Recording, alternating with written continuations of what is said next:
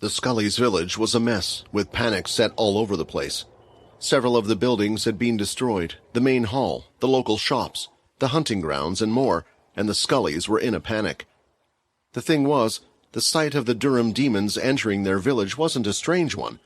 This had been going on for an extremely long time now.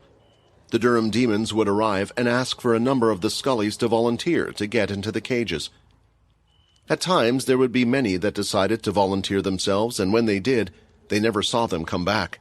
This time, it was just like any other, only once in a while something would occur. The Durhams were standing by their 10 specially made containment cages. There were groups of around 5 Durham demons per cage, making them around 50 in total. There was no need to send this many demons for a village of Scullys, as often there would only be 200 or so per village. The Scullys' groups were usually small but spread across the planet. This was mainly due to the fact that even though they were the same, they were unable to get along with each other, and there would be constant battles against one another. Even when the demons arrived, battles would continue between each other over the smallest of things.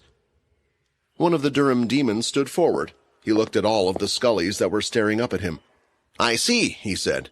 "It looks like none of you want to volunteer this time. Well, I guess that just means we will choose." The demon raised his hand, and the Scullys jumped away. They were fast on their feet, but the crystals were already shot out from the demon's hands and pierced the Scully in the leg. Not even removing the crystals, the demon lifted the Scully, causing the crystals that pinned him to the ground to rip through his flesh, then chucked him into the red crystal cage. "Careful now. If you try to escape, the crystal cage will blow up and fire off shards in all directions, including towards those on the inside," the demon laughed. All thoughts of escape immediately left Scully's head at that moment. That was the start of the chaos in the village.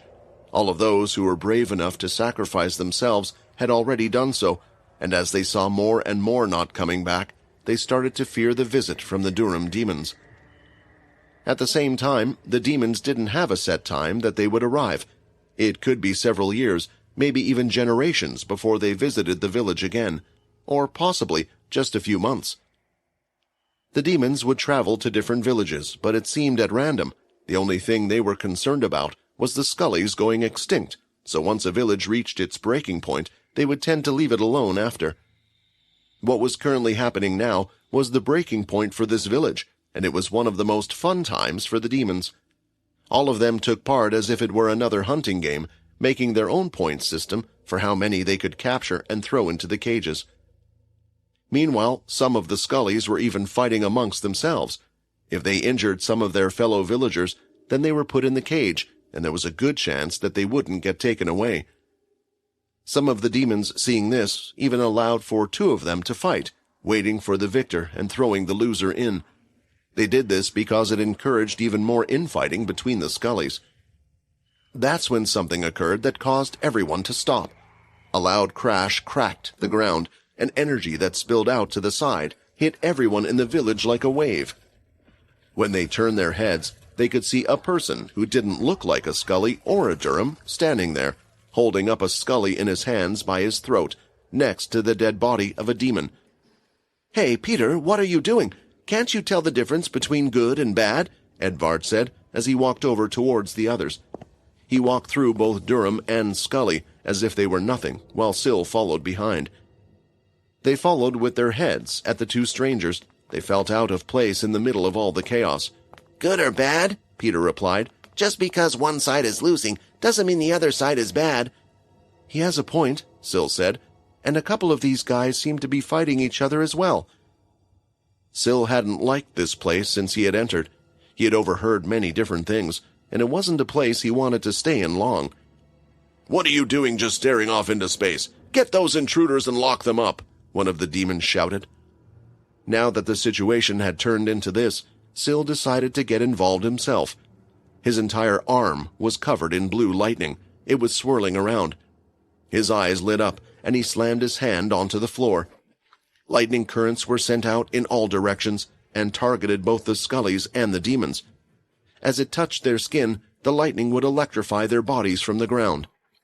Some of the Scullys attempted to jump away, but the lightning was still able to move to the ground, striking them while they were midair. As it hit the Scullies, it would cause them to faint on the spot, foaming at the mouth and passing out. Meanwhile, for the demons, the lightning passed through their bodies, and the attack would be shifted to the crystals on their back. It lit them up like a Christmas tree before the energy would disappear completely. The demons were unaffected completely. "Hey, what are you doing? Only hurting the small guys?" Edvard asked. "Between you and Peter now I feel really bad for them." "I didn't aim for them. Things have just turned out this way," Syl answered. The main goal was to knock everyone out with his lightning powers. There were times where a certain ability wouldn't work, and this appeared to be one of those times. Or the enemy was a bit stronger than he first thought. Syl was getting ready to use another ability when something had happened to all of the Durham demons. Once again, their backs started to light up. All of them had done it at the same time, but it wasn't just their backs. It was all the crystals on their body, including those in their eyes. "Kronker, he must have transformed," one of the demons said. "That was the order. Everyone stop. We have to leave and go to Neptune quickly." Smiling, Edvard had a good feeling based on the way the demons were acting. There was a reason why he wanted to be part of the search group for Quinn, because he thought his good luck would lead him to them. Calva, one of the 3 champions that were said to have great power, if combined together, could perhaps topple Immortui, was right now nervously standing in front of a demon. It wasn't just any demon, though. The demon he was looking at was the great vampire, Quinn.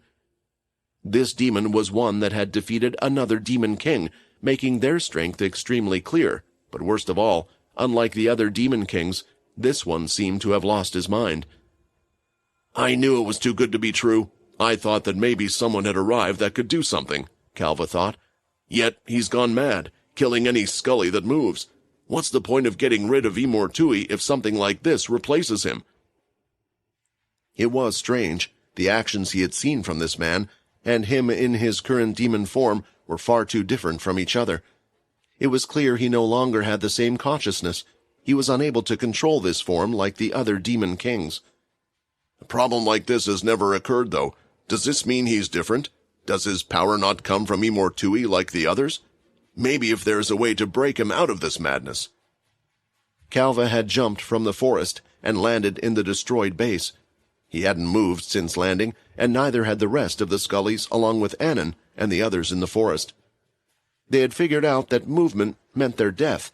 Still, Quinn had turned his head and was looking at Calva with a smile. He was twisting and turning his head side to side, as if inspecting Calva and wondering what to do. In a tense situation, Calva had to make a choice. "The Demon King is dead," Calva shouted. "There is no longer a threat to you. I will not attack you." Of course, if there were any signs of Quinn trying to attack him, Calva would fight with his life on the line, but he was trying his best not to use words that would set off the demon in front of him. The champion Calva could feel sweat running from underneath his skull-like face, running across the side of his cheek, close to dropping on the floor. He couldn't even remember the last time he felt so nervous.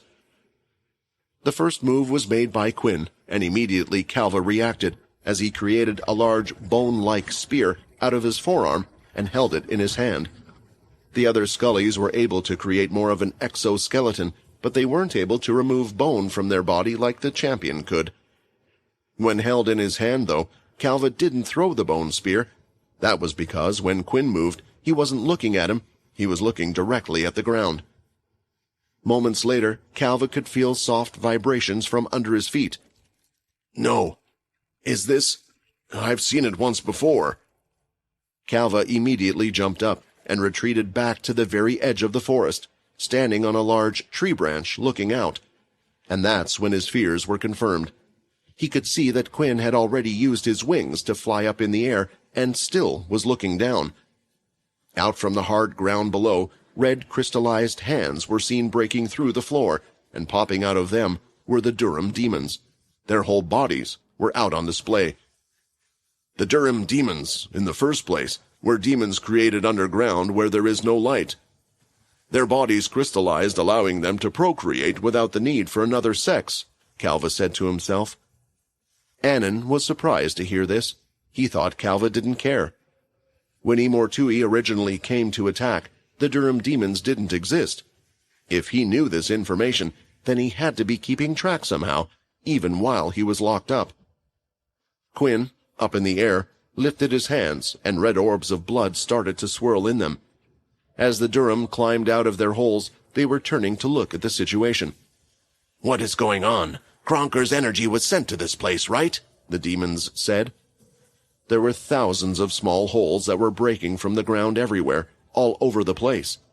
The Durham demons were linked to their demon king after all, and when he had transformed, a signal was sent out to all of the demons. It wasn't sent out immediately, but only when Kronker felt like he was in trouble, and it wasn't a conscious decision either. It was a trait of Kronker, calling on those like him next to it when it felt like its life on the line. Only the demon kings worked on a far larger scale. Which was why all of the Durham demons had come to the current location. "Ha ha ha ha ha!" Quinn continued to laugh like a man possessed, and out from the swirling blood balls, a rain of blood bullets rained down towards the holes the demons had crawled out of. The blood ripped through their hard red crystals, and they were falling like ants being soaked in water. Blood was splattered everywhere, and it was starting to soak the floor. "What is going on? It's an enemy attack!" the Durhams shouted. Pointing their hands, moving, they were firing crystals at Quinn. However, with the blood dripping from his wings, it started to act as an unconscious shield.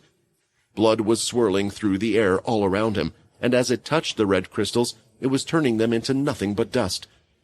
"Even the whole army of demons isn't going to be enough to take him down," Calva figured. He held the spear in his hand once again, and decided to jump into the dangerous rain of blood. He jumped on the field once more, and with one arm, the bone extended out, creating a type of shield above his head.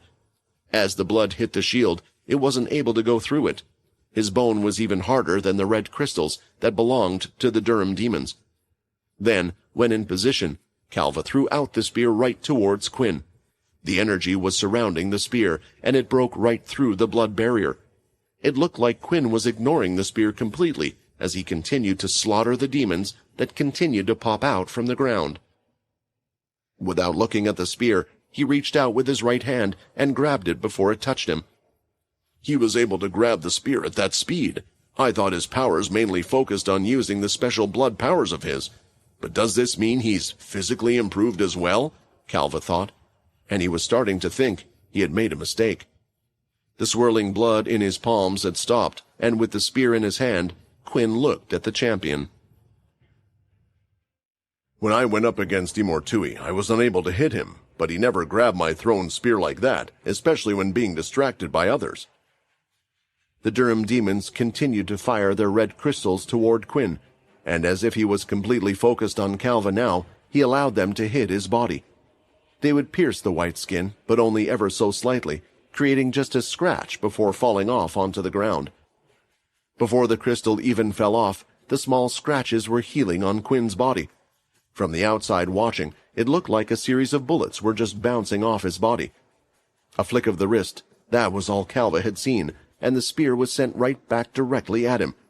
He had managed to move his arm shield just in time, hoping to deflect the attack, yet the spear had pierced right through it. "This is the one time where I wished I didn't make my own weapon so sharp," Calva thought. He had grabbed the back of the spear. His whole body was being pushed back, and he was gripping hard with all his might. The tip of the spear had already broken through the bones on his chest, and was going further and further inside. Focusing, Calva started to grow the bones inside his body. He tried to squash the tip of the spear before it would go in any further, and finally he stopped the spear. "How can the demon Quinn be so strong?" Akiki said, one of the Scullies that had first met Quinn. "Weren't the champions, the ones who had taken Immortui close to the edge? So, then how is this demon playing with them all?" The story of the champions was just what was spread throughout the land. Even in the stories, there were many differences depending on who one went to about what happened. Due to the large scale of the battle, there weren't many that saw it in person, like this battle right now.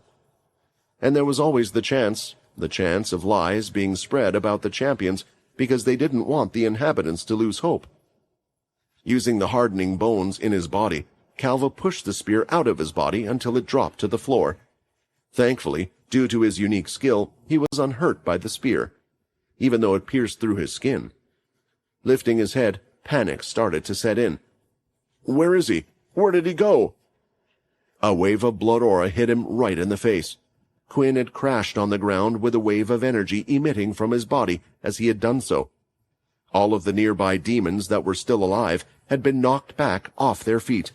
It wasn't an attack or anything like that, just the energy that was being emitted from his body. The demons were quick to get up from the floor, and if their diamond shards were not going to work, then they would just have to get physical. A group of around 50 of them all charged in towards Quinn. The blood from the dead rose up. It hovered in the air, creating moon-shaped blood slices. They all moved at once. The demons felt like nothing had hit them at all until their bodies had been cleanly sliced into several pieces. The demons had no clue what had hit them. They had just been killed in an instant without being able to put up a fight at all, as the pieces lay there on the floor. The pool of blood was spreading out. The blood from the dead was touching each other until it covered the entire floor in the area. The blood was moving in an unnatural way, and it soon started to spread out. After seeing what had happened to the rest of the demons, they didn't want to move in anymore. Little did they know, it was too late. The pool of blood spread out, covering their feet and falling into the holes that were made by all the Durham demons. The blood in the entire area shot up, slicing right through each and every one of them. The blood from the pool underneath had hardened. The blood was shaped like sharpened trees, and on the end of them were demons. It was a forest of the dead that had been made on the spot by a single person. Calvin knew at that point there wasn't a single thing he could do. That was until the smile on Quinn's face started to fade. Immediately both hands grabbed onto his face, and he fell to his knees. His upper body was swinging wildly, as if something was fighting inside of him. The wings started to retract into the body, and the shadow that covered the body, as if it was part of the skin, started to disappear as well. "Ah!" Quinn screamed, and more of the surrounding aura had spread out, including a large amount of blood. Not blood aura, had come out from his mouth, erupting like a volcano. It fell on top of Quinn's body. With the blood falling off from Quinn's body, they were able to see a clear person. He was relatively small compared to what he was before. Regular human flesh could be seen through the blood, and curly hair, along with a lost expression that was just looking at his hands. "Is he back? Is Quinn back?" Annan said. He wanted to run out there and check, but after seeing what had just happened to the Scullys and the demons, his own legs were stopping him from doing so. Calva, being the closest, had to make a decision, and as he was walking, he had a thought in his head. "While he's like this now, and not in that form from before, is it better to just kill him, or try to use him in some way?"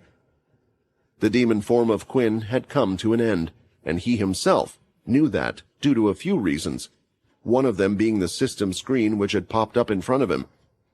"The demon energy in you has settled. Error, error." Red screens appeared in front of him, an alarm ringing in his head a couple of times.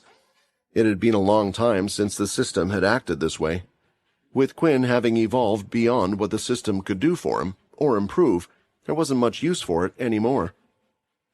The most effective thing was just its sorting of information, such as his inspect skill, and also knowing when his cooldowns ended, or health and other stats were to be used.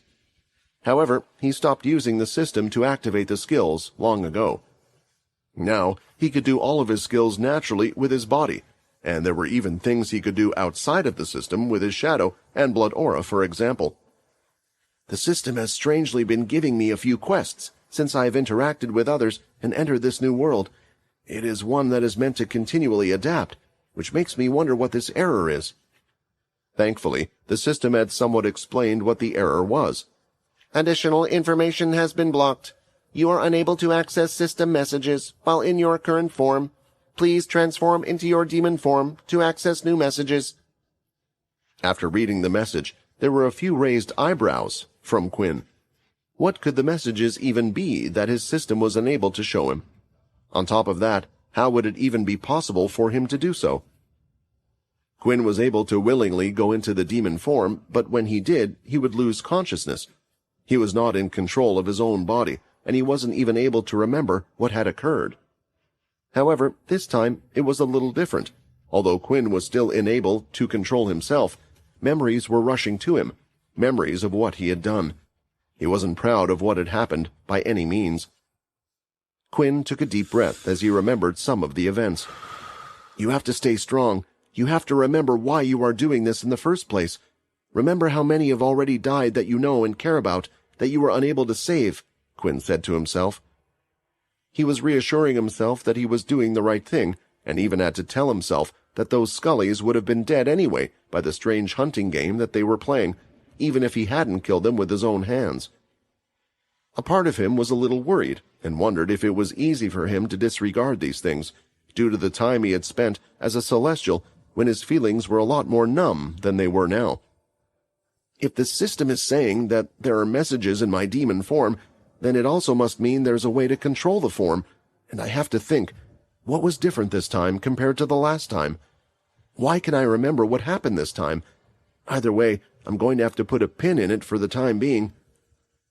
The system still had a few more messages for him that he was able to read. "You are unable to transform into your demon form. A notification will be received once you have sufficient energy to transform again." This was also a first for Quinn from the system. In the past, when he had tested out the demon form, no such message had come up, and truthfully, he could have just gone back into the demon form again. Although transforming did take up a lot of his energy, he couldn't imagine himself repeatedly transforming again and again. Is it because this time I actually had someone to fight? Because I used a lot of my powers, but this isn't good. This isn't good at all, Quinn thought. The system has no way to tell me how long it will be, and since I can't access the system while in demon form, I don't even know how long I have in that form. Maybe that's the answer after all. The system is pointing me to try to control my demon form. Quinn didn't think this was a bad idea. After all, he knew its strength. It was what he was forced to use when going up against the behemoth, and it had allowed him to defeat the Demon King this time as well. It wasn't that Quinn thought he wouldn't have been able to defeat the Demon King without, but truthfully, it was hard for him to gauge Kronker's power after he had transformed, since he had done so as well. I also need to figure out what happened to me. Why did my body forcefully transform right after the Demon King did? It happened when the energy hit me. Will this happen every time I face a Demon King? And what if I was to go up against Immortui? Would it happen then as well? There was something fearful about fighting without one's mind. Although Quinn thought the demon form was incredibly strong, when not in control, it felt like he was trusting someone else to do the job, and after all this time of completing everything himself, he felt like he could only trust his true self to get this job done. Either way, now I know this world can affect me in different ways. It's a good thing that I didn't bring any of the others with me. If they had come, especially during that demon form, and I was to harm them, I don't know what I would have done, Quinn thought. While thinking about all of this, something clicked in Quinn's head. Wait, the system is giving me more information than it ever did before about any of this. With the memories and the quest, all of this goes hand in hand. Of course, why didn't I see it before? The fact that his body had been influenced by the demon energy, forcing him to turn, was the key to him figuring it out. Since it had been so long since the system had given me a proper quest, I almost forgot, Quinn thought. A quest is just that, a quest. At the end of the quest, there is a reward. Just like the quest to absorb the 5 great demon generals, it improves my blood power and strength. This means that absorbing the blood of the demon kings will also bring a reward. One of these things is most likely able to control the demon form. That's why the system is now telling me more than before. That's why I was able to remember what happened this time. Because I had already absorbed the blood of one, my body is already experiencing changes. Thinking about all of this, for a moment, Quinn wondered whether or not he should change his plan slightly. In his original plan, he only wished to go after Immortui and take care of him. Whatever came his way, he would deal with it. If he could get the blood upgrade before facing Immortui, it was a bonus. However, after his fight with the Demon King, there was a good chance that Imortui could force him to change his form as well, so wouldn't it be better for him to complete the quest first? I would be wasting time, though, and who knows what is happening back home. Saying was also easier than doing, because how would he even find these other demon kings? The first one he had completely run into by chance. It was the same for his plan to look for Imortui. Clearing the system screens from his view as well as the errors wasn't the end of the messages, and perhaps the last ones he read were the most devastating. Your armor set has been severely damaged. Passive effect is currently in progress. A notification will appear when the armor set has been repaired. Before, when Quinn turned into the demon form, because he knew he was doing it, he would place his armor in the shadow, just so nothing would happen. This time, due to it being a forced transformation, his armor was ruined in the process. Thankfully, there was a passive skill. No matter how damaged the armor would get, it would eventually repair itself until it was back to its original form. They were items worthy of being called God Slayer tier. What it did mean was he would have to be without it. Again, the system is giving me no timer. Just how stingy has this system gotten? Quinn complained. It was the end of the system messages there, and at least he had to be thankful for it in the end. Without it, he probably wouldn't know what to do. I guess, first, I have to deal with the situation in front of me. Quinn lifted his head, looking up at the champion and the Scullies coming out from behind him. The Ancient Ones were the Celestials that had been around seemingly since the beginning. Every Celestial knew them, and a lot of the foundations, the core principles they believed in, and how the Celestials' society was set up worked around them. They had become far too large of a group for a Celestial not to join them, whether that be one occurring naturally because a world needed one, or a Celestial being invited due to them being worshipped. For beings to create an organization like so, where they practically controlled the gods, also meant they had to be terrifying themselves. In the past of nearly any organization, empire, or group, the hardest task was controlling them all as they grew in size. This was the downfall of many great empires that fell. Yet the Celestials had yet to crumble, and that was due to the tight hold the Ancient Ones had on everything, which was why the Celestial known as Zox was panicking.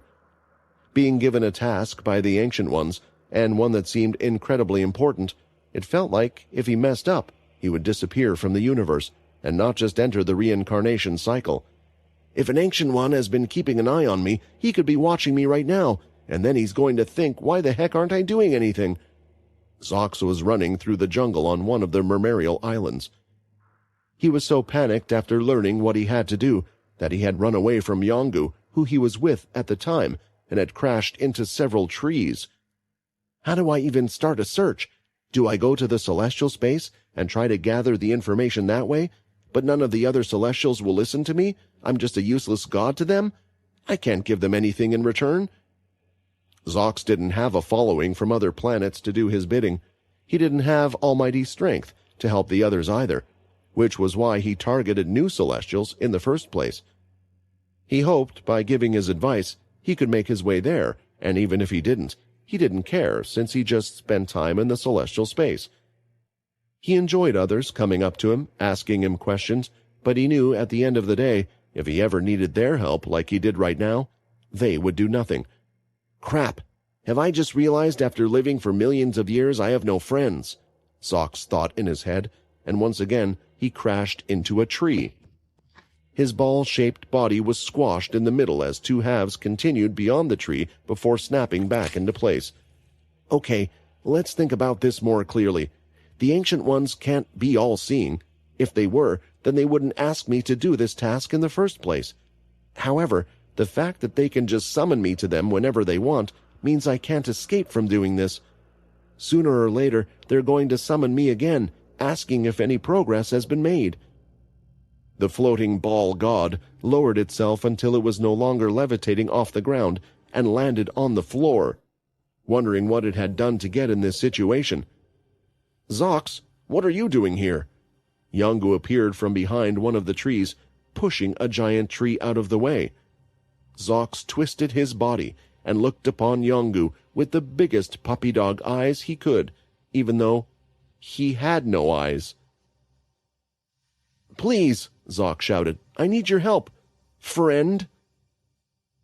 Not being able to keep it in anymore, Zox decided to turn to the one person that he could trust, the one person that had kind of been by his side during this time. At least the two of them had faced similar troubles, Yongu. Zox didn't go into all the details, especially the fact that this mission was given to him by the Ancient Ones, but just told him that his task was to look over Quinn to see what he was doing, and if he didn't do it, his life would be on the line. At first, Yongu didn't want his help, especially since it involved Quinn. That name and the whole entire Talon family gave him the shivers, but there were two things that forced his hand. First, Zox wouldn't stop complaining, and somehow, no matter where Yongu would go and try to run off, Zox would be there, able to find him. This continued on for a couple of days, with Zox asking for his aid. That was when the second thing had come into play that forced him. If you don't tell me, then I'll tell everyone what your condition is, Zox declared. Yongu, embarrassed by his condition, who had only ever told one person his condition, was now using it against him. Never did he think he would be blackmailed into doing such a task. This was how both Yongu and Zox ended up on their Mermarial planet. They were in the large palace built on ice, and inside the grand meeting room where around 30 or so elders would gather to make future decisions. They were all sitting around a large rectangular table, while Yongu and Zox stood at the other end. Zox, however, didn't look like his usual self. He was no longer a large floating ball, and instead had taken on the appearance of a fellow Mermarial. He was slender, tall, and quite feminine in his looks. His ears were pointed and fairly large, while he had light blue skin. This was a special skill that Zox had. He could transform his ball-shaped body to look however he liked. Yongu did ask why he went around as a ball, to which Zox's answer was that it was his original shape, and what he felt most comfortable in, which confused Yongu. How could any being find having no hands or limbs to use comfortable was beyond him, but at least this current form made things easier. He didn't have to explain why there was a floating ball by his side, which was actually a god.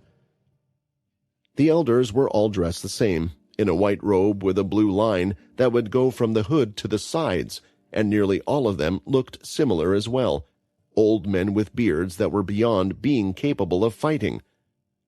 Yongu, Elder Satona, an old man with a white beard and pale skin that looked like a wrinkled finger having been underwater for too long, stood up. You are lucky that we are even listening to you at this moment. Despite you having forced yourself in here, don't think we haven't forgotten what you have done. Just because we no longer have Cyril and Wince doesn't mean we will freely allow your way back into our political space again. It was quite clear that this wasn't going to be an easy task for the two. Yongu had been keeping track of the Mermarials, and he knew when these old fools would have their weekly meet-up, so he thought it was the best time to barge in. Currently, there was a large hole through the ceiling due to how the two of them had entered, but he had done so on purpose to remind them all what he was capable of after all. It's not like any of you have the power to stop me anyway, Yongu said, to which Zox kicked him on his shin. For the plan to work, they needed the Mermarials' help. It was the only plan the two of them could come up with to keep up to date with what Quinn was doing. Based on the information Zox had found, the Mermarials had allied themselves with Quinn. They had done so on more than one occasion, and the connection between them and him was quite close. The closest link, the two princesses, no longer existed, though, which was why they were in this situation. The Mermarials could always visit the vampire settlement and Quinn on the basis that they wanted to keep their relationship on good terms between the two. That was the plan, as Zox entered, disguised as one of the Mermarials. If we enter this way, then none of the Celestials will know about my movements, just like the Ancient One wanted, and no one from the vampire settlement should know that I am a god as well. Zox was inwardly smiling, thinking about how much of a genius his plan was. Since they needed the Mermarials to do this, and it wasn't something just the two of them could do themselves, it was the reason why Zox was getting a little angry at Yongu. Clearing his throat, Yongu spoke up again.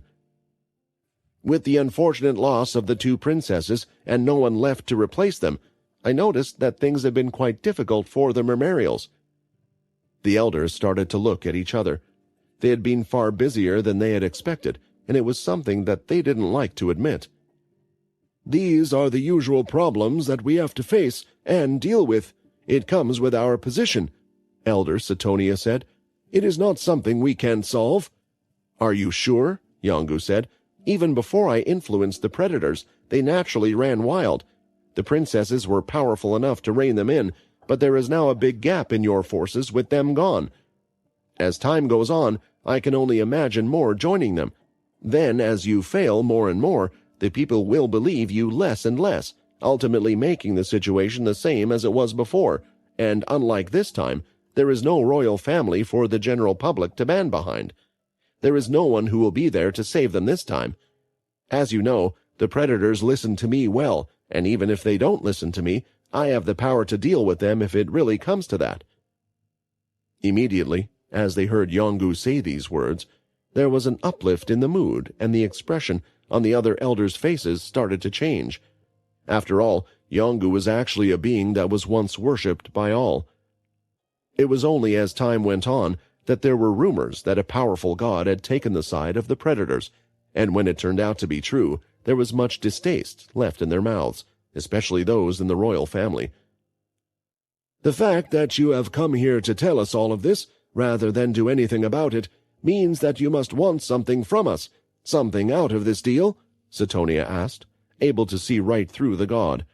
Otherwise, such a kind person would have just solved the issue for us for free, so just tell us what you want. Fine, Yongu said. I will deal with the predators for you, indefinitely for as long as I am alive, as long as you set up a friendly meeting with the vampire settlement. Many of the elders wanted to accept the deal on the spot. Would all of their headaches go away with such a simple request? Why would you want to meet with the vampires, and why not head there yourself? Why are we the ones that need to head there? The elder asked. You know the relationship between me and Quinn is not the best. However, I wish to rebuild the relationship between the two of us. It would benefit me greatly to do so. I'm afraid if I was even to set foot there, I would be killed before I even got to speak. Many of the elders nodded in agreement. They had heard what had happened, and they knew of the incredible strength Quinn possessed. What if this is a plan for you to get back at him? The elder asked. Then it would ruin the relationship that we wish to keep with Quinn and the vampires. First of all, many of the vampires had killed the Mermarials as well, Yongu replied. The relationship between the vampires and the Mermarials isn't at its best either, just with Quinn. A meeting with the two, I believe, can help build relationships between all of us. Even if I did have anything planned, do you really think I would be able to do anything to Quinn with the power he has? Either way, I don't plan to go myself, for fear something would happen to me, which is why I don't plan to go myself. I wish to send a proxy on my behalf. That was the cue for Zox to stand forward. Zox is a servant of mine, who has been serving and looking after me. He is just a normal member of the public, just like you. There is nothing special or different about him at all, as you can see. Once again, Zox kicked Yongu's shin. He was playing the act a little too much and making it obvious. I will use him to convey my words to the vampires, and to Quinn, in hopes of building up our relationship. I believe this deal benefits you greatly in many ways. After letting Yongu say everything he needed to say, the elders decided to have a meeting. They had asked the two to leave the room while they continued to discuss and deliberate over what to do. They talked for a couple of hours and had yet to come to a decision, until finally the two were invited back into the meeting room. We have made a decision. We will accept your proposal, the elder said. With all that done, Zox was over the moon. He could accomplish the task that needed to be done, although Yongu wouldn't be with him, which was why he had a few words of wisdom for the god. Zox, I just want to inform you, when you go to the vampire settlement, that Quinn isn't the only one you have to worry about, Yongu said. That whole family is crazy, so be careful. In the vampire settlement itself, time had continued to pass with not much of anything happening. Things did happen on a day-to-day basis, but nothing extreme compared to what the settlement had been through before. No one wanted to say it. They were afraid if they did, they might end up jinxing themselves, but it was currently a peaceful period in their lives. This was also true for the students as well. It was currently lunchtime for the vampire students. Many were outside playing, practicing, studying, or hitting the human dolls as they practiced their techniques. For Minnie and her two best friends, Abby and Toby, they too were practicing their moves on the dolls. Toby swung both of his hands, and two blood swipes were seen in the air. The first strike hit the doll perfectly on its chest, creating a red X, and then the other successfully hit the head. After a few moments, the markings on the dolls disappeared. "Did you see that, Minnie? How cool am I?" Toby puffed out his chest, with his thumb pointed towards himself. "That might be something impressive compared to most vampires your age, but you have to remember that you're showing off in front of Minnie, who can do a lot more than that," Abby commented, as she threw out a strike of her own. Rather than the normal blood swipe, she had let out a single line of blood aura that cut at the neck perfectly on the doll. Her strikes weren't as powerful as Toby's, but they certainly were more controlled. What Abby had said was true as well. For their age, the vampire kids were just learning how to summon their blood aura. Only a few could produce swipes, and now Toby was able to summon a swipe at will and also control it. This was true for Abby, but she had more blood control. The two of them were practically geniuses. It was hard for them to think or feel that way, because if they were geniuses, then what did that make Minnie? "The two of you are doing great." Minnie gave them both two thumbs up, with a big smile on her face. It only lasted a few seconds before it faded away. Both Abby and Toby looked at each other. It wasn't the first time Minnie had felt this way. She was in pain and saddened, but was trying to hide it and hadn't done a very good job. Even the teachers had recognized that she wasn't doing her best compared to her usual self. It was why they had even built these 3 training dummies, especially for her. Usually, on the playground, there was only one area with the training dummies. It was an area that would be dominated by the older students. With Minnie being the star of the school, and with who her parents were, they had made a special location in the playground for her to also train. Not a single student complained about this, at least not openly anyway. "Hey, Minnie, what's with the ass face?" Toby asked. "When you're sad, it makes your face look all wrinkly, like my grandpa's nutsack." A deep kick on the shin was felt coming from Abby. She had done so before Toby could finish his sentence. "What are you trying to do, and what were you just going to say in front of Minnie?" Abby asked, all red-faced. Rubbing his shin, Toby was complaining to himself. "What? I'm only doing what Jeff told me," Toby mumbled. A few days ago, Toby had decided to go to the senior vampires for a little bit of advice. He had realized his own feelings, his deep feelings for Minnie. But why would a girl of her status ever be with him, especially with the history they had? At the same time, with what had happened, some might think he was crazy or had a bone-breaking fetish for liking the vampire that had once assaulted him. Still, he had asked for advice, and the one given made sense, at least, in his head. "You have to tease the girl. Play it cool," Jeff said. "If she knows that you like her, then how do you think she's going to act?" "Act? She will act nice to me?" Toby replied. "No, she'll think you're weird and get attacked. But if you act cool, act like you don't care, then she will want you. She'll think he is something that I can't get with. Girls want a guy that they can't get. That way it feels like a type of prize for them." The words of his senior sounded extremely confusing to Toby, and honestly it didn't make a lot of sense, but he was just a kid, so he trusted the adult to guide him, which was why he had been teasing Minnie for quite a while. To the point where he had received quite a few bruises and a broken bone or two, which all healed, of course, but if this continued on, then people might really think he had some type of fetish. Minnie looked at her two friends, and she was too tired to even get angry at Toby anymore, because, actually, she had just been missing her dad a lot. She wanted to talk about it and explain to the others, but the other vampires weren't meant to know what he was doing. According to them, he was just away on business relations with other groups. Since Peter was no longer pretending to be him, this was the excuse they had come up with. Minnie opened up her mouth, but just ended up with a defeated sigh. Trying to change the topic, Abby walked over and stood by her side. "Hey, how's your little brother doing?" Is he enjoying his new home?" Abby asked. Due to everything that was going on and the fame that the Talon family had reached, in the end, Minnie, Layla, and Galen had to move out of their small house and into one of the castles. They had lived there for a while after events, and people were reluctant to come when Quinn was there, but now that he was gone, it seemed like the Talon family were getting their fair share of stalkers. "My brother, he keeps sneaking out," Minnie answered. "At first he was just hiding all over the castle, but now he's been sneaking even out of the castle.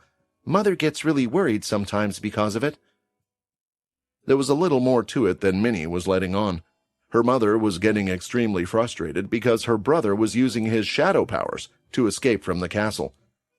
It was impossible to contain him, as he used his powers to escape and explore. It was almost as if he had reached his teenage years before he was even a teenager.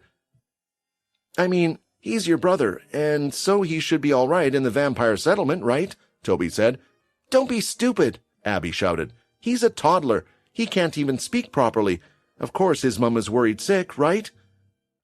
Thinking about it, did they really need to worry about her brother? Galen had the shadow powers, and in some cases, Minnie thought he might soon be even stronger than her. She just hoped in the future he wouldn't cause too much trouble.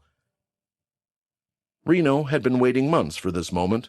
He had been especially courting one of the girls of his dreams, while batting away all of the other flies that were after her like she was a pile of dung. And finally, here he was.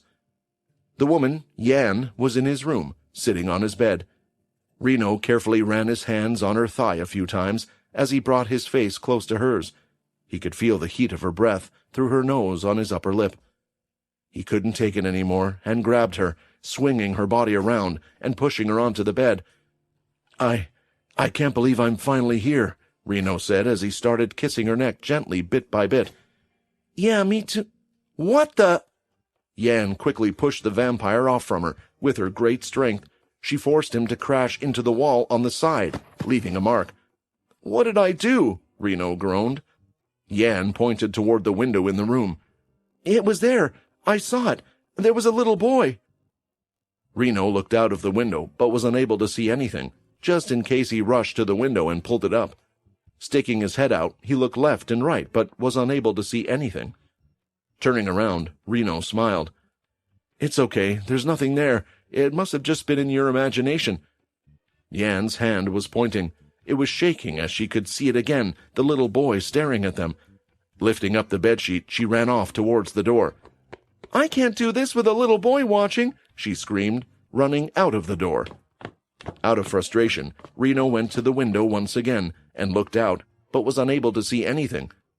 Man, did she go crazy or something?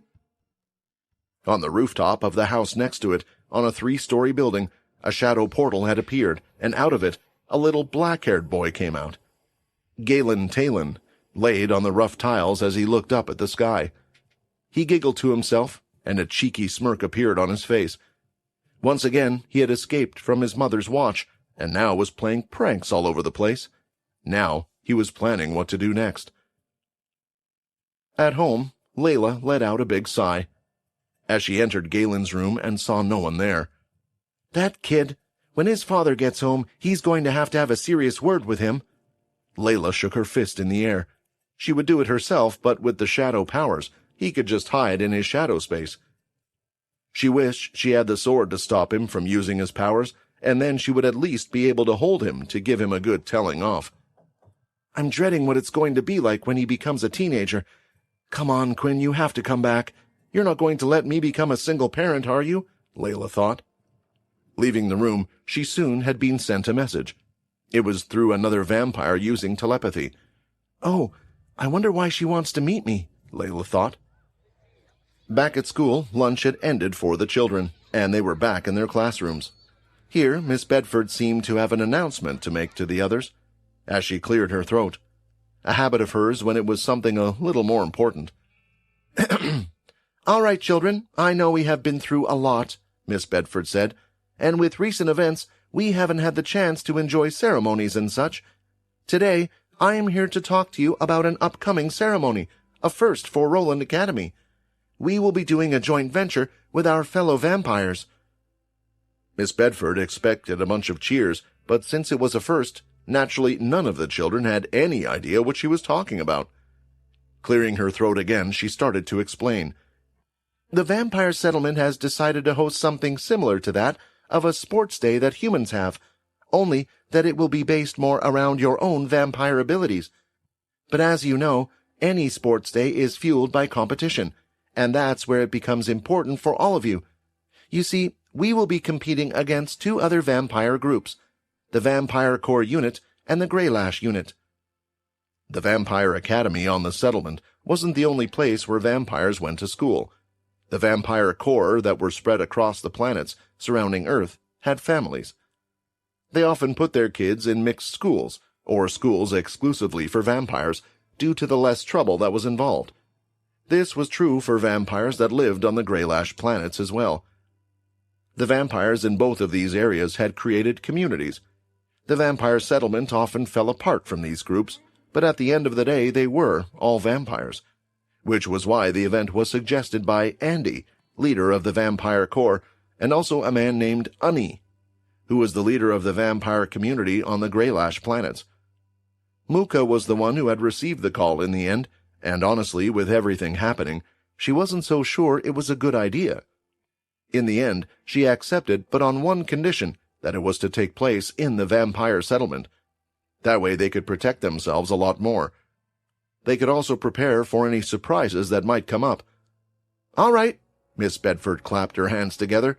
What we need to do is select special children for the events that will be coming up. We want the very best representing us in this competition, to prove that our school and our teachers are the best. There was a fire that was lit up in Miss Bedford's eyes, and she seemed far more excited about this than anyone else. At the main castle, Layla had entered the office of Muka. She was sitting by her desk, and by her side, there was Xander working hard. The two of them had quickly gelled, taking part in work, and for a moment, she thought the two of them looked quite cute next to each other. I wonder, if Xander has gotten over me, it would be good if he could find someone else. He was good with Minnie, and Muka is a beauty as well, Layla thought. Ah, you're here, Muka said. I wanted to tell you this in person, rather than over telepathy, but something has come up. A raised eyebrow appeared from Layla. It's the Mermerials, Muka replied. They are coming for a visit. They didn't want to take no for an answer. I tried my best, but nothing worked. You used to live with them, so there might be a few that you know. Since Quinn isn't here either, you might need to do a bit of peacemaking between the two of us. Once again, Layla let out a big sigh. It was a pain living this life of politics, but it was something she had to do. Besides, the Mermerials were good people, so there shouldn't be any problems with them coming to pay a visit. The sporting event that was explained to the children had been given a name, and that was the Grand Meetup. There were many names that had been suggested, but with a vote from teachers from all groups, this was the name that was chosen in the end. The Grand Meetup was still a week or so away, which was good timing, because the Mermerials were keen to push the meeting forward, and had told Muka that they were already on their way there. Although the vampires didn't know, there was a reason for the Mermerials to be pushy about getting the meeting out of the way. Yongu had dealt with a small group of predators that were causing trouble. Yet purposely, he hadn't dealt with all the predators, if anything. What he had done didn't result in much at all. But the message that he wanted to convey was clear. He was showing what he could do. Only after their part of the deal was complete would he get rid of the rest. In order to get rid of the big headache that was coming their way, they pushed for the meeting. A couple of days had gone by, and it was finally the day for the Mermerials to arrive. Layla was in the master bedroom. It was incredibly large, with a dressing room that was as big as a house, a bathroom that was as big as an entire floor, and several other places for them to play, and more. Galen would often sleep in a single bed that was placed in the corner along with them, and Minnie would share a bed with her mother. It was the only way Layla would feel somewhat safe at night. Walking across the room, Layla was staring at Galen straight in the eye. He was taking a few steps back, as Layla did forward. She knew it was pointless trying to grab him, so instead she stood there. Galen, today is a very important day. There are going to be guests all over the place, and Mommy has to make sure they're looked after. Understand? Layla asked. Galen nodded his head. Then that means I don't want you going all around the settlement causing trouble. This time, Galen didn't shake his head, to which she looked him right in the eye again until she broke contact. She needed to start getting ready and get changed. The moment she turned around, she could feel a presence disappear. Turning her head back, she saw half a portal disappearing, and Galen was no longer there. What happened to the nice little kid that would help do chores around the house and set the table? How can someone change so much in such a short amount of time? I wonder if this is something all vampire mothers have to deal with. Layla looked out the window, and she could see giant blue ships approaching. I need to hurry. He'll be fine. He's been fine every day so far, Layla thought as she rushed to put on some clothes. Layla had arrived in time, and they were standing outside the settlement where the ships docked. It was right next to the settlement, a large open space, like that of a runway on an airport, but it was more like a car park for spaceships, since it was easy for them to land. The back area had been cleared for them, and waiting patiently was Layla, Xander, Muka, as well as a group of 12 vampire knights standing by the side. This was a friendly race that was coming to them, so they weren't expecting any hostility. The ship had landed, and a ramp descended touching the floor. Walking down the ramp, there was a group of 4 people. 2 of them were old men, 1 woman and another younger-looking man. Still looked to be in his mid-30s, but quite a stark difference from the other elders that had appeared. Around them as well, there were a couple of guards for each person, totaling 6 guards.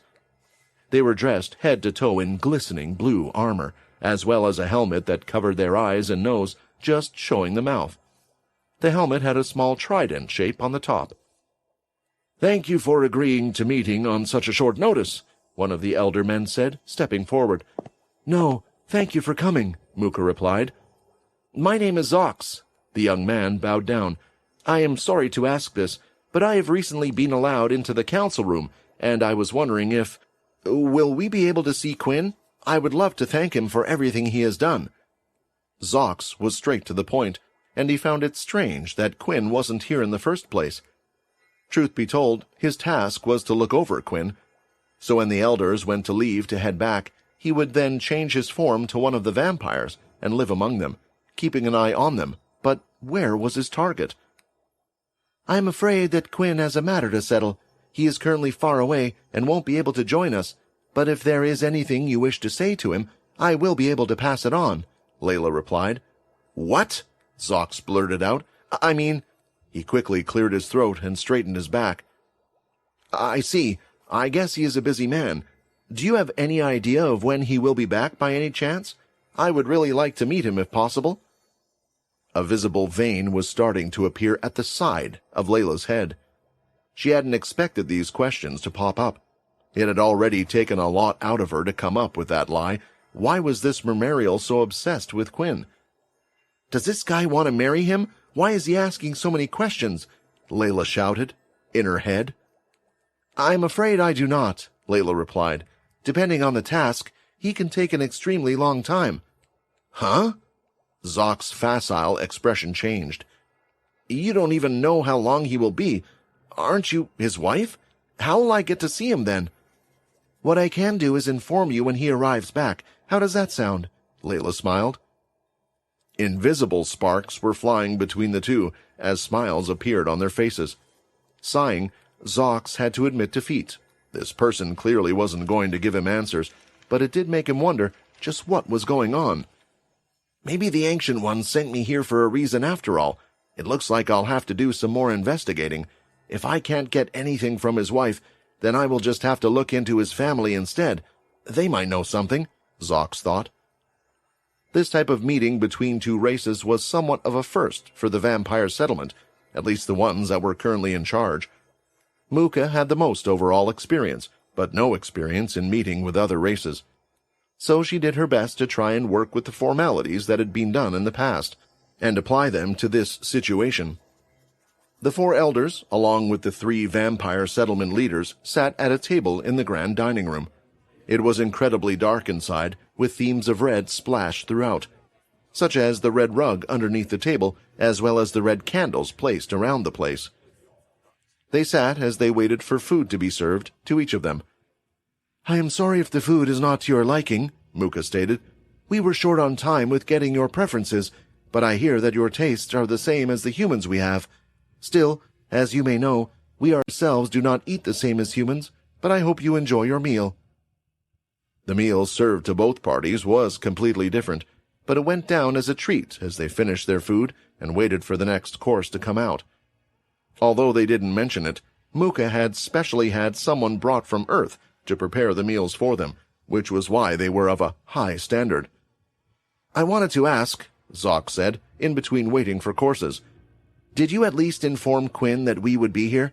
I'm sure if you did, he would be inclined to come here. After all, we did a lot for your family helping you out."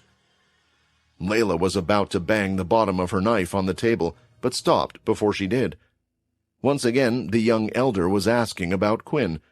The reason she restrained herself, though, was because his words were true.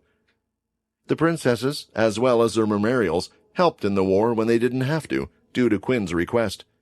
At the same time, she and the rest of her family had lived on the memorial planet for some time, being protected by them, so they too owed quite a lot to the memorials. "Of course," Layla replied.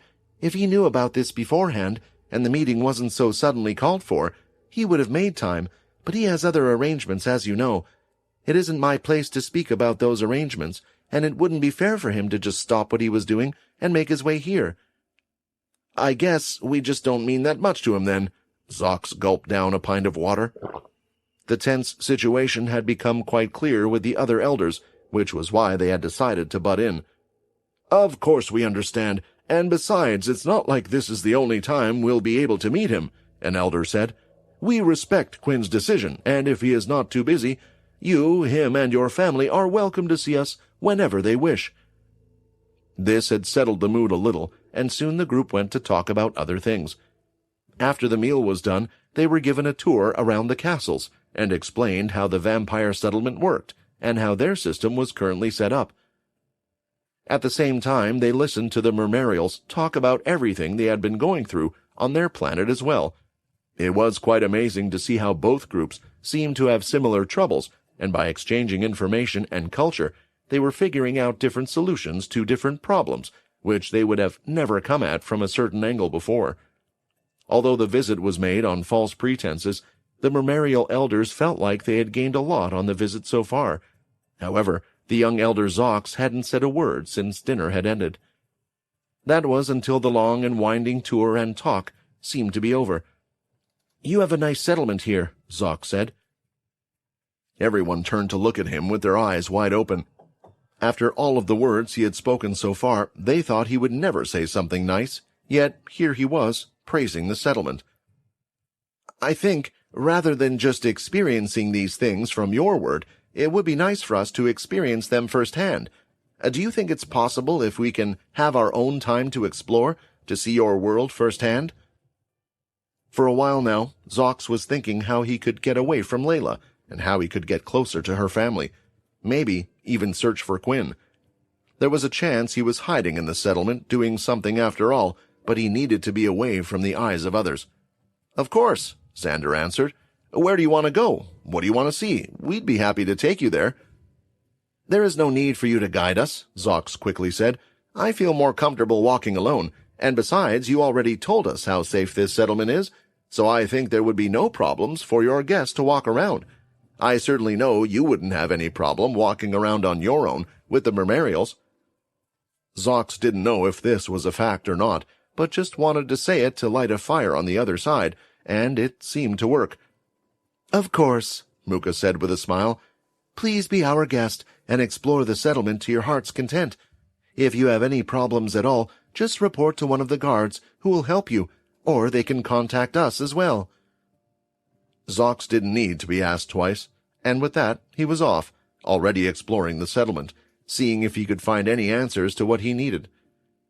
The other elders were happy to continue their journey with Layla and the rest, and said that they would be happy to explore with them around the settlement, seeing whatever they thought was best to show them. While they were walking out of the castle and making their way to the main area of the settlement, Layla was unable to hold her tongue any more. "I'm sorry, but I have to ask, Who is that young elder of yours? Why is he so different compared to the rest of you? He is so impolite and seems to ask a lot of questions, Layla asked. She wanted to say, ask a lot of questions about Quinn, but didn't want to make it too obvious that was her main concern. The oldest elder sighed. Zox has actually been brought onto the council recently, the elder answered. He was actually introduced by our old god Yongu. Layla knew who this was. She had faced him head-to-head in the past. The truth is, Yongu wanted to use the young elder as a chance to build up the relationship between him and Quinn again, which is why I believe he is asking so many questions. Although the elder didn't think much of this, for Layla, alarm bells were ringing in her head. The elder was working for Yongu, a celestial that had once tried to hurt them, and now here he was again. I can't help but not trust that guy. I need to keep an eye on him, Layla thought. It had been a long time since Zox had done something like this, walking among so many lives around him. He had spent so much time in the celestial space, after which he spent time only with Yongu, that everything felt somewhat foreign to him.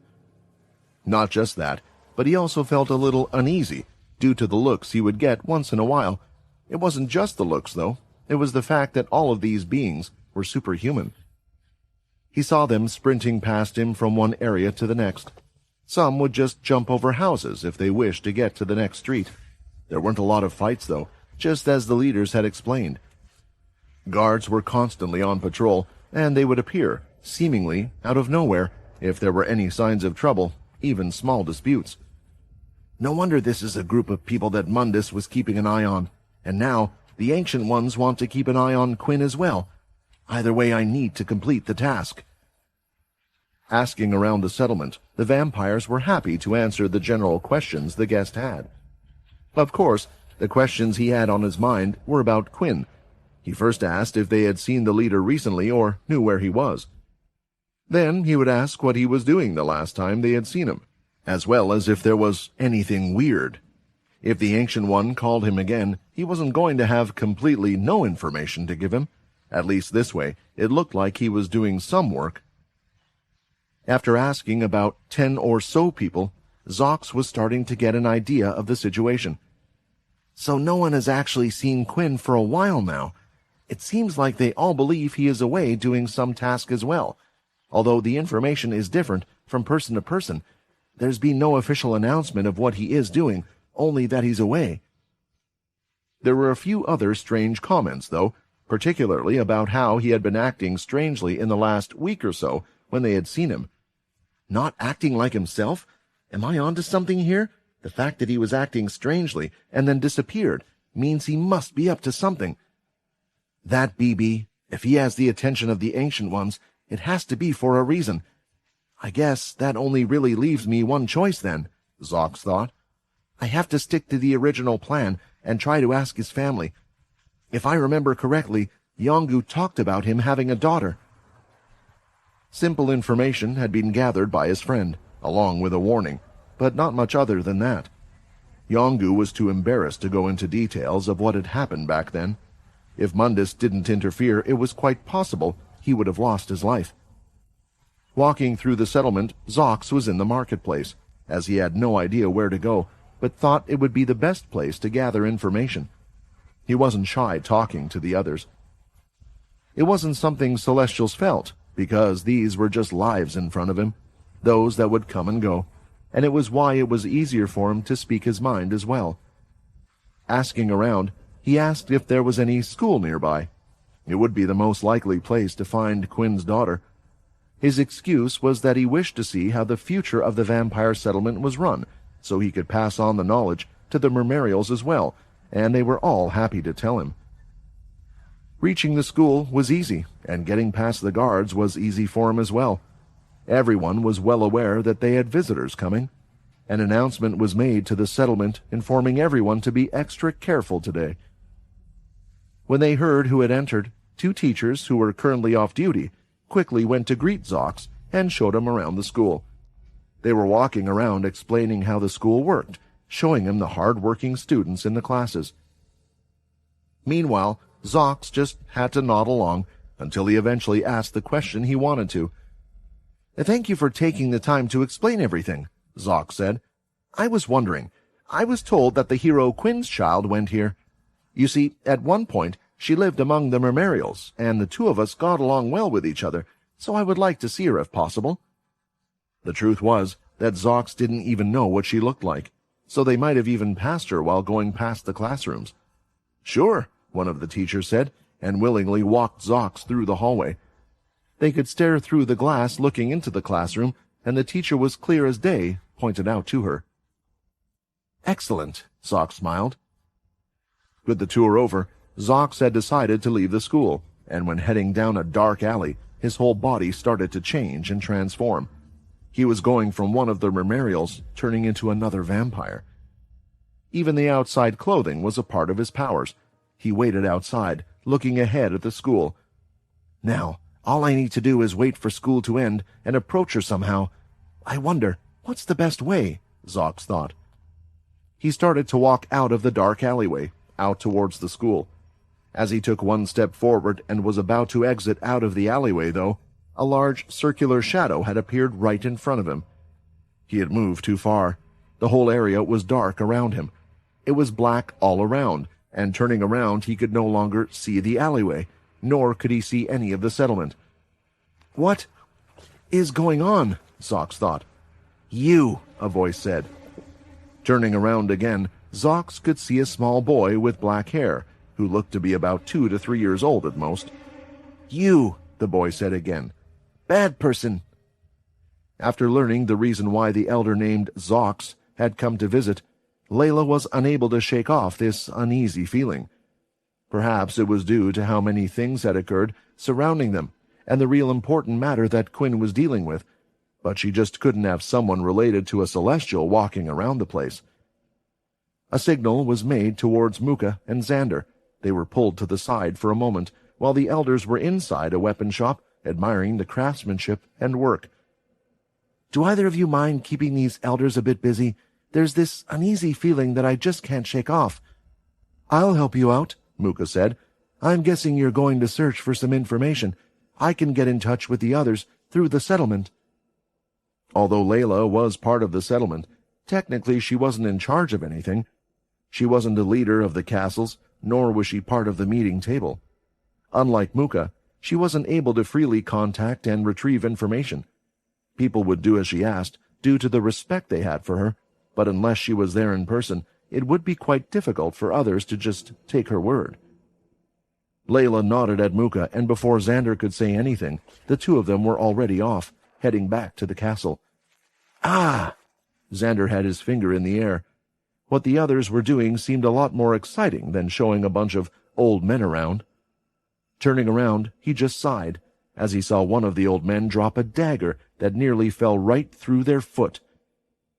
Luckily, Xander used his speed to quickly grab onto the handle. "Please be careful," Xander said. "These weapons are quite sharp." The old man just laughed it off as if it was nothing, while Xander was left thinking, why was it always him that was left with this type of task, looking after people? Returning to the castle, Muka quickly called over her knights, who were to use the telepathic communication ability to make contact with the vampires throughout the whole area. "That elder named Zox, he was the only one that went off on his own.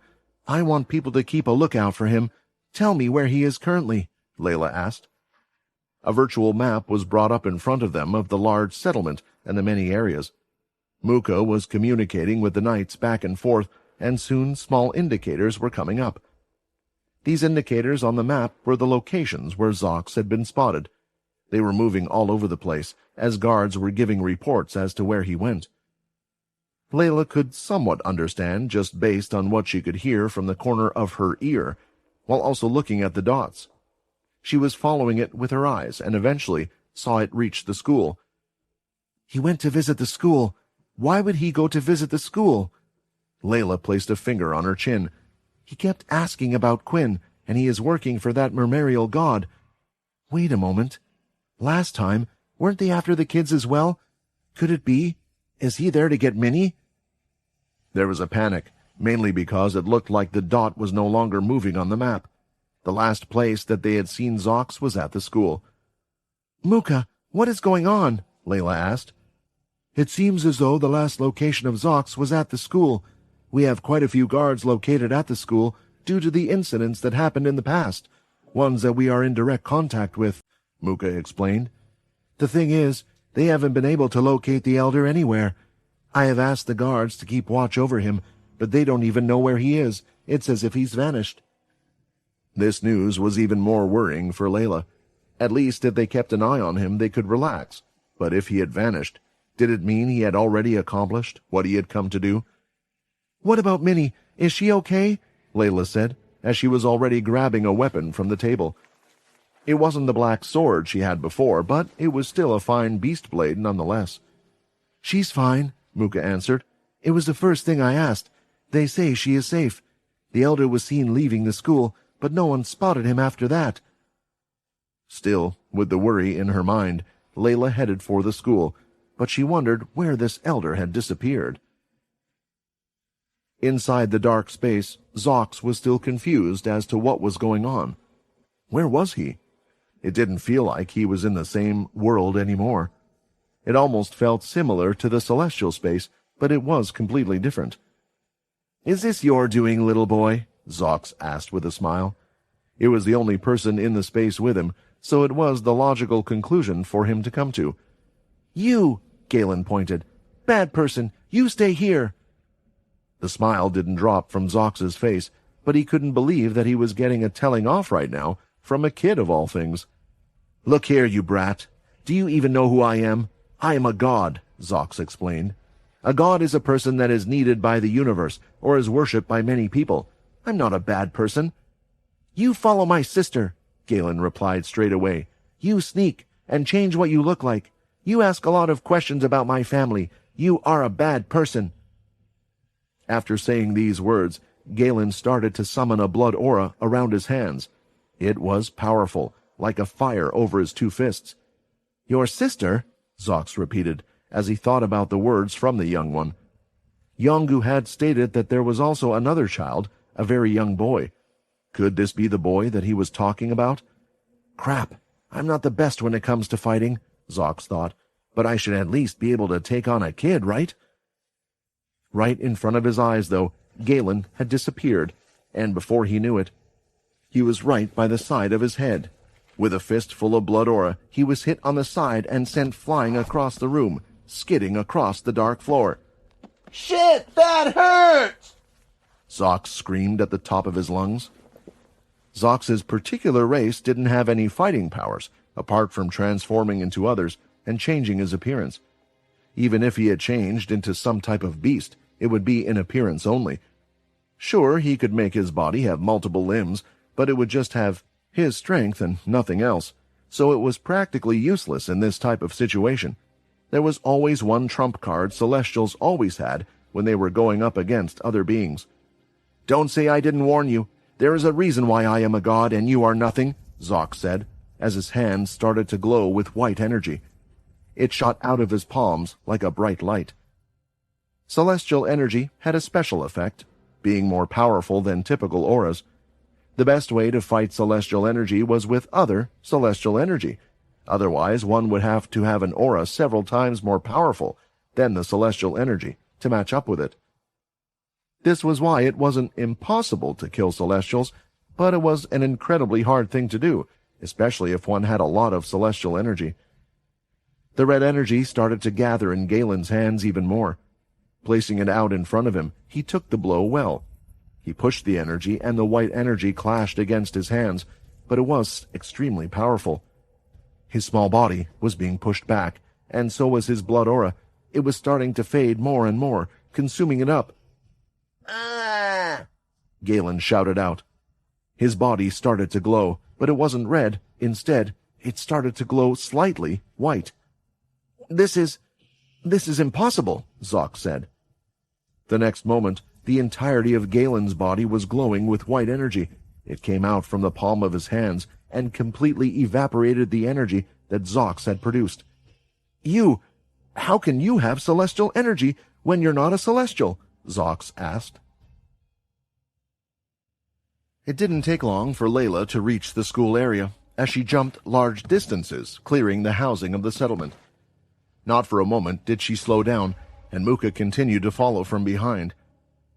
The vampire knights that were under Muka had been sent out to search the city, to look for Zox, and to update them as soon as they got any information. When reaching the school, Layla's search didn't stop there. She used her telekinesis ability to raise her own body up, so it was as if she was flying in the air, and from the top down, she was keeping an eye out for anything that seemed strange, and if she could spot the Mermarial. "You would think a man in white and blue robes would stand out, but I can't see him anywhere," Layla thought. Vampires in general liked darker clothing, and very rarely, other than different shades of red, would they stray from this fashion sense. It was why the Mermarial elders with their white robes stood out like a sore thumb. It was one of the reasons why she was finding it hard to believe such a person could just vanish without a trace. While looking from above, a message was transferred directly into Layla's mind, coming from Muka. "I searched the whole school from top to bottom personally, and there's no sign of anyone. I did it in a discreet way so they wouldn't find out, as well as to not panic the students," Muka said. "I can stay in the school if you would like, to make sure that Minnie is safe, while you continue your search." Layla was happy to have someone reliable and as trusty as Muka, and decided to lower herself onto the rooftop of one of the houses near the school. She needed to think about this whole situation. "If he's missing, then I have no doubt that he's up to something, but he hasn't gone after Minnie. Wait." The whole mess on the Mermarial planet, for some reason, Quinn stated that there was a great interest in Galen from the Celestials. He never fully explained the details, as he said it was nothing for them to worry about, but what if it was? "Galen, he went out again exploring. With his shadow powers, he might even be harder to find than the Elder," Layla thought. It would be impossible for Layla to find Galen or the Elder they had come to know as Zox, because the two of them were still in the little vampire's shadow space. A couple of shots had been fired at each other, and currently, Zox felt like his eyeballs were going to pop out of his head. "How? Tell me how you can use celestial energy. Did Quinn make you a dedicated follower?" Zox shouted. Minnie was a dedicated follower, so it would make sense for him to mark his son with some powers as well. But Zox could tell that this was different. Celestial energy was slightly different from celestial to celestial, and the way it rose from within the child, it felt like it was his own. At the same time, a celestial, at least one at Zox's level, could tell when they were in the presence of another celestial. Right now, it didn't quite feel like that. Something felt off. "Are you going to speak?" Zox shouted. Since he was getting no answers, he decided to test it out again, and he threw out a palm strike in the air. A ball of energy went straight out to Galen. The strike was fast, but Galen could easily avoid it, yet he had chosen not to. He didn't quite understand what was going on, but he knew this white energy he could summon fared far better against the white energy that the enemy used. Covering his own hand in the white energy, he ran forward and punched it, dispersing it in the air and turning the attack into nothing. The reason why he had thrown a strike back rather than just avoid the attack was because of the shadow space. The more the shadow space was hurt, then eventually when one ran out of MC cells, or an attack strong enough was used, it would break. It was just that most took a while to figure this out if they knew nothing about the shadow. Not wanting this to happen, there was something else he could do, knock out his opponents so they couldn't destroy the space. With both of his hands surrounded by the glowing energy, Galen charged straight ahead. "This little runt, he's too fast!" Zox covered his body from head to toe with as much celestial energy as he could. If he couldn't keep up with the vampire, then he would just have to protect himself. A deep punch was delivered right in his gut, and Zox was trying his best to hold it in as his body was bent inward. But it wasn't just one attack. Galen threw out punch after punch, repeatedly hitting the same area again. His hands were moving at an incredibly fast speed, and the hits were making it so Zox's feet were unable to reach the floor. With each hit, they were getting stronger, as the energy around his stomach was starting to fade. A desperate attempt was made, and Zox swiped his hand, but he felt nothing but air, as he continued to be hit in the same place, while his punches hit nothing. "This is it. Is this how I'm going to die, to a little brat?" At that moment, Zox had practically given up. He had given up on fighting altogether as his body hit the floor, and all he could see was the black space from above. Looking at the black sky, a realization hit him. "Now, I know what you are. You are an incomplete celestial. I'm such an idiot." After worrying about Galen, Layla decided the first place she should check was the room, to see if he had returned. She rushed back, going in through the window rather than climbing up the many stairs in the castle. "Galen!" she called out, searching anywhere she could, including in the wardrobe. "Galen, where are you?" Turning around, when she looked at the window she had entered from, she could see Galen was there. He was completely unhurt and just had a smile on his face. "Galen, where did you go?" Layla shouted, and was about to rush over until he raised his hand. A shadow portal had appeared, and falling out of the shadow portal was an adult-sized body that dropped to the ground. The face was swollen, the body looked rough, and there was blood on their clothing as well. Layla looked at the person's face, and it looked familiar for some reason. Almost like the young elder she had seen today, only the traits of the Mermerial's ears and the lightish blue skin had changed to look more like that of vampires. "Wait a second. Is this the elder? What is going on?"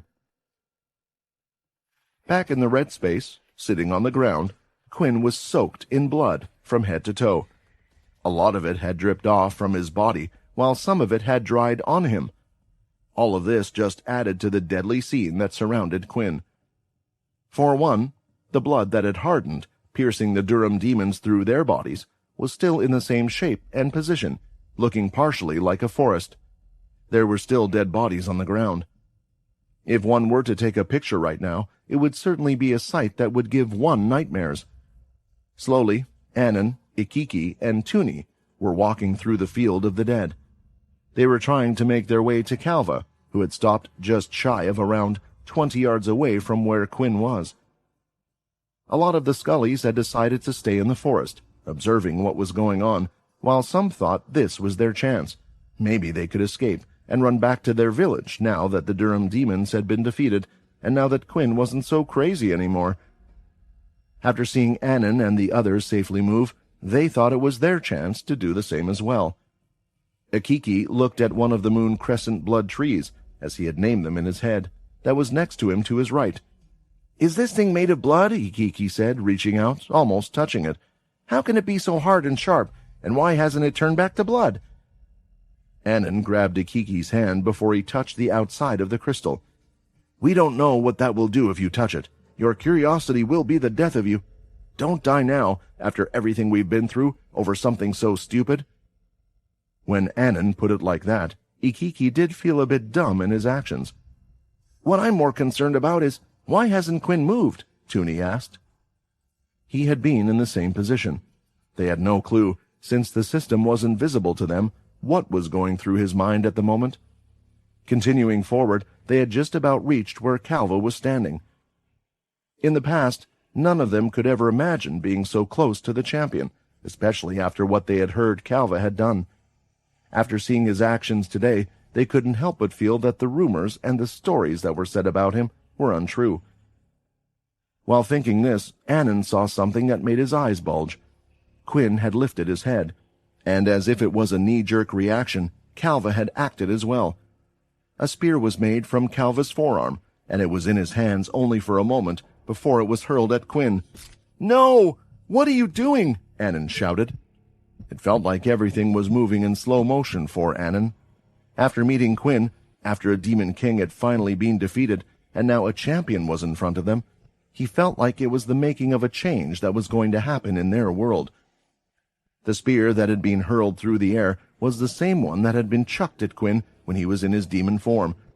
It had the same amount of power as it did before. There was no holding back from Calva. Quinn moved his hand to the spear that was in front of him.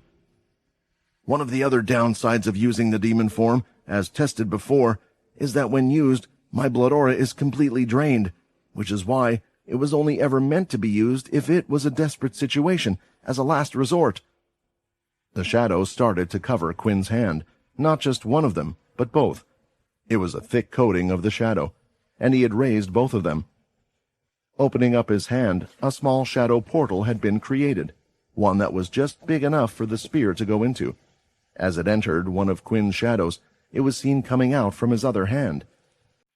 The spear had been redirected, but rather than back at Calva, it was shot up in the air, going through the clouds and disappearing into the red sky.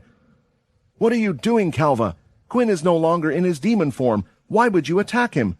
Anon shouted. "Why wouldn't I?" Calva replied. "He is a demon. He is a creation of Imortui, and you saw what he had just done to us. He might be sane and in his mind right now, but it won't mean he always will be. I know nothing about this person. To me, this is just a fight that happened between demons." Quinn still had his shadow power he could use, and the natural strength of his body, but without his armor and his blood powers, would he be able to take on one of these champions?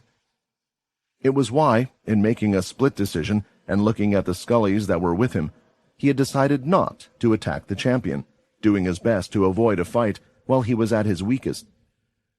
Thankfully, it looked like Calva was having second thoughts as well after seeing what had happened. "I wonder, does he still have the strength to beat me, even in his current situation?" Calva thought. "Quinn!" Anon shouted. "When we first met, you said that you were here to defeat Imortui. Originally, I thought you were just shouting some crazy stuff, but what you said, is that true?" Quinn stood up from his position on his own 2 feet. The shadow was still covering both of his hands. He needed to be ready for whatever was going to happen next. "I only wish to finish Imortui," Quinn claimed. "I have no problem with anyone else in this world, but if anyone is to get in my way, then I will get rid of them as well." His eyes, the lack of hesitation in his voice. Calva could tell these words were true. "I won't get in your way," Calva answered.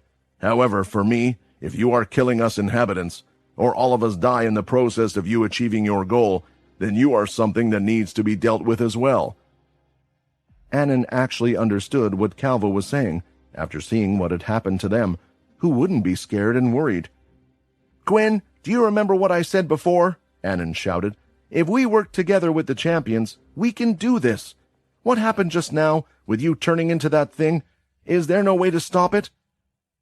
If there was, then perhaps it was a way for him to convince Calva to not fight with Quinn, because if the two of them did fight, then it was quite possibly the worst outcome would come out of it, ending up with them both being killed. "There might be a way," Quinn eventually answered. "The other demon kings, their blood." Quinn didn't know how to go into detail or what to say to make them believe him. If he could avoid a fight, it would be best, so he wanted to explain. But would they believe him? While struggling to think, both Calva and Quinn turned their heads to the skies. A large, thick cloud of red smoke, darker than what was in the air, was seen out in space, and was heading for the planet. "Imortui, he's here," Calva said. Inside the red space, there was a planet that was well known by all of the inhabitants. By sheer size, it was the largest. But that wasn't the reason why it was most well known. It was because of its beauty. It was the most beautiful planet in the red space, and many would travel during their lifetime just to see it. However, it had become a place to avoid, as strong beings would travel to the planet, trying to claim it as their own. It was usual for blood to be shed in the red space, but on this planet it was another story altogether. That was until one of the champions had decided to stake claim to the planet. The champion was named Pultra. She was known as the strongest female in existence, and she had decided to take on the task of protecting the planet. If anyone dared to try and set claim to the planet, she would deal with them. She proved her strength over and over until everyone knew to avoid the planet altogether. However, just like all the other champions, she also fell when Imortui arrived, or at least that's what everyone believed. No one other than the champion lived on the planet, meaning there was no one to witness their grand battle. They all assumed that Pultra lost, just like all the others, because the planet was no longer the same as it was before.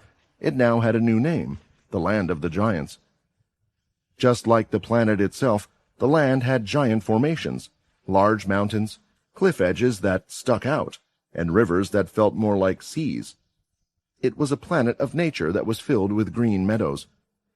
Now, the planet had a living civilization, as there were large buildings, gigantic weapons, paved roads, and more.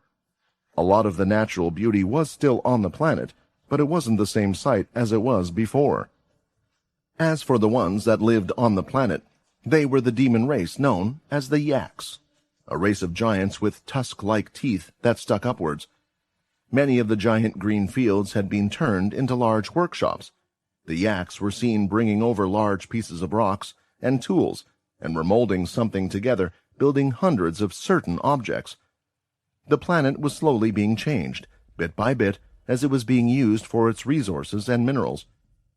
The Yak demons liked to live in large temple-like structures, and for some reason they had a fondness for the color gold. Wherever they could, their buildings would have molded objects colored in gold all over them. The Yaks that were in a higher position tended to have more gold decorated over their body, and this was especially true for the Demon King. A golden palace sat on top of a giant waterfall. There looked to be no way to reach the top other than climbing up the cliffside. The place itself was made of pure gold, and that included the throne inside. Sitting down, covered in heavy gold bracelets that went from the wrist all the way up to the forearm, as well as a decorated gold helmet that pointed upward, was the Demon King known as Bisha, the leader of the Yak demon race, the race of the giants. His head was leaning up against his fist as he looked at the person in front of him. "Lusum, it is incredibly rare for you to come to see me. Is there something you need a building?" Bisha asked. Due to the Yak's large size, great power, and stamina, they were often called upon when it came to building projects for Imortui and his plans. "The project is going smoothly on our side. We should have everything he needs ready in time." Lusem, another demon king, the second right-hand man of Imortui along with Tenbrus, stood there. He was covered from top to bottom in strange white clothing. His body looked like a regular human, but the only part of his body that one could see were his eyes. They were small, narrow, and completely black-colored, unlike that of most demons, whose eyes tended to glow red. Lusum raised his hand to stop Bisha from speaking. "That is not the case," Lusum said. "You can continue working on the project, but Imortui wished for you to keep an eye on the champion Pultra. He states that if there are any signs of her trying to fight back, then you are free to deal with her, but make sure you keep her body. That way we can feed it to Unzoku." The champions had been kept captive for a long time now. All the demon kings knew the reason for doing so, which made them wonder what had happened so recently that made him change his mind. "Is he not planning on attacking the Ancient Ones anymore? It is a shame. I was greatly looking forward to facing them. I heard there was one that would be a perfect match for me to take on." Lusum shook his head once more. "It is quite the opposite. We are very close to our attack on the Celestials. If anything, we need to make sure that nothing goes wrong. You see, there has been a recent intruder, one of great strength, one that might even surpass the champions." "Stronger than the champions?" The air around Bisha started to swirl around aggressively. Just like the natural inhabitants of this world, it was true for the demons and the demon kings. They also had the urge to do battle at any excuse. "Actually, I would say he is certainly stronger than the champions, which is why Imortui has decided to deal with him himself. If all goes well, then there is a good chance that he will join our side. If that's the case, then the champions are not needed anymore," Lusum explained. He lifted his head, and the cloth around his face lifted as well, as his mouth muscles pushed it up. It was how one could tell he was smiling, despite his face being covered. "At the moment there are no signs of Pultra acting out," Bisha replied, "although it would be next to impossible for her to learn of anything happening on the outside." Unlike the other planets where the inhabitants still resided on the planets. The reason the current planet was known as the Land of the Giants was because only the Yaks lived there, and the single champion. "If Imortui is dealing with the intruder himself, then there shouldn't be anything for us to worry about. It's a shame that I won't be able to face them. It's been a long time since I have been able to do anything. What about you, while you're here? Would you like to fight? Bisha asked. The two tusk-like teeth started to grow larger and more upward, while his eyes glowed red. I will stay here until Imortui is done with his fight.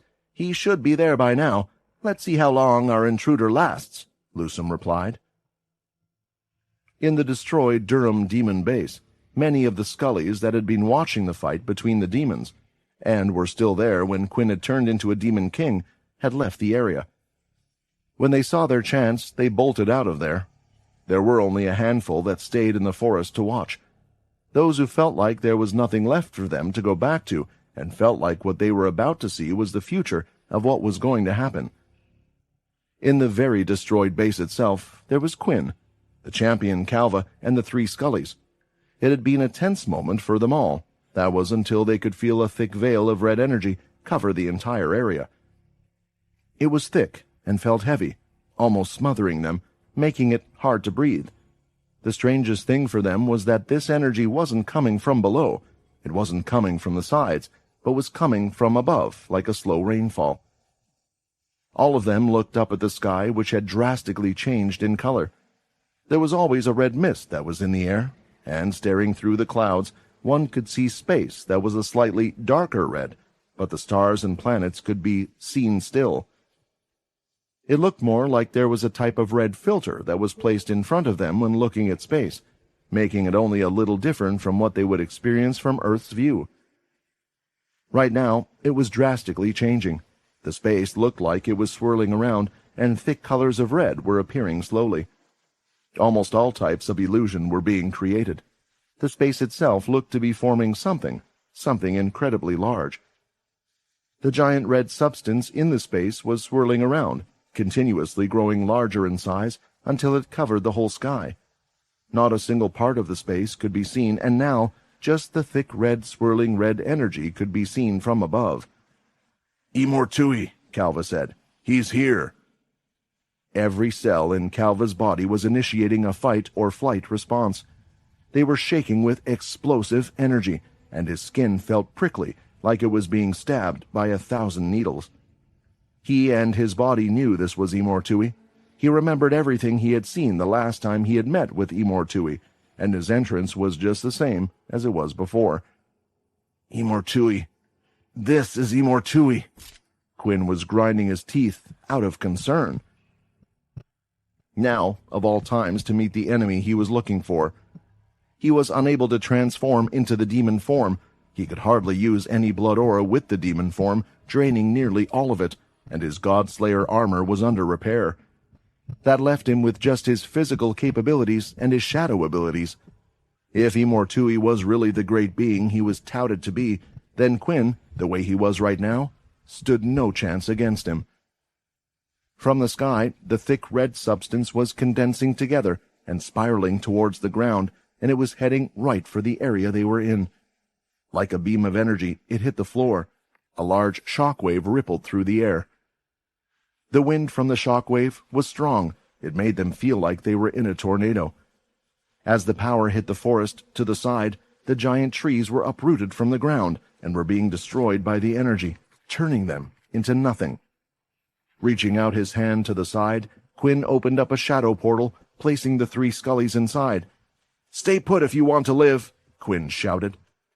The three of them had disappeared, and the action that Quinn had done didn't go unnoticed by Calva.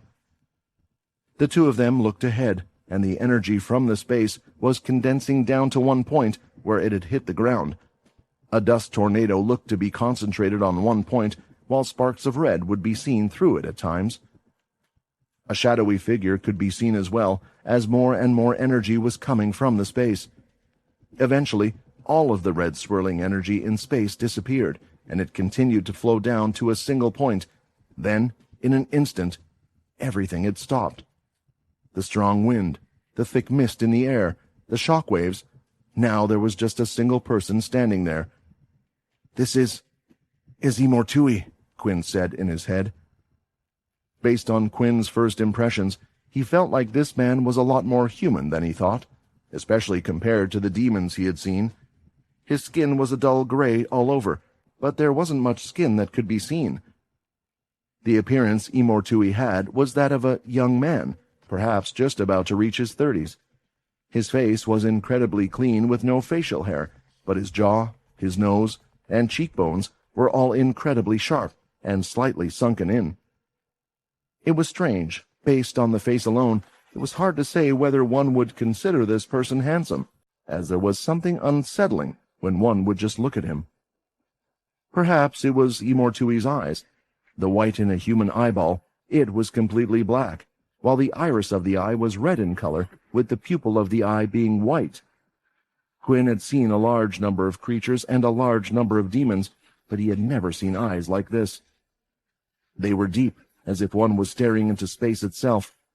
From there, his hair, which was long and straight, swept back with half of it being white, while the other half remained black. The rest of Imortui's body, although it had a human shape, had a strange armor that was fused with his body. It looked like armor, but it was swirling and moving around, and it was moving with each breath he took, as if it was alive. The armor Imortui's body was black and covered his legs, completely but around the waist, just on top of the thighs. It almost looked like teeth had been engraved in the armor, and by his hips there were 2 large red eyes. This was the main reason why Quinn felt it was hard to call it armor, because the eyes on the black material by his hips were moving, clearly alive. Whether a part of Imortui's body or a living armor, Quinn had no idea.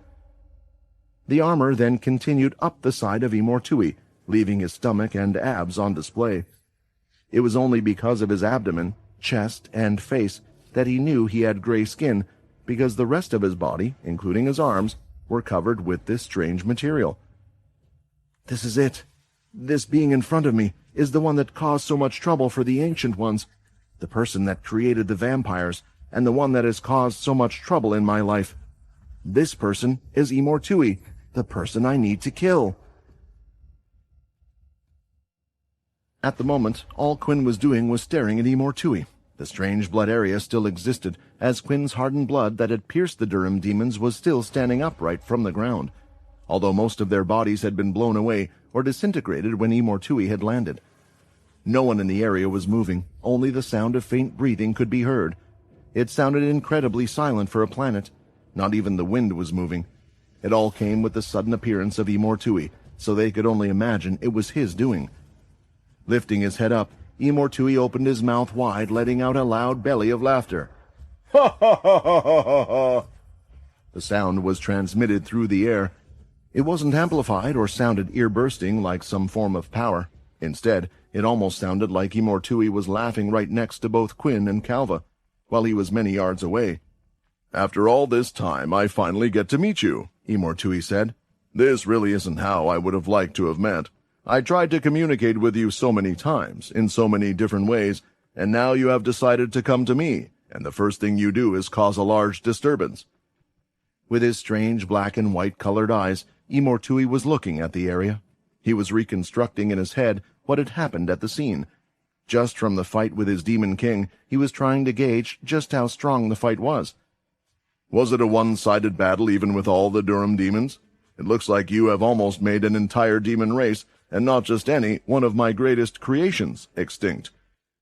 Imortui was smiling when he said this, making it hard to tell whether he was happy or upset by this fact. From Quinn's memories, the fight was fairly easy in his demon form, and if one were to look at just his body, Imortui was right. He was hardly hurt, but he had lost a lot in that battle, more than one realized. "Well, why don't we call it even and start with a fresh slate?" Imortui suggested. "You killed an entire demon race that was my own creation, and I killed some vampires that you cared about. So why don't we have a calm talk?" Quinn didn't really want to talk. He was doing everything in his power to stop himself from charging in and attempting to knock his head off. He knew, though, that despite the fact that he couldn't feel any energy coming off from this celestial in front of him, he was powerful. Trying to do something by surprise would do nothing, and right now it was best for Quinn to buy some time. Who knew how long it would take for his armor to heal and for his demon form to come back? Although he didn't want to rely on the latter, he was in a situation where he might have to. "What do you want?" Quinn asked. A big smile appeared on Imortui's face, because he felt like he had caught Quinn's attention. I am sure with the way you are, the strength you have gathered, you have already experienced some of the misdoings from the ones that call themselves the gods, Imortui stated. The ones who call themselves ancient ones, who have been ruling everything the way they wish for so long. Those hypocritical bastards. Imortui's fist pulsed black and white, turning his entire fist monochrome for a moment before fading back away. I did everything they said. I followed their ways and continued to gather celestial power, all for the sake of keeping the world balanced, as they stated. I continued to grow stronger, and my influence in the celestial space as well as the golden space was growing. When I had finally reached the same level as them, I expected to be given a hand to join them, a seat, and to be treated as an equal. After all, according to their philosophy, if I obtained power and influence able to match theirs, then wasn't that the will of the universe? Didn't they want me to get as powerful as them in order to balance things out? No, instead they shunned me. They tried to push me out and trample me, so I was unable to match them in power. There were no rules. Those ancient ones were just making up shit as they go, because they were the ones at the top. I bet they are doing the same thing with you. As you grow stronger, they are growing more fearful of you, Quinn. They will do everything they can to stunt your growth, and if they aren't able to control you, then they will get rid of you. For me, they were unable to get rid of me. The universe wouldn't allow it because it is my duty to get rid of them. The universe has given me a destiny, and that is what I will accomplish. Hearing Imortui, Quinn could understand how he had come this way. He had watched the Celestials caring about nothing but completing their condition as it fed them. The lives on the planets they overlooked, thousands of years passed as if it meant nothing to them. In the end, what kept all of the Celestials going was their belief that the universe had given them this condition in order for it to keep on going. For Imortui, he felt like he was doing just that. He had long ago disconnected from the individual lives on each planet, and instead just did everything for the sake of his goal. In some ways, it was the way Quinn had to force himself to think while he was here in the red space. He had to ignore everything to get what he wanted. In the end, every person, the Ancient Ones, Imortui, and Quinn himself, were all being selfish, but Quinn was being selfish in the fact that he wanted to protect the people he cared about, whereas Imortui's selfishness had a path of destruction, a war with the Ancient Ones. Who cared who was right or wrong? For Quinn, he just wanted the best path to live a happy life. Whether I understand you or not, it doesn't really matter, nor whether I agree with you or not, Quinn said. But what I want to know, why me? Why did you need to drag me into all of this? Can't you go and wage your war, fight the Ancient Ones without having to get the ones I care about involved? Quinn asked. Because you have a piece to play in all of this as well, Imortui answered. You are a piece of my creation, whether you like it or not. And whether I liked it or not, your power had stopped my many attempts at growing my own power, and now I see why. All of that was to allow you to grow stronger, and in turn, your strength will help me break free from this, and together we will be able to defeat the Ancient Ones. What I should ask you, Quinn, is what do you want? Do you not want to fix the mistakes you made? What if I told you there was a way for you to do that? For you to rescue all of those loved ones you care so much about? Imortui asked. What was Imortui talking about right now? Was he just rambling on? Was he trying to convince Quinn by making promises to bring back the dead, just as he had convinced Zero and the others as well? He knew how that worked out for them. What are you talking about? Take everything back? Are you saying you can bring back the dead? Quinn asked. As expected, those Ancient Ones told you nothing, Imortui smiled. The energy in the universe is constantly growing. The energy never lessens and continues to grow just like the universe. More lives are born than in the past, and the Celestials' powers grow in turn. What is important to note about what I said is that the energy never fades away. The energy in the universe simply gets moved about. This is true even in death. There is a reason why the Celestials are obsessed with completing their conditions, including the Ancient Ones.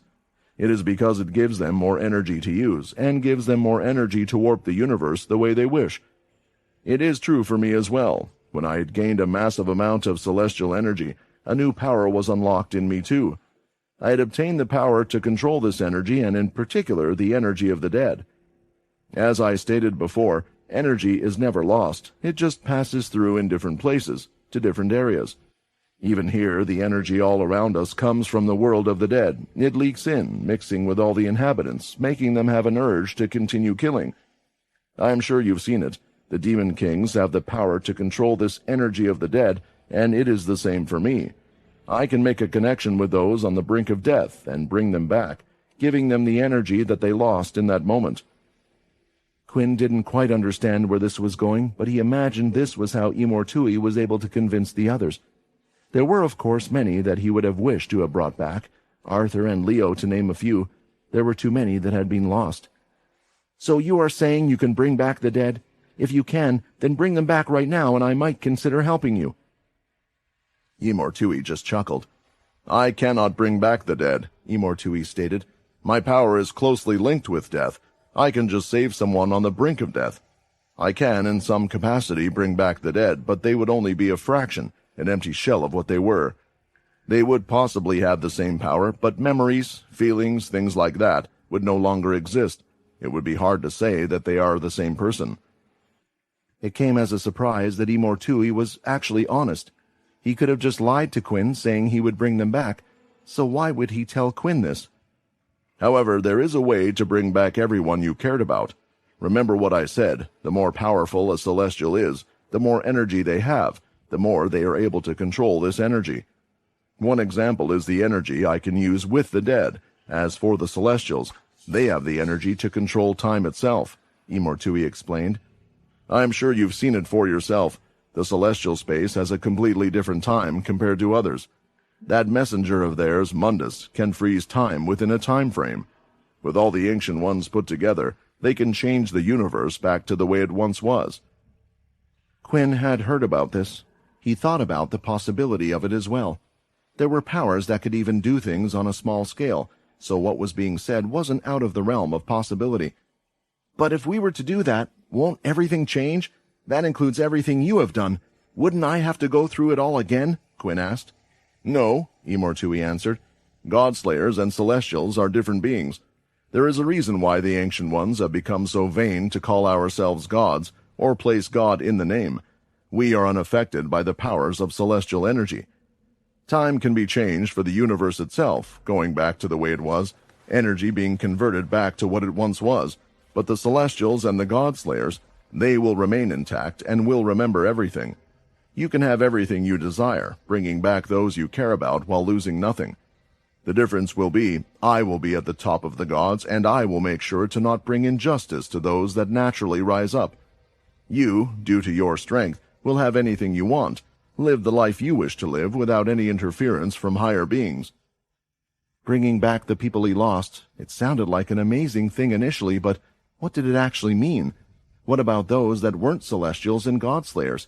Would Minnie and Layla be reverted back to the time at the military academy? Would she live a life without him being there?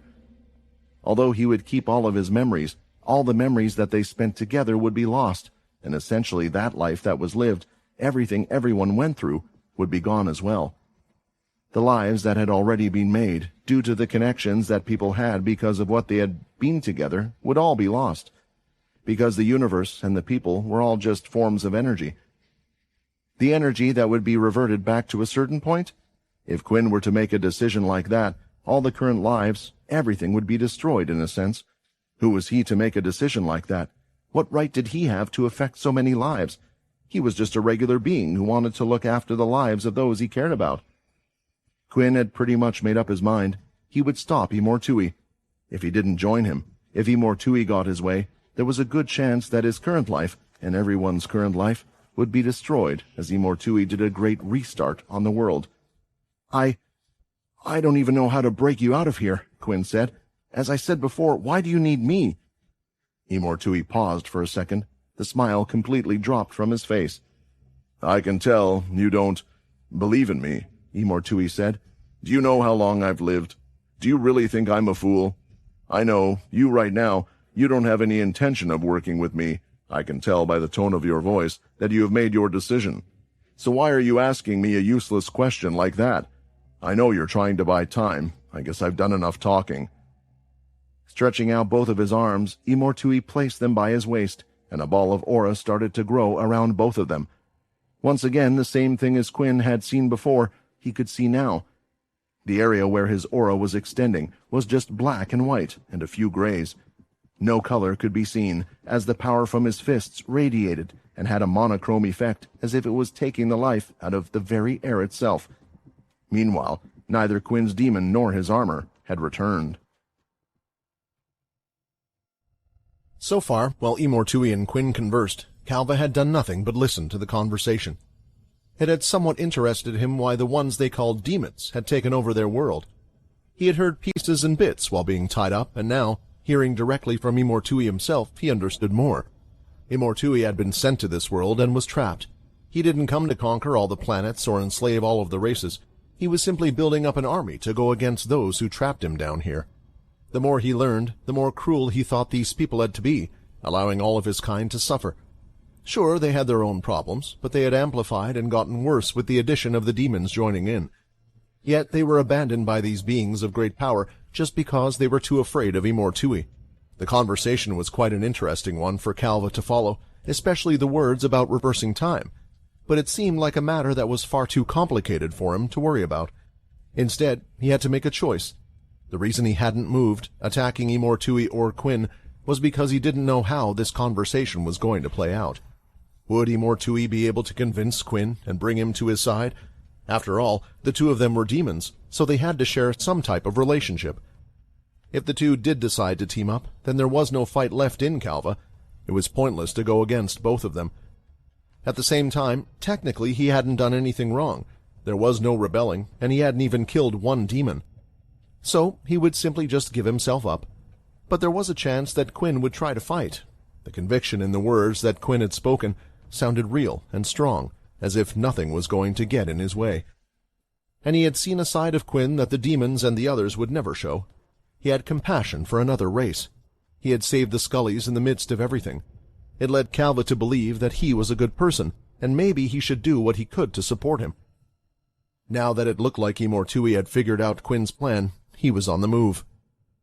"I have one last thing to say to you, then," Quinn shouted, as the shadow enclosed both of his hands, riding up to his elbow. "I'm gonna fucking kill you," Quinn stated. Appearing in both of Calva's hands were two large bone spears, the same that he had made when he went to attack Quinn. "Quick! We have to stop him now with everything we have! Don't let him use his power!" Calva screamed. There was a great urgency in his voice, panic in his actions, as he threw the spears through the air. There was great power behind them, as if he had put everything he had on the line in throwing both of these spears. They were filled with even more energy when they were thrown at the demon Quinn. With this much urgency, Quinn felt like something had to be up. This wasn't just a regular person, but a champion who had fought against Imortui before. It wasn't the time to fight Imortui at full strength. Quinn needed to do whatever he could to win.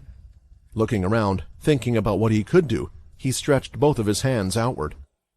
"I may not have any blood aura left inside me, but I can still control the blood all around." The blood on the floor from the dead demons, the blood from the hardened blood-like trees, Quinn could use that. Blood lifted from the air, and the condensed blood broke down around where Imortui was. It swirled around in the air and went straight toward Imortui at full force. The two powerful attacks were breaking through the air. Unfazed, Imortui stood his ground and lifted both of his hands. The spear was quickly grabbed by one hand of Imortui's, and it felt like all of the power was being lost until it dropped from the floor. Similarly, the same thing seemed to be happening with Quinn's attack. The red aura was swirling around, and when it touched Imortui's hand, the color of the attack was fading, even though only a small portion had touched Imortui's hand. It was spreading across all of the vampire aura, and at a quick speed, getting rid of its color and its energy. "What is this? I have to do something fast," Quinn thought. With his blood control, he broke off the blood aura from the large-scale attack. The colorless power continued spreading through the rest of the aura, and when it had consumed it all, it turned into nothing. All of the attack's energy had been completely drained. There was still plenty of blood on the battlefield that Quinn could use, and for now, he had gathered quite a bit of it around himself, condensing it down in the forms of balls behind his back. "What is his power? What is happening?" Quinn asked. It was clear that what he was using right now wasn't celestial energy, nor was it the energy that was naturally on the planet. This was Imortui's own power. "I don't really know," Calva replied, "but this is only a part of his power. This isn't where the problem begins." There was a reason for Calva saying this. Imortui raised his hand in the air, a ball of colorless power still in a ball shape around his hand. "Unbroken world," Imortui said. The power spread out from his fist in all directions, and the color was starting to disappear from the space itself. Not just around his arms, but in the air as well. Everything was losing its color, showing only whites, blacks, and grays. It was as if everything had turned into a grayscale picture. It continued to spread out. Even when it touched the blood as well as the hardened blood, the color disappeared from that as well, until it eventually reached the area both Quinn and Calva were in. As soon as it hit them, almost all of the power in their bodies felt like it had gone completely. Quinn was unable to feel the blood aura, and he could almost feel the strength draining from him straight away. He looked at Calva, who was covered in a sweat, looking as if he could barely move. "I have to do something," Quinn thought. The shadow that covered both his hands was the only thing that had color, but who knew for how long? Just like the energy that was draining from him, it felt like the power was being drained from his shadow as well, just at a slower pace. With his hands out, Quinn could only do one thing. "Shadow lock." Calva disappeared, and then looking at Imortui, Quinn used the skill one more time. "Shadow lock." He himself had disappeared into the shadow as well. Quinn had been in many battles, and he had experienced a large number of different abilities. He even fought against Syl, who had the power to recreate some of the strongest powers in the world. He had fought against Celestials with their strange energy, and had experienced the power of Mundus, the messenger of the gods, with his power of time. Yet this power from Imortui, the ability to make the world and the area colorless, was something he had never experienced before. The power not only affected his attacks, but affected the energy from within, including the energy that was in his own body. He could feel it being eaten away, and it had even affected his shadow powers. The shadow, the God-Slayer ability that was able to protect him so many times, worked against even Mundus with his power of time, yet the energy from his own shadow that was meant to block out everything was being drained. If it wasn't for the shadow's effect of slowing things down, then maybe even the shadow wouldn't have worked, and Quinn wouldn't have been able to escape here to his shadow space. "You two, you're okay," Anon shouted. The Scully ran over with the other two by his side, but soon stopped. They realized that they weren't quite close enough to embrace or check on one another. It was just when they were thrown into this black world where they were unable to see anything that they had somewhat thought they had perhaps had gone into the afterlife. No one knew what the afterlife was, and none of them understood what had happened either. Now, seeing both Calva and Quinn, it meant they hadn't died, or the two of them had died as well. They were hoping it wasn't the latter. "The shadow. Thankfully it worked," Quinn said, taking in a big breath of air. When hit by Imortui's power, even breathing felt difficult. "We escaped. We managed to actually escape from Imortui," Calva said, staring at his large hands. He even rubbed them together just in case he was imagining things, because he too felt like he might have been in the afterlife. "We haven't quite escaped," Quinn said, as he stood up straight with concern on his face. He wondered how different would things be if he had his demon form and if he had his armor. Was this a celestial power? Would the God-Slayer armor be able to protect him from something like this? And even if it could, what about the rest? So far, Quinn had only experienced a glimpse of Imortui's powers, and already he had so many questions about whether he could win or not. He hadn't even taken a hit from the other side. "What do you mean, where are we?" Calva asked. "This is part of my power. For now we are simply hiding from Imortui, but we can't hide here forever, and I'm sure someone like him will find a way to break in, even here. In fact, there is a good chance that if his power is still active, that eventually this will break as well, and all of us will end up back on the battlefield," Quinn explained. Simultaneously, nearly all of them gulped. "Do you know a way to battle against this power?" Quinn asked. Calva was thinking. He was thinking of the battle he had against Imortui. In truth, he couldn't think of a way, but he didn't want to say that, so instead he decided to provide information. "The power. It seems his own body is unaffected by it. While everything around him and the energy around him is being drained, he can move just fine. His strength and speed are no less than the other demon kings, but because of this power he is always above the others. When going against him, he had used the power continuously for a long time, so I have no idea how long he can use or keep this up for. However, I believe that his power has to have a range. You saw him use it only on the palm of his hands at first, then it spread out.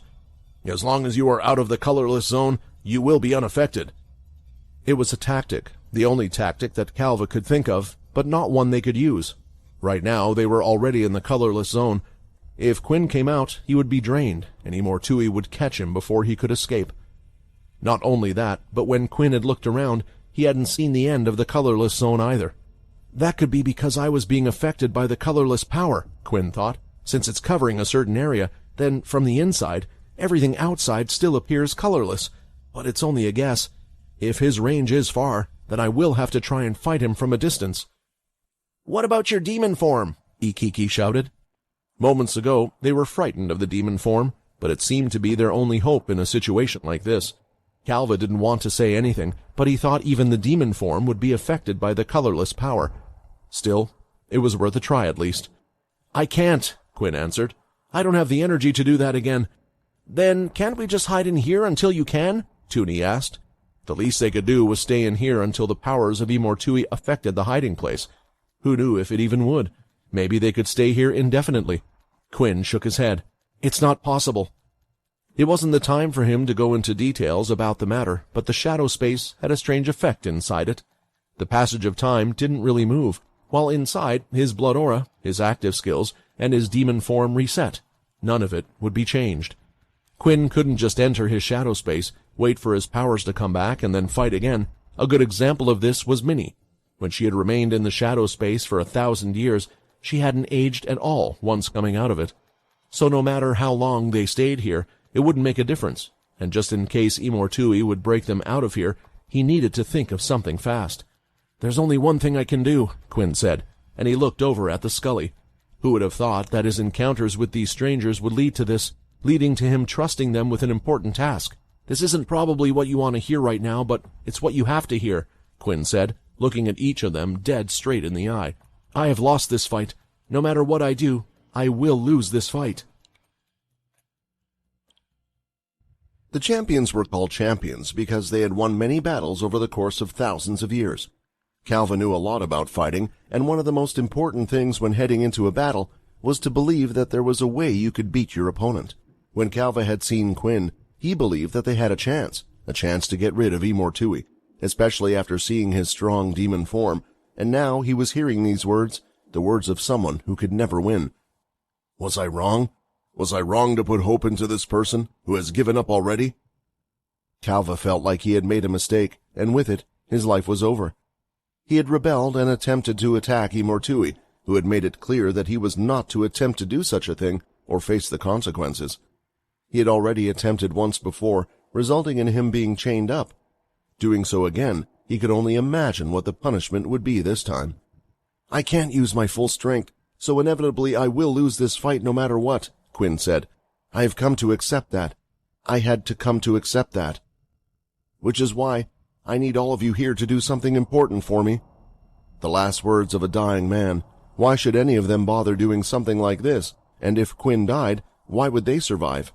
"Firstly, I will head back out there on my own and face Imortui. I will do whatever I can to try and find a way to defeat this power, but there's a good chance I won't succeed, which is why I want you to stay in the shadow space for as long as you can." "But if you go out there and lose, won't that mean you'll die? What does that mean for the shadow space?" Annan asked. Quinn had thought about this quite a bit, playing the scenario in his head, while thinking about the conversation he had with Imortui. "I said that I would lose the fight, not that I would die," Quinn said, looking toward Calva. "What do you think he would do if I was to lose the fight?" A realization had hit Calva. He knew Imortui, knew exactly what he would do, because he had done the same thing to the champions before.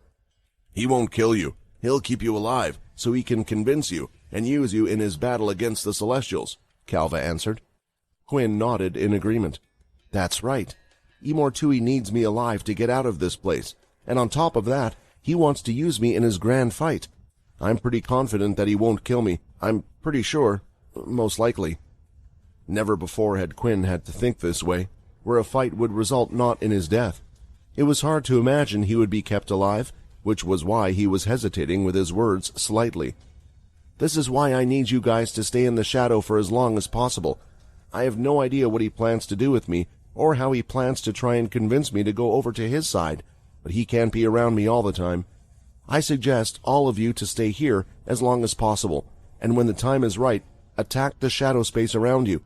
With your strength, I believe that you guys can break out of the place, and when you do, you will be wherever I am at that moment in time." The situation felt tense for them all. They understood the type of risk that was involved. For one, how long would they stay in the shadow space, and when to break out? If they chose the wrong time, then they could just be facing Imortui all over again, not making their current situation any better. "Then what?" Calva said. "We get to escape with our lives to be chased by Imortui and his demon kings. All we are doing is hiding." "No," Quinn said. "I'm trusting you the most." His finger was pointed right at Calva. "These three, they told me stories about how strong you were, about the strength you had to fight against Imortui. So much so that they were sure if the two of us worked together, we could take him down. I'm just sorry I'm not at my best right now. You saw what happened to me in my demon form. At the moment, I'm unable to control it, but I feel that there is a chance that I can. My race, my kind, my power is all dependent on blood. When I consumed the Demon King's blood, not only did I get a boost in power, but I was also able to control a part of myself. There are 5 great Demon Kings under Imortui's command, correct?" Quinn asked this question, knowing that there were other demon races that Imortui had created, but the system was specific in his request, so he needed to make this part of the quest clear. "I need the blood of the 5 Demon Kings and 5 Demon Generals that are under Imortui's command, the strongest in his army. With that, my demon form will be stronger, and I'll be able to control myself." Now Calva understood why Quinn was talking to him and not the others. To get the blood of the Demon Kings. It practically meant fighting against all of them, going against them, and that just wasn't possible for anyone but the champions. "I made the stupid decision to come here on my own in the end," Quinn said. Memories in his head went through those that were close to him, those that were extremely powerful. Not wanting to get them involved and perhaps cost him, and in turn, if he failed, it meant that they would all suffer. "Because of that, I have to put my trust in all of you." Quinn stood up and started to walk away from the others in the black space. "Save the other champions, rally up the inhabitants, and get that blood." "You make it sound easy," Calva smirked. "Even if we get the blood, then we have to somehow get to you as well." Seeing Calva smile and ask these questions gave Quinn confidence. "I'll take your questions as a fact that you're willing to take on the challenge. The Scullys were right about the two of us working together. I guess they just never thought it would quite be this way. Get me that blood. If you do, I will do everything in my power to defeat Imortui." Quinn's body started to sink into the shadow in the ground, and his body was gone. He was back on the battlefield, ready to face Imortui once more. He arrived in a world covered in black and white. Imortui stood with his power still out, staying in one place. He had seen it for the first time while using his power. An enemy got away from him. "That power, he certainly is a special one. I wonder how he was still able to use it," Imortui thought. "Is he still in this area?" Imortui started to walk around, scouting the area with his eyes. He looked but could see nothing. There was some movement in the forest, and with a few steps and a leap, he eventually landed inside. The forest had been completely destroyed. The large trunks of the trees now littered the ground, covering the floor space. As Imortui stood on top of it, he looked closer at the signs of movements he could see. It was a Scully. Its arms and legs were twitching. One of the ones that had stayed behind and was being affected by Imortui's power. It was trying to reach for its throat, finding it hard to breathe. Imortui could tell that Scully's heart was still beating, but it was slowing down at that moment. "Why did you fools stay? Did you think you could witness a type of spectacle? Now you have just made your fate arrive quicker?" Imortui said. All of the movements that were in the forest were from the Scullys who had decided to stay and watch. Thinking he was wasting his time, Imortui leaped back to where he last was. He stood on the field, still thinking that if he had teleported, then Quinn would have used that power before, yet he didn't, so it had to be something else. Closing his eyes, Imortui started to focus. "Let's see if he was able to use his powers. Then the colorless power should still be taking effect. Energy should be taken out from somewhere around here." Focusing, still with his eyes closed, Imortui started to walk. "When was the last time I've had to try this hard to track a person down?" Imortui smiled to himself. as he continued to follow where his powers were taking the energy away from, and after circling one area for a while, he had found it. So you're hiding here, yet I can't see you, but the energy is still being lost here. This skill is really interesting. Is it like the celestial spaces one can create? Imortui thought. He shifted his leg through the ground. As he dragged it back, the dirt made a pile behind his foot. He bent inward from his hips and placed one of his hands right by his side. Swirling from behind, what looked like a wingless dragon had appeared. It had the same red demonic eyes as what was on his legs. It swirled around his hand until it attached to it like a type of tattoo, and on his knuckles the red eyes showed. What an appropriate name for this attack, Imortui thought as he readied himself to throw it. Break the world! Ready to throw his fist, a dark portal had appeared in the air, at the very spot he was aiming for, and out of that portal, Quinn appeared. This time as he came out, he was in his full shadow body. Not an inch of his skin could be seen. However, Imortui knew immediately that it was Quinn. If this attack hits, there's a good chance he won't make it. The fist had already been thrown through, and while it was mid-movement, Quinn was doing everything in his power to move away from the strike. He shifted his body and twisted to the side, allowing the fist to hit the air right next to him. When the strike hit, the air itself looked as if it was cracking. Several cracks with distorted space, and out from the fist, black energy was pouring out. It looked like millions of snakes were scurrying in the air. What was that attack? Quinn was only looking at the aftermath, the power that was involved, and based on just its looks, he had no idea what it would do if that type of attack was to hit his body. It's a good thing I used the shadow body. It's somewhat blocking out the colorless effect, so I could still move the same way as before. Otherwise, that attack would have hit me. At the same time, this was now an opportunity for Quinn to strike. The blood, although colorless, could be somewhat moved on the battlefield. 2 swords had been created and were aimed right at Imortui from behind, while Quinn threw out a punch from underneath, mustering all the ki he could gather. Those swords won't even reach me, Imortui stated, and he was right. The blood swords crumbled into nothing but ash. They hadn't even made it within a few feet of Imortui, and as for the fist, it had hit nothing but the air. It seems you're slowing down a little, Imortui said, his hand right on Quinn's face. With his hand touching the shadow, it started to disappear, revealing Quinn's face from underneath, and the next moment it was slammed right into the ground. Imortui didn't let up, as he was twisting Quinn's face left and right, continuing to push him further into the ground. With both of his hands, Quinn grabbed onto Imortui's arms. As he did, the shadow started to disappear from his hands as well. He then lifted Quinn up in the air, by his face. I see. You have those powers, the Godslayer powers that those ancient ones are so afraid of. Imortui chuckled. How could they be so scared of something like this? Now I know. The time has passed. They need replacing. Still holding Quinn by his head, he then smashed him into the ground once again, causing large cracks to form on the floor beneath. He lifted his head and repeated it. Quinn's entire body was being toyed with as if he was a child. No, it was more as if he was a baby. The process repeated again and again, until the strength in Quinn's arms was fading. He no longer was able to hold on to Imortui's forearms, and they dropped to his side. Oh, do you think you're done? Do you think you can just stop here? Imortui asked. The colorless power, it started to retract from the surrounding area. Color was coming back to the planet. The Scullies in the distance could now breathe again. Eventually all of the power had disappeared. You need to have a reason to want to join my side, so I'm going to make you experience hell. Imortui was still holding on to Quinn's face, and the red energy that was in the air started to swirl towards his hand that was on top of Quinn.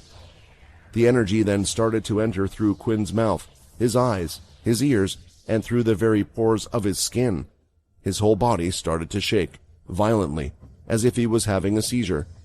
His mind felt like he was being stabbed in the head several times, and alarm bells were ringing in his head.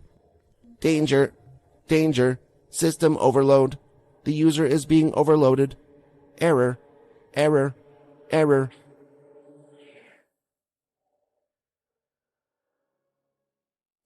The system error screens wouldn't stop pinging, and for some reason, every time a message would come up, a great shock would be sent into his body.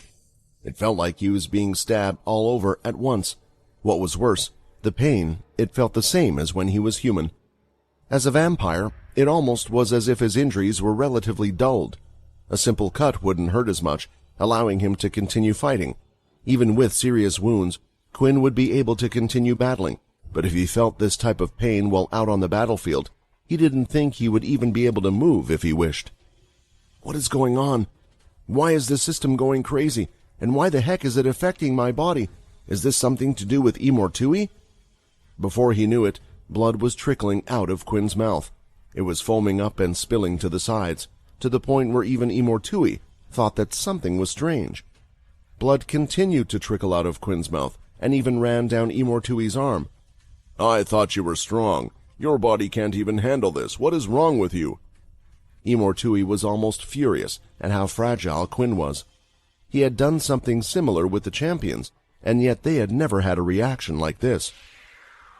The red energy that was swirling toward Quinn's head stopped, and Imortui threw Quinn to the ground. His body bounced off the floor, while creating a small crater around his body before he landed again. Now lying flat out on his back, Quinn's body was shaking uncontrollably, as if it was being shocked. Error! Error! Error! The screens continued to pop in front of Quinn, and his sight was starting to blur. Not just his sight, but the system screens in front of him were glitching, and they started to zap all over his view. His hand reached out, until eventually the shock stopped, and Quinn's arm fell to his side. What was that all about? Imortui said. He was cautious to approach Quinn. At least he is still alive. Right now, in his mind, he should be going through hell. When he wakes up, he will beg me never to go back or experience that type of pain again, and if it doesn't work, I'll just have to repeat the process a few times. Imortui started to walk forward. It's a shame I didn't get to experience the full extent of your powers and skills. To have the power to defeat a demon king, I am sure you amount to more than what I just saw, but I need you on my side, and I'm getting sick and tired of waiting. Leaning down, Imortui went down to pick up Quinn, but as he did, his body disappeared. Sensing an energy to his side, he looked to his right. The Bone Claw. Imortui blinked a few times, wondering what the familiar was doing here, and why he would be brave enough to take Quinn right from underneath him. "Get away from him!" 2 voices shouted. Turning his head once again, Imortui could see 2 fists coming towards him. One had a strange head-tail wrapped around his arm, powering it with a familiar energy. It was celestial energy, while the other was covered in red armor that was radiating with power even in a place like this. As his fist moved through, energy was gathering from the sides, like a meteorite going through space. The 2 fists landed flush, right on Imortui's chin, sending him up in the air and his body spinning several times. Swinging his arms by his side, Imortui had managed to balance himself and looked at the 2 below. Who are you? How are there more people that have come over to this side? Imortui thought. And who would be foolish enough to come here? In the air, lightning struck right at Imortui's body. Several bolts from around 100 different locations were hitting his body all at once. The armor on his body was reacting as it moved and swirled after being hit. "Who would be foolish enough to come here?" Syl said in the air, with his 100 clones all around, still firing out the lightning. "His friends who are going to make you pay." A portion of the lightning had stopped, to allow 2 of the Syls through. At that moment, 2 of them had giant hands that smashed right into Imortui. It pushed him out of the air and sent him to the ground, but Imortui didn't crash. Instead, he was using his strength to push back against the fists. I was surprised at first, so I was a little caught off guard. You are quite strong. You will make great additions to my army, Imortui shouted, and the colorless glow started to surround his 2 fists. From behind, one of the Syl clones had teleported and grabbed onto Imortui. Right after, the 2 of them disappeared and were no longer on the battlefield.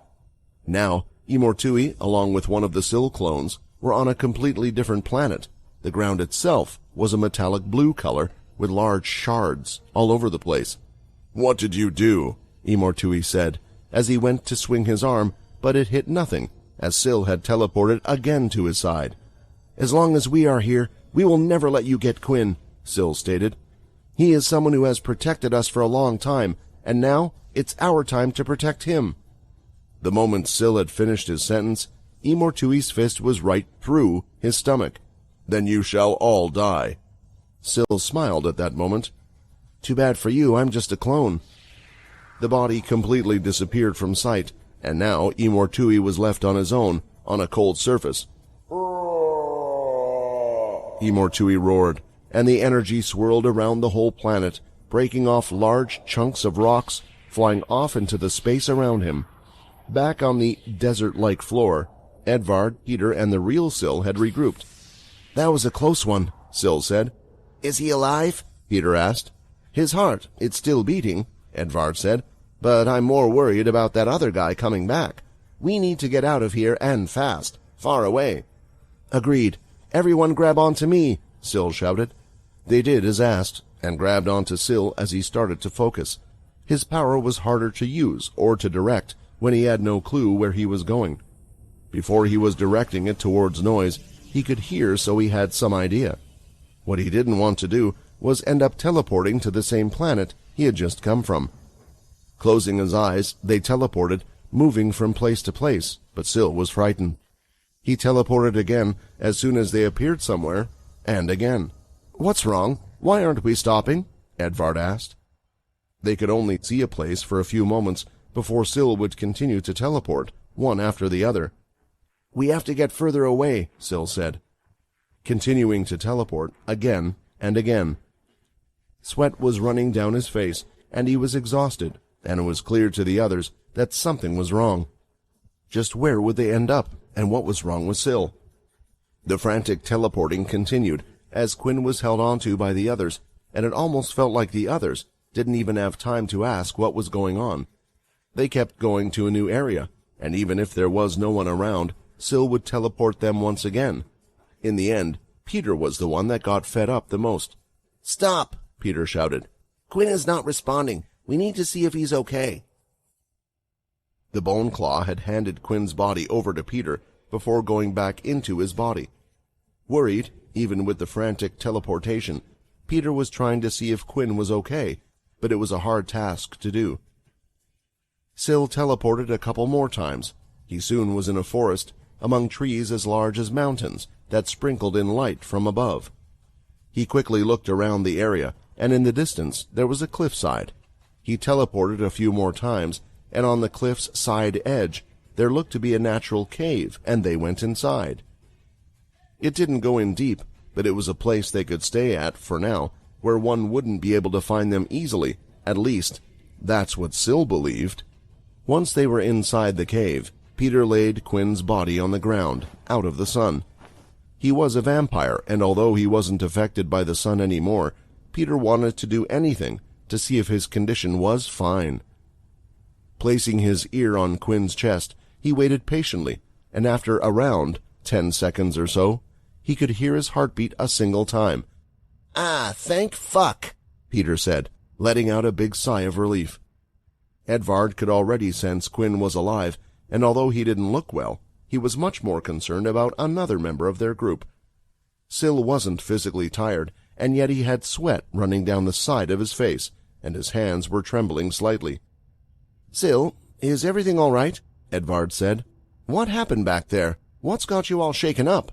Syl didn't answer immediately. Instead, he placed his hands over his face for a few seconds, before letting go and taking in a big breath. He seemed to be a little better. "Sorry about that. It's just—" Syl paused again. "The energy. I could still feel it. I could sense it in the air. The anger. It's as if his emotions are linked to this entire plane." Syl waved his hand through the red air, and the particles moved up and down like floating dust. "I don't know how to explain, but I had a feeling that if we didn't move far enough away, he would have chased us down and found us, no matter where we were. I had to try to get as far away as possible, just to be safe." "And do you think we're safe here right now?" Edvard asked. The silence gave away his answer, but he knew Syl must have been exhausted. How many different planets had they traveled to due to his power? Syl's power was incredibly strong, but there was a limit, and he felt like Syl had already reached it. "I'm not sure, but I have a backup plan just in case," Syl answered. "The clones, at the same time as we were moving, every single one of them is teleporting everywhere around the place that they can. Although Imortui might be able to find us, I don't think he'll be able to know which one is the real one. All of them are distractions for the time being, so it should buy some time. As each one is taken out as well, as long as they are able to, I'll get an update just before." It wasn't a confident answer, but Syl needed to restore his MC cells and rest anyway. For a few minutes, the group did next to nothing. They were just waiting. It was as if they were checking if Imortui was on their tail, or if anyone else was. After 15 minutes had passed, the tension in their bodies eased a little more. The fact that Syl hadn't gotten a report of one of his clones being chased down left him more confident than before. Now, Syl had time to focus on Quinn as he went over to his body on the ground. Peter had his back up against the cave wall, staying only inches away from his lying body. He hadn't moved an inch, which was quite impressive. "What's wrong with him? Why isn't he getting up? Is he just in a deep sleep?" Peter asked. Syl, having recovered some of his energy, his hand started to glow green, and he moved it over Quinn's body, up and down from the bottom of his toes to the top of his head. He then focused on the head for a few moments, but there were no signs at all. "He's not injured in any way. I would like to think that he was just sleeping," Syl said. "But when we were traveling through those tunnels, following those demons, I heard what Imortui said. He said that he was going to make him experience hell." Finishing his sentence, several footsteps landed on the ground, causing everyone to flinch and turn to the center of the cave, where a group of people had just appeared. "Calm down," Syl stated. "We know them." Getting a better look, they really did know them. It was a clone of Syl, along with Hickle, Chris, and Russ. In a normal case, maybe the group would have shared what they had gone through. After all, it was a pretty extreme thing they had gone through. Instead, they ignored all the people around them as they rushed to where Quinn was. "Quinn!" Chris said, running over. What happened?" Hickle asked. The finer details were explained to the group, at least what they knew, because they didn't know much apart from Quinn was most likely facing Imortui. The truth was, they didn't even know he had faced a Demon King beforehand, or the circumstances leading up to the current event. Chris and the others hadn't shared what they had been through. The atmosphere, it felt too somber for that. They didn't need more bad news of powerful enemies they had escaped from by the skin of their teeth. "So, what do we do now?" Russ asked all of them. "Are we just going to wait around till he wakes up? You have to know that he might never wake up, right? And what's with you guys in the first place? You said you came here to support him, to help him take down Imortui, not to stop him. Well, then I think you guys should be doing whatever you can to freaking support the guy," Russ shouted. The person that cared about Quinn the least had made the most sense in the current situation they were in. That was the real question, though. With Quinn the way he was now, what should they do?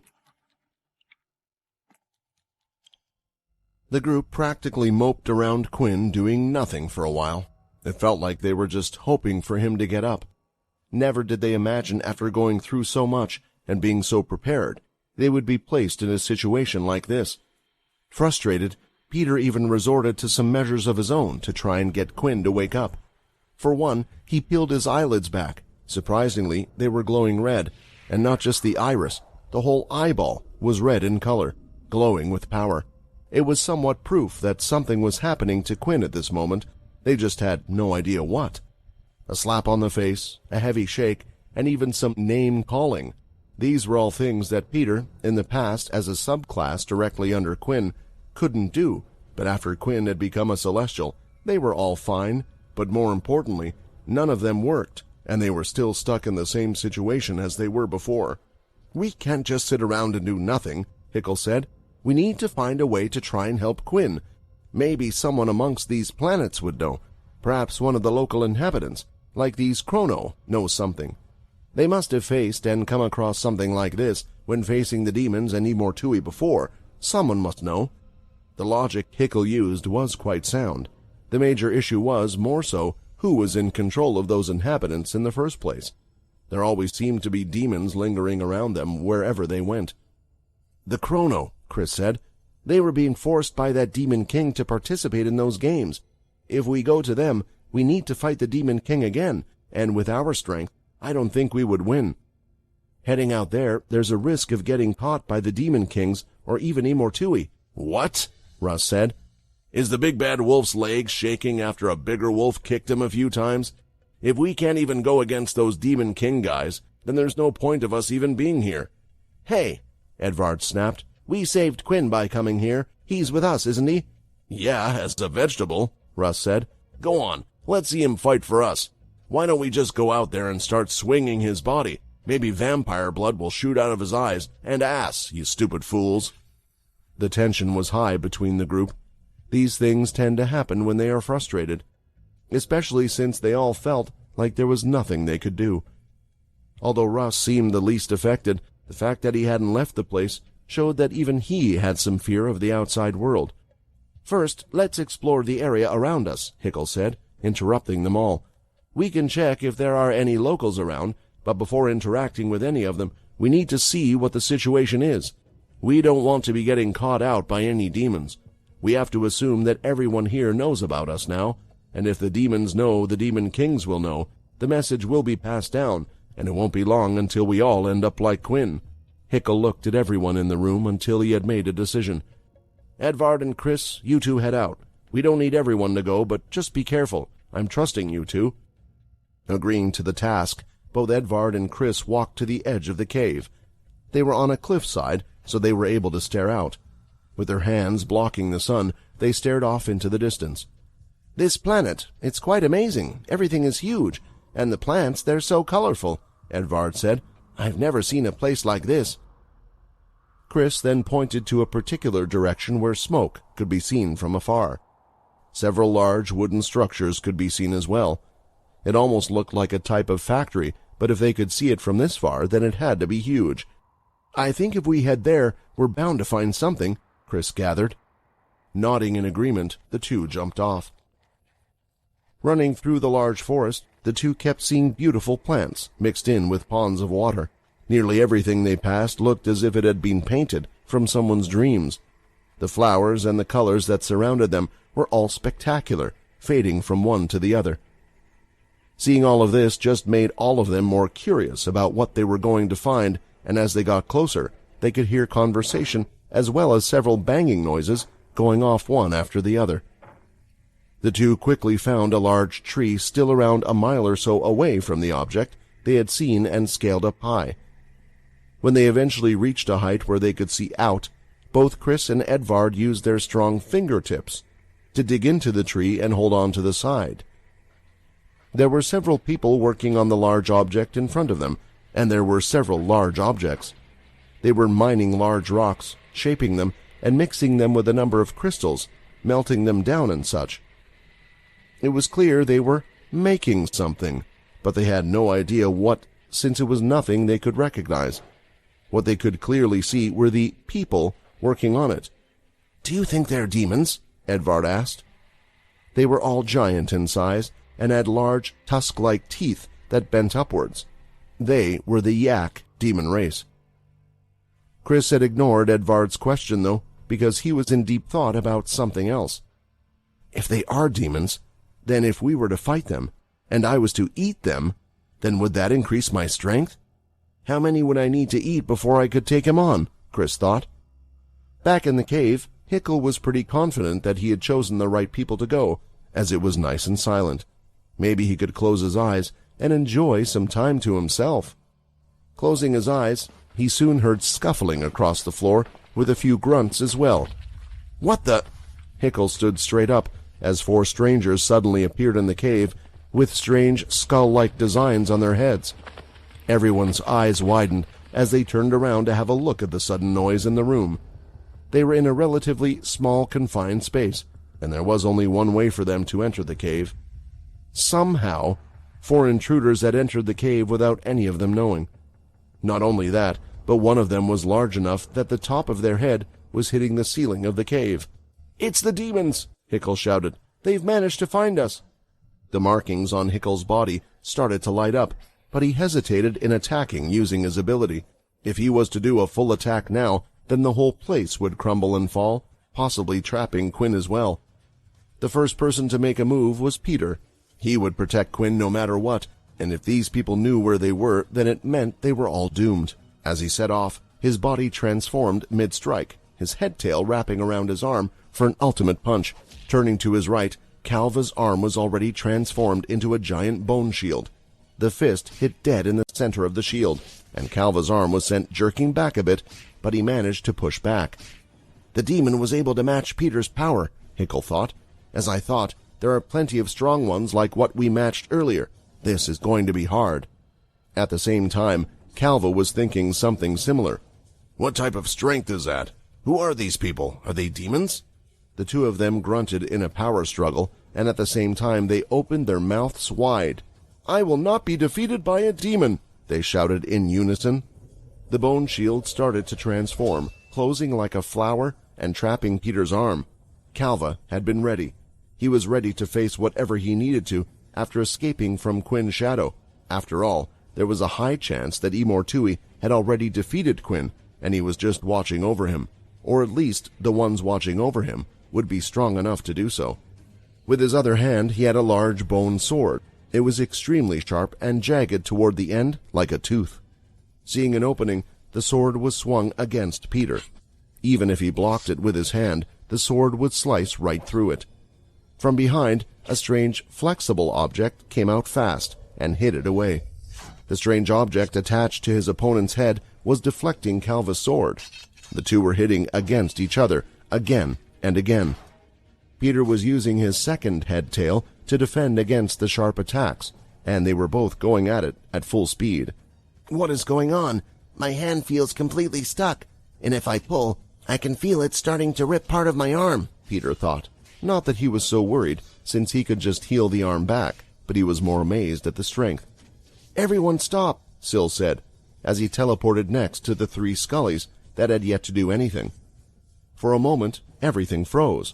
That was until Peter forcefully pulled on his arm. It ripped out of the trapped bones, and with his arm free, he was ready to throw out another punch, until Syl, with his own powers, chucked a ball of wind that hit his fist at the same time. It wasn't enough to stop Peter if he went through with the punch, but was enough to show him that Syl was serious when he told everyone to stop. "Can't you see? These guys aren't demons," Syl said. Aren't demons? Russ quizzed, looking at the Scully's faces. They have fucking skulls on top of their heads. That's the most demon thing I've seen.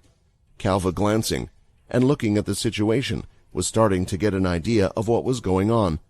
He could see Quinn on the floor, all of them in a cave, and there was one whose energy felt similar to Quinn's.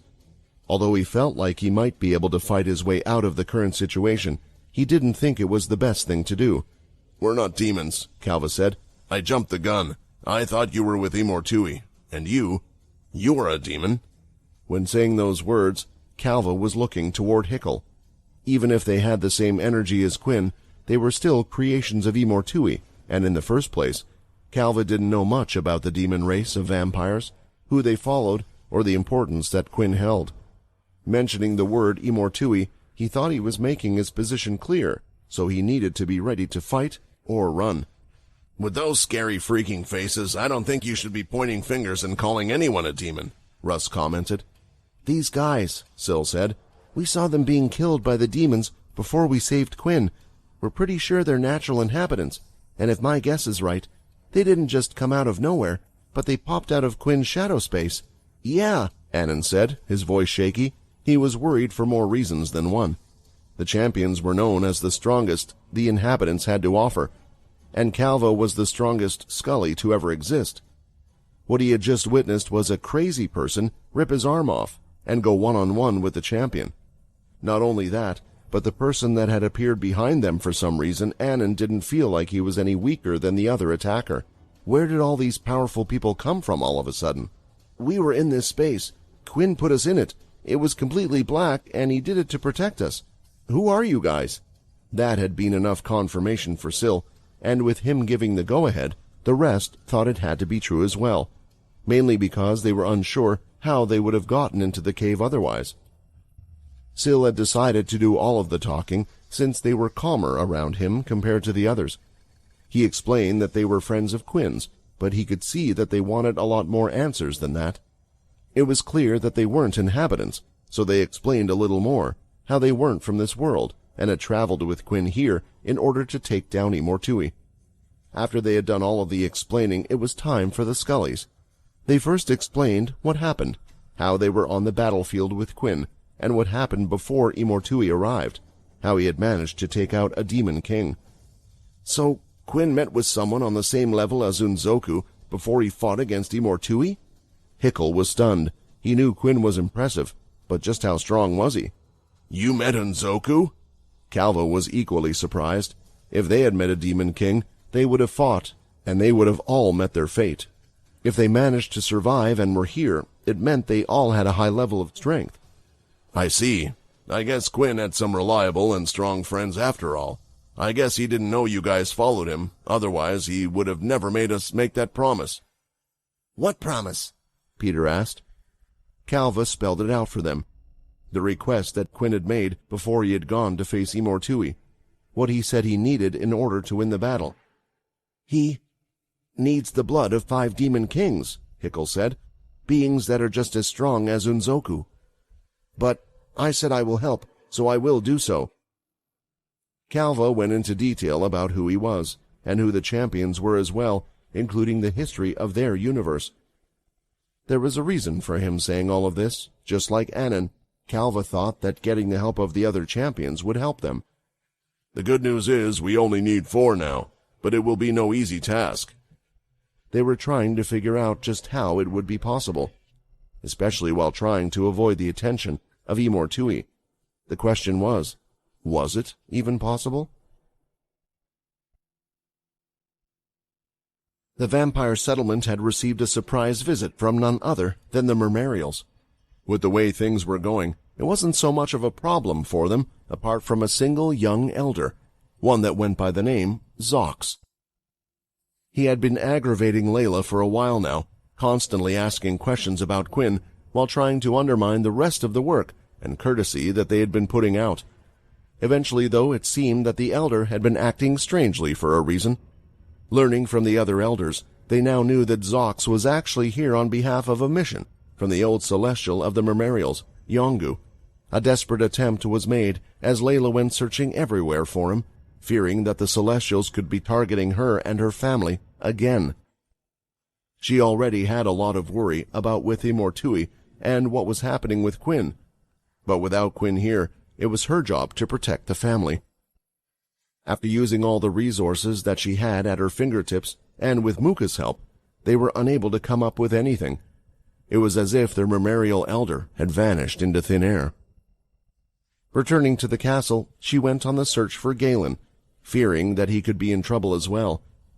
Galen had appeared, and out of his shadow, a vampire popped out, one that looked awfully familiar, almost like that Mermarial elder. "It's you!" Layla shouted out. "You're the Mermarial elder, but why do you look like that?" It was clear now, with the disguise this person had, they were up to no good. With her hand stretched out, she used her telekinesis powers to pull Zox up into the air and wrapped her fingers around his throat. "If I open my mouth, I can create flames that are strong enough to melt metal. So if you are wearing some type of mask, I'm sure it will melt off, but I doubt your head would survive that in the first place," Layla said. Dark balls started to appear in the room, and they were surrounding Zox. If he made any sudden movements or tried to break free, then his body would hit one of the dark balls, creating the shadow chains that would hold him in place. She didn't want to let this little rat escape. "So I want you to speak, and I need to hear the truth right from your mouth. Why are you here? Why were you searching for Minnie, and why did Galen stop you?" Galen quickly jumped, and now was on the side of his mother, standing beside her. That's when Zox could see that Galen had a large smile on his face. "You little brat, what the heck did I do to you?" Zox thought. "This was meant to be a simple job. Now I know what Yongu meant when he said that his family is crazy, and this woman, she doesn't seem weak either." Zox was trying to think of a way out of the situation. As a Celestial, he could just go back and enter the Celestial space as an escape. He wouldn't have to stay there for an incredibly long time before he would be out of the current situation. The major issue, though, was returning. If he returned, then no doubt the Ancient One would ask him what information he had found. Right now, he still had no clue where Quinn was. He did know about the brat, but would that be enough? The wrath of the Ancient Ones was too great in his mind, so he decided to try and use his sweet-talking mouth to get out of the current situation. Zox recomposed himself and looked Layla right in the eye. He lifted both of his hands up by his side as if he was surrendering. "First, I want to tell you, I really didn't mean any harm," Zox said. "I am not a strong individual. Even your son was strong enough to overpower me. I wouldn't even think about doing anything to the vampire settlement.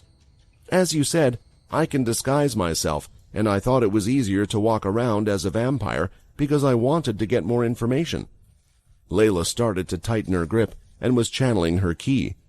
Zox could feel this energy and was a little worried that even if he used celestial energy, then this person would still be able to overpower him. "I just wanted to know about Quinn," Zox exclaimed. "It was Yongu. He wanted me to find Quinn and apologize to him, but it seemed like you were hiding something. Every time I asked you a question about him, you would avoid it. So I decided to try and get answers from your family. I thought if I asked them, they might tell me where Quinn is. That's the truth." As Layla had her hands grasped around Zox's neck, she was feeling his pulse, and she was also reading his emotions, trying to tell if he was lying or not. It was quite hard for her. He was either an excellent liar, or what he was saying was mostly the truth.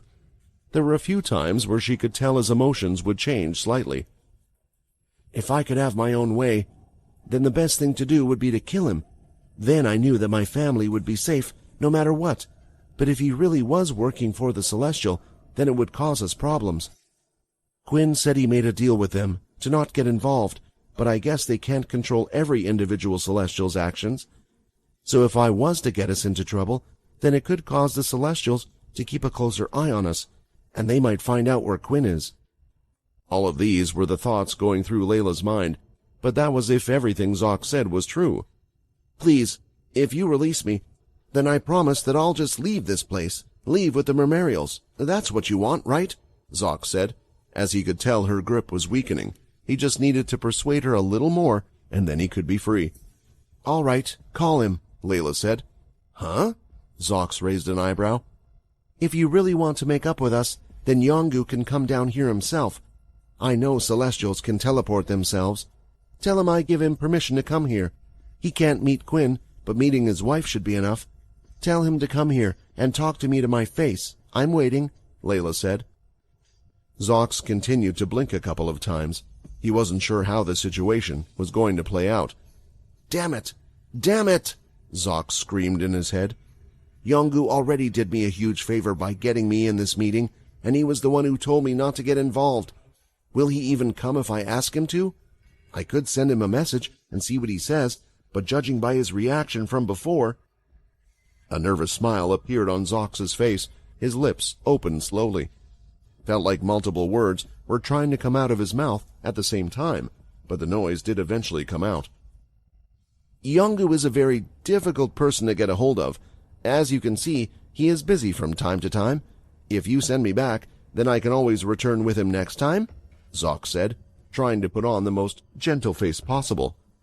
He was attempting a puppy-like look with his face and tilted his head slightly, but it wasn't quite working, with the grasp of Layla's hands getting stronger, making it harder for him to breathe.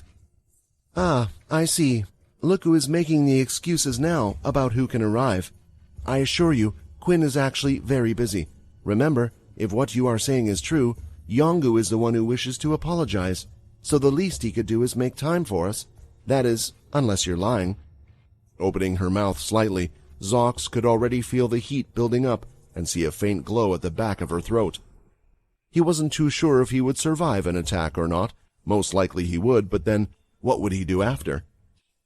The Ancient One had told him this was an undercover mission. Biting the bullet, there was only one thing he could do, and it was sending a message to Yongu.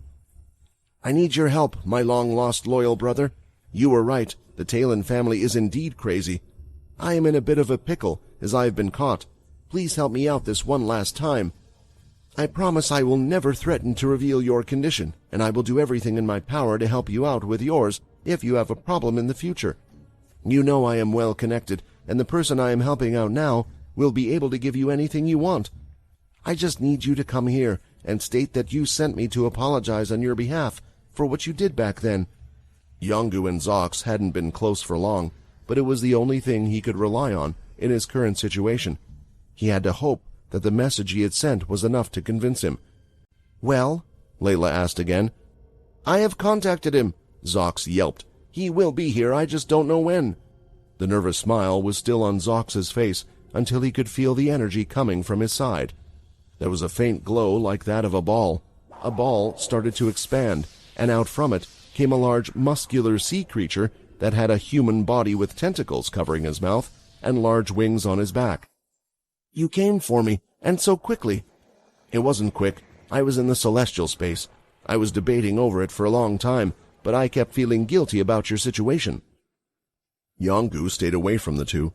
He could see that Layla was tensing up at the sight of him. It was a reasonable reaction, considering what he had done last time.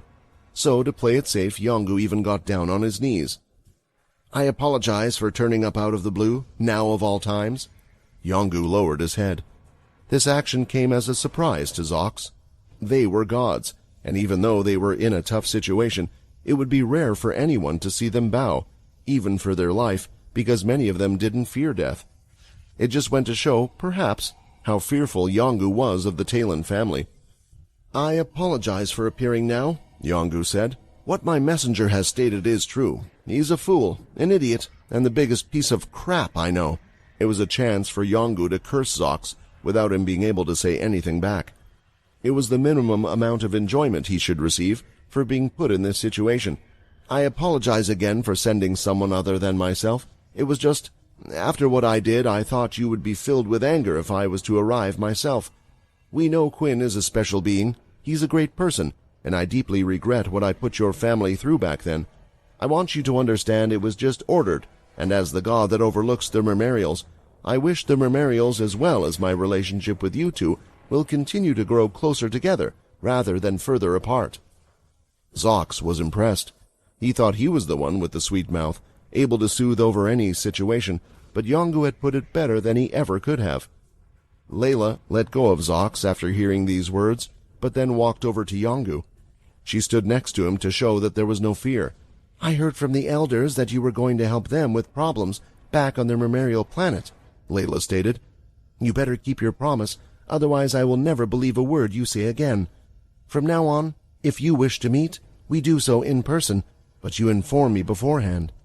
Whether it's through the elders or some other way, you always are to contact me first before appearing in person, and if you go near any of my family, and not to me or Quinn, I don't care if you're gods or not, I will do everything in my power to protect my family.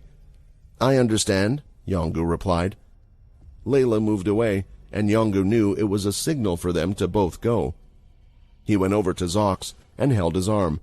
Moments later they turned into nothing but balls of light and returned back to the Mermarial planet, the beach the two were on from before. I told you they were crazy, Yongu said, and she's crazier than I thought. Who in their right mind would say that to gods, especially if they knew what we were? It's not like she overpowered me back then either.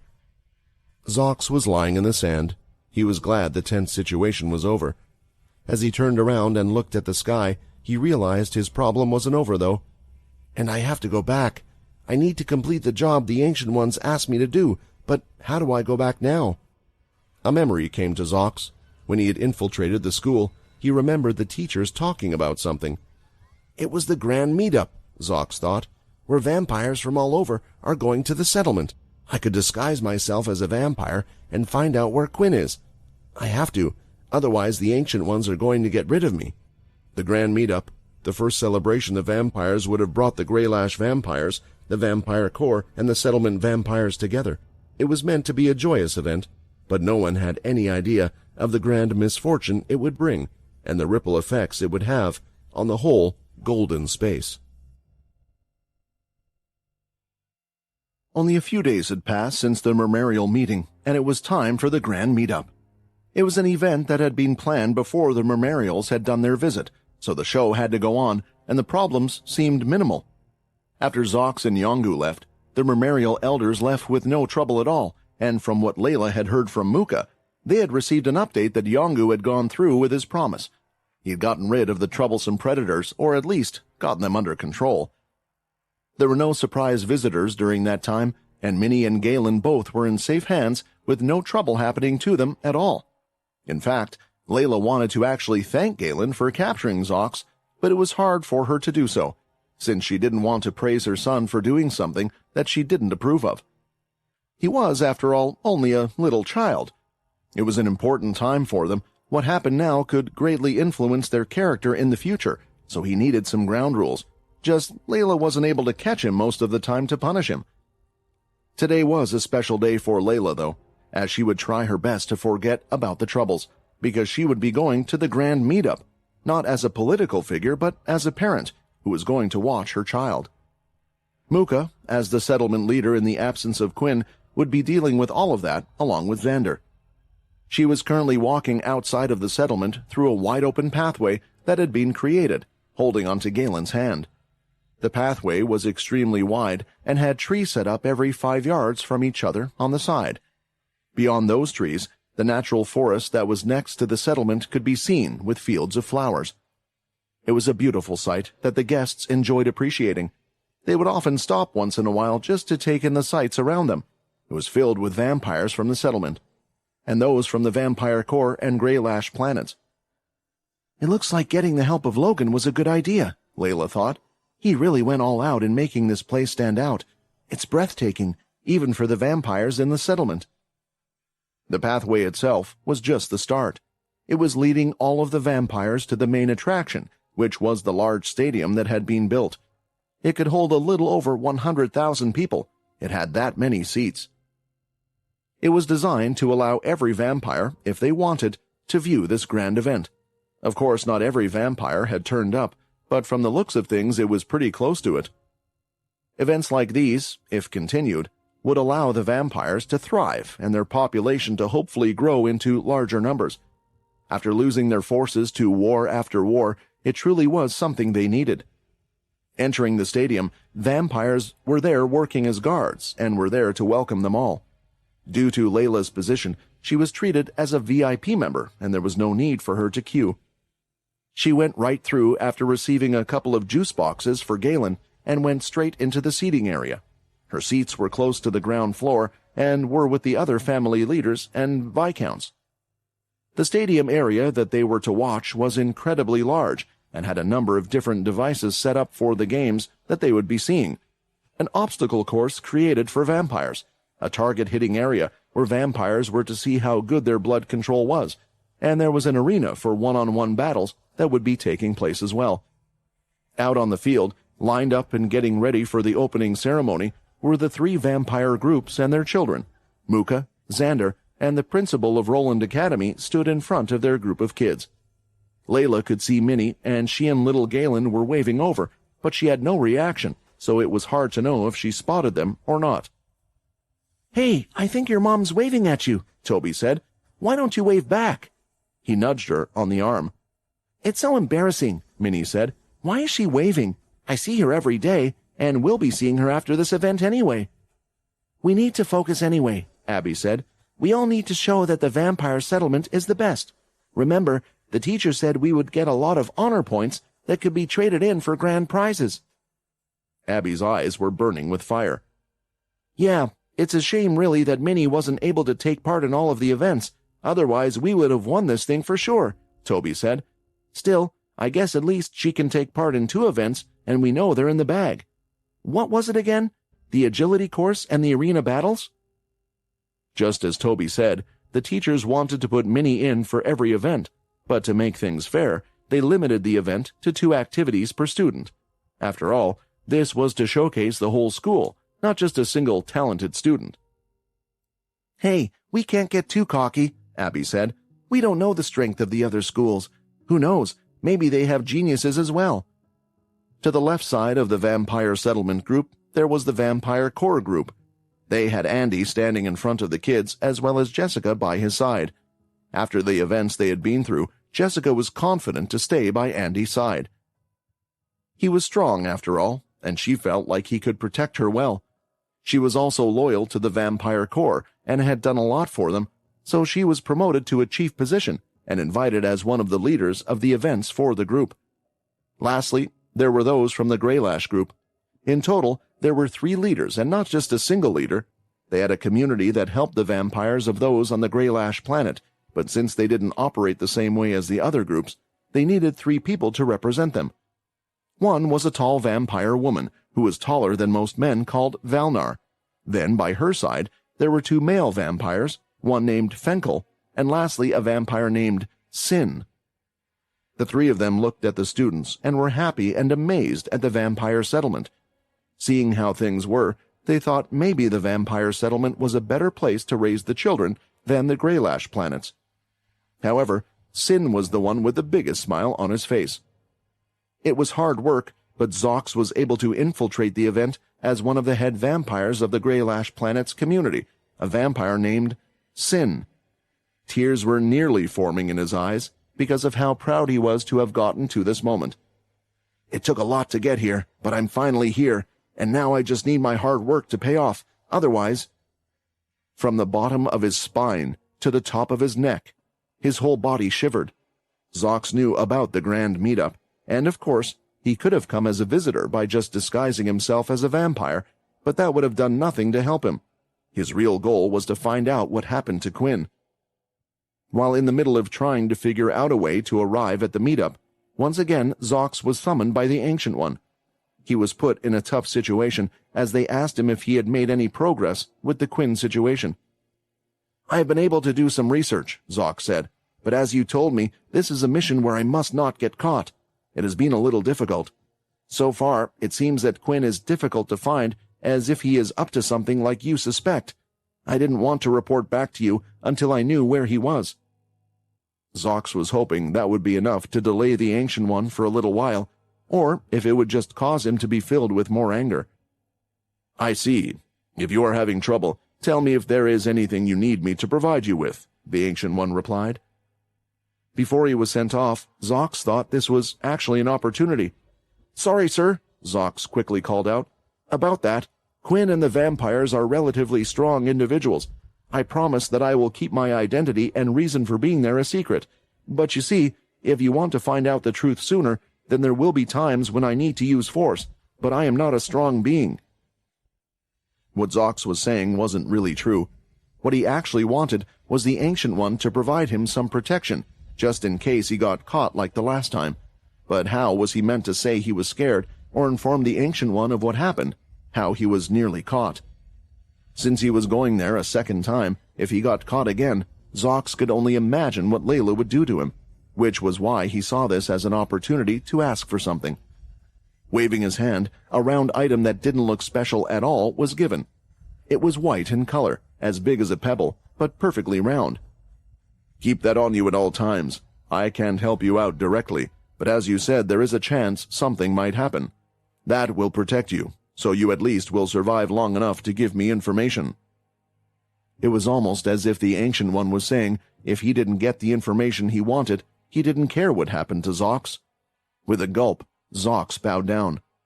"Thank you for the help." With that, he had disappeared and had more drive than before to complete the task.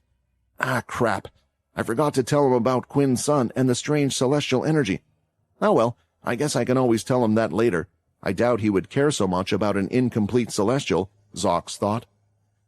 After that, he traveled to the Greylash family. He had done extensive research and eventually captured the vampire he needed to question.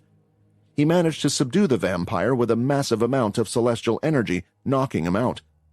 Then, promising him that he would live, he asked him a number of questions so people wouldn't be suspicious if the two were to swap places. Lastly, the promise was broken, as Zox had to get rid of him.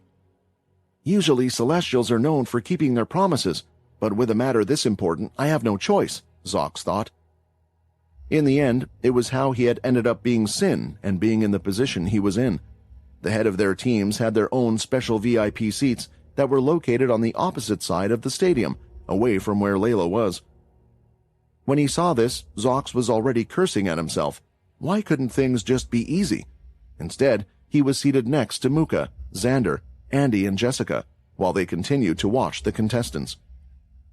The event started with each group doing a performance for the opening ceremony. They were all equally impressive, each with a different style to show during the event. Then it was time for the events themselves. The event would start with the lowest grades participating in the selected events. Some events would go on at the same time, and one would choose which they wished to watch. However, there was an exception to this, and that was the final event, where each school was to select a single fighter to represent them. This was regardless of grade, and they would go up against each other in a free-for-all. The crowd was enjoying it and cheering their kids and friends on as they saw everyone take part. It was filled with energy, like a true sports event. The number of events continued, and due to them going from the bottom to the top, it wasn't long until Minnie was taking part. "Galen, look! It's your sister! Wave and cheer for her!" Layla said, holding his hand and waving it for him, even though he was plenty capable of waving it himself. "Go, Minnie!" Galen shouted. It was so adorable that Layla couldn't help but pinch his chubby cheeks.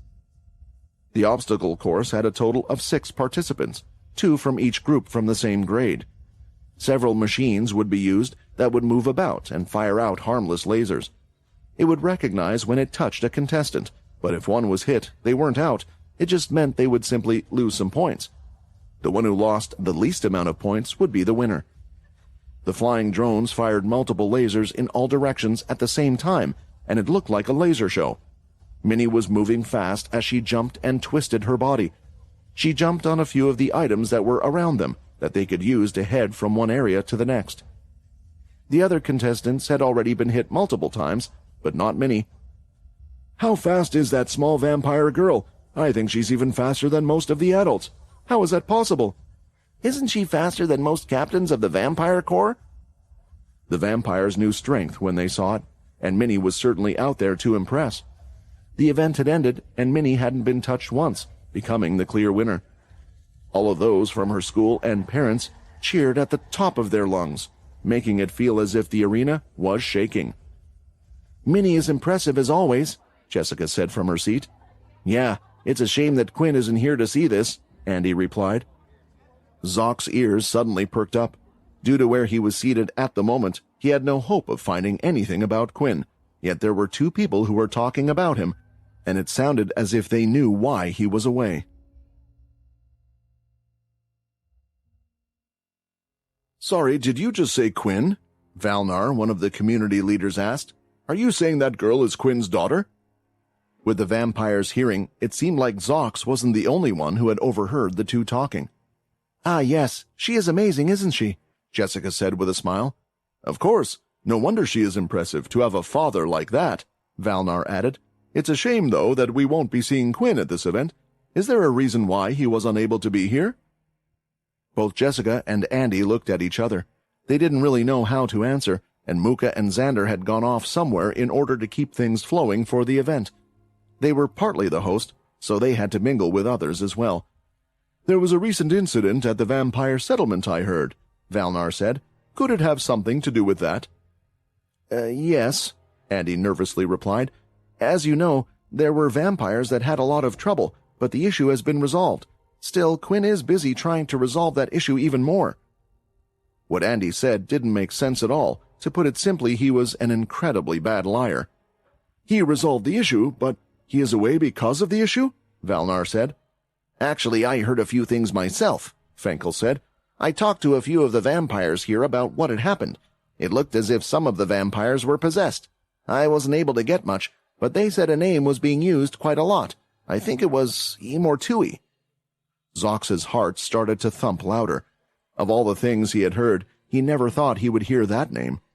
With Zox being the busybody he was, he knew a lot about Immortui as well. Zox thought in his head, "It can't be. Was Immortui causing chaos in the vampire settlement? And although the issue was resolved here, Quinn must have gone to deal with the issue firsthand. Has he gone to where Immortui is?" It was a guess, but it was the best guess he had at the moment. "They are just rumors," Andy said, his voice going a little high-pitched. Quinn is just busy on other planets helping them with their issues. He is a good person who cares for the vampires and the entire universe. A hero, after all." And he started to laugh. Trying to change the subject, Jessica tried her best to interject and save him. "Minnie is certainly impressive, just like her father, but you know it's not because she is Quinn's daughter." "What do you mean?" Valnar asked.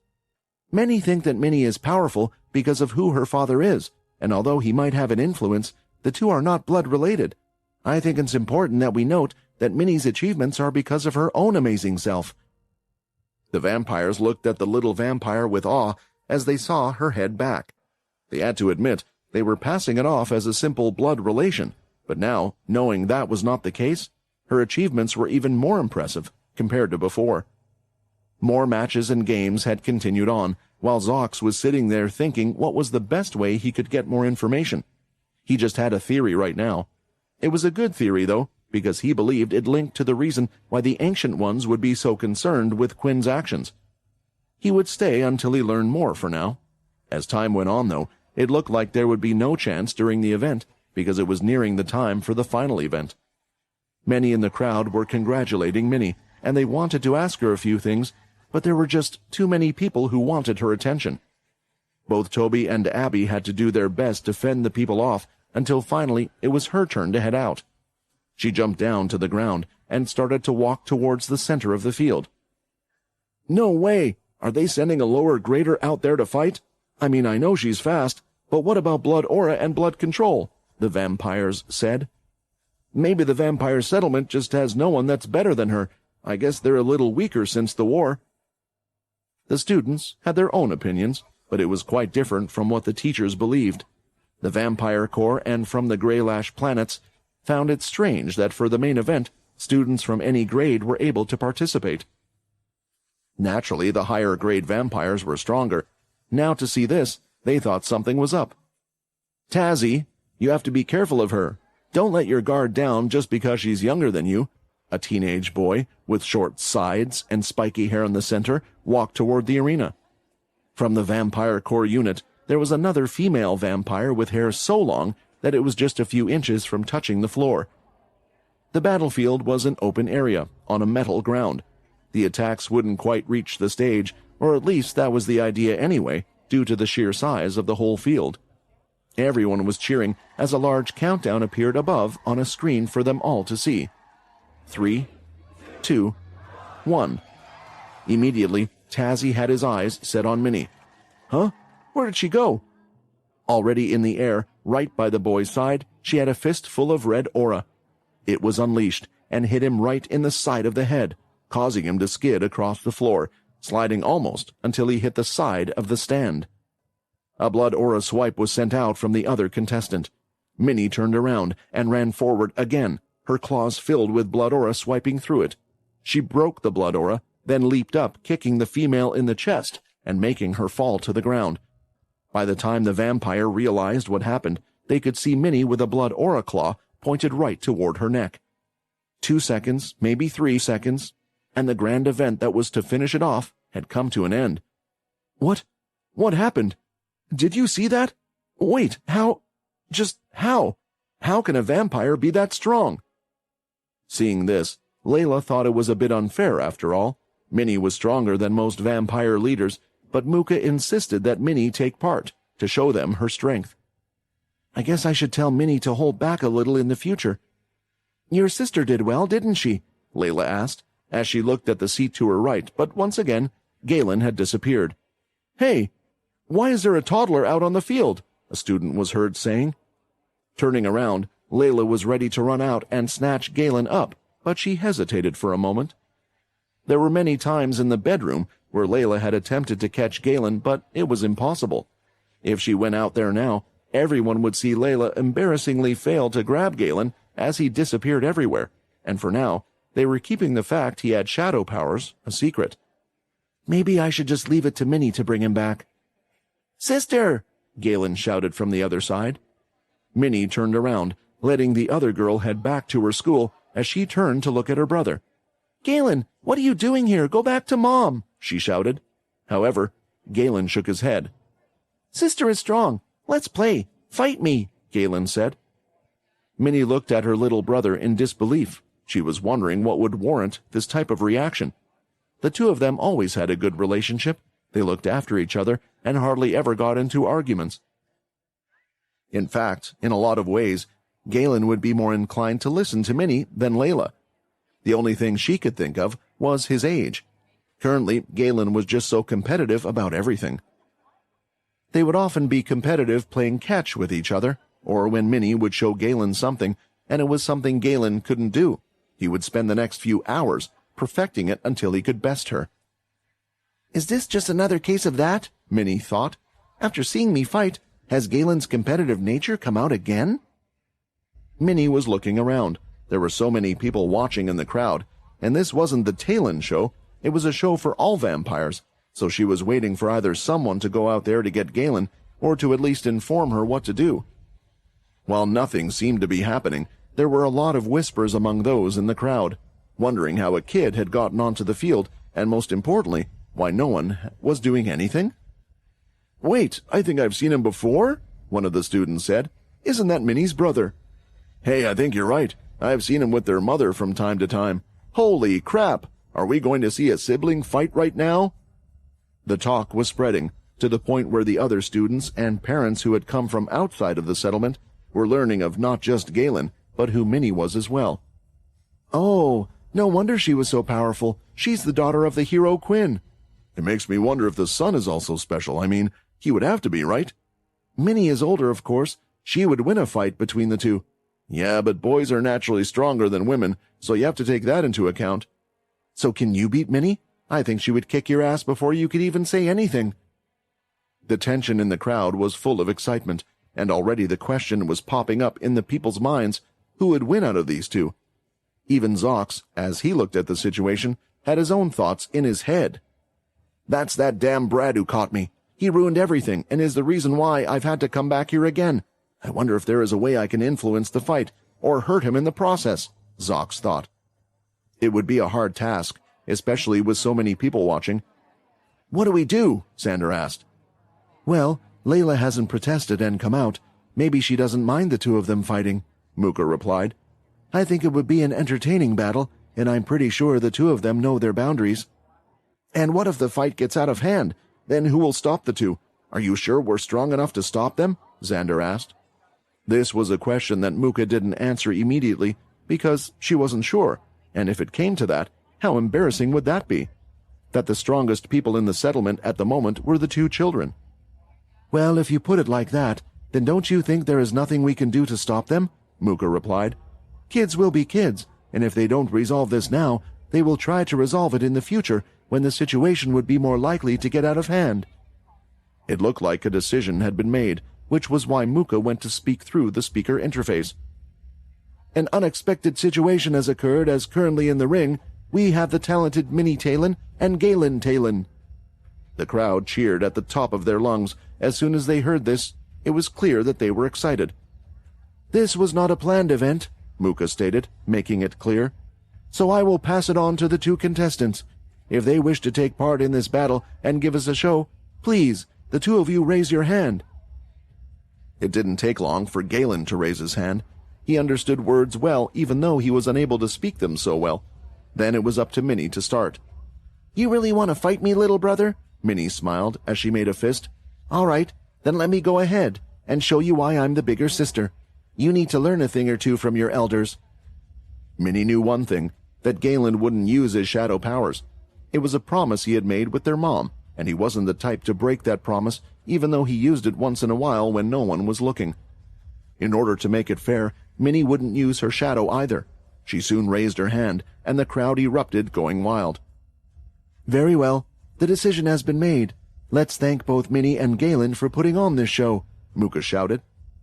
Layla, on the side, was just shaking her head constantly. She hadn't expected this, but with everyone watching, how could she just stop it? If the situation looked like it was getting rough, though, she would certainly step in. The crowd began to count down as the timer went down. Immediately, Minnie coated both of her hands in red blood aura. It looked like bloody claws, and she charged forward like she did with the other contestants. She didn't just rely on her speed, though. Swinging her arms, multiple blood swipes came out, and they had done so fast. "Holy crap! She's not holding back, and against her little brother." The reason for this comment was because she hadn't even done this against the other two contestants in the last battle, but Minnie knew she at least needed to do this if she wanted to hit him.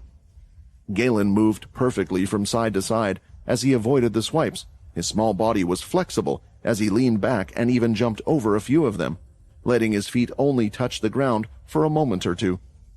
What was amazing as well was as soon as Galen touched the ground, he would throw a blood swipe of his own. Minnie defended herself, slamming through the blood swipes. Although Minnie had thrown nearly triple the amount of blood swipes as Galen, something was clearly noticeable. Galen had avoided all of Minnie's blood swipes, whereas every time, Galen's had hit Minnie. Sure, she had blocked them, but the timing was perfect. He had thrown it just as she would charge toward him, stopping her momentum as she needed to break them. "Who would have thought that two kids would be giving us a fight at such a high level?" Muka smiled.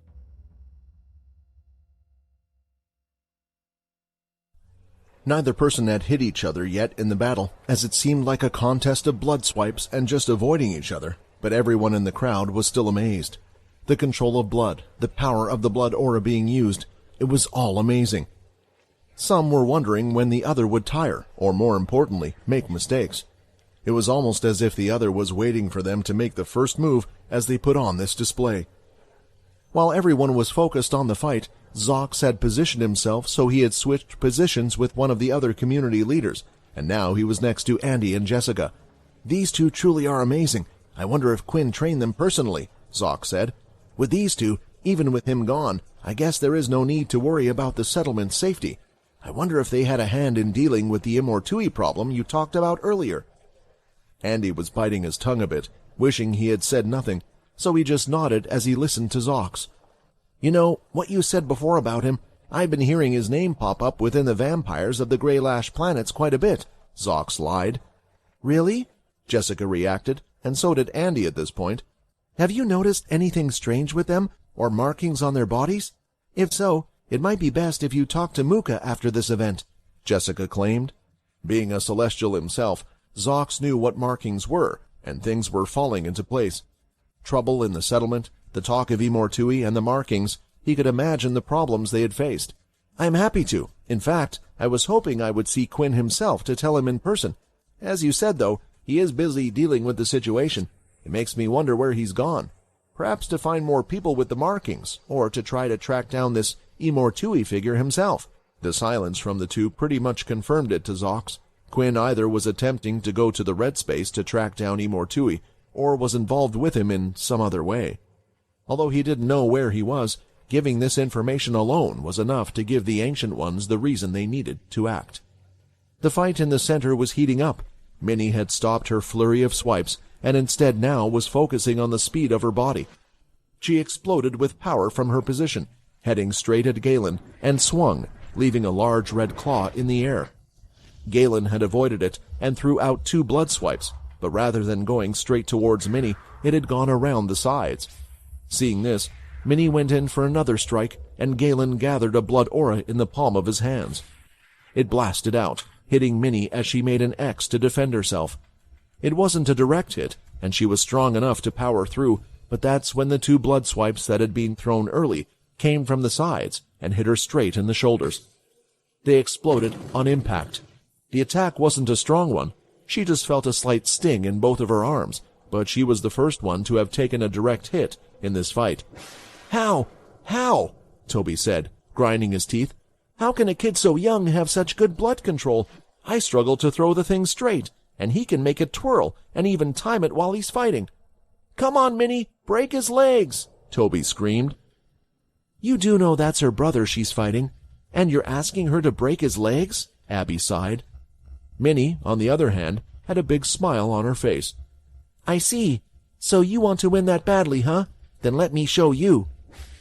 Minnie charged forward again, and as the blood swipe came at her, she didn't try to break through or claw at it. She allowed it just to hit her body. She swung her arm again, and it missed Galen as it had been doing.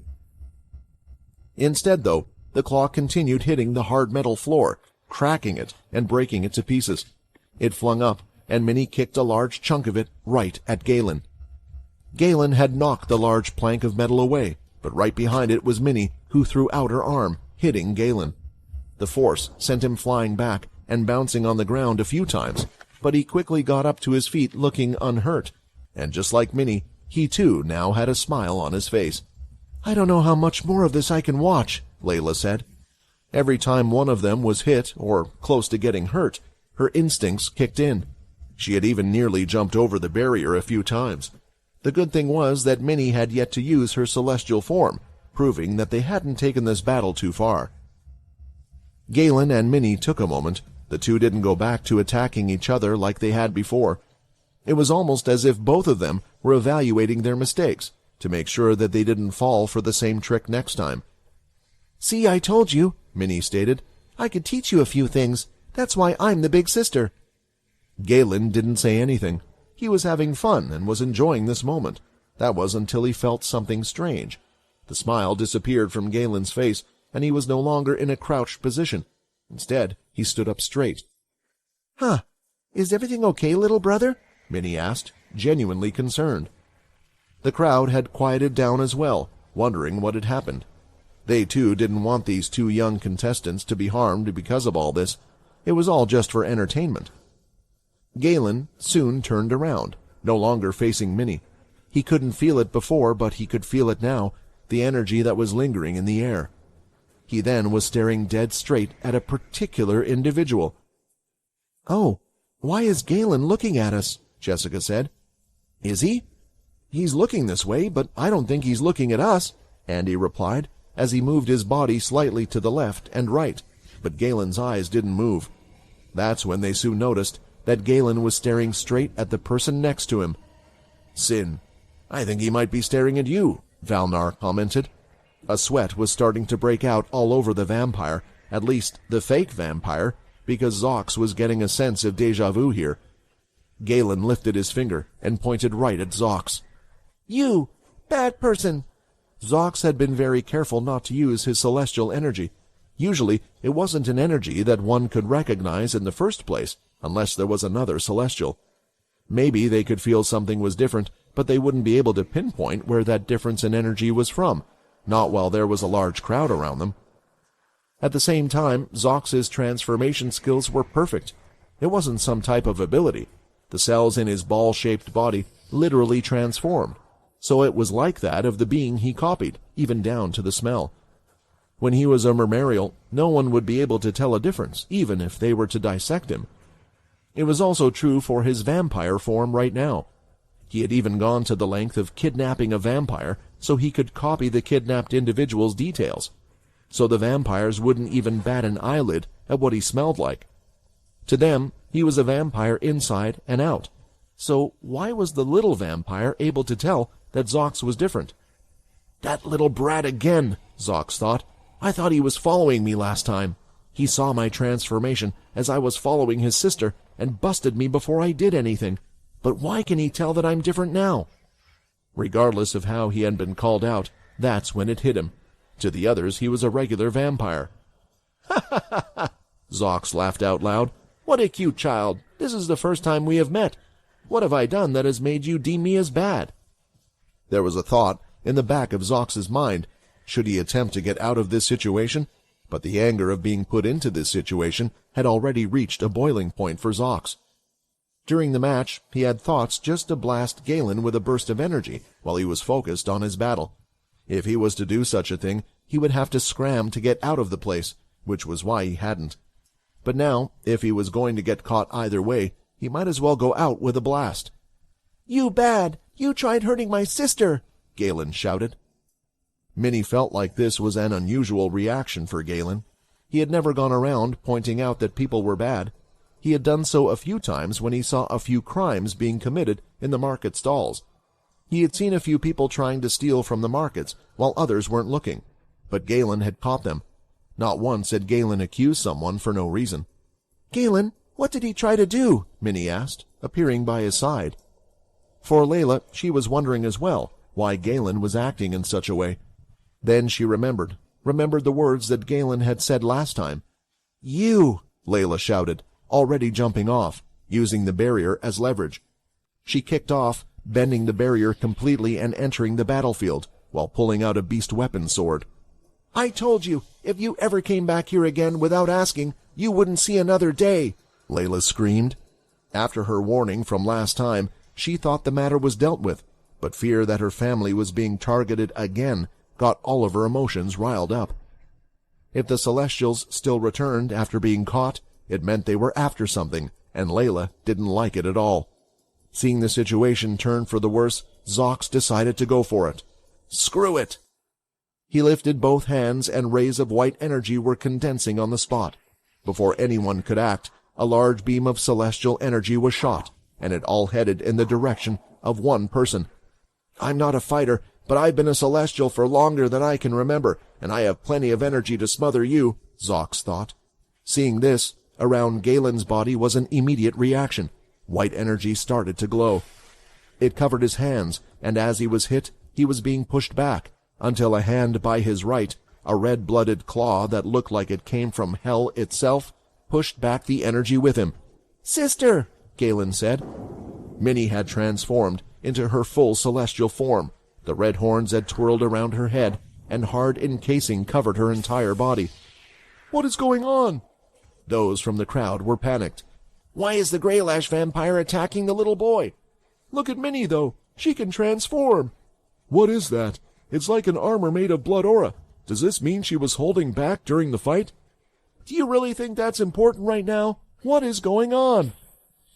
With both Galen and Minnie together, the two of them were able to withstand Zox's energy well. "Nothing is going my way. It's time to get out of here," Zox said, but soon he felt a tight grip on the right of his shoulder. "Hey, you're not going anywhere. Do you think you could just attack those kids and get away with it?" Andy was gripping hard onto Zox's shoulder. He then lifted his whole body into the air with one hand and was ready to slam him into the ground.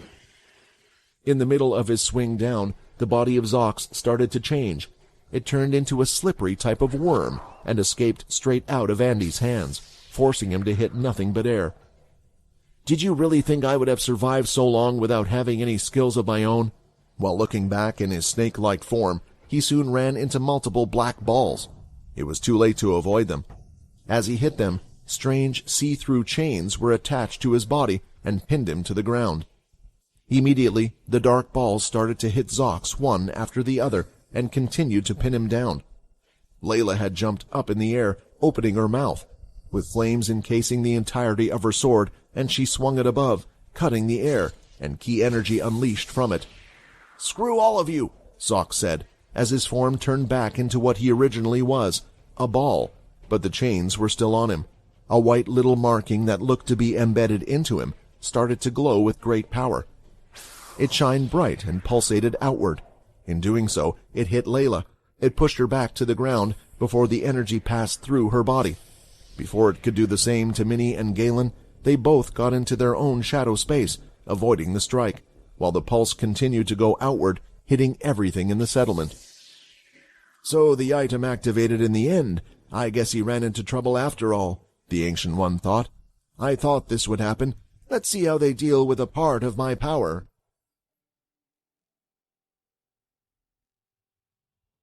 The Ancient Ones were some of the longest-known Celestials. Some believed that they might have even been the first, but no one knew for sure. But everyone knew their name and who they were regardless. What they were sure about was that they had created the celestial space along with the celestial system, and the order the Celestials followed to this day. Whether there were those that existed before them wasn't an important matter, just the fact that they were the ones who ruled currently. The Ancient Ones could only do this in the first place if they had great power, a way to continue raising their condition, and the ability to stay on top. In many ways, some might have even said they were obsessed with their positions. Others believed that it was their condition that forced them to do such things. The universe had given them a condition that made them take such a position. However, before, the Celestials weren't called Celestials. They were named many things by the races and lives they looked over, some calling them gods. Others called them demons, or just, in general, legendary beings. It wasn't until the Celestials had formed the Society of the Gods that they started to name the others Celestials, and that was because of a particular ancient Celestial who bore the name Celestalon. Celestalon was the one who gave the name Celestials, an entire race that was above that of the lives they looked after. Many had forgotten what Celestalon's power was, as they did with many of the Ancient Ones. They liked to keep it that way.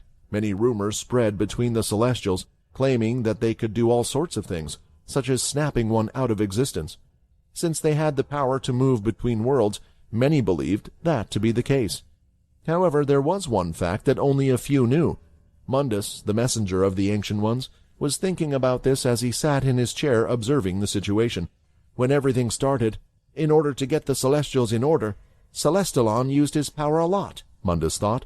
If order breaks again, or trouble starts to arise, he will be the first one to act. I was a little worried that things might get out of hand, and he would throw the golden space into chaos. When was the last time he used them? The Divine Brigade, the Dark and Light units. I guess it would have been when Imortui waged his last attack. Imortui had not only a strong condition, but also a strong, unique power, the ability to create new races. It stemmed from a type of magic that he used with his own blood, infecting other lives, changing their body structures completely until they became an entire new power itself. What was amazing about Imortui's power was that the creations became their own beings. They had the potential to gain power on the level of Godslayers, as well as the power to surpass some of the strongest Celestials. It also meant that not all of Imortui's creations would have to listen to him, but with his own extreme power and his links to the world of death, he could be very convincing. In a way, although Imortui himself was incredibly powerful, his most dangerous aspect was his ability to create an army. The Celestials had great control over individuals, but even if one or two got out of line, they could deal with them. Even if a few grouped up together, they could be dealt with. But Imortui's power was truly fearful, and when he went against the Ancient Ones, they saw that. Which was why the single Ancient One that could be said to have contributed the most into stopping Imortui's attack was Celestalon. The Ancient One is in charge of a unit called the Divine Brigade. It was a unit that was capable of taking on Imortui's forces, because, like Imortui, Celestalon had the power to create divine beings, with the power to match Godslayers. Unlike Imortui, these didn't need a basis of a life. They could be created out of thin air, but they were dangerous because they were only able to do one thing: destroy any life that they saw in sight. The Ancient One that had given Zox his task was none other than Celestalon. The item he had handed down had given him a power, a great power. Celestial energy exploded out of the item. Everyone felt a pulse go through their bodies and were blinded by a great white light. When the light started to fade where Zox was, there were now 4 figures which surrounded him. The figures were large in size, standing around 10 feet in height. They surrounded Zox from all sides, blocking anyone from getting to him. Out of the 4 divine beings that stood there, 2 of them looked similar, while the other 2 looked different, almost like a pairing. They were divines that were covered in light energy. They had radiant golden skin which seemed to be what was emitting the light. Their hair had a shimmer of silver, while their eyes were a piercing bright blue. The movements of them were strange, as they stood there with the spear in their hands like statues. Then there were the dark divine beings. Although they looked almost identical, in shape and size, their skin was dark as the night sky. Even their hair seemed to absorb the light around them as the color faded nearby, while their eyes were deep glowing with a darker blue. "What are those things?" Layla said as she looked up. Something was throwing her off, making her body shake slightly. She soon understood what it was. It was the fact that they had only one emotion emitting from their body. "Everyone, get out of here!" Layla screamed at the top of her lungs. "Agreed," Zox said, his body lighting up in the celestial energy, and before they knew it, he had left the scene, leaving behind members of the Divine Brigade. When Zox disappeared, he entered the celestial space, but he soon felt that his body was being pulled somewhere else, and he found himself in front of the Ancient One again. "The fact that my item has been used, I am going to assume that you have some news to bring me," Celestalon asked. Zox was prepared for this, as he gulped down. "As a matter of fact, I think I do," Zox replied. "I believe that Quinn has traveled to the red space in order to face Imortui, and it seems that Imortui has been trying to invade the golden space again. The whole room that the two of them were in started to shake violently. I see. I guess it's time I make my move. The four large figures stood there on their own in the center of the arena, and the one they were after had completely disappeared. The feeling from these figures, they didn't feel human, almost as if they weren't alive, which was giving a shiver all over Layla. "Everyone, what are you doing?" Layla shouted as she turned her head. "Get everyone out of here!" The scream was loud, and this time, unlike before, it was amplified by ki. Seeing this, Muka got to work informing the vampires to evacuate the people as quickly as possible. Xander was on the move as well, as they ordered everyone to get to the main settlement as quickly as possible. One of the dark divine warriors was the first to move. It looked at the crowd with its dark blue eyes and lifted its spear. At the very tip, energy started to gather. A ball of energy was growing larger and larger, and it was pointed right at the crowd. The energy was expanding, and it was building up, ready to fire. From right above the spear, a small red-colored figure appeared, and with its two hands slammed the spear. The energy had burst shortly after and was shot right into the ground. The blast had cracked the hard, specially made metal flooring for the fighting event. Large chunks were thrown up in the air, and cracks were created in the ground that went further and further until it had even reached the bottom of the stadium where the crowds were sitting. "Holy crap, we better get out of here!" the vampires shouted. Maybe it was their arrogance, but the vampires until now were slowly exiting from the arena. They were strong and powerful, so even large creatures didn't seem too frightening to them now. But it was clear. If the attack hadn't been stopped or redirected, then a large chunk of the crowd would have just disappeared into nothing. "Come on, Toby, we have to leave," Abby said, dragging him by the arm. "But what about Minnie? She's still out there," Toby shouted. "And what can you do to help her?" Abby asked. "Minnie is stronger than any of us, strong enough to even match up with the leaders. She just saved us by stopping that thing. So let's get out of here, so she can fight that thing at full strength and kick its ass." Toby wanted to stay and help, but he knew what Abby said was true. The resolve in him was growing. One day he wanted to be strong enough to be the one that could protect Minnie. "Like that could ever happen," Abby commented, as they exited the seats and were now heading through the tunnels to the outside. "How can you tell what I'm thinking?" Back on the floor, on the other side, Andy and Jessica had jumped over and were running toward the main fighting area, but they weren't alone, as two other vampires were following them, the vampires from the Greylash community. "You guys get out of here," Andy shouted. "Hey, we're not as weak as you may think," Valnar shouted. "Besides, that bastard, he came from our side. The least we can do is help." Facing their way were the light divine beings. They had no weapons in their hands, but instead just had their palms out. Energy started to gather in their palms, golden in color, and shot out at the group. It hit the ground as the vampires dodged the blasts, but they didn't stop there. The golden divine beings were moving their hands at incredibly fast speeds, shooting out energy all over the place. The vampires were quick to avoid them all, but they could see the large circle scorch marks that were left on the floor. If they were hit, then it could very well mean the end for them. As they ran, the two vampires, including Jessica, all let out a large blast of their energy. 2 red lines of blood aura came out, and Jessica, she wasn't holding back either, as her yellow energy was let out. When the attacks were inches from touching them, the divine beings suddenly disappeared and reappeared, shooting out another shot of energy. It was unexpected and landed right on Jessica. She slid back, her feet sliding across the floor, and the outside of her skin was burnt, and it was falling to the ground. "That freaking hurts!" Jessica screamed. Close enough to the enemy, Andy decided to go strike it with his own fist. He swung it out, increasing it in size, but just like before, the golden being was able to teleport, avoiding the attack completely, and it threw 2 quick blasts of energy as it moved its hand. Both of them hit him cleanly right on his body. His skin was burnt, and a large chunk of it fell from his face, but part of his body was already starting to heal. "This is going to be really annoying, isn't it?" Andy thought. Back on the other side, where the dark divine beings were, the second one had 2 balls of energy, having formed at either end of their spear. Once again, it wasn't looking at anyone below it. Instead, it was looking at the crowd.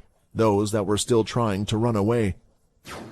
It swung its spear, spinning it, and from the top and bottom, small parts of the energy started to swing off from the weapon. They were going all over the place, right to the crowd.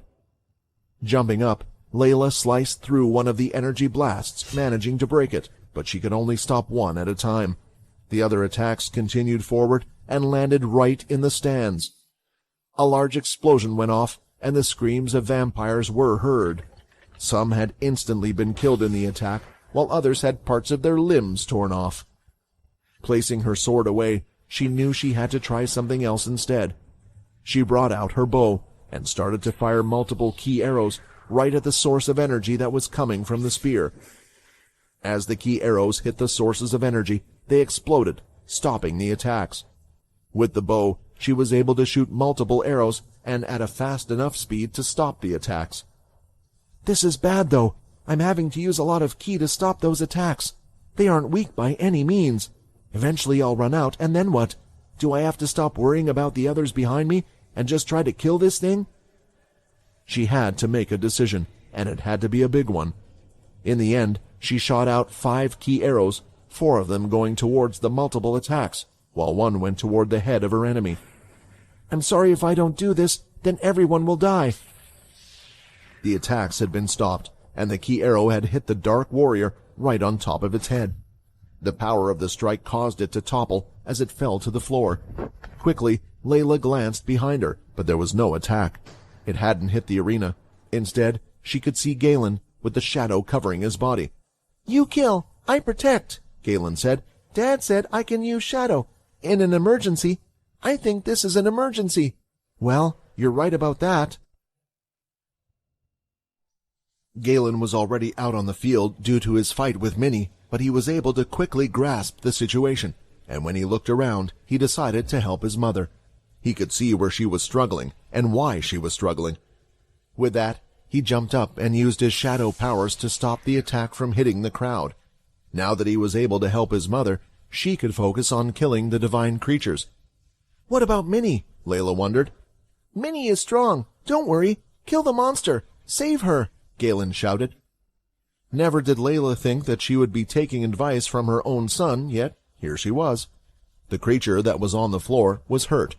Although they had strong attacks, it looked like their bodies weren't particularly hard. As long as they got a good hit on them, they could finish them off. Jumping up in the air, she levitated her body and pulled on her bow once more. She fired 3 more arrows, hitting the Dark Divine a few more times, one in the head, the stomach, and the legs. Surprisingly, blood seemed to pour out of these creatures, although it wasn't red in color. Instead, it was golden. It looked a little strange, especially on the dark ones. Switching to her sword, she was ready to swing down on its neck to finish it off. As she gathered her power, she flew towards its neck, and that was when several shots of golden energy came from the side. However, the attacks weren't aimed at her. Instead, it hit the Dark Divine on the floor. As it hit the body, its wounds healed almost instantly, and with the spear in its hand, it swung it right at Layla. She braced herself with the sword, blocking the attack, but was hit strongly in the air. She managed to stop herself with her telekinesis powers before she was sent far from the scene, and she could already see the Dark Divine standing up. "What happened? Did the golden creatures just attack the Dark One?" Layla thought. "But it didn't hurt it. Instead, I think it might have healed it." Layla's guess was spot on. It certainly seemed the case. Minnie, fast with her movements, swung at one of the Dark Divines. She clashed against the spear, and with her great strength, she was able to push it back.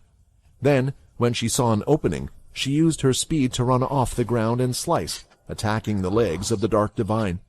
She cut it several times, to the point it had fallen over backward. She then sensed attacks coming from the side, coming from the other Golden Divine. As the attacks hit the Dark Divine, all the damage she had done so far had healed up. With the Dark Divines back in full swing and power, they were already on the assault once again. "We need to deal with the Golden Ones first," Layla shouted, projecting her voice again. "They can heal the others." She wasn't sure if it was vice versa or not, since the Golden Divines had yet to be hurt, but judging by the fact that they were avoiding being hit, and weren't as aggressive as the Dark Ones, She judged this to most likely be their role. "We're trying," Andy shouted back, "but they're too fast. We can't do anything." Looking at the situation, Layla was trying to think of a strategy. How could they win this fight? If this continued on in a loop, they would just tire out and quickly lose this fight. It was strange. Their powers weren't overwhelmingly strong, but they were powerful enough to give them trouble. Yet, when together, it felt like an unstoppable opponent they had to face. "Think, Layla, think!" She continued to fire her arrows, trying her best to distract the Dark Divine before it could do a full-scale attack like before. Thankfully, most of the vampires looked like they had already evacuated as well, which meant that she didn't have to worry about Galen as much either. "Wait, that's it, Galen. Everyone, on my mark. Get ready to focus all of your energy on the Dark Ones," Layla shouted. "Galen, Minnie," Layla shouted. "When you hear me shout, hide. I want you to hide those golden ones too." Both Minnie and Galen nodded, as they understood the meaning behind the words. At the right time, Layla flew backward and fired several more arrows, using as much ki as she could. They spread out and hit both of the spears on the Dark Divines. She then went straight to the ground and slammed her hands on the floor.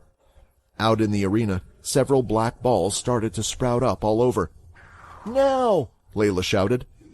With her telekinesis powers, all of the black balls went straight toward the Dark Divines. With how large their bodies were, it was almost impossible for them to escape. As the balls touched their body, the spirit chains were appearing all over, locking them in place. Immediately, the Grey Lash vampires, Jessica and Andy, went straight at the Dark Divines. Andy had grown out both of his hands, making them gigantic. "Hide!" Layla shouted.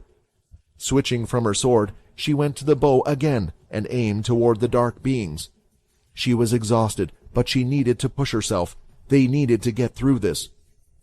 At the same time, both Galen and Minnie held out their hands and pointed them toward the Golden Warriors. A shadow portal appeared, and the golden beings had disappeared into the shadow space. With how much power these creatures held, who knew how long they would stay in there? This wasn't the power of Quinn's shadow after all, but just his children. Still, it only needed to work for a few moments. A bombardment of attacks from all sides, with all their strength, was unleashed on the two Dark Divines.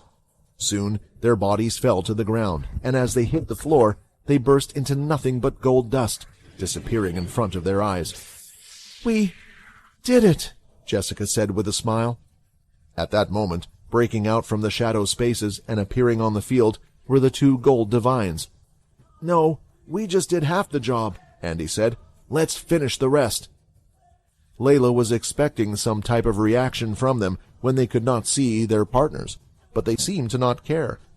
Focusing on those below, almost immediately they started to fire golden shots out of the palm of their hands at the others. "Just keep them busy. I'll do the same again when I can," Layla shouted. She jumped back, and Galen continued to stay by his mother's side.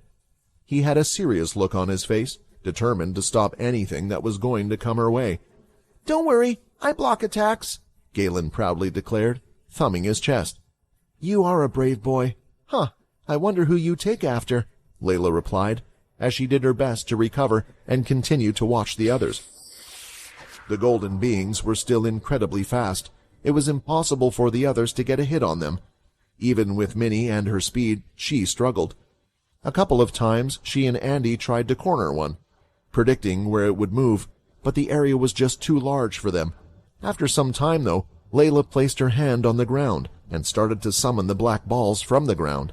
There were multiple all over the place, and using her telekinesis power, she could aim them carefully, spreading them out on the field. "It's a good thing these guys are quite big, which means—" Just as she had this thought, one of the golden beings had hit one of the balls, and a spiritual chain had restricted it. In that moment, Layla moved all of the other balls to the being. With the spiritual chains, it was unable to move, allowing all of the others to bombard it with attacks. As it was hit, it just burst into golden dust, just like the dark beings did. Now, there was only one left.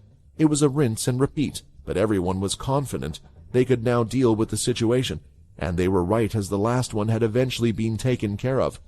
There were no more divine beings on the field. Layla, Andy, Jessica, and the rest, Each one of them were completely exhausted from the fight. "What just happened? What were those things? And who was that guy pretending to be Sin?" Valnar asked. I really am not too sure," Layla replied. Muka and Xander were seen coming over. They had been busy trying to control the crowd. Most had gotten away, but unfortunately, there were a few vampires that had been caught in the crossfire. "What I don't understand was their aim," Andy said. "Why did they aim to attack the crowd? Surely they would have targeted us. Why would they just try to kill regular vampires?" No one answered, because no one knew the answer, but Layla was thinking about the situation. The beings that had appeared themselves weren't hard to defeat. They had strong attack power, but with their strength, they could finish them off relatively quickly. Still, perhaps the ordinary vampires wouldn't be able to deal with them. At least vampires at the leader or a group of vampire knights would have to be used. The main issue, though, was when the beings were together. With the golden ones able to heal the black ones, it made them almost impossible to kill.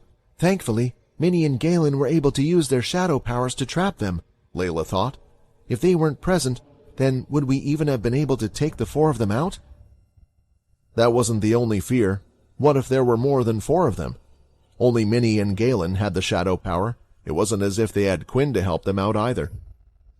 With everything that had occurred, it was hard for the vampires that had visited to take away the positive from the event.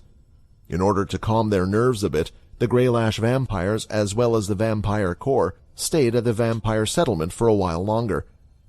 Andy and Valnar stated that they should help each other, help them rebuild the arena for future events, and continue to enjoy the culture of where they had all originally come from. In the meantime, around the whole settlement, they would continue to show clips of the event before the large attack. People were reminded of the fun they had, and many of the clips showed Minnie and her skills as well, practically making her a little star. Of course, it wasn't only her, but many also saw the feats of Galen as well, but his face didn't appear too much. As time went on, they did realize that it was an odd occurrence that had happened. The vampire settlement was extremely safe. There were next to no problems even within, which they couldn't say the same for their groups. Vampires would often bicker and argue about what the right thing to do was, as situations to do with the humans they lived nearby would appear. A lot of vampires didn't want to admit it, especially those from the Greylash planets, but a life with no humans, away from the others, caused a lot fewer problems. It was a tough pill to swallow, as they wanted to feel like they were the same, and could live side by side, and now they were seeing another solution to the problem. After a couple of days had passed, a meeting had been called. They were using the leader's table placed at the back of the main castle in the large grand garden. Muka and Layla were present, representing the vampire settlement. Andy and Jessica for the vampire corps, and Valnar and an older vampire named Stripson, apparently another member of the Greylash community that hadn't been there originally for the event. "Stripson has some news," Valnar declared. "The original Sin is dead," Stripson announced. "We managed to find the remains of his blood. We have a rough idea of when the person had decided to disguise themselves. Due to the timing, we can only assume that their goal was always the event." "But why?" Jessica asked. "It wasn't as if anything big was going on at the event, and what did they get out of summoning those things?" "I believe it was the same individual that tried to infiltrate the settlement before," Layla announced. "I caught them last time, and they said that they were here to talk to Quinn, but I guess that's a lie." "Wait, talk to Quinn?" Andy interjected. "The guy, he did seem to ask a lot of questions about Quinn. He was asking what he was doing and where he was." Layla thought about it. She thought that the case might have something to do with Imortui, but it didn't feel like his style. This was completely different from how he had acted. Not only that, but why Quinn? It couldn't have actually been the god Yongu wanting to talk to him. That now seemed like a complete lie, so what were they aiming for, and why was Quinn a big deal? "I'm worried," Layla said out loud. "Whatever they wanted, they might have gotten it this time, and they left us a taste of what's in store." "Do you think they wanted to know whether Quinn was away or not, so they could launch an attack?" Muka guessed. "If they now know he's not here for certain, and unleashed a number of those things, it would spell trouble for us all." "I'm not too sure about that." Layla was thinking back to the deal Quinn had stated he had made. Would they go back on it? A thought had entered her mind that maybe she should try and contact these gods. There was a chance that they didn't know what others were doing, and in Quinn's absence, they would come to their aid if it was the case. But if it wasn't, then it would be a risky move that would bring their doom even closer. For now, I think that we should all just prepare. I don't know who, I don't know what, but I have a bad feeling about all of this. I think everyone, vampires in every location, should prepare for the worst. That way, we can save as many lives as possible. Looking around, all that could be seen was a thick mist. It was gray in color, and as Quinn wiped his hand through it, none of it moved. He was unable to see further than just his body ahead. It was so thick. Where is this place? Quinn thought. Did Imortui put me here after defeating me? But that doesn't make any sense. Wouldn't he want to keep a close eye on me to make sure I can't escape? Quinn's mind was relatively sound. He could remember everything that had occurred beforehand. He remembered how he had lost the battle against Imortui and the red energy pouring into him. For him, it was an expected result, which was why he had come up with a plan with the others, and that's why he was even more confused about where he currently was. Looking at his hands, he could see that his self wasn't completely solid. His own body was slightly transparent. If I didn't know any better, I would have thought that I was a ghost. But why can I still access my system? The system screen popped up just fine, but there were certain things that didn't work. For one, he was unable to use his shadow ability. At the same time, he couldn't use his blood aura either. He tried, even using the system to activate his skills, but nothing was working. When using the inspect skill on the fog, only question marks would appear as well. All right, I need to try something. Hello?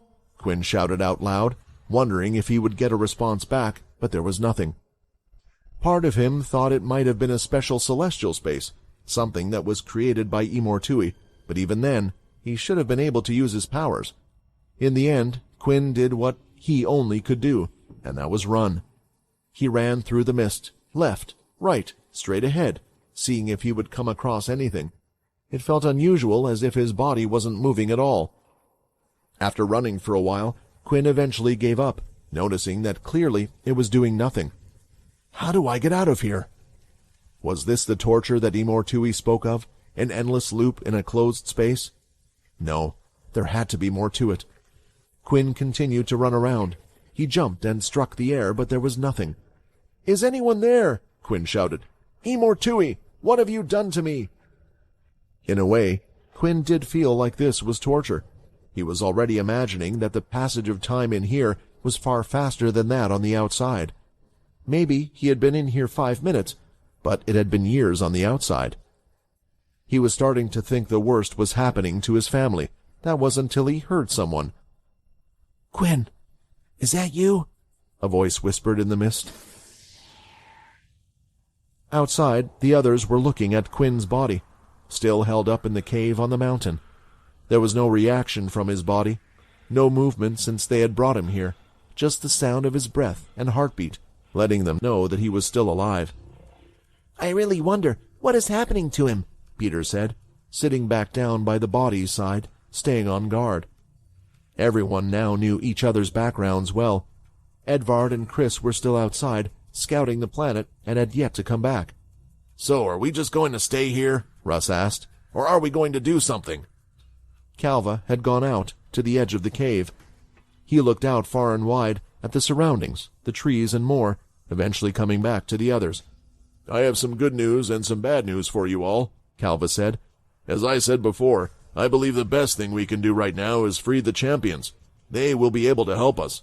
With all of our strength, I believe that we can take out the Demon Kings and obtain their blood as needed one by one before they can inform Imortui of where we are. It's the only way, really. With me, I can convince them to help us. We have met one of the champions, and I know their strength, Hickle replied, so I don't think it's a bad idea, and if you say you can convince them, that's good. But what was the bad news you speak of? Calva pointed outside the cave. The planet we are on now is known as the Planet of the Giants. It's where the strong Yak demon race belongs. On this planet, there is a champion, but there is also the Demon King of the powerful Yaks. The champion's name is Pultra. She is locked up in a garden, with the yaks overlooking her. Out of the two champions, she might be the most effective to get to, since she is being watched. The group was thinking for a while.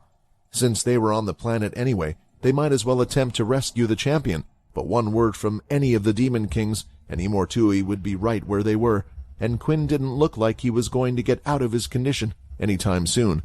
"Do you know where she is locked up?" Syl asked. "If you do, then I can use my powers to teleport us there.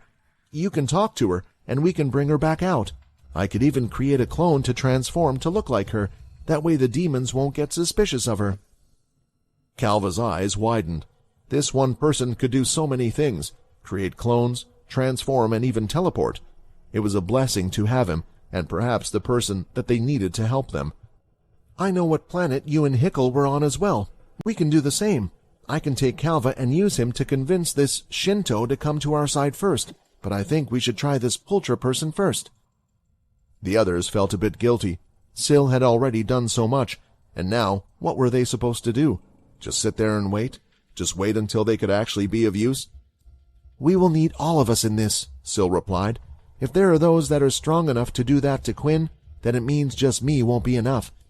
Honestly, even if we are to rescue these champions, when it comes to taking on the Demon Kings, I think it will be impossible to fight them without Immortui noticing something," Syl stated. No one wanted to say anything, but the big part of this plan required Immortui not knowing, and it just felt impossible. "You guys will need to take out the Demon Kings.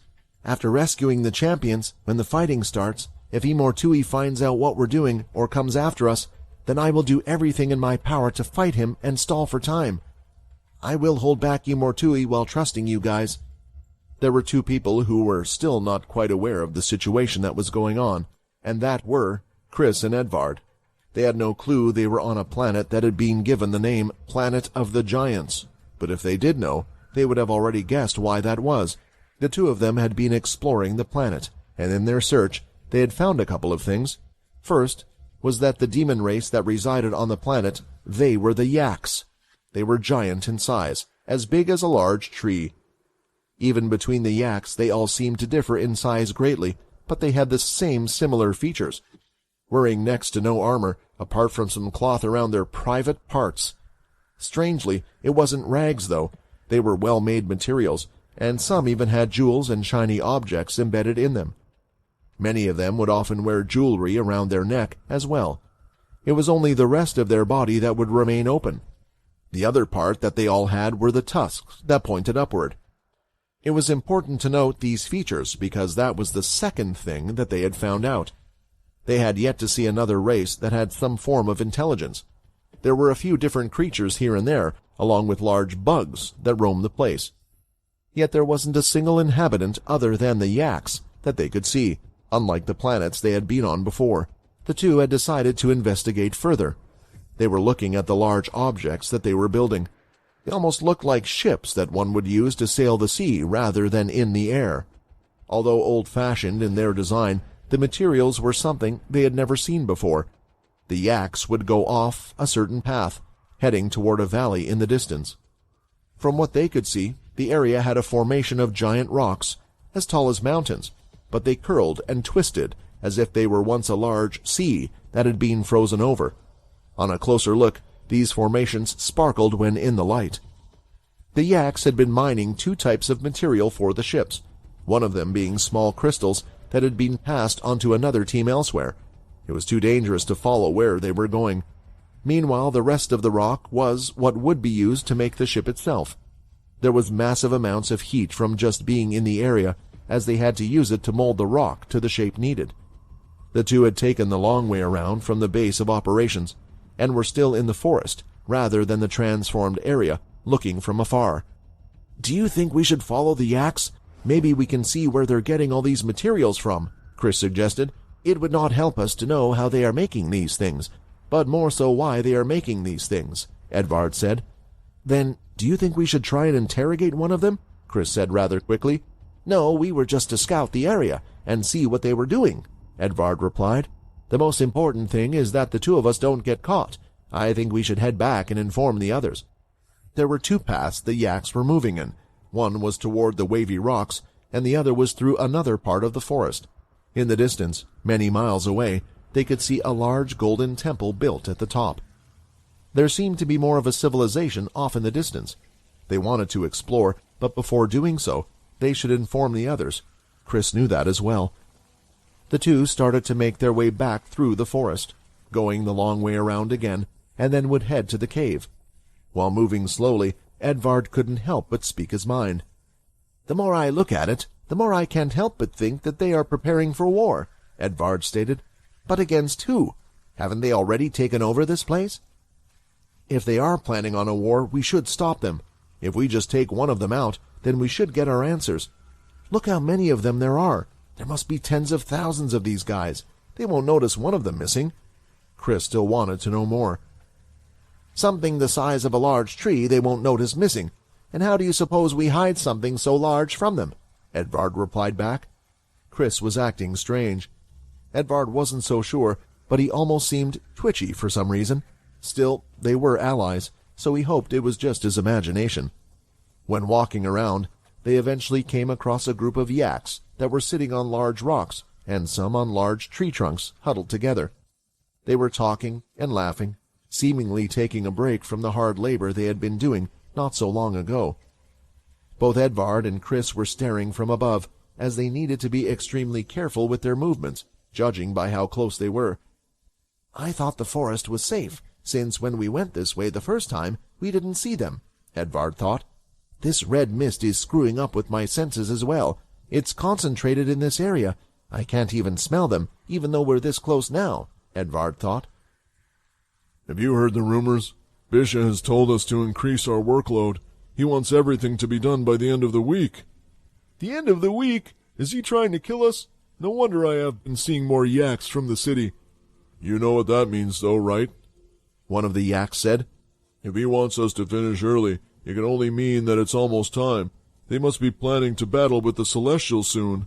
All of the yaks had large grins on their faces as they heard this. "Then it means that it will be worth it in the end." They all started to laugh and cheer. "Our guess was right. But a fight with the Celestials? Quinn was right to come here and try to stop Imortui. Who knows what danger this will put the whole universe in? It makes me wonder, where are you in a time like this?" Edvard looked at his red-scaled dragon armor. While they were laughing loudly, it was time for them to make their move. A few sounds here and there in the forest wouldn't be much. There were plenty of birds. At that moment, Chris leapt from one branch to the other.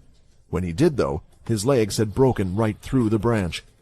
He continued going downward until he had crashed onto the ground, and now he was only a few yards away from the yaks. The eyes of the yaks immediately turned to the noise, and they stood up from their positions. They had been informed to be on high alert from their demon king, just in case a certain champion decided to escape. However, what they saw was no champion, and instead it was a lone single person standing there. "Huh? How did they manage to get on this planet? That would have been impossible without alerting us," the yak said. At that moment, dropping down from the tree with a fist full of energy, Edvard delivered a single punch. It landed right at the back of the yak's head, killing it on the spot. "We need to get rid of them all as quickly as possible without making a lot of noise," Edvard stated.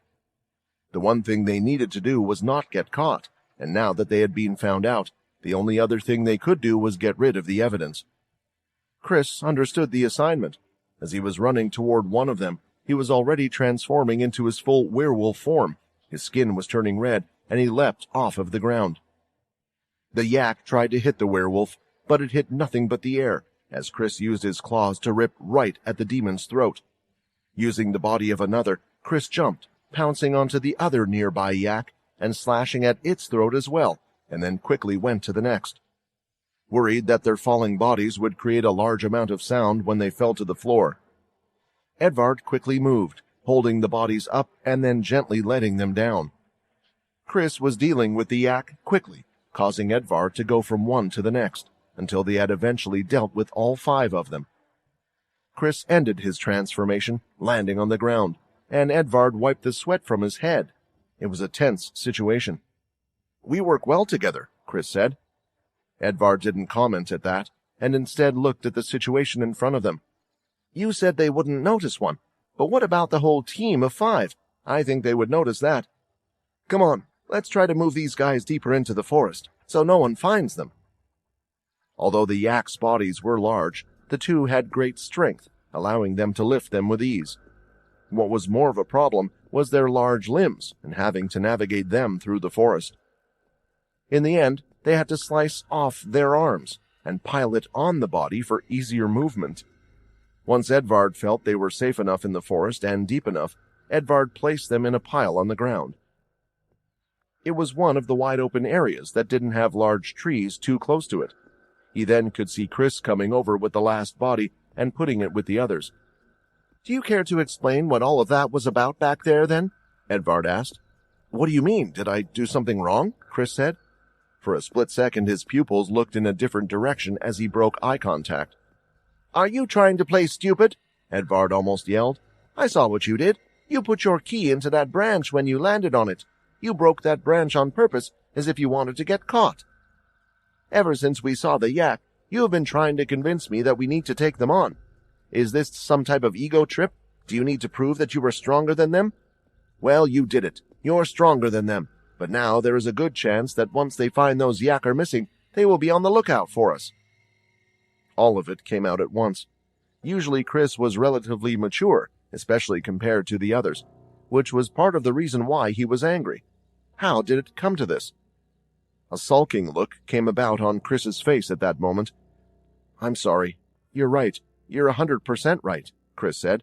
"The truth is, I was just thinking about myself, but it's not what you think." Chris then leapt from his position and landed on top of the yak's body. "If we want to get rid of the evidence, it's best we get rid of the bodies, right?" Chris said. "You heard them say how overworked they were. If they're missing, some might think they've just ran away, so I'll make sure they can't find the bodies." "How are you going to do that? If you burn them, then it will attract attention as well," Edvard replied. "It's about what I said earlier. I was being selfish. After I met that demon Unzoku, he said the way we werewolves get stronger is by eating. I never wanted to hurt someone again, and the thought of doing that sickened me. But when I saw the demons, saw their large bodies and great strength, it made me think. It would be all right to eat them, right? These are the ones ruining the lives of others. They are our enemy and need to be killed if we're spotted. If they are dead anyways, then we might as well not waste their body." Lifting up a large piece of one of the yak's arms, Chris transformed his head and took a large chunk of it, biting it and swallowing it whole. Edvard couldn't believe it, but he remembered seeing sights like this in the past. Werewolves with a bottomless pit of a stomach, eating down anything. Edvard stood there, somewhat keeping watch, somewhat staring at Chris, reminded of the old days. All of it going somewhere in his small body. He even consumed the bones of the thing. After consuming the first one, Chris could already feel it. The food was almost being converted into raw power, adding to his body instantly. He continued to consume one after another. "This is it. This is it. I finally found it. The way to increase my strength," Chris thought. "If I continue like this, I'll be able to get stronger. I can help Quinn, and the next time I meet Unzoku, it will be a much different match altogether." All 5 of the yaks were consumed, and although Chris felt far stronger than he was before, there was a certain look in his eyes, a look Edvard had seen multiple times in the past. "I know that look," Edvard thought. "That wasn't enough. You need to feast on more to grow your power. Please, Chris, don't become like the werewolves of the past, or I might have to get rid of you as well." "Hey," Edvard called out, "I know we need to get stronger. These guys, even these demons, would give trouble to our vampire knights. So I understand what you're going through right now, but it's just too dangerous to get caught. Now is not the right time. We need to be careful." Chris, having cleared up what parts of the body he couldn't eat and burying them deep in the ground, the two of them headed off.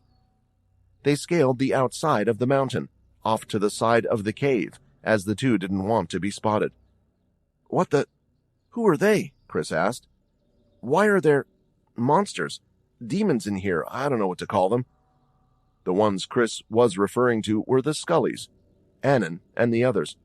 They were chatting away, playing some sort of game in the dirt with each other. "It's a bit of a long story," Hickle said, "but as you can see, They aren't our enemy, and there is quite a bit going on." "I guess that will explain to us where Syl went as well?" Edvard asked. The cave wasn't large in the first place, so they would have seen Syl, yet he was nowhere to be found. "He's gone to get us some allies," Hickel replied. "As I said, there's quite a bit to unwrap. It looks like all of us might need to get ready to move, and be ready for battle again." While Hickel was catching the two up on what had happened while the others were away, Syl and Calvo were journeying together. He had changed his abilities to include that of telepathy and teleportation. He knew where the cave was. After exploring the outside area a bit, he was confident that even if they traveled a great distance away, he would be able to take the two back, in case they ran into any trouble. The two had gone quite far away from the cave, but were still stuck inside the large mystic forest. Calvo was looking at a few of the surroundings, while also getting up a high point to see where they were. "None of the clones that I sent out earlier have been defeated by Immortui yet," Syl thought, as he was quickly checking in on them. "This makes me feel more uneasy, though. If he isn't trying to chase after Quinn, what is he doing?" Calva, after a while, jumped down, landing in front of Syl. "I think we should head in that direction," Calva pointed. "You think?" Syl replied. "I apologize. Although I have been on this planet before, a lot has changed, and I don't know every single detail or location. I was confident that if we found Pulchra, I could convince her." "If you don't know where she is, how are you confident in finding her?" Syl asked. "When the champions lost to Immortui, we were given a choice: to follow him, helping him with his goal, or accept death. Out of all of us, there were two that chose death, and I was one of them." Syl teleported the two of them to the next location. The forest was changing slightly, as the trees were getting smaller. Giving them less cover, they would have to be more careful from now on. Still, while Calva moved, Syl made sure to follow behind as he continued to listen to his story. "As you can see, Immortui didn't kill me. Instead, he had chained me up while he forced my kind into a hunting game," Calva explained. "It was his way of trying to convince me to go to his side. You see, the other person who had chosen death was Pulchra." Calva pointed again, and this time it was to a type of civilization. There were countless temples on the ground with wide roads, and the yaks could be seen coming back and forth, carrying large materials. It was a village of giants. Going through the town was a river. It would have been large for humans, but the yaks were able to just jump over the river. What was interesting was if you were to follow the river, it would come to a large cliff where the water fell from above. It was a waterfall, and on top of the waterfall was a golden temple. "I'll explain the rest before we go in further, as we will need to keep quiet," Calva said. "Pulchra was the first of the champions to fall to Immortui. At the time, information was being spread by the inhabitants, so we had a good idea of what was going on. Now that I think about it, the word was perhaps being spread by Immortui on purpose, so we knew what was to come.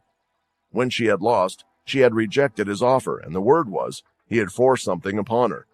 All we know is that the red energy in the air swirled from all over after the fight. Then, a few days later, Pulchra had changed her mind, accepting to work with Immortui.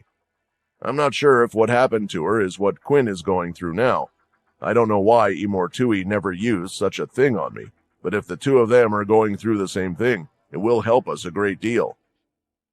It made sense, and Syl was happy to know that Calvo was actually thinking about the reason behind his decision, other than just because they were currently on the planet. With his powers, it didn't matter too much where they started. "You've explained a lot, but you still haven't explained how you would know where she is?" Syl asked. Calva smiled.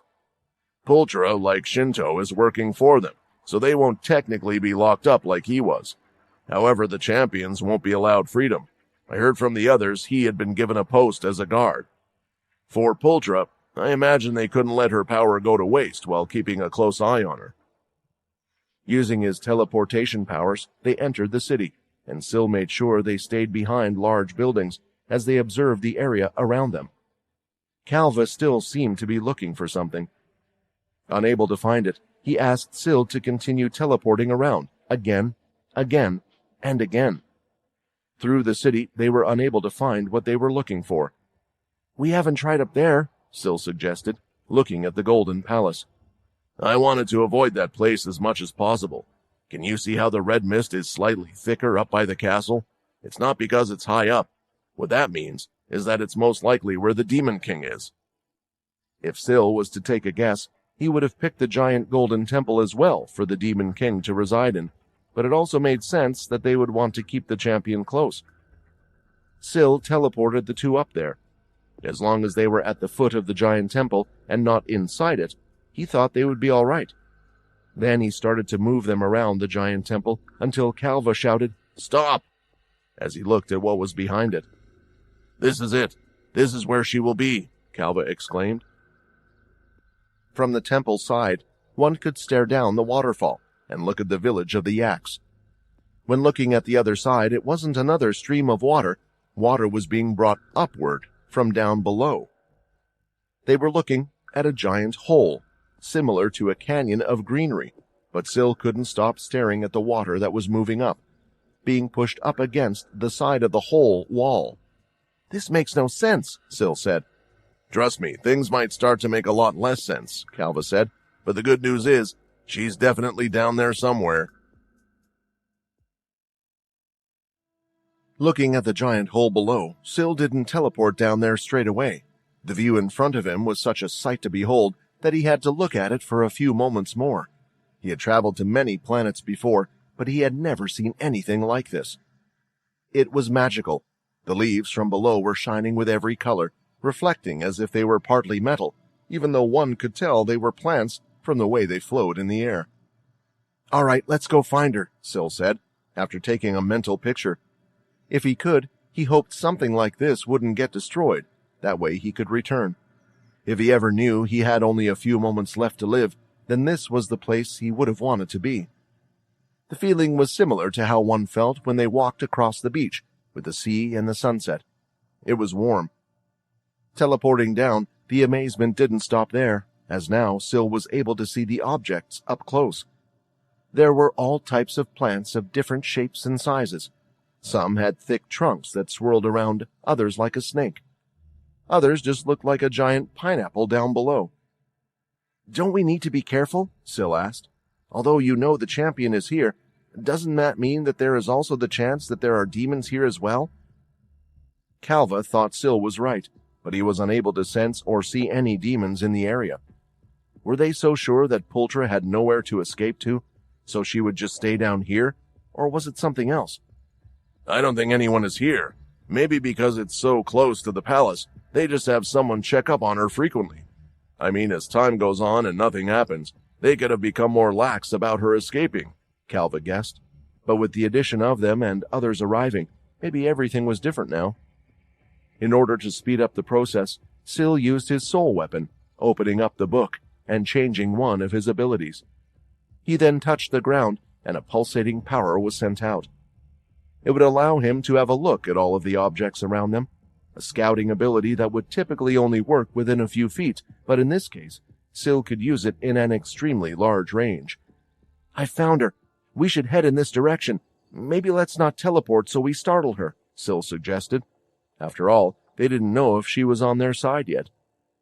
If the meeting didn't go how Calva expected, then in order to make sure she wouldn't tell anyone, she would have to be killed on the spot. Walking through, they had come to an area with fewer giant plants compared to the others. Instead, they could see large roots that had been torn up from the ground and were heading in one direction. When they got out of the thick leaves, they followed the roots with their eyes and were laying eyes on a giant tree placed in the middle. Its trunk was incredibly thick as an entire apartment building. However, the tree wasn't very tall, maybe around 400 feet in height, but then its greenery above spread out far and wide, allowing only rays of light to hit the ground. It had done so in such a way that left an odd feeling. Was it an enclosed place or an open one? It was hard to tell as they were covered in the shade of the leaves, while lights sparkled through. "Out of all the people I expected to see here, I never thought I would see your ugly face," a soft voice said, carried by the wind, going directly into their ears. Lying against the tree itself, with its legs out, there was a figure. The shape was quite feminine with a lot of curves in the legs and body. It also looked mostly human-like from what Syl could recognize. However, it clearly wasn't a human. The skin was a light blue all over its body, with patches of white that looked as if it was glittering even now. There were no clothes on the person, nor was there any hair on the body, including the top of its head, which was an egg shape. What drew Syl in a bit was the eyes, a solid, thick, light green. They were solid with no pupil or any other color, yet somehow they had great beauty that would draw him in. This was Pultra, the first champion who had gone up against Imortui. Seeing that she had guests, she stood up. Now Syl could see that her legs were extremely long, as they were longer than her head and torso of her body, making it look like she was on some form of stilts. Yet she was only a little taller than Syl himself. As she walked, her legs crossed each other, like someone on a catwalk in high heels. "Are you Pultra?" Syl asked. "I see the stranger knows my name. I'm assuming you are the one that managed to break out Calva then, and managed to get in here without alerting the Yaks," Pultra said, as she continued to look at Syl, ignoring Calva. "The current situation outside is stranger than you think." Just as Calva was ready to say more, Syl interrupted him. "Why are you kept here?" Syl asked. Before asking her to join, Syl wanted to know what her power was. What made her so special was that she had to be kept here. She did indeed have to be worth their time for coming here. "This here is a garden for Imortui and the demons. They plant special materials inside. Plants, metals, rocks, all sorts of things that they need. You see, this world is a strange place. There are plenty of mystical items that contain great powers, but do you know what the main problem is? It's time, the time it takes for these items to grow in power. My body has an effect on things, on plants, and on general life around me. Within a certain range, as long as I stay somewhere, things will grow at a much quicker pace than they are meant to. Something that should take 10 years to sprout will take 10 days, as long as I stay in one place. So the demons come here to gather their precious items once in a while. What they are using it for, I don't know.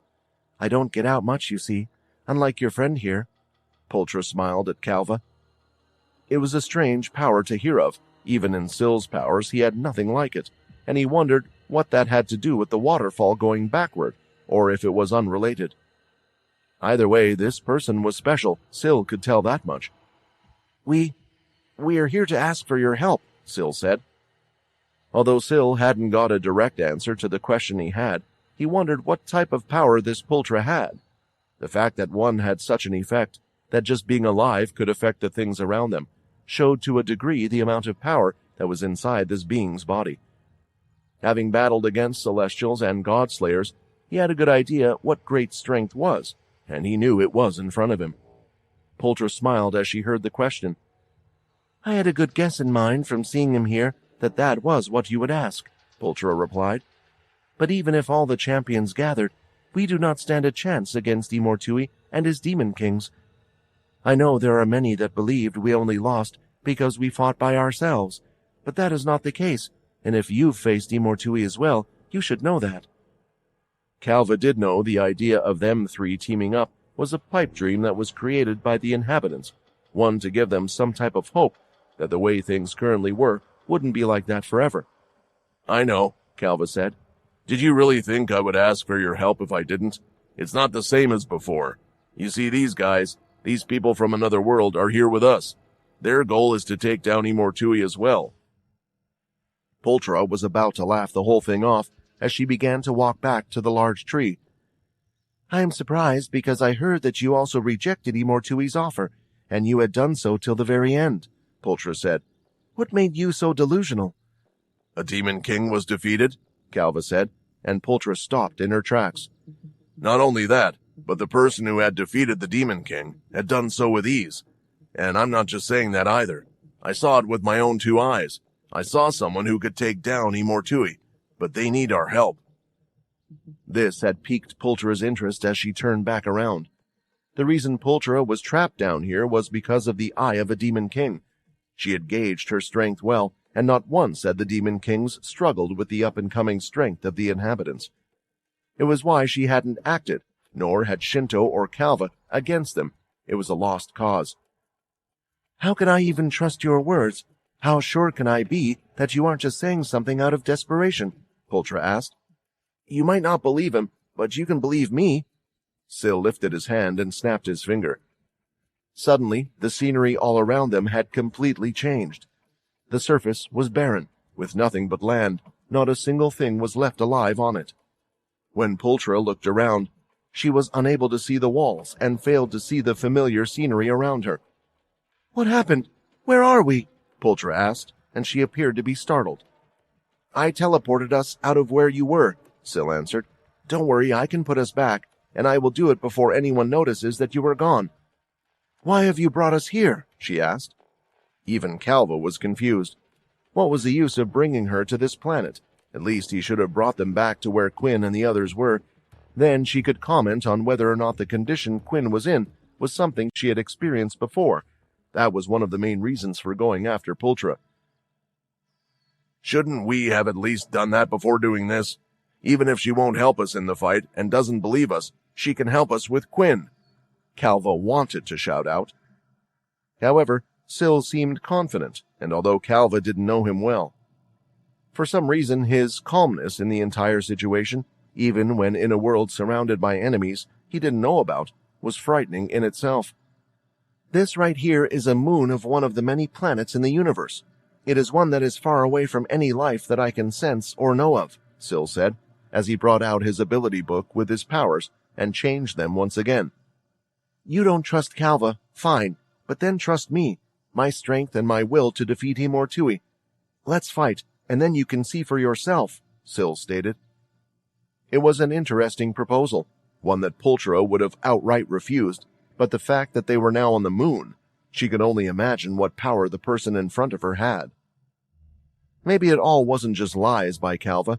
A person like Imortui was sure to make enemies along the way that would hate him to their very bones. Fine, it's a deal. Pultra agreed, and without giving any time at all, she lifted her leg, and a sharp line of power came shooting straight out.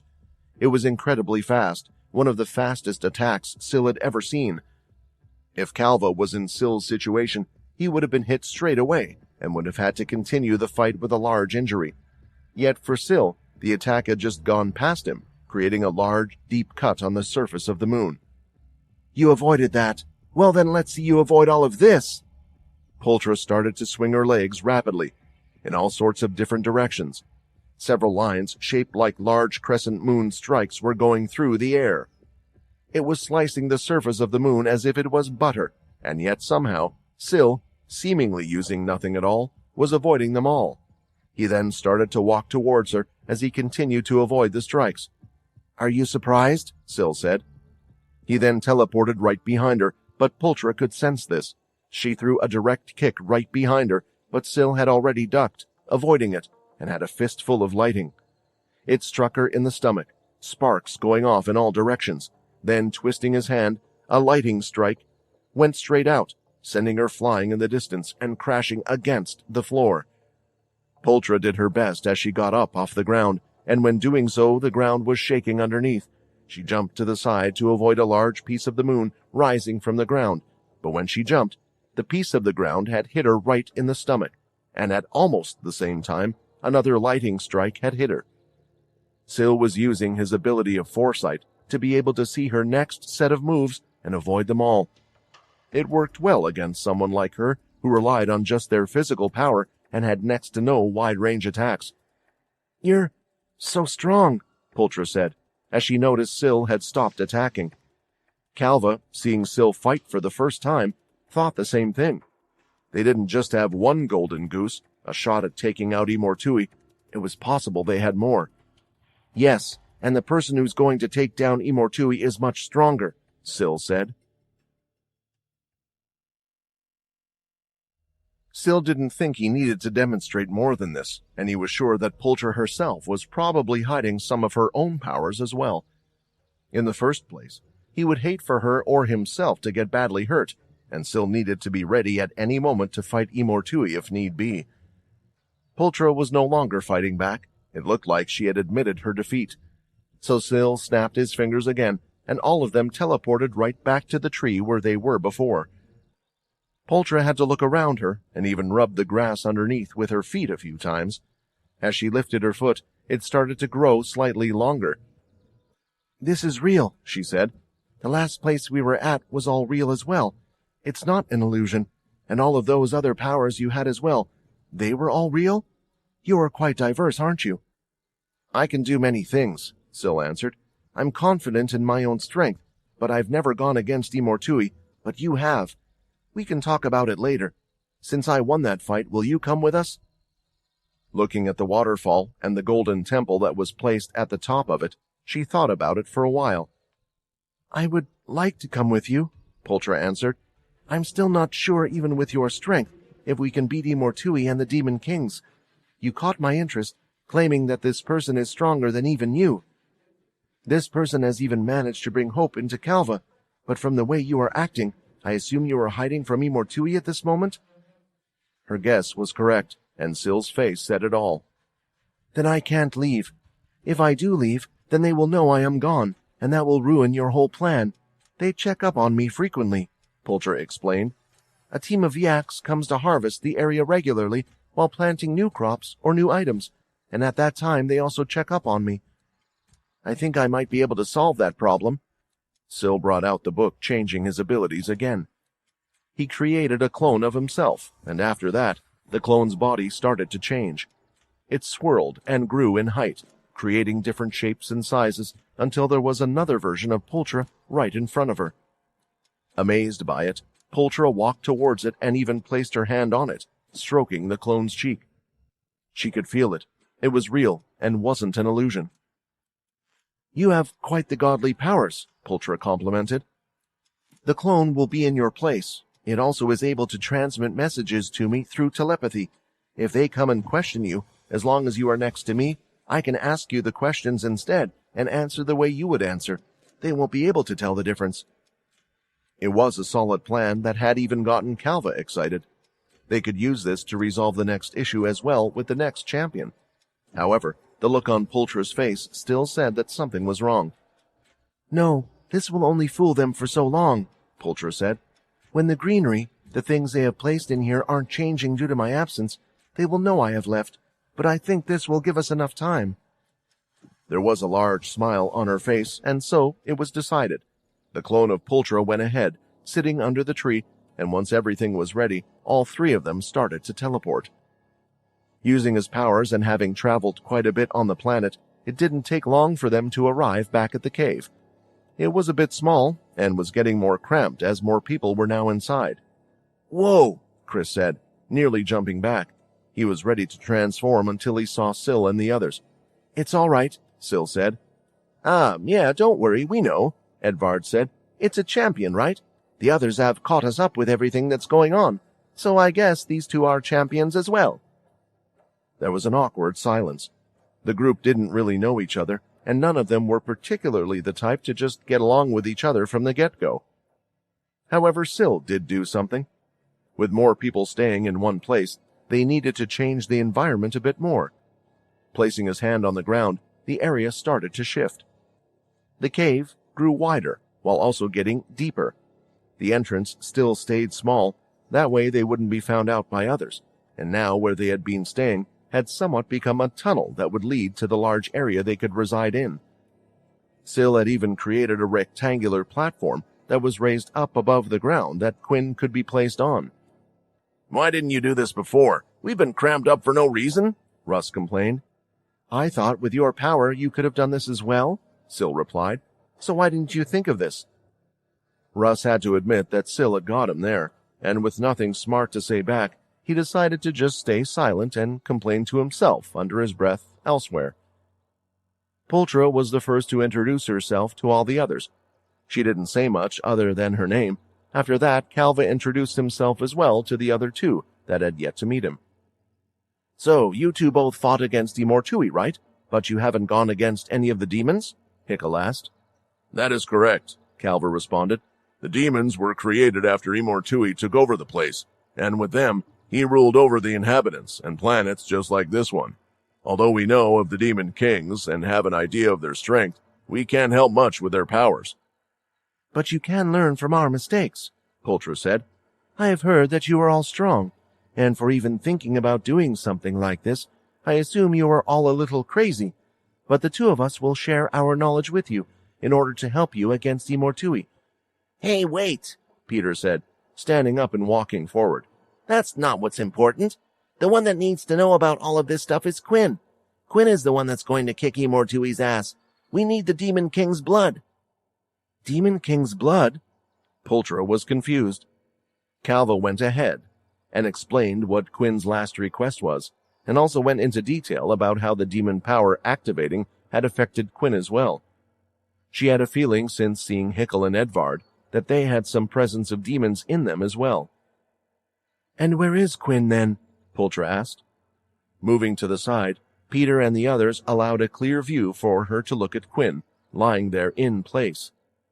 "Do you know what is happening to him right now?" Peter asked. "Can we wake him up?" I have experienced this before myself," Pultra answered. Pultra walked over to where Quinn was. Just from a glance, she wasn't so sure about what he was going through. The only details she knew were that he had also fought against Imortui and had ended up like this. When walking over, though, Peter wouldn't allow her to walk on her own and stayed pretty close to her side. She smiled at this act, as she felt it was quite cute. It was at least good to know that this person had a group of loyal people around him. When in front of Quinn, she slowly reached out and looked to Peter for confirmation that she was allowed to. Then she lifted his eyelids and could see beaming red energy. Letting out a sigh, she let go of his eyelids, allowing them to close. "I'm pretty sure my guess is right, but I can't be certain," Pultra said, looking back at the others. "When I fought against Imortui and refused to join him, he smothered me with the red mist energy that is around our world. It did something to me. I passed out, and in that moment, it felt like I was in a different world. Everything that was happening there felt so real, and to this day, I'm still not sure if it was or not." "Just tell us what is going on with Quinn," Peter complained. "For me, I had experienced my past grudges. The thoughts at the back of my mind had come to life. Those that I couldn't save, those that I cared about, those that could never be removed from my mind, including my enemies, appearing in front of me. It felt like each one of them was cursing me, telling me to stay with them, forcing me to be there. It was a painful experience, a horrible one.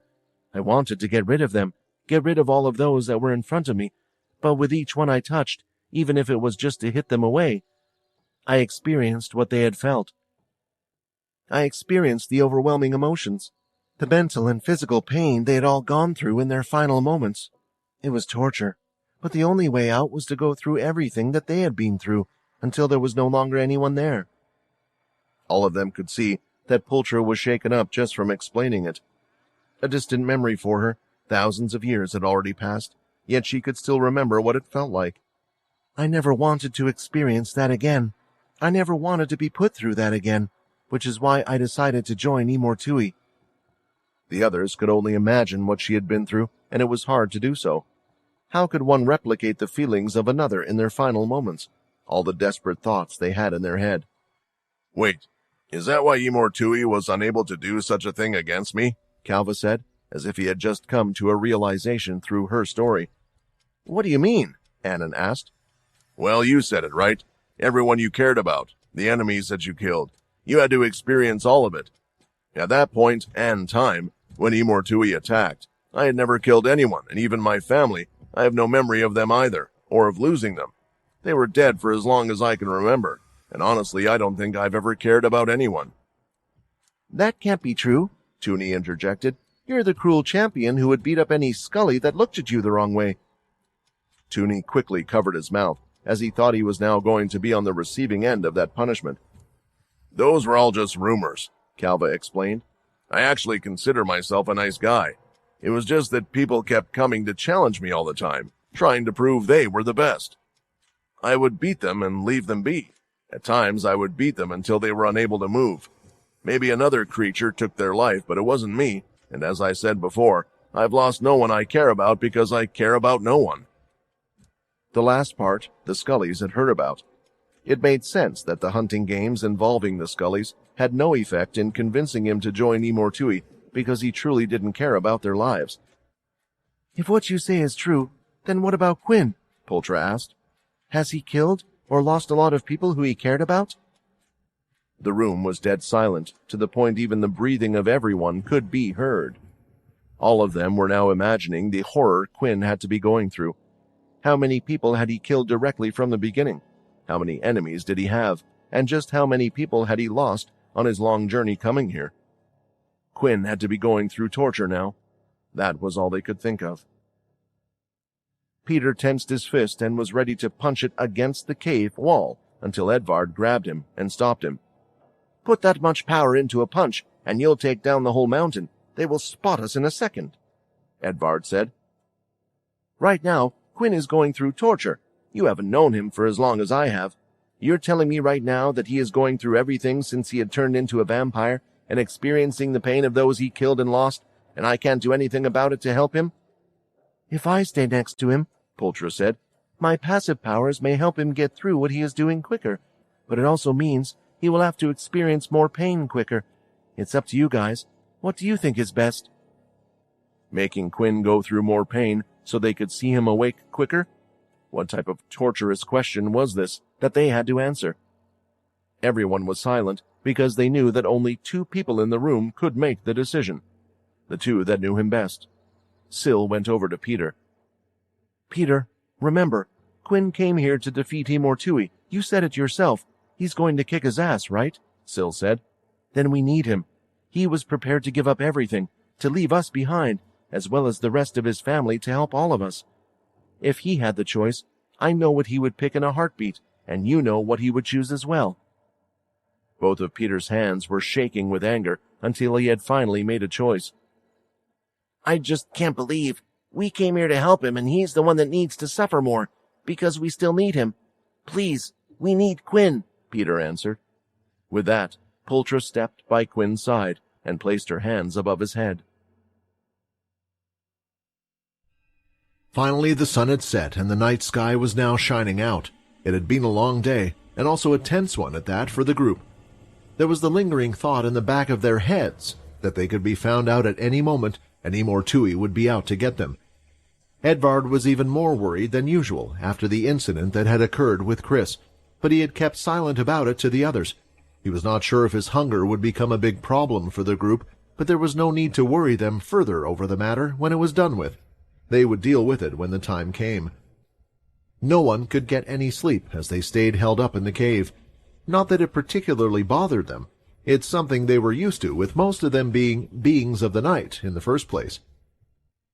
They were waiting as Pultra stayed standing over Quinn. From the outside, it looked as if she was doing nothing. She just had her hands placed on top of his head. They weren't glowing with a mystic type of power, but just gently laid there. It was one of those situations where they felt like they had to just trust the process with this one and hope that it was doing something to help Quinn. So, is there a reason why you guys aren't going to get the next champion? Ikiki asked, looking at Edvard. Out of all of the people that were present, Edvard looked the most approachable to the Scully. Everyone else was secluded deep in their own thoughts, not to mention he was still a little bit scared of them as well. Ah, I guess because you're... What did they call you again? A Scully. You don't know, Edvard replied. The situation is difficult in other places. You know, just like how your kind were put into those hunting games. Well, where the last champion is based, they have their own problems, right? Edvard looked over to Hickel. Since Hickel was there firsthand, he felt like Hickel might be better at explaining, to which Hickel came over and sat down on one of the rock chairs that had been created by Syl, thinking back to their encounter with the other champion. If there was one thing they were thankful for, it was that the cave seemed more like a place they could stay in for a while now. Syl had thankfully made more space as well, as given some simple comforts for all of them present. He's right. The last champion is protected by a demon king called Unzoku, Hickel said. The local inhabitants, they were sent into this giant pit, just a hole in the ground, really, and every night when the moon shone, they would send werewolves down to eat them. They would have to fight for their lives each night. And the werewolves would eat their bodies, making them stronger, Chris added, looking outside the small gap in the cave, with his body facing away from them. I thought we had it bad, Toonie said. We do have it bad, Annan interrupted. "But we should have expected the situation to be bad everywhere else. If the night sky and moon are out now, it means that they are probably going through that right now. As for our own Scullies, we have no clue what is happening." Quinn had killed most of the demons on the planet, so perhaps they were safe for now, unless Imortui tried to do something to the local population. "We're not here to help you guys or the people that live in this universe," Hickle said. He thought he had to make this clear distinction to them all. "The safest thing to do is to wait until the sun rises, so we don't get involved in that mess, and meet up with Shinto, the champion, in secret. In the end, we are saving Quinn and getting rid of Imortui.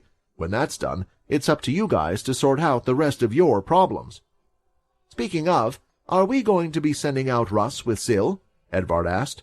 Me? Russ pointed to himself. You actually want me to do something? That's a surprise. "Well, you were the one that made that fake brother of his. Maybe you can explain yourself to him," Hickle said, raising an eyebrow, wondering if it was the best thing for them to do. "Hey, Syl has the same power as me. I think we already established that," Russ complained. "Yes, but he might have to go off and fight Imortui at any point of time. He can't be wasting strength," Hickle replied back. Calva and Pultra, who were overhearing the conversation going on so far, could hear everything, and it made them wonder. Did Syl hold back in the fight against Pultra as well because of this fact? If that was the case, then this person was certainly capable of holding off Imortui. "I suppose it would be best if we told you our experience we had when fighting with Imortui," Pultra added. "We can inform you best about all the powers he had used, and that you can prepare for, but keep in mind that I don't believe we were able to push him to his very limit. There will be powers that we don't know about." Syl walked over and created a seat for himself in front of Quinn as he looked at Pultra. "It would be best to learn what we can from you." Pultra and Calva went on to describe what they could about their fight with Imortui. They even discussed ideas about how his powers worked, since they weren't sure, but felt like it might be a way to counter him. There weren't any sure-shot methods for them to work with, but these ideas would at least give them something to build upon. Most were hanging on to every word that was spoken by Pultra, since she had lasted a lot longer in her fight compared to Calva, it turned out. But there were those that weren't interested at all, and Chris was one of them. He started to break off from the group of listeners and walked back toward the exit. Edvard, who had been keeping an eye on everything so far, noticed and started to walk towards the entrance, towards Chris. "What are you thinking about?" Edvard asked. "That we don't have a lot of time," Chris answered. "Tomorrow morning, Syl will go get the last champion. After that, it's our job to defeat the Demon Kings and give their blood to Quinn." "Correction," Edvard said. "We only need to get their blood, not defeat them. There's a large difference, especially with all of us." "Still, if we don't defeat them, then they'll all come at us at once, right?" Chris replied. "Besides, how can we get their blood without defeating them? If that's something we really need to do, then it means that tonight is the only night where I can get stronger before the big fight." There it was. He knew that Chris had to have been thinking about it this entire time. He couldn't stop looking outside, toward the camp of Yak demons that were most likely present. This was what Edvard was worried about, but the thing was, Chris was right. Edvard let out a big sigh at that moment. "I can't stop you," Edvard said. Chris turned and looked at Edvard, surprised by his words. "What? Do you think I always know what's best just because I lived longer than you? Only fools think like that. What if we fight one of the Demon Kings and none of us are strong enough? We could lose out, just by an inch of our strength, and if you could have gained more power, enough to have been able to beat them, then we won't even have time for regret. There are multiple situations and multiple different outcomes. It makes us think all the time, should we do that? If I had done this? And trust me, I have thought a lot of times, if I should have done something or not. Maybe right now, it will be one of those times again. I'll think, what would have happened if I had stopped him? But then again I might think, what would have happened if I had let him go? So that's why it's easier for me to just say, you make the decision. You decide. If you think it's the right thing to do, then go for it. But let me tell you this. If you're going to do it, then go all out, and you better come back fucking strong," Edvard smiled.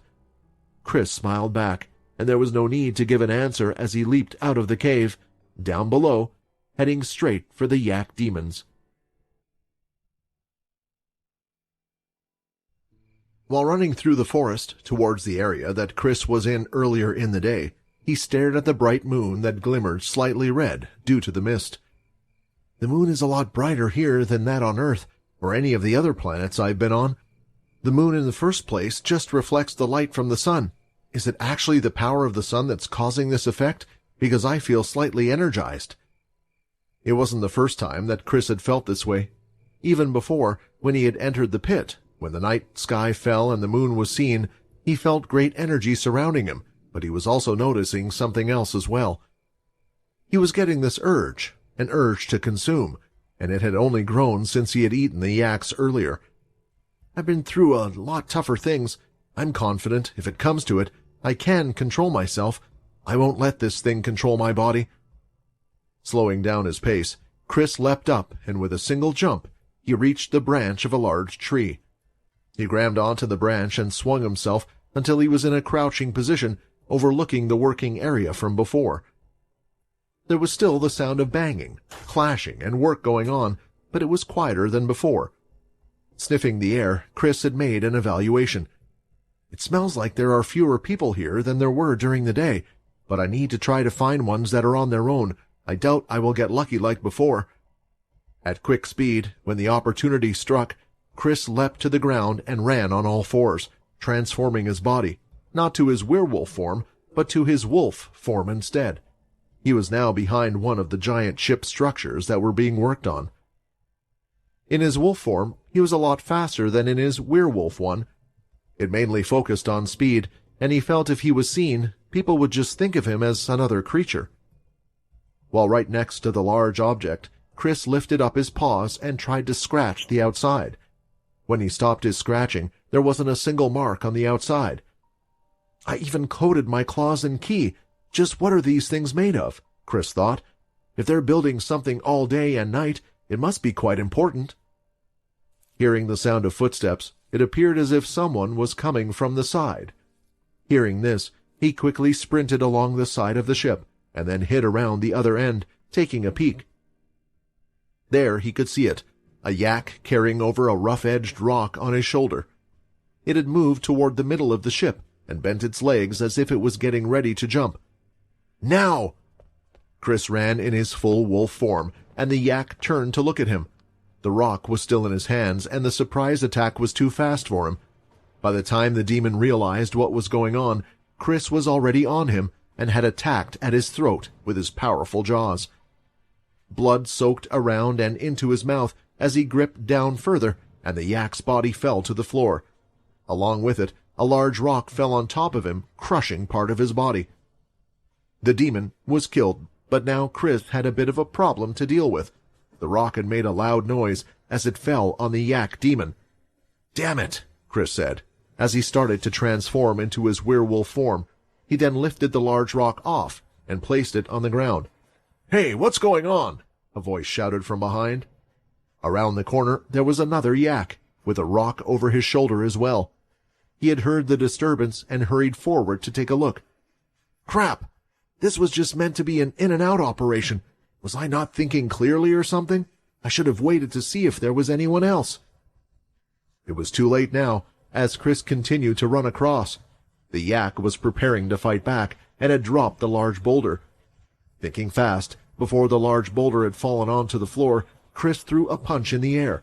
The third stage of ki was unleashed from his fist and hit the rock, pushing it right into the yak's body. The sharp edges pierced into the yak's body. It hurt the demon really badly. As the yak was kneeling over, recovering from the strange attack, Chris was already there with a forceful punch on the rock from his side. He pushed it right through the demon's body. "All right, that's 2 down. I was going to feast on quite a few of them anyway. As Edvard said, if I'm going to do this, then I need to get as strong as possible." A thud was heard from Chris's right side this time. It was the pathway that led to the multiple ships that were being built on the side, and he could see it, a frightened demon who had dropped the large rock he was transporting. "This just isn't my lucky day," Chris thought. as he was running after the yak who was also running away as fast as he could. The demon didn't scream. He didn't want to waste his breath, as there was something right behind him. But of course, Chris would catch up, and when he leapt up, he grabbed right onto his neck, ripping right through it with his claws, killing it on the spot. All right, now it's time to clean up this mess. Not wasting time, Chris dragged the bodies away from the building site and placed them into the forest. He didn't feast on their bodies yet, because he needed to get them out of the way before anyone else would find them. When all 3 bodies had been cleared up, he started to eat away at them. Having done the same thing earlier in the day, it was less of a problem this time. As he feasted on them, quite a few thoughts were running through his head. Their blood, it's all over that place.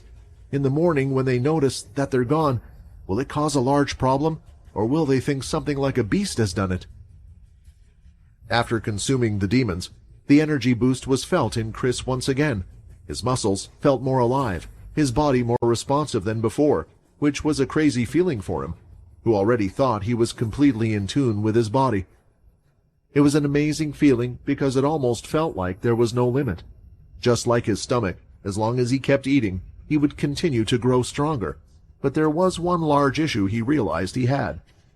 Every time I finished eating one demon, the strength I gained from the next was less than before. Does this mean that I have to eat even more to continue to grow? Although Chris thought this, he remembered back to the pit. The whole purpose of the pit was to create stronger beings, and in turn, the werewolves would feast on them and grow in strength. Eventually, eating demons would no longer allow him to grow, not unless they were stronger than they were before. Jumping back up to the tree that was located between the edge of the building site, Chris realized that a commotion had already arisen. The blood that had spilt across the path had been discovered, and a few of the other demons had been called up. There was a group of 6 of them talking and discussing about the blood splattered everywhere. 6? Can I take on 6 of them without them alerting everyone? Chris thought. At this rate, he might end up taking out all of the workers. If it would delay the Demon King and Imortui finding out about it, though, he would. The sound of loud footsteps and vibrations entered his ears, though. The yak demons, being large in size and literal giants, made a lot of noise when they moved anyway, but this was different, and this was heavier than the others. Out from the side, appearing in front of the others, was a giant that was around 1/3 larger compared to the others. It had a large belly in front of it, and a golden necklace around its neck that shone brightly. That is that one of the demon generals that they talked about. Didn't they say Quinn asked for their blood as well? Chris thought.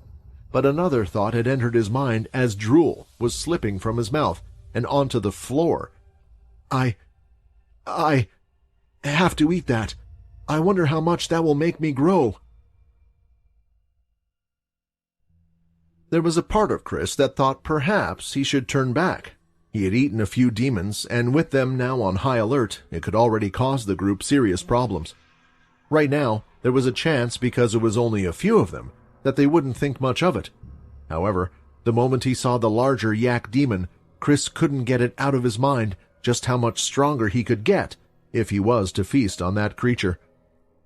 They said that Quinn needed the General Demon's blood to get stronger as well, not just the Demon King's blood, right? Chris thought. Then this is something that I have to do. The group of around 6 yak demons, along with the larger demon general, were still standing around the place, looking at the blood. But after he said some words, it looked like they had been told to split up and look around. The demons were now walking around in pairs, but they weren't straying from the boundaries of the facility. They weren't heading into the forest. Not yet, anyway. It didn't take them long to find the other areas that had blood spilt on the floor. They had called over the large yak to have a look. "Follow the blood traces, but don't venture too far out," the general shouted. Drops of blood could be found spread out in certain places because it had been spilt when Chris was moving the bodies. 2 of the yaks had spotted it first and were inching closer and closer to the edge of the forest on their own. "I've already committed to this much, so I just need to push it further." Dropping down from the branch above and then creating a platform of ki in the air, Chris pushed himself off with a bang. He used the platform of Ki instead of the branch so he wouldn't break anything or make any noise to alert the others. With his claws stretched out and laced in Ki, his hands hammered right through both of their heads, killing them on the spot. When he landed on the ground, he had created a Ki platform just inches from the floor and used all the strength in his muscles to stop the two yak bodies from slamming into the ground. They were still stuck onto both of his arms, which had gone right through their heads. "All right, that went a lot better this time." Chris hid the bodies behind the trees for now. There wasn't enough time for him to eat them, and he wanted to move to the next lot. Now that he had taken out the first pair, he had to take out the rest before another meeting would be called and the missing members would be discovered. Transforming into his wolf form, Chris ran across to the area where the large ships were being made. He had seen a couple of the yak demons head straight to the top and were looking around on the deck of the ship. Running up the side of the ship, Chris managed to etch his claws just slightly into the hard material. It was hard to do, as the surface was slippery like a marble, and even though he was climbing up the side, no marks were still left on the thing.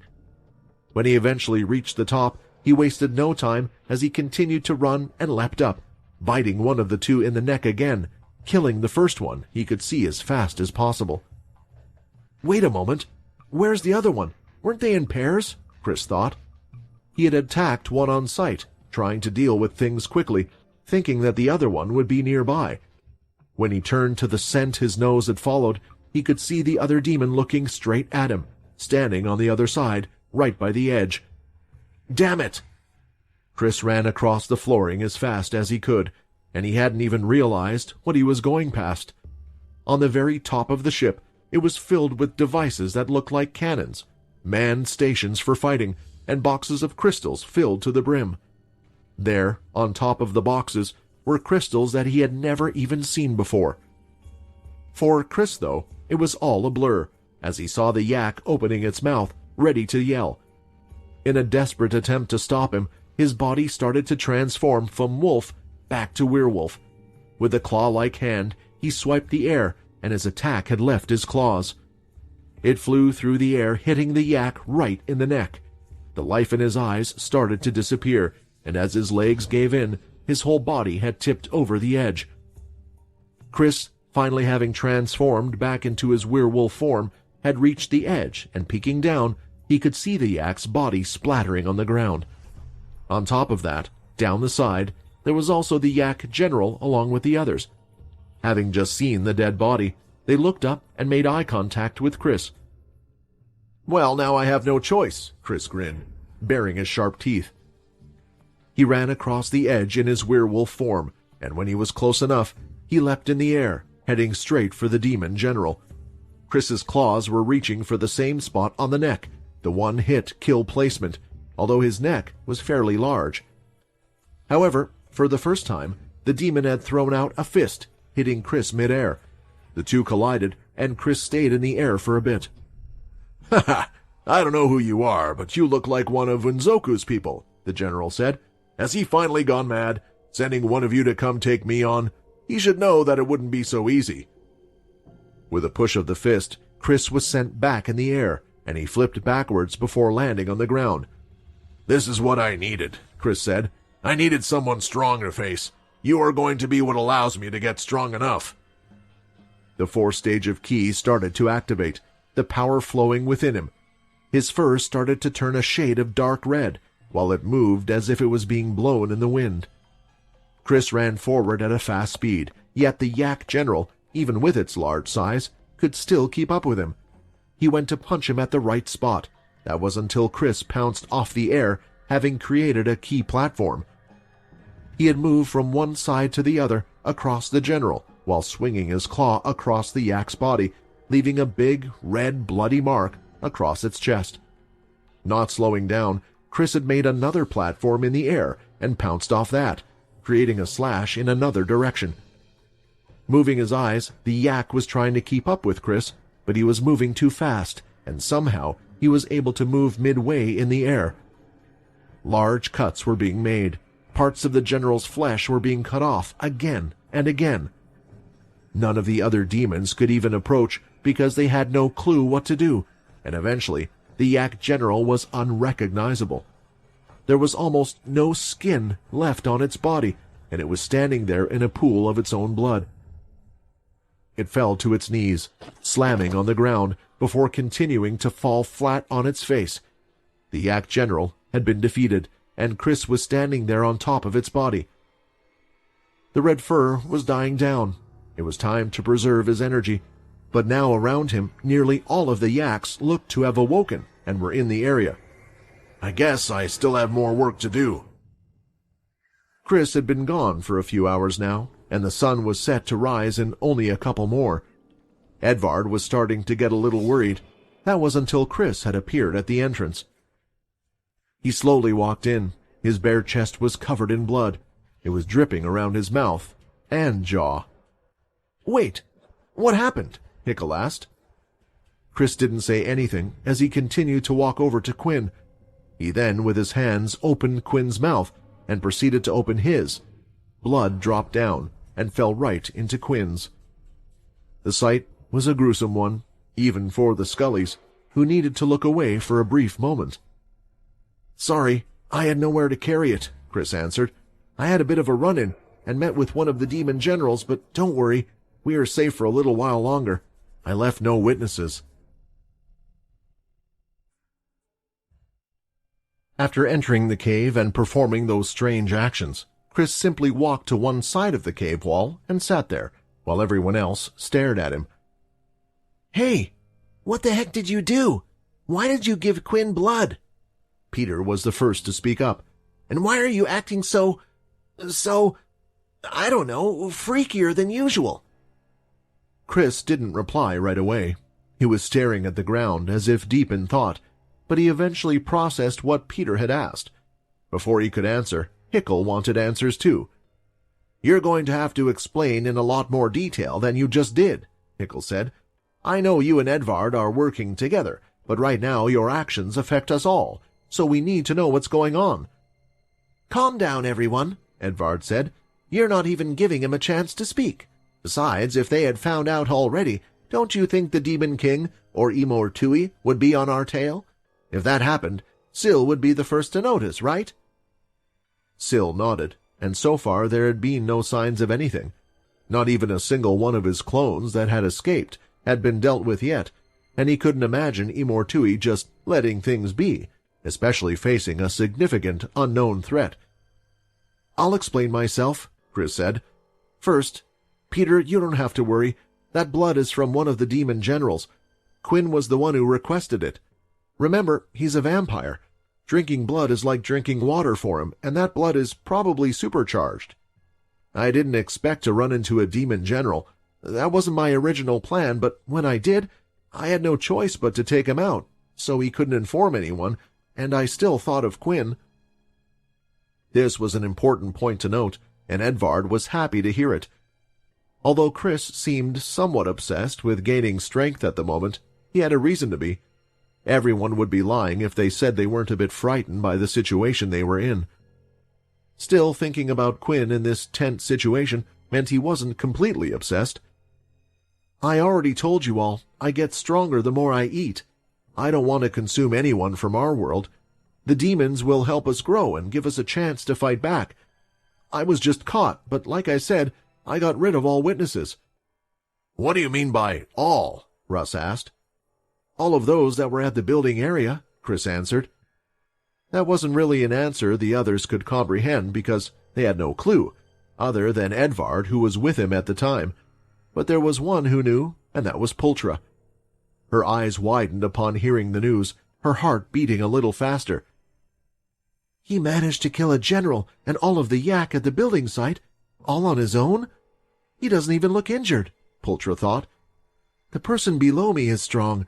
The blonde one from before is incredibly strong as well, but it seems like the others in this group aren't lacking either. It might be the same for the rest of them. At first, I thought it might be better just to try. A life staying in one place or a chance to take it all back. An incredibly low chance, but at least I could have said I tried.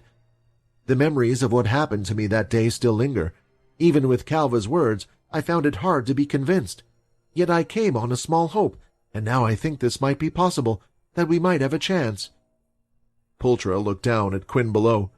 He was the biggest variable because she only had the other's words to go on. But if all these strong people were supporting him and believed he was their hope, there might be some truth to it after all.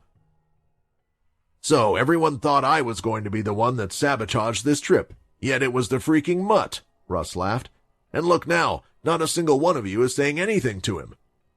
Yes, because for now we are okay, Hickle replied.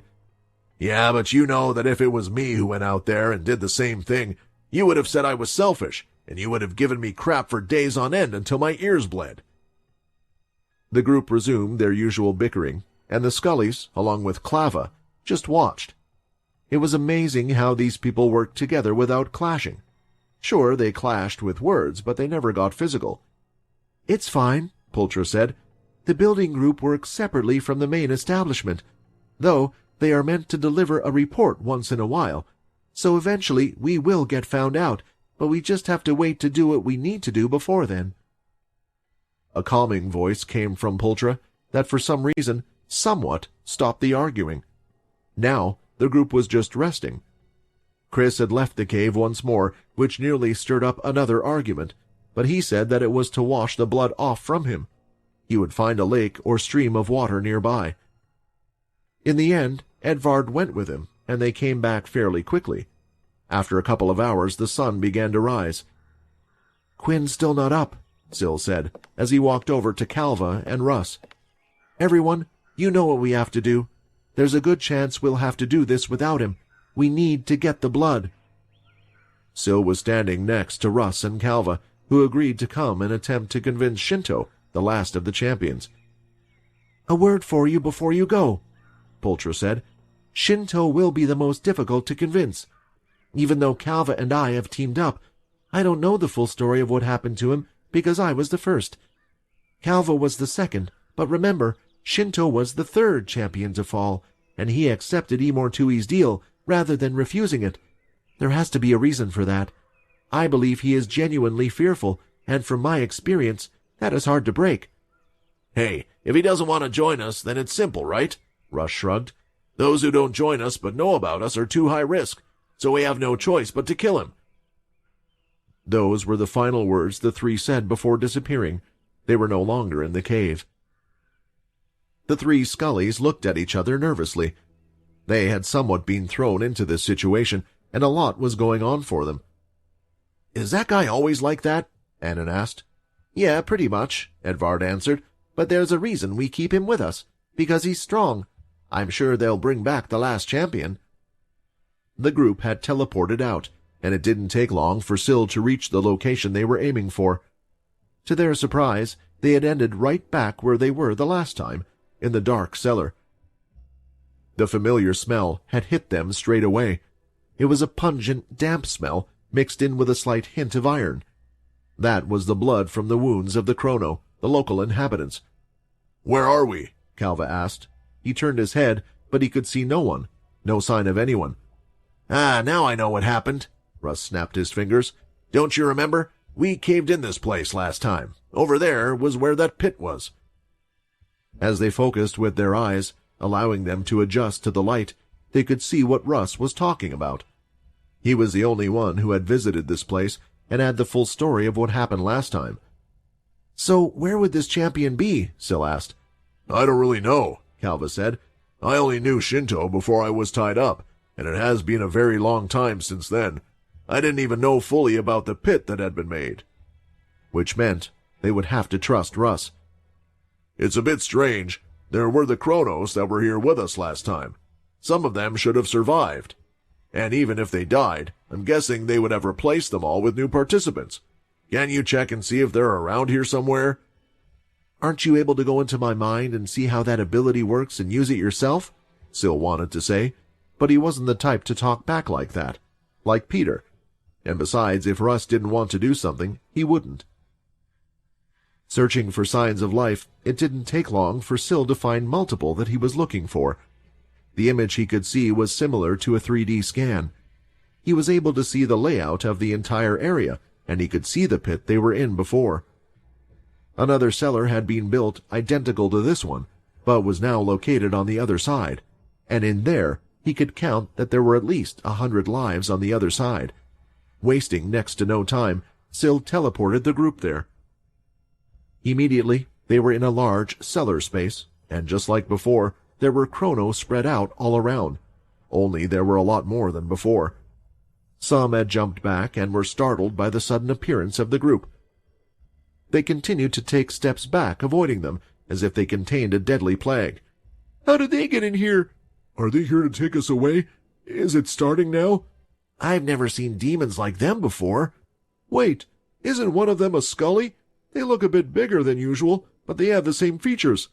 "Still, how did they get in here?" There was nervous chatter among them all, and news was spreading, but none of them took a step forward. Ignoring the words of the chrono since the layout was the same, Syl looked at the very back, and he could see it. "There it is," he pointed. "That's where the champion will be." As soon as he finished his sentence, though, just as the other two turned to look, they could see someone walking down the staircase. Similar to how all the chrono had stepped away from them when they arrived, they started to move away from the staircase, huddling up close to each other as their backs rubbed against the wall. It was a chrono, just like the rest of them, only this one had a larger upper body frame, like that of a V, and single-handed axes on his back. Shinto, Calva said, recognizing him instantly. When reaching the bottom floor, Shinto stopped and looked ahead. He couldn't believe his eyes as he blinked several times. "Is this all a trick again?" he said, grabbing the side of his head. "Or have I just gone mad? Damn it!" Shinto immediately pulled one of his axes from his back and started to walk forward. "Everyone get away!" Shinto shouted. They had already moved up against the wall, but were trying to do their best to huddle in closer. "Wait," Calva said, standing in front of the others. "It's really me. I managed to escape from Tui and the demons. We have come here to ask you about joining us." Standing around 15 yards away from them, Shinto stopped again. "Calva, you escaped! Was it these strangers? Were they the ones that broke you free? You know what will happen. They will kill you if they find you. No, worse, they will torture the rest of the Scullys right in front of your eyes. How could you trust strangers like these?" "Don't you think I know that?" Calva said back. "It's because I believe we can do it. These strangers, each one of them is strong enough to go up against the Demon Kings. And there is one that has the power to take on Tui, but there are very few of them. They can't win this battle alone. We need to help them." Calva clenched his fist, showing his determination. "Help them?" Shinto laughed.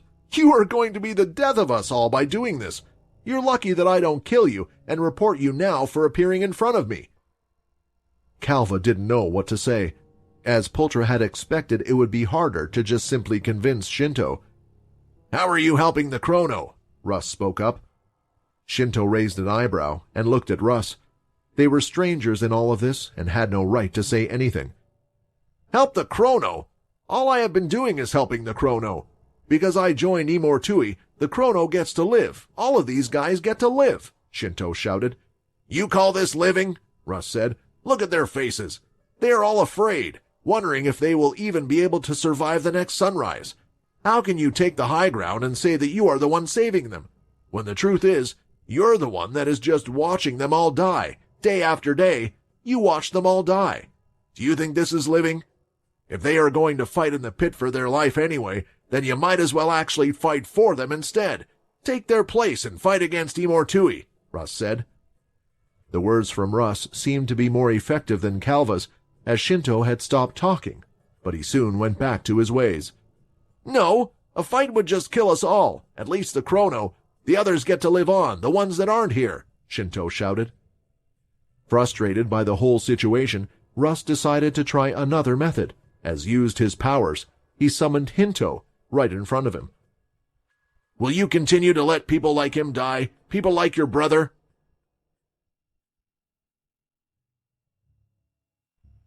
Calva was speechless, as he had no clue what was going on. A chrono had appeared out of nowhere, and it wasn't just any chrono. It was one that was relatively infamous. It was Hinto, a chrono who had managed to achieve the power of the Black Flames. "You!" Shinto lifted up his axe, and power was drawing from it. "It was you! You were the one that tricked me." To Calva, it seemed like the worst outcome had come out of this meeting, and now he had no clue how to handle the situation. His head had turned to Syl, hoping for him to do something about the situation. "Russ, are you dealing with this one?" Syl asked. "Yeah, don't worry. No need to get your hands dirty," Russ said with a smile. The axe was swung, and the large formation of energy was unleashed. It sliced through the bottom flooring as well as the ceiling, and was coming right at them. Seeing this, Russ soon activated another power of his, and Shadow had risen from the ground, stopping the attack right in its tracks. From the side, Hinto with his sword went straight for an attack using the black flames, but Shinto was able to block it by drawing his other axe just in time. Calvo was getting shock after shock. Weren't these two brothers? Or was this some type of illusion that had been summoned by this annoying man? There was one thing that was clear. His power certainly backed up the way he acted, especially if this was just a glimpse of his strength. The sword and axe clashed again and again as Hinto and Shinto were locked in battle. From the way things were going, it looked like Hinto had the upper hand. Not for a moment had the champion taken a swing back and was just blocking the entire time. I know you're not my brother. My brother is dead because of people like you." Finally, Shinto went on the attack, swinging his axe.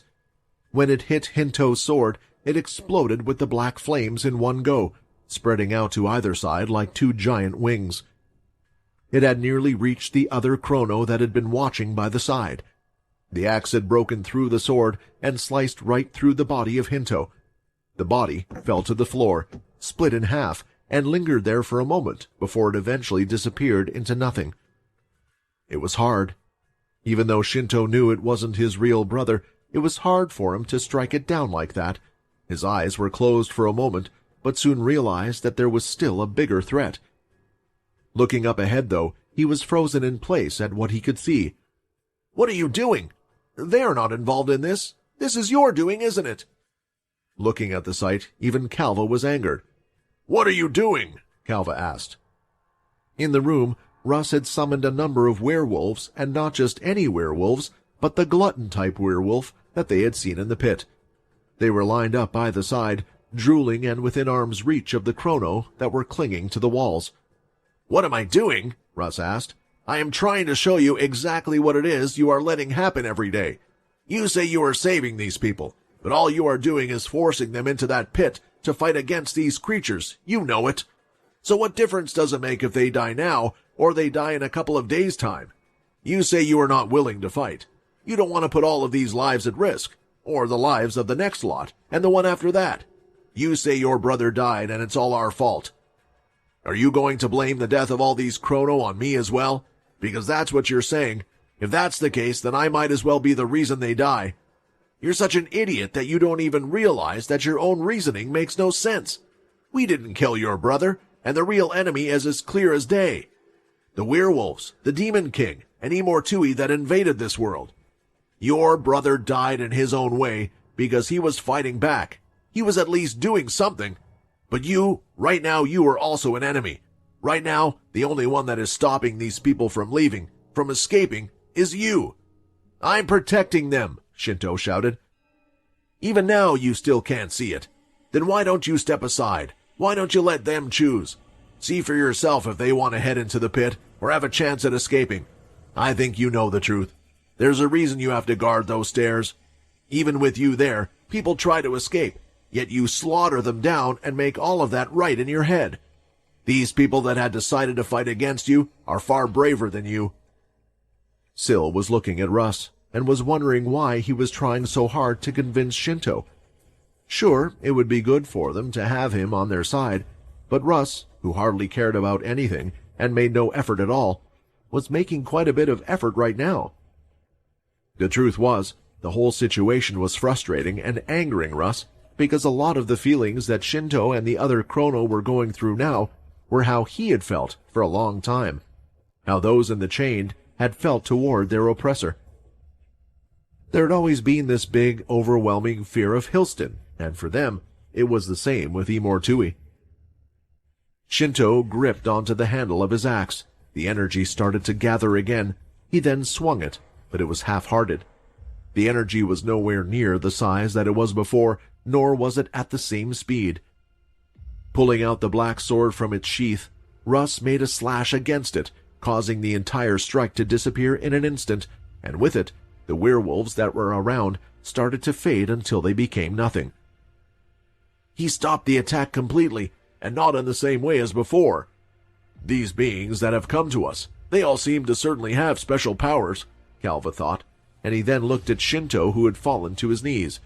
And it seems like the one that I thought would cause us the most trouble has managed to get through to Shinto. Somehow. It was time for Calva to make his move, as he walked over and stood there next to Shinto. I would be lying if I said I wasn't afraid, Calva said, but the outsider is right. It appears they can see things far clearer than us. The people, they don't want a life like this. At the moment, everyone is just running away, living in fear for the next day. Me, I've been trapped for too many years, away from it all. But you have been directly in it. Seeing the decline of our people this whole time, it must have been hard for you. Calva reached out his hand. Shinto then looked up, his eyes watering. If I fight back now, then what about all the people I killed with my own hands? What about those I killed just for having the thought of running away? Shinto said. Those people were just trying to escape. They were just trying to get away. Then fight for them as well, Russ said. And when you do, fight with the intention of winning. The dead are dead, and there is no point worrying about what has already happened. That wasn't the right time. You were right. If you had acted back then, you would have been dead. But with us, and especially me, we can get rid of all these demons. So, you do plan to actually fight? Syl said with a smile. Wiping away his few tears, Shinto took Calva's hand and stood up. He then looked at the rest of the chrono that were in the room. Everyone, You don't have to say anything, one of the chronos shouted out. Fight! Please fight for us! Please get rid of Immortui and all of the demons! Yes, just go already and fight back. Do it before the next sunset. Not saying anything else, Syl went and huddled up next to the rest of the group. Our plan must stay a secret for it to work. Your and our lives depend on it, Syl said to the other chrono before teleporting the whole group away. Now, all three of the champions had been gathered, and it was time for them to make their move. All three had teleported right into the center of the cave again, appearing in the air just a few inches above before landing on the ground, and almost immediately, Syl went to sit down by the wall to rest. He was trying his best to rest as much as possible in between these sessions of gathering people, and he had an idea of what was to come, having been through it all once before. Shinto stood up, looking around the cave, and the first one to catch his attention out of them all was Pultra, who was standing above a person with her hands laid on top of his head. Pultra is here as well, Shinto said. Calva, why didn't you say anything about getting her to agree? You didn't exactly give me the time to say anything. You were pretty obsessed with getting rid of us from the get-go, Calva answered. A little embarrassed by that, Shinto cleared his throat. The situation was already far better than he had imagined, since she was here as well. I'm happy that they managed to convince you. With you by our side, our chances continue to increase, Pultra said. Shinto didn't reply straight away to that, because he felt there was still a little convincing to go. He needed to observe just who the rest of these helpers were. Looking around the room, they all gave a little friendly nod, but no one said anything to Shinto. I recognize some of you. Some of you were in the pit, Shinto said, looking toward Hickel and Chris. Although he was focused on his own fight, the fact that the one called Chris was still alive after going against Unzoku was proof of his strength. Yes, Hickel said, we know your strength well, and I imagine you should know ours by now. The important thing is that none of us will slow each other down, and we can all help each other in achieving our goal. The three Scullies, hearing those words, looked at each other and decided to take a step back away from the group, because they knew that didn't include them. I see, but all of you aren't from here, are you? Shinto asked. Are you from a different space? How did you get in here? Was it the Celestials that sent you? Shinto remembered the conversation that he had with Unzoku about how the Celestials had taken his brother and eventually met his end. He claimed these people were the same. "The Celestials didn't send us," Hickle answered. "We came after him." Hickle pointed to Quinn on the table. "He went through a portal from our world to reach yours, all with the goal of taking out Himortui, and we couldn't leave him alone." There were a lot of questions on Shinto's mind, a lot of them about his brother. Since one of them could summon him, had they met him before? Did they know about his brother? Was he really dead? Instead, he decided that at this point, it wasn't the time to be selfish. People were relying on him, and he needed to focus on what was ahead. "Then let me ask you another question. Is there a way for you to get back?" Shinto asked. The one question that never got brought up among the group was because right now they had no way back. The only thing they had was the bone claw, but it had used up energy from all the familiars in his world, all the energy it had been saving up for a long time. It was almost impossible to rely on it. "There's a reason I'm asking," Shinto said. "At the moment, you guys have a hit list out for you. It appears that Unzoku and the other demon kings know of your presence, but Unzoku was told something in particular. He told me because he thought there was no way I would betray him." Shinto might have been a bigger goldmine than they thought. He was a person that had inside information for them, since he had been working with the demons. "They're looking for you guys, for a way to get out.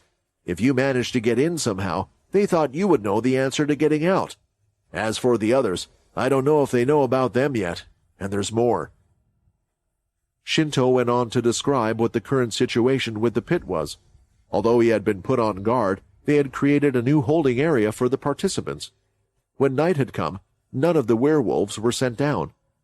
Shinto didn't know much apart from that it seemed like Unzoku was preparing for something. Along with everything they had heard, as well as what the yaks were doing, it seemed they were ready for a full-out war. "If we had never closed that portal and they had managed to get through, what would the state of our world have been like?" Edvard said, thinking back. "We stopped them already, so we can stop them again," Hickle added. "What I'm more concerned about is the fact that they know about us, and not only is Himortui out there searching for us, but so are the other demon kings.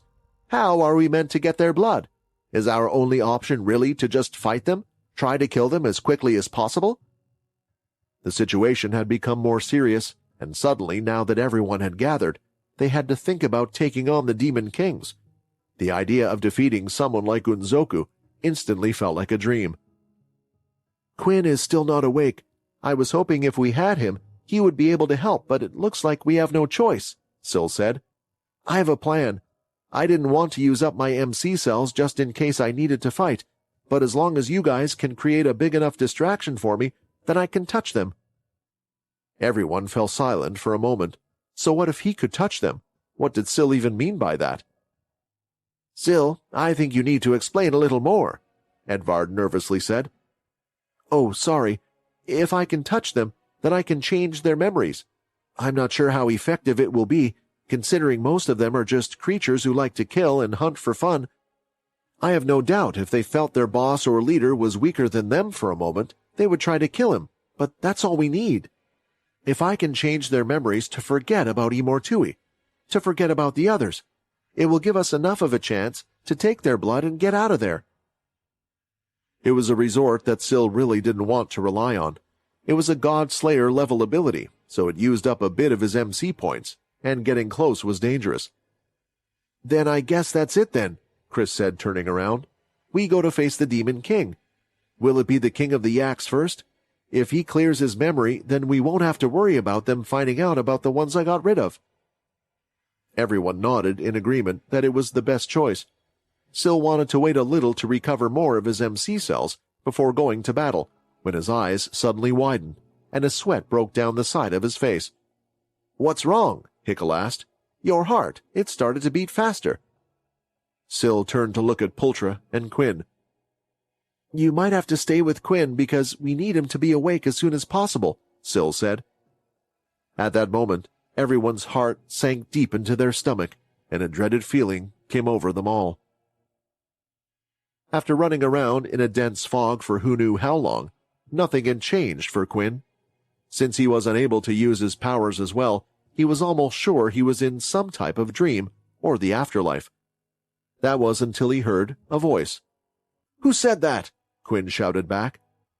It was a voice that was familiar to him, but he couldn't quite pinpoint just who it was. "I have been waiting for you for a long time. In fact, it's not just me. There are a lot of people waiting for you, but not all of them seem to be so kind." Trying to track where the voice was coming from was almost impossible, even with Quinn's super hearing. It was echoing all over the place, but what was bugging him more than anything was the fact that the voice felt familiar to him. The fog started to swirl around, gathering in a certain area, and a human figure was starting to appear. Finally, his full body was in full view. "That was a lot harder than I thought it would be." "It's you," Quinn said with a twang in his voice, confused. "But aren't you dead? Does that mean I'm really dead?" "If that's the case, then what about Layla? What about the others? What happened to them? Are they okay?" There was no answer, infuriating Quinn and causing him to panic even more. "Answer me, Paul!" Quinn shouted. The figure that had appeared in front of Quinn was none other than Paul Snealeert. He was a person from Quinn's past and had played a large part in his life, in charge of one of the military bases where the students would go through, and one of those students being Quinn. He had been then placed in charge of an assault on the vampire settlement. It ended in failure as he was captured. Striking a deal, he had been turned into a vampire along with the soldiers he had brought with him. Looking back at it, the soldiers were what had eventually become the Vampire Corps. But as for Paul himself, he had met his end, trying to protect Kaz from Laxmas. "I don't know the current situation, Quinn," Paul eventually answered. "For me it has been the same since that day, the day I suffered from Laxmas's blood breath. It has felt as if only a few moments have passed since then. There is one thing that I can tell you for sure. You are not dead. I can feel it. Your body is not present here." The answer hadn't helped Quinn figure out where he was, but it did allow him to settle down a little. "Is this something that Imortui has done, making me meet with the dead?" Quinn thought, since he was a celestial that was closely linked with death. "I wanted to ask you, Quinn, did you figure out what it means to be a leader?" Paul asked. "In the past, you had criticized many of the decisions I had made. I have explained to you why I did what I did. I assume you've been through a lot since my passing." The world that Quinn grew up in wasn't a great one at all. Those who had naturally weaker abilities were treated like trash, while those who were strong were glorified. The military seemed to care about nothing else at the time. They would threaten with Jack True Dream's power and even held people captive that they deemed were too dangerous. "I've lost a lot in the position I'm in," Quinn answered. "I had to make difficult choices that resulted in the death of others. A lot of deaths. I feel like could have been prevented, but maybe more would have taken place if I didn't do those things. I learned that when you're in that position, you do what you think is right at the time, and as long as you are sticking to that, can we really say it was a bad decision? I understand why you did what you did back then. I might not approve of it, but I can see you did it with good intentions." If Quinn's eyes weren't tricking him, he could have sworn he saw a smile on Paul's face. "I don't regret what I have done either," Paul said, "including sacrificing my life for that girl." If Paul's current memories were of right when he died, then he would have had no clue that Kaz had died shortly after. Quinn decided to keep this to himself. "You still have a promise to keep, young boy," Paul said. The promise Quinn had made with not just Paul, but the vampire soldiers that no longer existed. He remembered it well. It was something that he never forgot. "I'm working on it. It might be the reason why I'm here," Quinn laughed. Paul started to walk over to Quinn, and the two of them stood facing each other. "I don't know why, Quinn, but I know what it is that I need to do next, and what is going to happen to you. Maybe it's because I'm the first in this world. For me to leave this place, I'm going to touch you, and when I do, all of the pain that I experienced from my last moments will be passed on to you. Are you ready?" It was quite possible that Quinn was being tricked right now, but it felt like the real Paul was in front of him, and there was nothing else in the space. If this was the way to move forward, then he needed to make a decision. Giving a nod, Paul placed his hands on Quinn's shoulder. Almost immediately, Quinn felt a searing pain all over his skin. It felt like he was being microwaved from the outside and inside. Ah! Quinn screamed at the top of his lungs as his body was shaking violently. It wasn't just pain on the level where it would enter Quinn. This was exactly Paul's pain. It was the level of pain he felt when he was being incinerated by Imortui's power. However, for Quinn, that wasn't the worst part. Tears were falling down his face and evaporating. Flashes of anger were entering his mind, sorrow and more. A mix and wave of different emotions were being bombarded into his head. This is everything that Paul felt at the end of his life. I wish I could have saved him. Eventually, the pain came to an end, and when it did, he opened his eyes, and Paul's body disappeared into the mist to join the fog again. Quinn, it looks like there are a lot of people waiting on you, but I give you a warning. I lived a life without regret. I've seen how much you have grown, but there seem to be many who have grudges against you. It won't be as easy as this. With Paul gone, the mist started to form into another figure once more, bringing on the question, who was he going to meet next? The mist was starting to form into another appearance, and Quinn was now a little worried about who he was going to see next. He still didn't understand how it all worked. Why was Paul the first person he saw out of everyone? Was it because he still bore somewhat of a grudge and was able to get the answers he was looking for? For Quinn, it almost felt like he was talking to the ghosts of his past, and satisfying them was allowing them to move on. If this was the case, he didn't know everyone's true feelings if they cursed him in their final moments. Worst of all, would he have to get rid of them the same way, going through what they had been through? Eventually, the smoke formed a small figure. This time with short black hair, female in her body shape. She looked young as well, almost a teenager. "Quinn?" the voice softly said, as the mist was still figuring out some final facial features. "Quinn!" the voice shouted again. The girl was grabbing both sides of her head as she started to sob. "What did you do to me? What did you do to me?" Opening her mouth, a loud scream escaped, vibrating through the air. It was a powerful wave that had hit Quinn and lifted him off his feet. His insides were shaking like a metal pole that had just been whacked, and when the scream ended, he could finally get up. "You! Because of you I'm like this!" "Sia," Quinn said in a soft voice. He had lost the words of what to say to this one, as he remembered who she was. When at the military academy, she was one of Layla's roommates. The two had somewhat become friends, but it was later found out that she was working for Pure as a spy. With Layla's wish of not getting rid of her, Quinn had done something considered taboo, even among the vampires. He had erased her memories. With no memories, Sia felt like she was broken. She didn't remember her name, who her family was, or anything. Yet she had been alive for so many years. It was a frightening thought that had eaten at her for so long. Eventually, Quinn turned her using the blood ritual, and she became known as what was a banshee.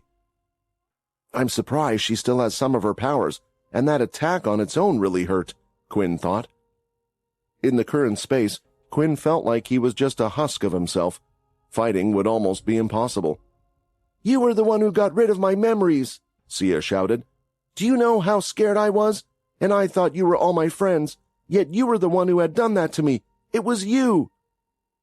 Sia opened her mouth again and screamed, letting out a large sonar attack. Quinn, still being able to at least move, rolled out of the way, avoiding it. He was starting to remember a bit more of what happened now as well. Cindy Cha, one of the vampire leaders, and eventually the vampire queen, had used her powers to reverse the procedure that had been done on her, giving her back her memories. But Cindy was not a good vampire, and she had been using her as a pawn. "You took everything from me!" Sia shouted again. Quinn continued to run around as he avoided the attack. "Sia, we had no choice," Quinn shouted. "You know what would have happened to Layla and the rest of us? You should have seen that yourself. Didn't you learn to truly care about Layla?" Sia's brows furrowed more as she started to open her mouth in short bursts instead of a single long one, shooting multiple shots at Quinn. He jumped from side to side, avoiding them all. I might not have my full powers, but I still have all the experience I've had from each of my fights, Quinn thought, as he got closer and closer. Eventually, he managed to reach Sia, and he knelt down, sweeping his leg, kicking her to the ground. Her body fell over, hitting the ground, but in the instant the two had made a physical connection, Quinn felt a searing pain in his head and a deep cut on his chest. Ah, shit! So if I touch them and fight back, I'll feel their last moments. Sia! Quinn shouted, touching his head. His eyes were welling up in the last moments. You did a good job. You protected Layla. She's still alive. She's doing well, and we have a kid together. Laying there on the ground, her eyes started to well up, and Sia started to sniffle away. I'm so happy for the two of you. It's just that I wish I could have been there. I wish I could have been by your side to experience it all. With her face covered in tears, Sia lifted her hand up, covering her eyes, as she continued to cry away.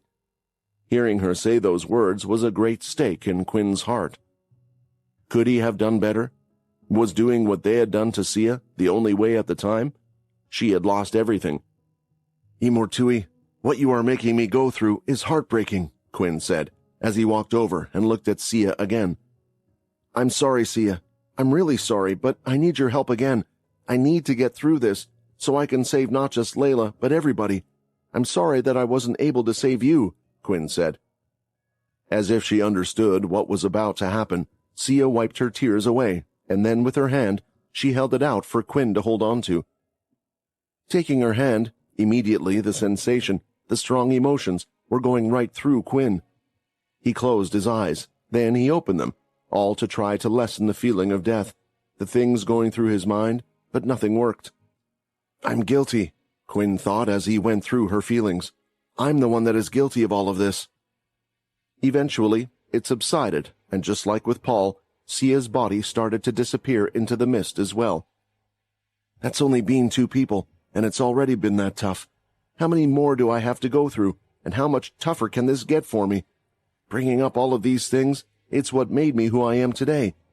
But all the doubts that I had about my decisions, they are resurfacing. The mist was forming, and no matter who came on the other side, whether it was an old friend or enemy, Quinn wasn't looking forward to it. The mist had finished forming, and a bald-headed, upstanding figure stood there. How did it come to this? Where I am the one standing on this side and you are the one standing on that side, Bryce said. Bryce Kane, leader of the first vampire family and the 6th vampire king. The past 2 people that had arrived, Quinn felt indifferent about seeing them.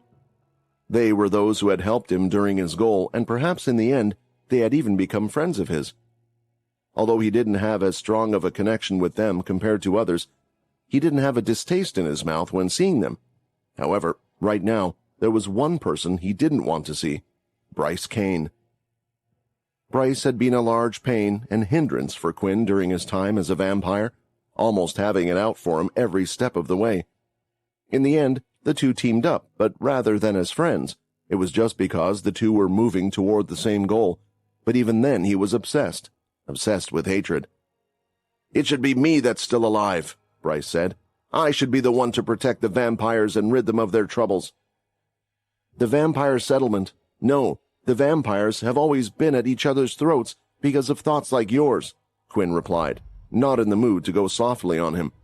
Only now, after countless numbers of years, is the settlement starting to look like a place where they don't have to worry about their role in society. Hearing these words, it looked like Bryce was almost shaking with anger. What have you done, Quinn? Bryce asked. Are the vampires now living amongst humans, side by side as equals? We are living next to our food.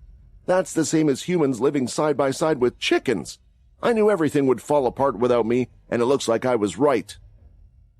It was going to be impossible to get rid of so many years of bias that had been ingrained in Bryce's head, so Quinn decided to take another approach. He would just walk over, touch his body, and get it over with. What do you think you're doing? Bryce said, as a cane formed in his hand. He pulled out the bottom part of the cane, revealing a thin red-colored sword. "Quinn, I hate you. Not just you, but you and your entire 10th family. You were all just a puppet, working for that man behind the scenes. I told everyone that my grandfather was framed. I worked to get rid of the Punishers, to change our ways so something like what happened to my grandfather would never happen again. And then you came back? You changed the way the vampires were thinking after it had taken them so long to see my way. I left the world without accomplishing everything I wished to do. The fact that you are here in front of me is unacceptable." Bryce dashed forward and swung his sword. Quinn was able to track it with his eye, moving out of the way, but the tip of the blade made a small cut across his chest.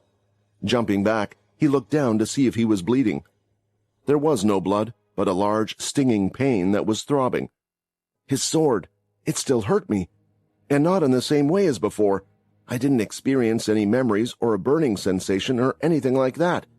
Does that mean it's only if I touch his real body? Not letting up, Bryce charged forward again and started to swing his sword. Seeing the small twitches in his shoulder muscles and the movements he would make, Quinn could predict where he was going to move and avoided the large bulk of the attacks. Still, the tip of the sword would cut through his skin from time to time, leaving no wounds, but allowing him to feel pain. "It looks like you must have gotten somewhat better," Bryce said, continuing to swing his sword at a great speed, not stopping for a moment. "I can tell, though, you can't use your powers for some reason, and you can still feel pain. You won't die, Quinn, you don't have to worry, but I will make you experience as much pain as possible." As the attacks continued, Quinn eventually saw an opening. He took a slash across his arm, taking the pain, and delivered a punch right to Bryce's stomach. He slid across the room, and the same thing had happened again. Searing pain over his body, and his head filled with the emotions he experienced in the last moments. This time, it was different compared to the others. Bryce's emotions, they're so dark, they're heavy. Even in his last moments, he was obsessed with it till the very end. Although Bryce had been hit, he was far from being done. His shoulders started to shake up and down as his head looked to the ground. Lifting up, Quinn could see he was laughing. "Ha ha ha ha ha! You have no clue what is happening right now, do you?" Bryce asked. "Do you think it will end just with me? Because it won't. Because here, you will have to meet and go through every single person who died that's still in your mind in some way. Not only that, but there will be more." Looking to his right, the mist was starting to form another figure. It was the first time it happened. Quinn thought that he could only go through one person at a time, so why was a second one approaching? When the mist finally ended, Quinn quickly got into a fighting stance. "This isn't good news, especially with the way I am right now. Why is Cindy Cha here?" Cindy Cha was a vampire that Bryce and Quinn had worked together to best, and now they were standing side by side looking at him, looking to face and hurt him.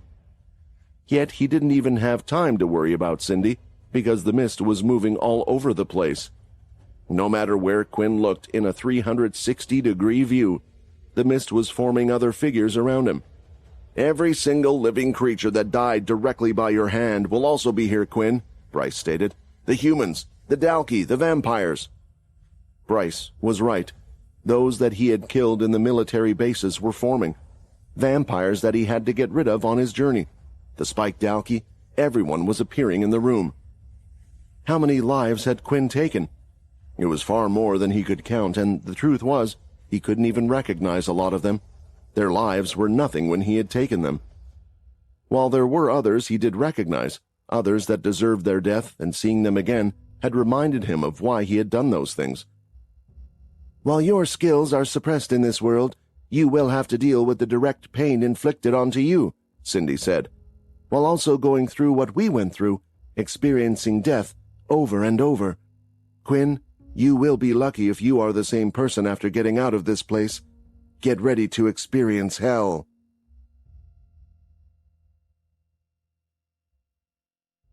There were more people than Quinn could even see now in the strange space. Even if he was able to use the full extent of his powers, with past enemies, even Graham, there was a good chance he couldn't beat them. What he was about to experience was the worst in all of his life. However, He was unaware of why this was happening. In this special space that Imortui placed people in, they were meant to deal with the situation one at a time. It was how it was meant to work. A process that would take Quinn days to get through. The reason for them all appearing was due to what was happening on the outside of his body. Pultra's natural effect was speeding up the process. In turn, it had put Quinn in a tough situation, one that not a single person had experienced before. What the results would be of such a thing were unknown. Outside of Quinn's body, Syl had just informed everyone that Imortui had taken out one of the clones he had spread out far and wide. Wait, does this mean he's found us? Calva asked. No, Syl answered, but I know a couple of things. Each of the clones has a teleportation ability. If they were to see him, they were to move away. I predicted that this might have been the reason he had been taking so long.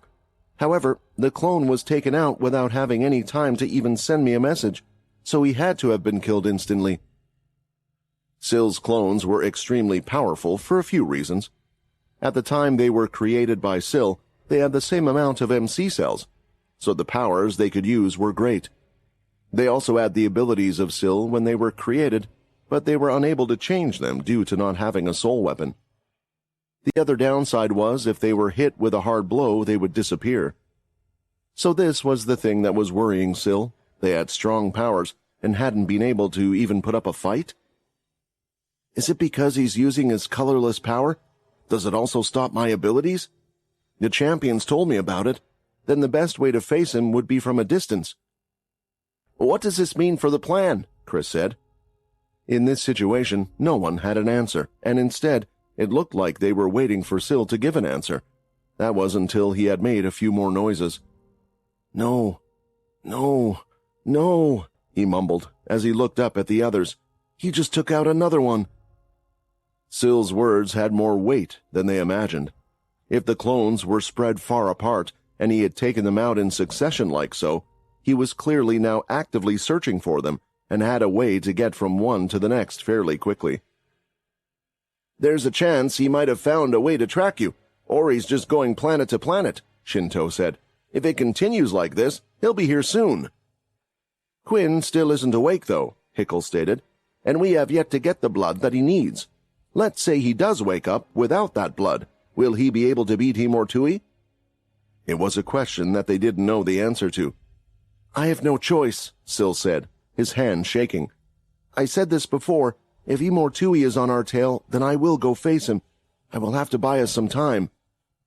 But you were part of our plan? Chris said. Weren't you going to alter their memories to make it easier for us? I know, Syl said. I would have created a clone and given you its power, but it seems, for some reason, the clones can't use that power.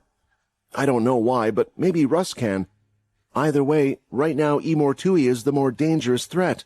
In order for this to work, I need to go to him. I'm sorry, guys. Syl didn't even give a chance for the others to say anything. Time was running out. There might be a way for him to use his clones to distract Imortui so he could fight him on the outside. He teleported out of the cave, ready to face the hardest fight of his life. So can you do it? Hickle asked. Will you be able to use Syl's power?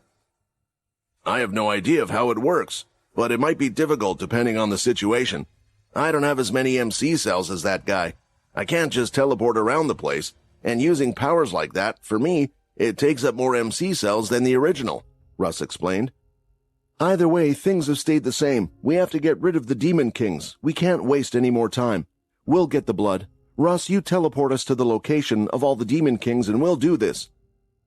The group moved to the edge of the cave, ready to move out, but that's when they noticed that not everyone had come with them.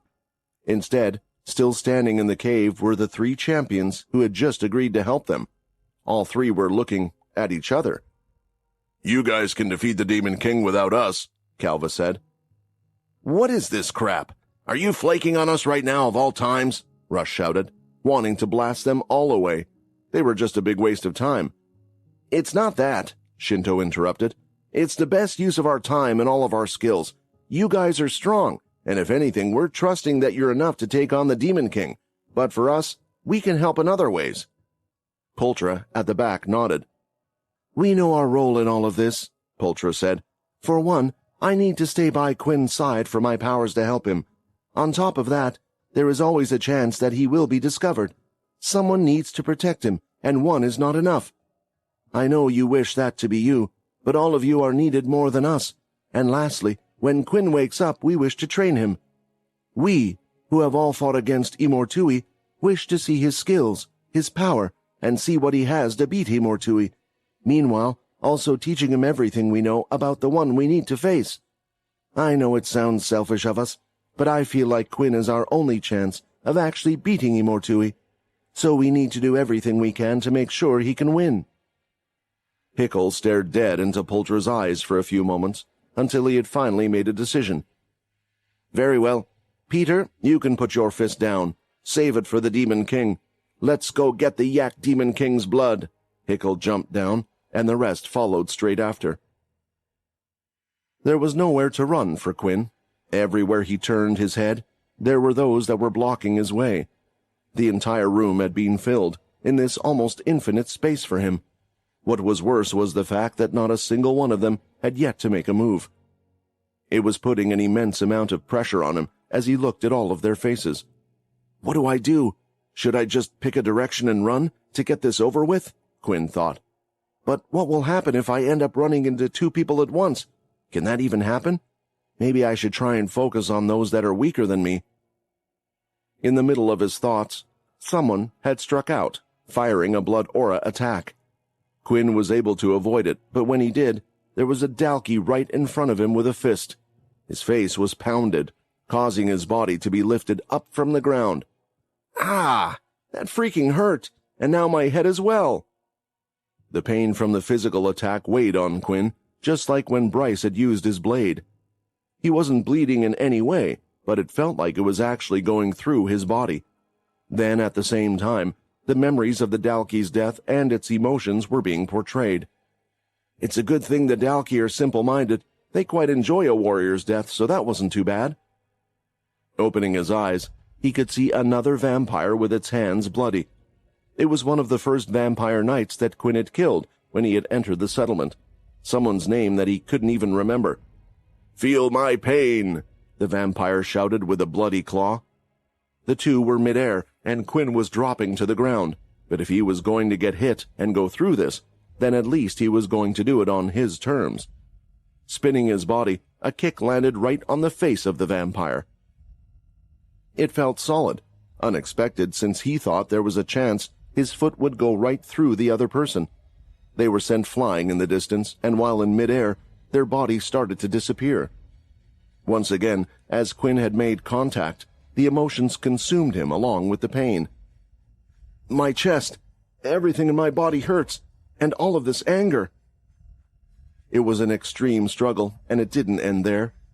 A large hit in the back, infused with the power of Ki, from a member who used to be part of Pure, caused Quinn to open his mouth wide. Another Dalki was in front of Quinn, delivering a punch. Each attack was painful, but the emotional damage was more draining. It was making it difficult for him to even move. Those in the mist had surrounded him and continued to attack Quinn while he could do nothing. They had smiles on their faces as they hit him, causing him pain. Some had hit him so much that their bodies were already disappearing, having already given all the pain they had felt in their final moments. "Stop!" Quinn managed to shout out. "Make it stop! My head!" The physical pain Quinn could take. He had been through a lot. It was his mind that he feared. As multiple people touched and hit him, he was experiencing more than one person's regret at the same time. This was causing his own mind to be confused as to how it was to feel. In one's death, their emotions were on the extreme end of the spectrum. His brain felt like it was splitting apart, not just in one or two directions, but in multiple ones. Tears were falling down his face, while he started to bite his lip and dig into his own hands with his nails. "It's too much. It hurts. It really hurts." Quinn wasn't so sure, but it almost felt like he could feel his body reacting, his heart beating rapidly, and then slowing down as he was going through everything. Eventually, he had no idea how much time had even passed. How many people had disappeared, but the queue wasn't getting any shorter. He didn't realize that he wasn't imagining things at all. On the outside, Pultra could see his body reacting. It hadn't done so during this whole time, but now on the makeshift table, it was moving about, shaking. "What's happening to him?" Annan asked. "I have no idea. Maybe my interference is causing problems?" Pultra replied. "Then do you think you should stop?" Shinto asked, as he walked closer, but there was a strange energy that was radiating off from Quinn. His skin was glowing slightly red. It was reminding Shinto of the demons, so he wanted to stay away. Pultra felt the same feeling, but she was fighting against her instincts as she continued to push down. "We can't!" Pultra shouted back. "This happens just as the others go away. We know Imortui is on our back. We just have to get through this." The other two champions felt a little helpless, as they were unable to do anything other than just watch. Inside the mist, Quinn had gone into a curling position, his head tucked into his knees, with his back arched. The others continued to hit him, some flinging him across to a different area with their power. Immediately after being hit, he would curl up into a ball again. It wasn't because Quinn was afraid or anything like that, but it was the most comfortable position for him, to just focus on getting through everything that was happening. Eventually, Graham, the Dalki, had kicked Quinn, hitting him so far away that he had gone over the rest of those in the mist. Looking up for the first time, Quinn could see that there was no one crowded around him. Instead, he could see a group of people, small army, coming toward him. I have to get through this. I have to and get out of here." The group drew closer and closer with the creepy smile on their faces, and then, in front of Quinn, the mist started to form into a figure again. It wasn't just one, but there were a few around him. "There's more. Can I even take this anymore?" Quinn thought, as he stared at the ground. "Look up, Quinn, and fight this thing straight ahead," a voice said. Quinn started to look in front of him. It was the most figures from before. They had formed into people, several people. But why were they standing away from him then? "You don't have to do this alone. We are sorry we are late, and we will take the pain on your behalf." The long black hair that was flowing, the confident voice that was speaking. The man stood in front of Quinn, stretched out his hands, and shadows started to form around it. "Arthur!" Quinn shouted out. Arthur Pendragon, the first vampire punisher, had appeared, and he wasn't alone.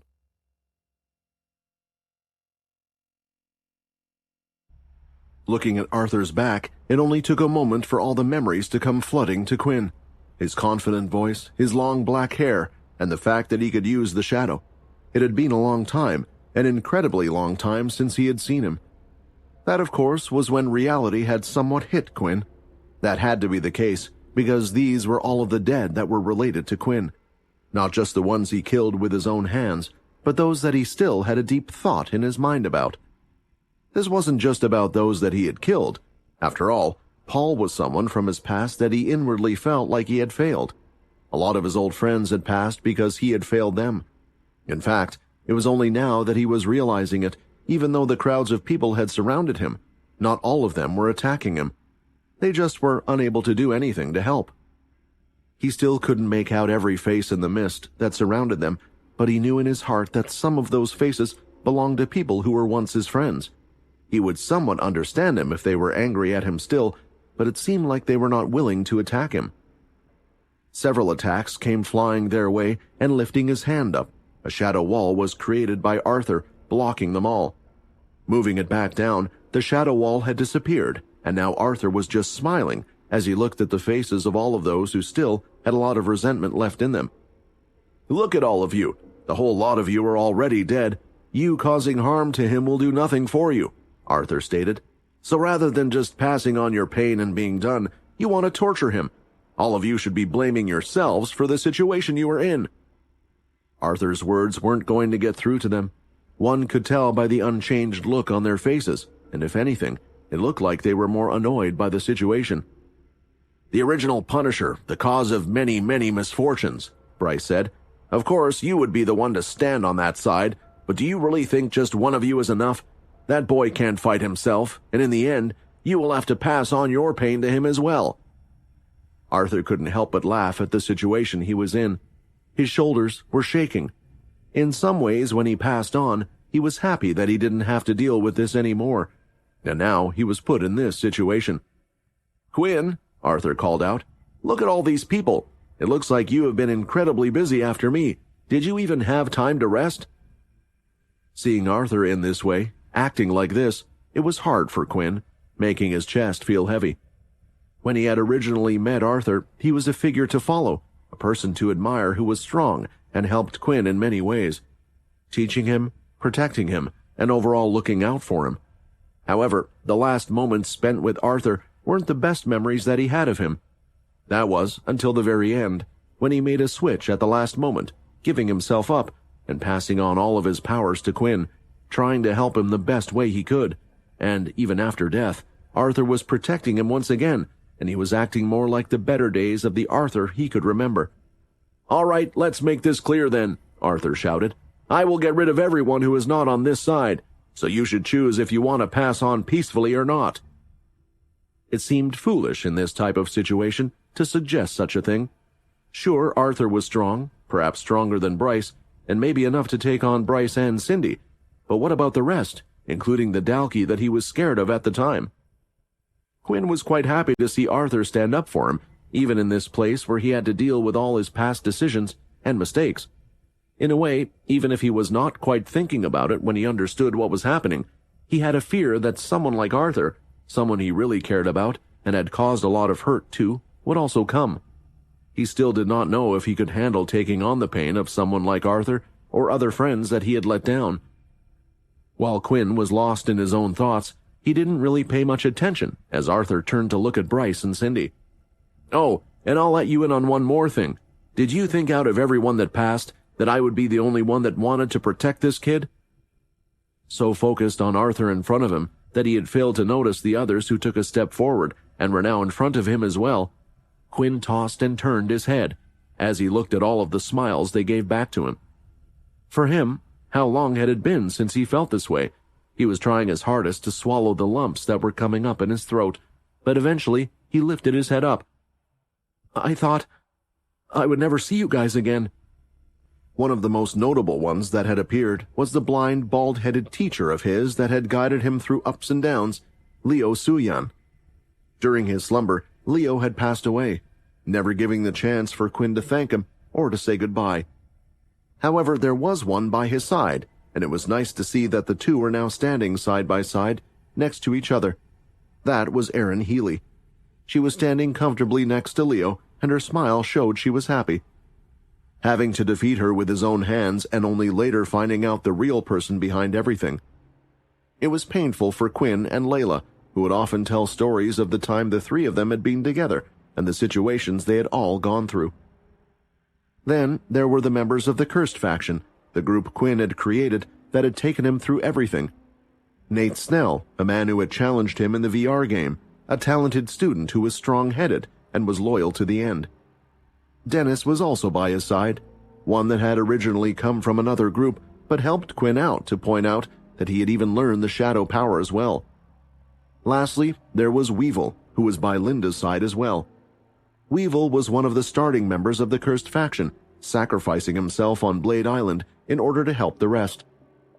It was hard for Linda to recover from Weevil's death, but at some point during his 1,000-year slumber, she had to have passed away, and now the two were back together, happily again.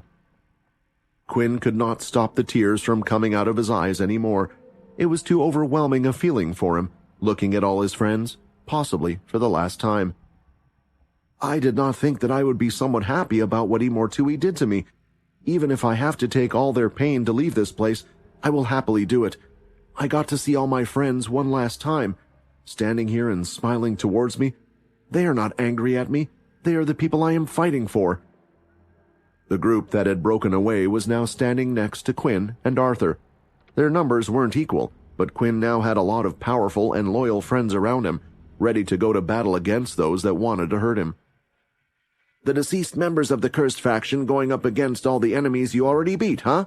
Weevil commented. "Man, did you have to give us such a hard job on our first day back?" Linda proceeded to punch Weevil on the side of his shoulder. "Don't worry about him, Quinn. We came because we saw you were in trouble. We saw you needed us. If anything, it's great that we can see you again." "Don't worry. We have some more allies that came before us, that are among the others," Leo commented. "I can sense their aura." "We are your past, Quinn," Aaron said. "You have a future. The whole world has a future. And knowing you, you're probably in this situation because you're trying to save the world or something. So, go and save the world." Stretching out her hand, a large sword formed in its place. "Save the world while we go and save you." Sitting on his large throne, surrounded by the finest golden reliefs and ornaments compared to the already extravagant yak demons, Bisha, the yak demon king, was tapping his finger away on the arms of his gilded seat. There was a recurring problem that Bisha had developed during his centuries-long stay in the red space, and that was the fact that he was bored. The other demon kings, they all had their little projects they worked on, the hunting games that the Durham demon king, Kronker, had created, and the pit where the werewolves of the demon king Unzoku feasted on the inhabitants. The other two spent most of their time with Imortui, so they always had something new to do, while Bisha himself had a more serious task to handle, something that could only be handled on this planet.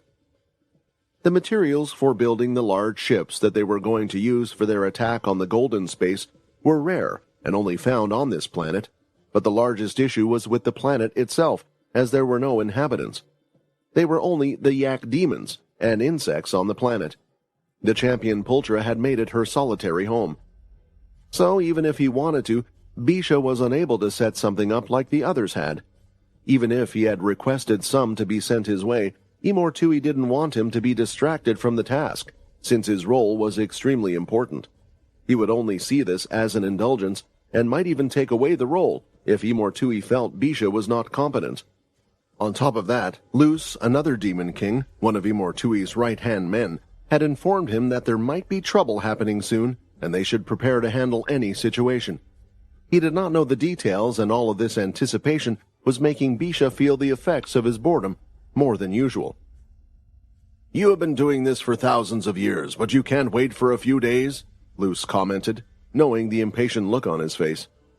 "Excitement is just something that I haven't felt in a long time," Bisha replied. "I believe you feel the same way. We are close to entering a new space, and finally I can leave this place. I can be done with this task and get started with our great plan." Their talk was suddenly interrupted by a loud banging. Someone was banging on the golden doors of the throne room. "Come in," Bisha ordered in his deep voice that resonated in the huge empty room. He was happy for any kind of diversion. Pushing the door open, a yak entered through the doors and immediately got down on his knees, bowing down with his hands together towards Bisha. He seemed a bit tense, as if he was somewhat reluctant about being here. "I am sorry to disturb you, sir, but you told us to report any unusual activities, which is why I am currently here," the yak finally said. "We asked each team and group that was on duty to give us a regular report in case they noticed anything out of the ordinary, but we are unable to get in contact with the production team. We have tried several people, but there has been no reply for a while now. Do you wish to send one of our people there to see if something is wrong?" Bisha stood up from his seat immediately. "Oh, a problem at a time like this. That isn't good news." The words he was speaking and the smile he had on his face didn't match each other. He was happy to finally have something interesting to do. "We don't know the number of intruders that have arrived," Luce said. "I think it might be best if I go check on the champion. That could very well be their target. Don't get too cocky. These intruders are not that simple to deal with." As he uttered those words, the entirety of Luce's body started to turn white, lighting up the whole room until it had almost blinded everyone. When the yak and Bisha could see again, Luce was nowhere to be seen. "And he says that he isn't excited? He is even more impatient than me." Bisha smiled. He turned to the yak who was still bowing in front of him and said, "No need to send anyone. I will head there myself." The group of Peter, Chris, Russ, Edvard, and Hickel had descended from the cave and felt a little more nervous compared to before, having now strayed from the original plan they had in mind. They were going through the forest same as before, and Chris and Edvard were taking the lead, having already scouted the area and having a better understanding of the surroundings. They weren't using Russ's ability to enter another's mind and copy the teleportation power because of the fight that was coming up. They would perhaps need all his MC cells.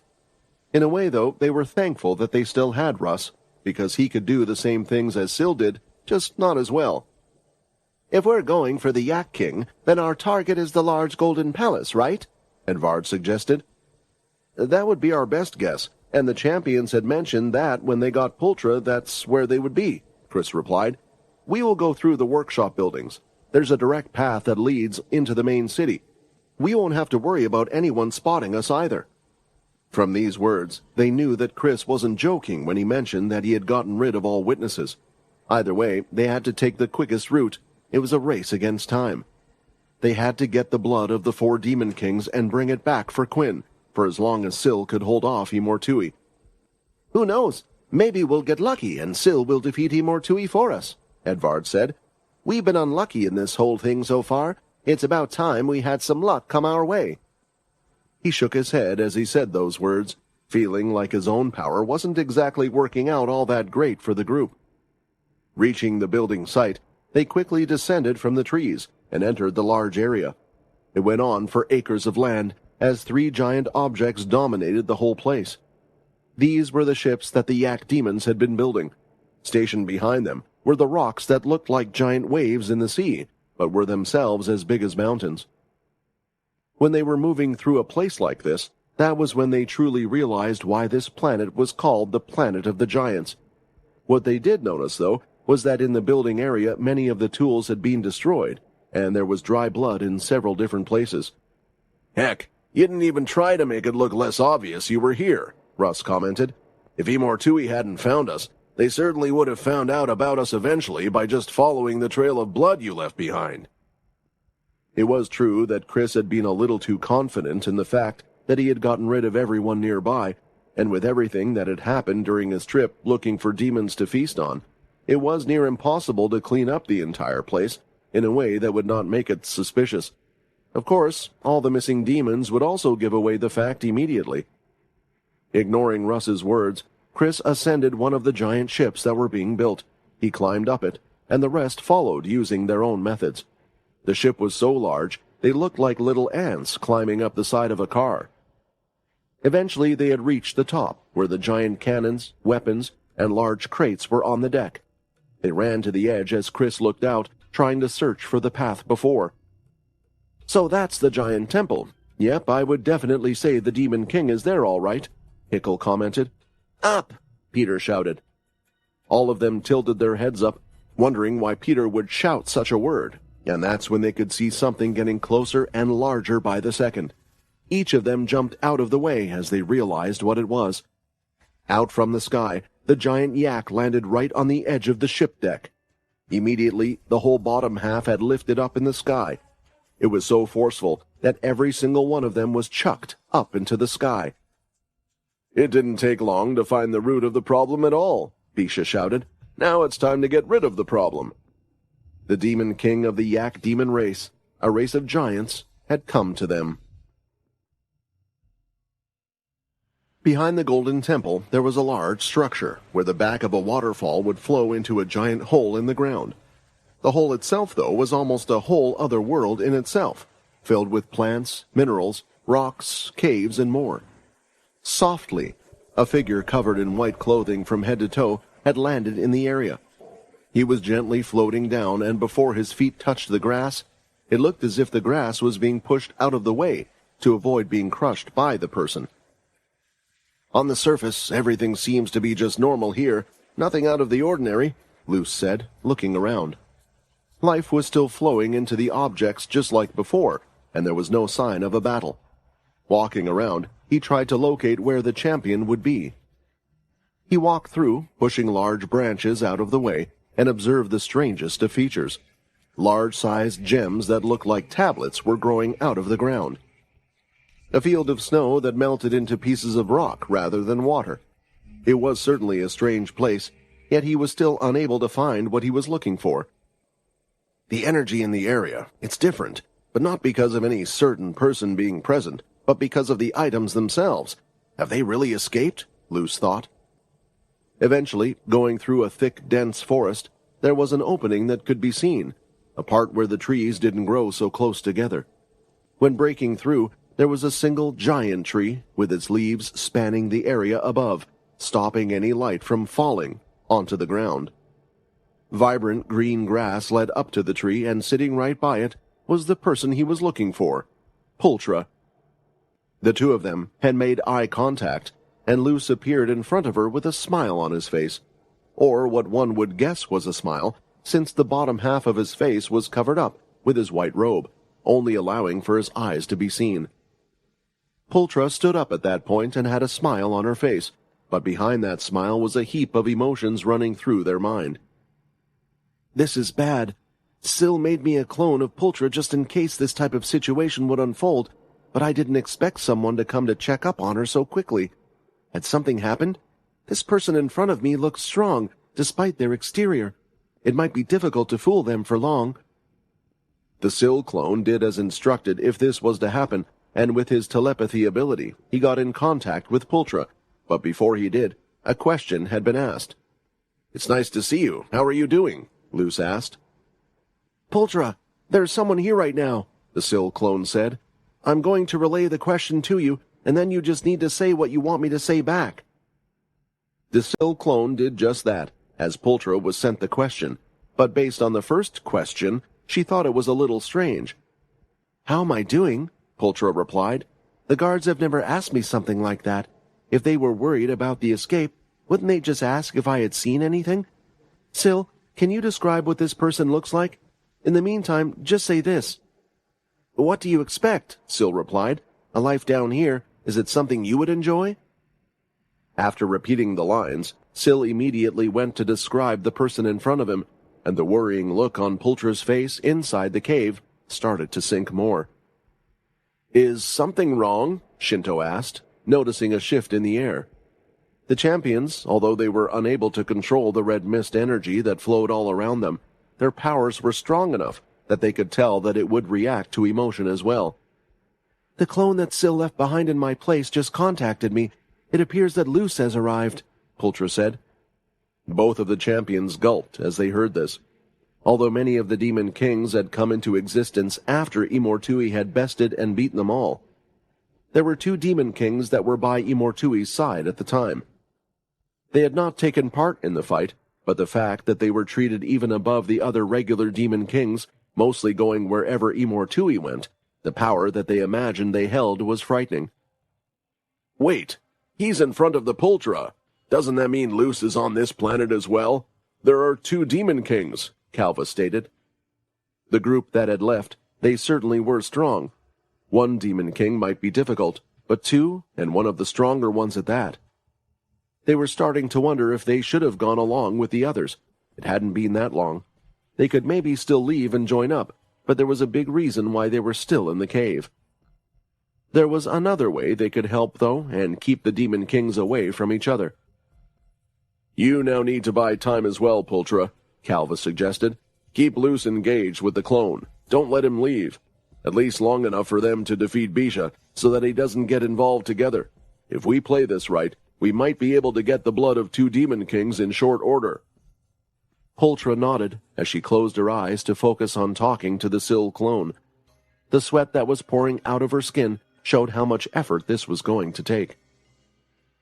"There seems to be a lot of disturbance in our world," Luce went on, not suspicious at the moment. "And they have met with a few of the champions all over.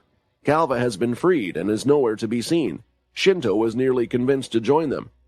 If we are following their patterns, it would also mean that they would have come to you, correct? So I'm here to ask, has anyone appeared in front of you?" Pultra smiled and went back toward the tree, sitting down as if there was no bother as she gave her answer. She reclined back into a more relaxed position and then turned to answer Luce. "What do you mean exactly?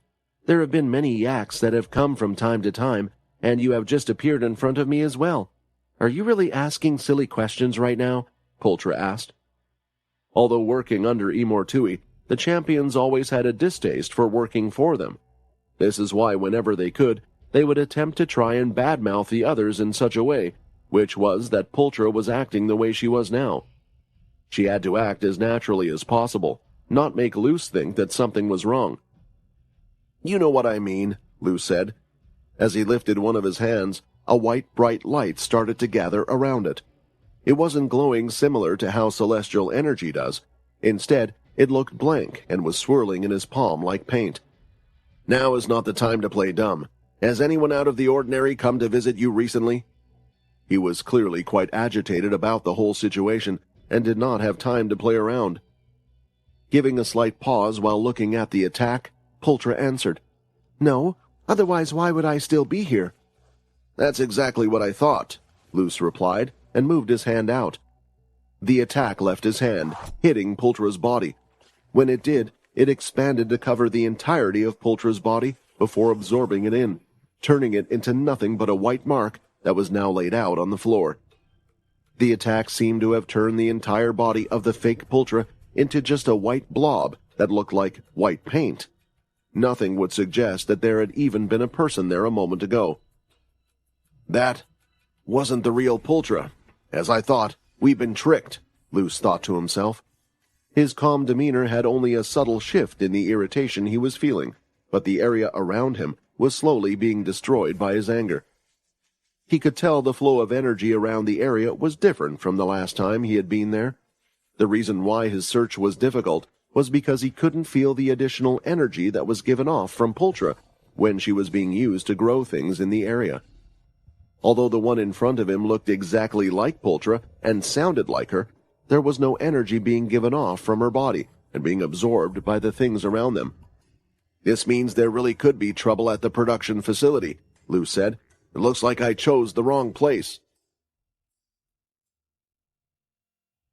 The group were ready. They were ready to head to the Golden Temple and face one of the Demon Kings. The goal was to go all out from the beginning, and that way it would give Russ the chance to do what Syl would have done. What they didn't expect was for the Demon King to suddenly appear where they were, for him to land right on the very ship that the group was on. The Demon King himself had no idea they were here, but it only took a single look to know they were intruders. "Everyone, it's now or never! Fight!" Hickle shouted. The markings on his body started to glow, and blood aura swirled around his body, forming into some type of ball. There were several of these balls of blood aura around Hickle's body. The blood aura was spinning, but then they came out like a barrage of large blood swipes and headed right toward Bisha. The attacks had landed clean on his body, and when they did, they all exploded at once, creating a big dust of explosion. Russ, seeing this as an opportunity, decided to use Syl's teleportation power. He disappeared and reappeared right behind where Bisha had been. "I don't really know how Syl's power works, so I hope it will be okay," Russ thought as he reached out, but his hand had been stopped. It was inches away from Bisha's skin, but he was unable to touch it. Russ had then transformed his arm into that of the powerful Dalki, changing its shape and size, and tried to push, but it wasn't working at all. "What is this that's on his body?" Russ thought. On a closer look, there was a mist of red that had surrounded Russ's palm. It had actually condensed into a nearly solid form all around Bisha's body. It was the red mist in the air, the power from the world of the dead. The cloud of explosion had disappeared, and Bisha was still standing there with a large smile on his face. "Ha ha ha, that kinda hurt a little. I guess there is a reason why Imortui was somewhat afraid of you," Bisha shouted. With his shout, the red energy in the air and near his body was pouring out in all directions. It hit everyone in the area like a wave, and started to push them away. The one that was most affected by this was none other than Russ. He had been right next to Bisha as he made the attack. He had been pushed further and further away until he was several yards away from his original position. Using his teleportation powers, he shifted in closer again, but the closer he got to this power, the more it was hurting him as well. The red mist was just too concentrated that close to the Demon King. It was affecting his mind, hurting it. With his other arm free, Russ started to cover himself with the well-known shadow power, the power that was known to block nearly anything. The shadow had managed to shield him from the headache that he had gotten, but he was still being pushed away by the red energy. Finally, Bisha noticed what Russ had been doing and set his eyes on him. "I see. One of you is trying something on the side, right? Well, I won't be stupid enough to let you get your way." Bisha raised his hand in the air, and the mist had gathered. Red ball of mist surrounded his hand, becoming an orb of energy. Then Bisha swung it out, aiming it straight at Russ. "A physical attack? Even if I use the black sword right here, it won't be able to block this," Russ thought. An opponent that was mostly physical in strength was one of the harder types for him to go up against. He could change his body to be physically stronger, and he had people around who had memories of several strong people. But becoming stronger than a demon king, his current opponent was impossible, at least with the MC cells he had right now. So he had to try to use a mixture of changing his physical body and powers, but even that would use up much of his MC cells. Plus all of this would just be for defense. He also had to somehow teleport them around as well. Another attempt was made to teleport away, but when he did, Russ could feel his body being sucked into where the red energy surrounding Bisha's fist was. Several white-colored claw marks went through the air and bashed into Bisha's fist. It had stopped the motion of the fist for a few seconds, and soon after an explosive sound was heard as a red-colored werewolf kicked off a key platform had created in the air. Slowing down the fist, Chris had arrived, and with the strength in both of his arms, he had knocked himself into the fist head-on. An explosive power of ki surged out of his claws, and the fist was knocked away, even breaking the red energy apart. "I am stronger. I'm stronger than before. We can do this. With everyone here, we can do this. We don't need to rely on Russ's mind-changing power." Chris wasn't the only one that had thought this. After his initial volley of blood explosion had seemed to do some damage, Hickle had already landed on the other arm of the giant yak, and was running up the side of it. His entire arms were glowing, and he quickly ran right past the yak's neck. With his arm, he made a giant slashing motion, and the red blood aura lingered in the air, cutting through his neck. As soon as part of the blood had managed to get inside Bisha, it was time for the explosions. A huge explosion went right off in the yak demon's neck, on the cut that had been made. It startled Bisha as blood and pain were felt in his body, something he hadn't experienced in a long time. His head was thrown to the side, but that wasn't the end of the punishment. An opportunity arose as he stumbled. He had lifted his leg slightly, and down below there was one more person, a person who had great strength in his fists.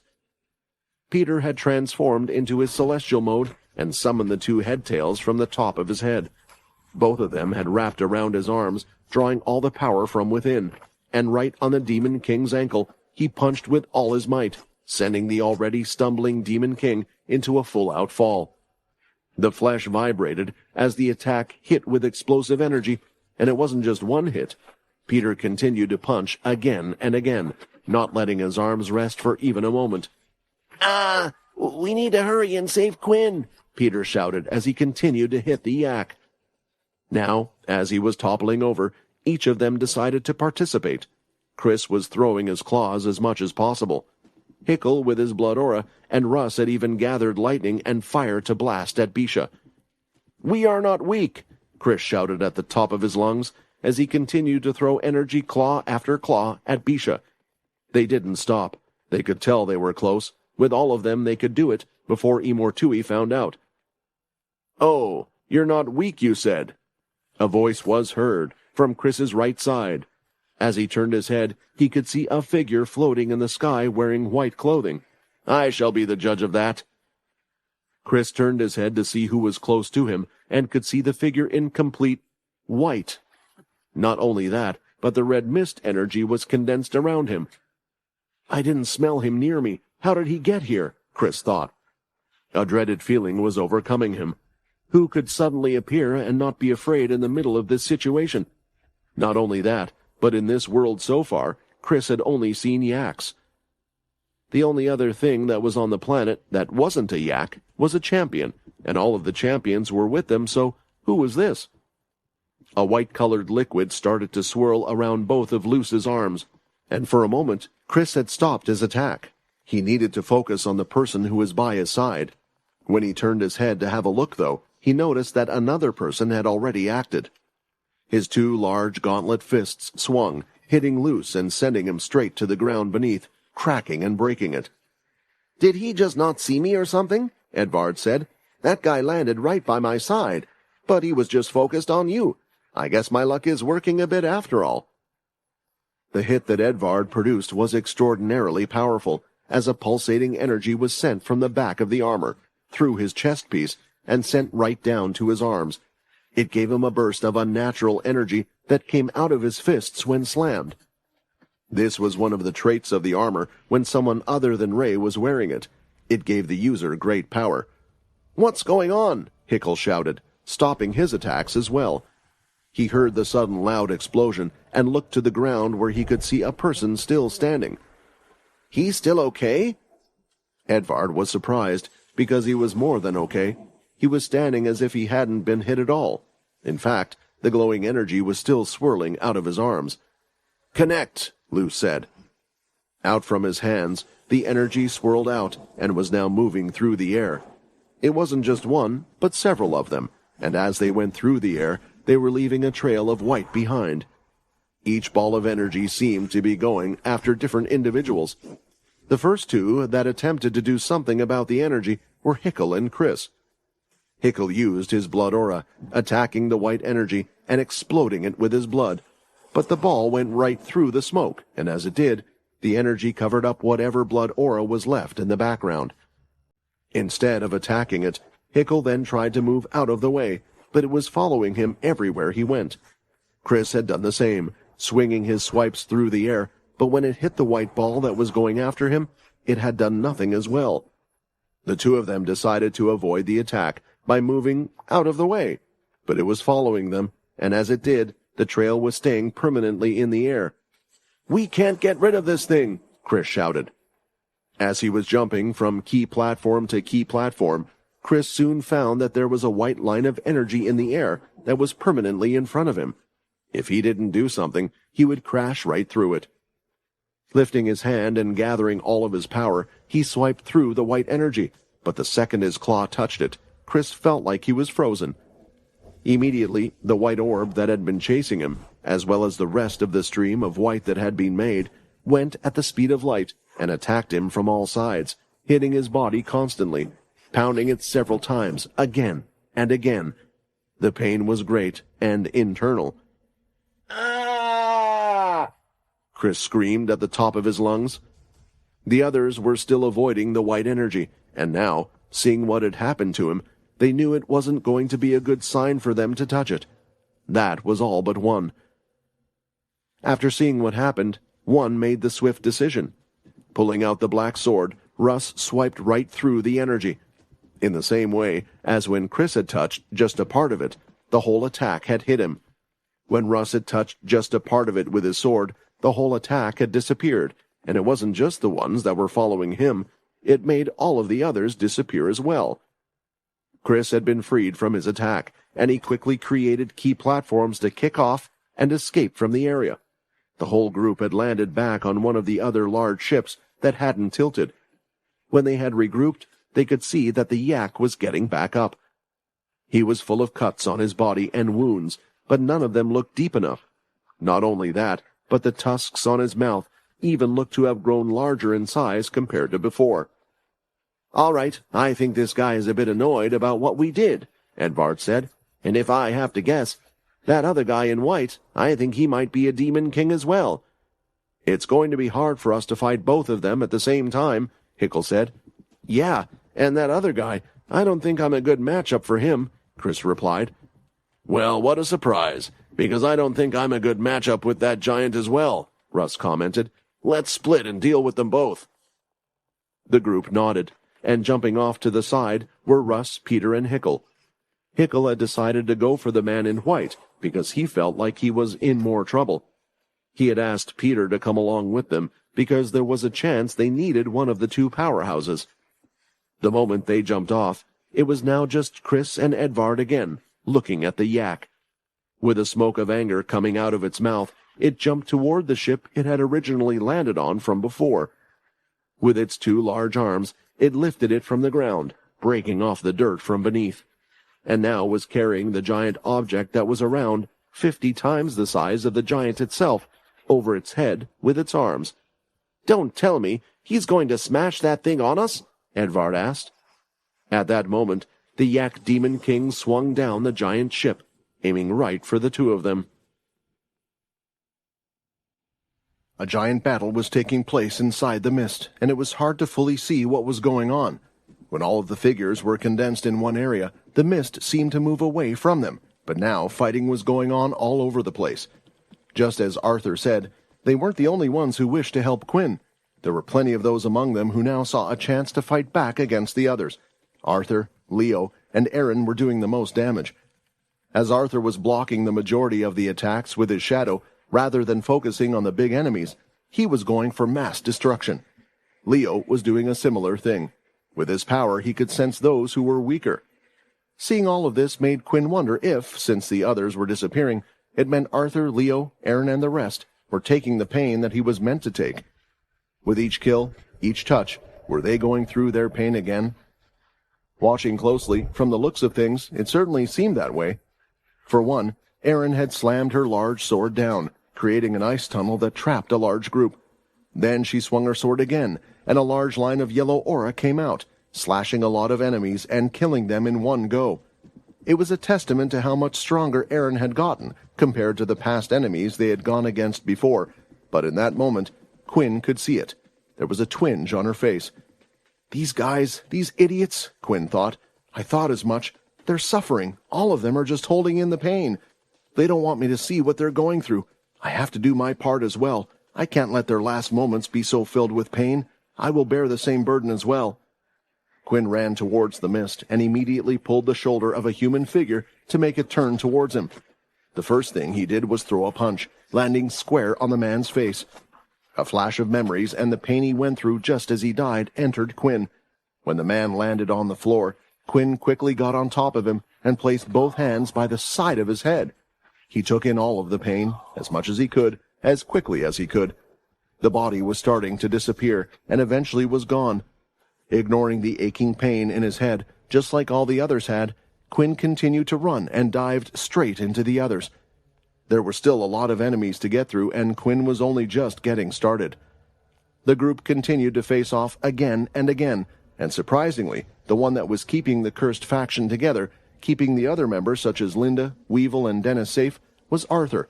He was using his shadow to make them move away from any blow that would have been too strong for them to survive. In the middle of it all, Quinn had decided to help the group in a major way. He decided to face Graham once again. It was easy to spot his large, dalky body, even among the almost limitless throng of people in the space. "Come on, hit me all you like," Quinn shouted as he walked up to where Graham was. Surprisingly, though, Graham didn't hit him and just walked closer to Quinn. I was the one who already lost that fight. Anything I do to you is not going to change my destiny or my life, Graham said. Your friend, your mentor, he is right. Harming you would change nothing. It is pointless. With those words, Graham touched Quinn and allowed his final moments to pass through him. What was quite a surprise was the level of emotional pain. For Graham, it wasn't too grand. There was a slight regret of not reaching the top, but that was it. The Dalki, even the leader, was more simple than he thought. They really only cared about becoming the strongest, and nothing else mattered. Quinn wondered how different things could have been if it had not had to spend his entire life fighting the Dalki. But in a way, he could finally close that chapter of his life. With Graham out of the way, it finally came down to the final two, Bryce and Cindy. How? Bryce shouted. How are the two of you so much stronger than us? Did you forget? Arthur said. I was always stronger than you. You just had that annoying blood control when you became king and queen. And besides, I have some incredibly strong allies by my side right now. Leo was also equally as impressive, having improved beyond the strength of even the vampire leaders. He could have even taken Bryce on his own. Not wishing to bring any pain on to Quinn, Arthur was the one who delivered 2 fists to the two's heads, finishing them off. Finally, it seemed like there was no one around, only members of the cursed faction remained. Now it's our turn, Arthur said with a smile on his face. However, Quinn wasn't in a hurry to touch them. He glanced at the ground, studying their faces. Honestly, I wish I could stay in here a little bit longer, Quinn said. I would love to talk to you all, because this will be the last time I will ever see you again, and nearly all of you I never got to say proper goodbyes to." "We understand, Quinn," Arthur said. "I can see that you defeated the Dalki I was worried about, but for you and us to be here. I imagine the enemy you are facing now is beyond our imagination. Don't waste your time on us, who are your past. Focus on the present and the future." Before Quinn could respond, they all approached him and embraced him. Their memories flashed through their heads, and he felt it all, as well as their pain when they died. But even amidst all that pain, there was another feeling that almost all of them had in common. "Thank you, Quinn. Thank you for being our friend." Tears welled up in Quinn's eyes, and he couldn't stop them from falling down his cheeks as they disappeared one by one. "You idiots, all of you. Why in your final moments did you think of me? How can I forget about my past? How can I forget about any of you when you guys are still thinking of me?" He fell to his knees, overwhelmed by emotions, but this time it was his own emotions, not theirs. He perhaps felt the strongest regret for never being able to help the cursed faction, the people who had supported him through everything. In the end, most of them had passed away while he had been asleep for 1,000 years. In a way, that seemed worse to him. He never got to enjoy being with them in times of peace, see their happy faces as they lived their normal lives. After they all passed on, Erin came over, but she stopped in front of Quinn, hoping to say something to him. No words came to her, and she sighed, simply touching Quinn's head and letting her pain and memories flush through him. Quinn had spent a long time alongside Erin, and while he thought he knew her pains, he could never have imagined so much anger at herself. Next, Leo stepped forward, smiling. "You won't believe how proud I am of you. I know we had a lot of things to catch up on, and there are a lot of things we both want to tell each other, but you are here for a mission, and you are needed out there. So let your old teacher give you one last lesson." Leo held on to Quinn's head, and for once, Quinn did not feel that much pain, but he could feel the last thoughts of Leo as he passed on and disappeared into the mist. Those thoughts of his teacher were left in his mind, and while he had thought he could not cry any more, but more tears simply rolled down into the blankness of the space. "It's finally my turn, Quinn," Arthur said. "You have grown into a strong, brave man. I can't even call you a kid now based on your appearance." He smiled as he said that, but Arthur's expression became serious again in just a moment. Quinn didn't reply, and instead wiped away the tears from his face as he looked at Arthur. "Quinn, you are the one who needs to do it. You are the one who needs to end the cycle," Arthur said. "End the cycle? What do you mean?" Quinn asked. "The cycle of problems, the cycle of war, the battles that continue on and on. End the cycle of death that you carry with you. Otherwise you will have to experience the same thing over and over. You are the one who is torturing yourself. It's time to rest, just like it was for me." Arthur touched the top of Quinn's head, not allowing Quinn to reply. With his emotions and pain being transferred, that was the last one. The mist started to swirl, and Quinn's own body started to disappear. Outside, in the real world, Quinn's eyes opened wide. He's awake!" Pultra shouted. Opening his eyes, the first thing Quinn was able to see was a long-headed figure staring at him with their large eyes. It was clear as day they weren't human, and the last thing he could remember when he was in the outside world was being captured by Imortui. That meant that whoever was looking at him was probably a minion of Imortui. Taking a quick look around, he seemed to be in a cave of sorts, and Imortui himself didn't appear to be there at the moment. "A chance," Quinn stated. He lifted up from the table that Syl had made for him and grabbed Pultra right by the neck. He then pushed off from the table-like structure that he had been lying on and moved to disable Pultra before she could react to his actions. He pushed her until her back banged against the wall, and suddenly from behind Quinn's back there were several blood swords that hovered in a circle, all pointed toward her, getting menacingly close to stabbing into her. "Quinn, wait!" Annan shouted. "She's on our side. She's here to help." The voice was recognizable, but just in case, Quinn pushed all of the red blood swords forward, so they were pressing against her skin, and turned around. He was not going to give this person any chance of escape in case this turned out to be a trap. That's when he could see the familiar Scully, the one that he had helped and saved, the one that was supposed to be in his shadow. Pultra stayed absolutely still, worried that if she made any type of movement, it was quite possible that she could lose her life. There were way too many swords pointed right at her. What happened? How did he move so fast? I couldn't even attack back. Pultra was stunned at the rapid change of events. And these swords he created, it only took a moment, and each one of them is filled with strong energy. It feels similar to the demon energy as well. No matter what, one thing is clear, he is certainly strong. Despite the precarious position she was in, Pultra felt somewhat relieved as she thought about this. Could this person actually defeat Imortui? That had been the big question that both she and Shinto had, and so far, even if it had only been one action, he had not disappointed. After the Scullys had pleaded with them, Calva had approached Quinn as well. "She is one of us. She is here to help, don't worry," Calva said, pointing toward himself. "A lot has happened during your slumber, but I decided to get help with the task you gave us." Seeing how there were only so few people in the cave, and all three of the Scullys were fine, Quinn had concluded it was most likely that they were telling the truth. After all, why would Imortui even keep them in a place like this to begin with? This did not exactly seem like a prison or torture chamber. "I'm sorry," Quinn said, as he retracted his blood aura and removed all the swords that were pointed at Pultra. "After what happened, I was a bit on edge. So, what happened? How did you manage to escape and get me away from Imortui?" The three looked at each other for a moment, and started to recollect something they had talked about before Quinn woke up. It was whether or not they told him the truth. For one, the champions were unsure if Quinn was strong enough to defeat Imortui, so one of the things they wanted to do was to train Quinn. With all of their strength and the experience from their battles, along with their knowledge about Imortui himself, having faced him personally, they would be able to put him through the harshest training they could think of, to give him the best chance of beating Imortui. The conversation had actually occurred while Syl and the others were still there as well, and they understood their sentiments well, especially after the champions explained what had happened in their battles.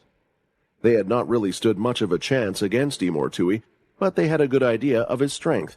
No one else was better suited for. However, they had informed them that if it was the case, if they would stay back to train Quinn, while Syl went off to stall Imortui and the others went to collect the blood of the Demon Kings, Quinn would never agree to be trained by them if he knew what the others were doing. If he found out about the fact that the others were here and what they were doing, then he would try to be there in a heartbeat. If they truly thought that training Quinn gave them the best chance of beating Imortui, it was best they keep it from him that all his friends had arrived in this world. At the moment, he had no clue the others were there after all. Not only that, but if he was to join the fight, there was no doubt that Imortui would turn up as he had done at the last one, and they would never be able to achieve their goal. "It was thanks to Shinto," Calva said. "Imortui had trapped you in his base, and Shinto, another one of the champions, had been placed as the guard. When I found this out, I managed to convince him to change sides and bring him over to us." That had seemed like a plausible enough lie for Calva. "Honestly, Quinn, the task that you gave me was a hard one, which is why I went on searching for the other champions, and now that the three of us are here, we can help you." The story sounded plausible, so Quinn didn't think anything of it. If anything, if they had told him his friends were here, he might have found it much harder to believe. He did not know much about the other champions, nor did he know about what had happened in the Golden Space during his absence. "So, do you know where the Demon Kings are, so we can get their blood?" Quinn asked. He was getting straight to the point, which the others were surprised about. After everything he had been through, given what kind of agony he must have been going through while he was unconscious, it was a surprise to the other champions that he wanted to get up and get back to fighting. According to Pultra, she thought that they might even need to convince Quinn to try and fight against Imortui again. It was already a miracle that he seemed not broken by the experience. "Quinn, about that," Calva said. "The truth is, we wish to train you. Each one of us has fought against Imortui in the past. We believe, with our help, you could learn a lot from us if you face him again. Not only that, but the training will allow you the time you need to recover and the strength to even go against the Demon Kings to get their blood.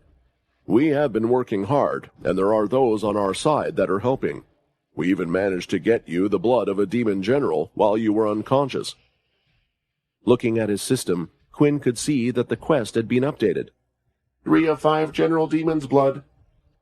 It proved that what they had said was no lie, and while checking out his system, he noticed something else as well. Quinn's armor, it still was broken and had yet to heal completely. On top of that, his demon form hadn't come back yet either. Without my God-Slayer armor and the demon form, will I even be strong enough to fight the Demon Kings, never mind Imortui? Maybe training with those who have faced him isn't such a bad idea, while I wait for these two things to recover. It felt a bit strange putting these strangers he had hardly met in a position like so to help him out, but meeting the Scullys, Quinn understood their position well because it was quite similar to their own. Their whole lives had been overtaken by Imortui and his demons. They were just as desperate to be rid of him as Quinn himself was. Even if he could get a small advantage, it would be worth it. And he didn't want to just sit around and do nothing. That would only make him restless. "All right," Quinn said, "I'll do it. I'll take on your training, but it better be worth my time. I won't be holding back, and if I see no point, I won't be wasting my time." The champion's plan had seemed to work, and the group was preparing to train Quinn. Meanwhile, he was none the wiser about his teammates who had arrived to help him, each one of them being in a tough battle with their lives on the line.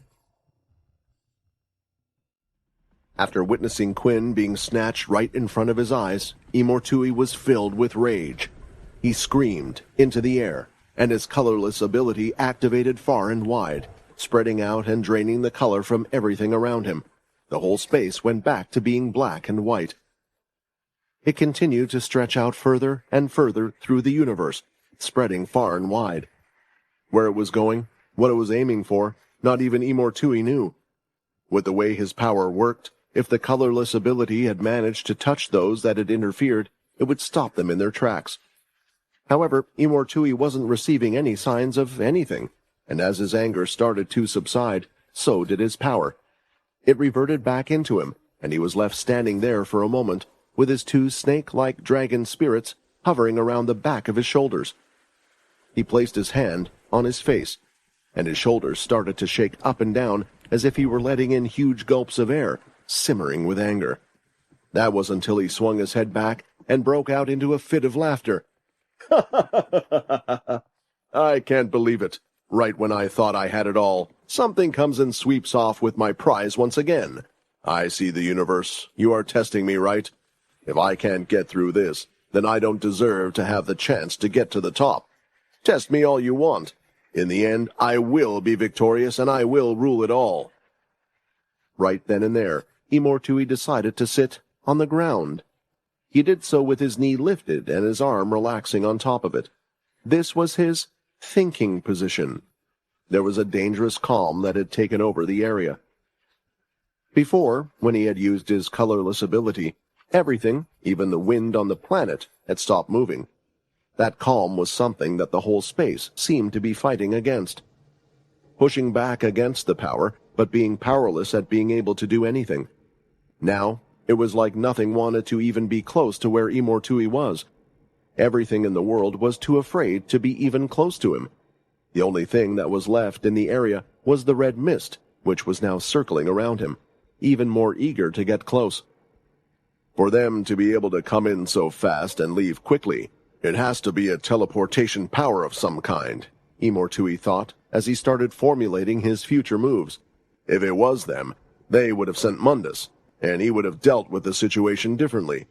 Does that mean they are friends of Quinn? Ah, yes. I saw him, didn't I, that damn Bone Claw?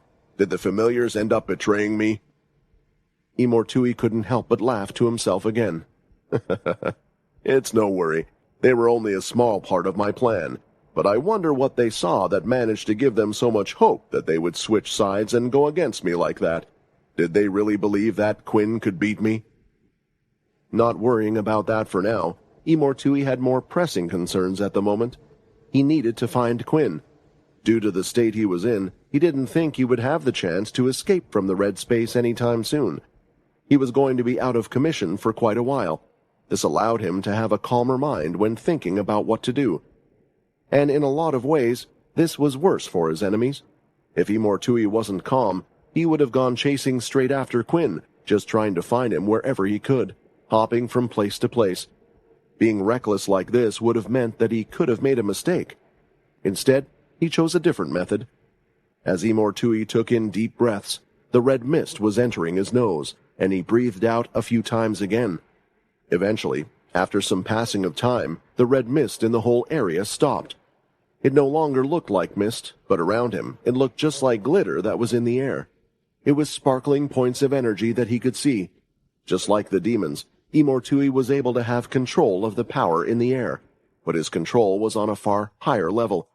He could do things with it that none of the demon kings could even attempt. That took longer than I thought, but I can now connect with all of the red energy that's in this space. Imortui then closed his eyes again as he started to focus on the energy. The red energy, the energy that seeps into this universe from the land of the dead. With my powers, I am quite closely connected to that place as well, which is why I can sense this energy better than most. For every being that comes or is born into this world, they breathe in this energy into their bodies. It is inside them and has become a part of them, whether they realize it or not. It is what causes them to go mad, fighting each other for petty reasons, because the red energy only wants one thing, to bring people closer to death. The inhabitants of this world have been affected by it. Little do they know that this red mist is actually my power to begin with. For all the local inhabitants that were alive, they had always known about the red mist that lingered in the air. They thought it had always been there, and to them, the threat of Imortui and his demons was something that had come along later. The truth was, in his first war against the Celestials, he had been greatly injured before being banished to this space. So he stayed put, doing next to nothing, apart from releasing his power all over the universe. While he did not have the power to do much yet, he was still starting on his plans for the next war. As his power infected the natural inhabitants, it caused them to get irritated and fight for next to no reason, believing it was due to their wishing to be the strongest around. There was a sudden change in the way this space worked, and after a while, people just forgot that there was a time before they were constantly at each other's throats. More deaths were occurring, boosting Imortui's powers even further. After thousands of years of this situation, with his powers somewhat regained, Imortui had come to strike back and fought against the champions. This was why the local inhabitants believed the red mist always existed, and Imortui's emergence was something that had happened later. As time went on, Imortui's power had spread out everywhere, far too thick that even he didn't feel like he had control of it, which was why he had to close his eyes and focus, trying to feel out every part of his energy. Those that have been here will have a large amount of red energy in their body. Those that are new will have a small amount. All I will do is find all of those with next to no red energy in their body and take them out one by one. Closing his eyes again, he started to focus. The universe was large. His power was large, so it would take some time. He had finally found what he was looking for. Standing up on his 2 feet, Imortui started to gather the energy around his body. The red energy condensed around him, turning into a red glow, just like with the other demons. If I use my powers around me and around this space, I can move faster in the direction I want to go in. Jumping off, it appeared as if Imortui almost vanished. Using his powers as a form of travel was a great way to get from A to B, but it wasn't something he could do in a fight since it took a lot of focus for him to use. Following it through, a few minutes later, he was on a barren planet that looked more like a moon. As the ground was covered in gray soil, Imortui had found a person that didn't belong. "I found you," Imortui said, immediately activating his colorless power. He didn't want the person to escape. As the colorless power hit the person, they slowly started to fade, until they had turned into nothing. "If it disappeared like that, it means it's not the real one. It has to be one of their powers. No matter, I will eventually find the one I'm looking for," Imortui thought, condensing the red energy around him again, and jumping, heading to the next destination. Imortui was coming after them, and if he needed to do it one at a time, then so be it. Using his fast travel technique, with his red energy surrounding him, Imortui was able to move from area to area pretty fast. He needed to focus for a few moments to speed up as well as search for those with little energy in their body, but when he found them, he crashed on those planets and always saw the same person in front of him. "I see," Imortui said, as he lifted his hand and activated his colorless power, which touched the Sill clone, causing their body to disappear after a few moments. "This person is able to make copies of themselves and is distracting me, buying time for himself and his friend, but I will soon find the real one, even if I have to destroy each and every clone he has left behind. There is of course a chance that I will find the real one much before then. Either way, this person is going to find out what happens if you try to play such games with me." Imortui went from one planet to the next, and eventually crashed on a planet that was so bright and white, looked to be made entirely of ice. However, it wasn't ice at all. The material the ground on the planet was made of was far harder, more like diamonds, though not as shiny. Most of the surface was relatively flat, with platforms here and there. There weren't giant caverns or giant ice shards sticking out from the ground, just different levels of areas here and there. It seemed almost like a level out of a game that had been set up. There were raised levels of ground on the planet, and different places seemed to have been completely removed of any kind of debris. Standing on the ground and looking up at Imortui, the clone did nothing, as if it was there just to accept its fate. This was very different from the last few clones he had met, who had attempted to teleport or run away. However, Imortui, before reaching the planet, would have already activated part of his colorless power, stopping that from happening the moment he appeared. This clone, as its body was disappearing, looked Imortui straight in the eye. "Are you no longer worried by your deaths? We will see how you feel when I meet the real one of you," Imortui said. His travels through the universe tracking down these clones had started to make him angry again, but he was still holding his calm. He had waited a long time for this to occur, and he could not let the delay of these few moments make it so that all that hard work would be for nothing. The body completely disappeared, and the colorless power was retracted back into Imortui. His colorless power also affected the red energy in the air, so he was unable to use one power while using the other. In a way, the colorless power was a negative energy power, and nothing else would work next to it. This also meant that almost nothing could counter it. Finishing his retraction, he was getting ready to move to the next area. He was trying to sense where the others were, but he soon opened his eyes.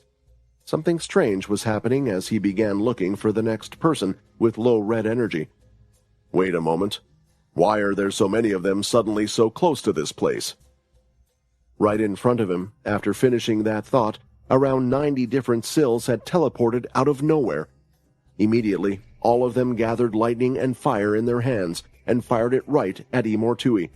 They were not going to give him even a moment to react to the situation.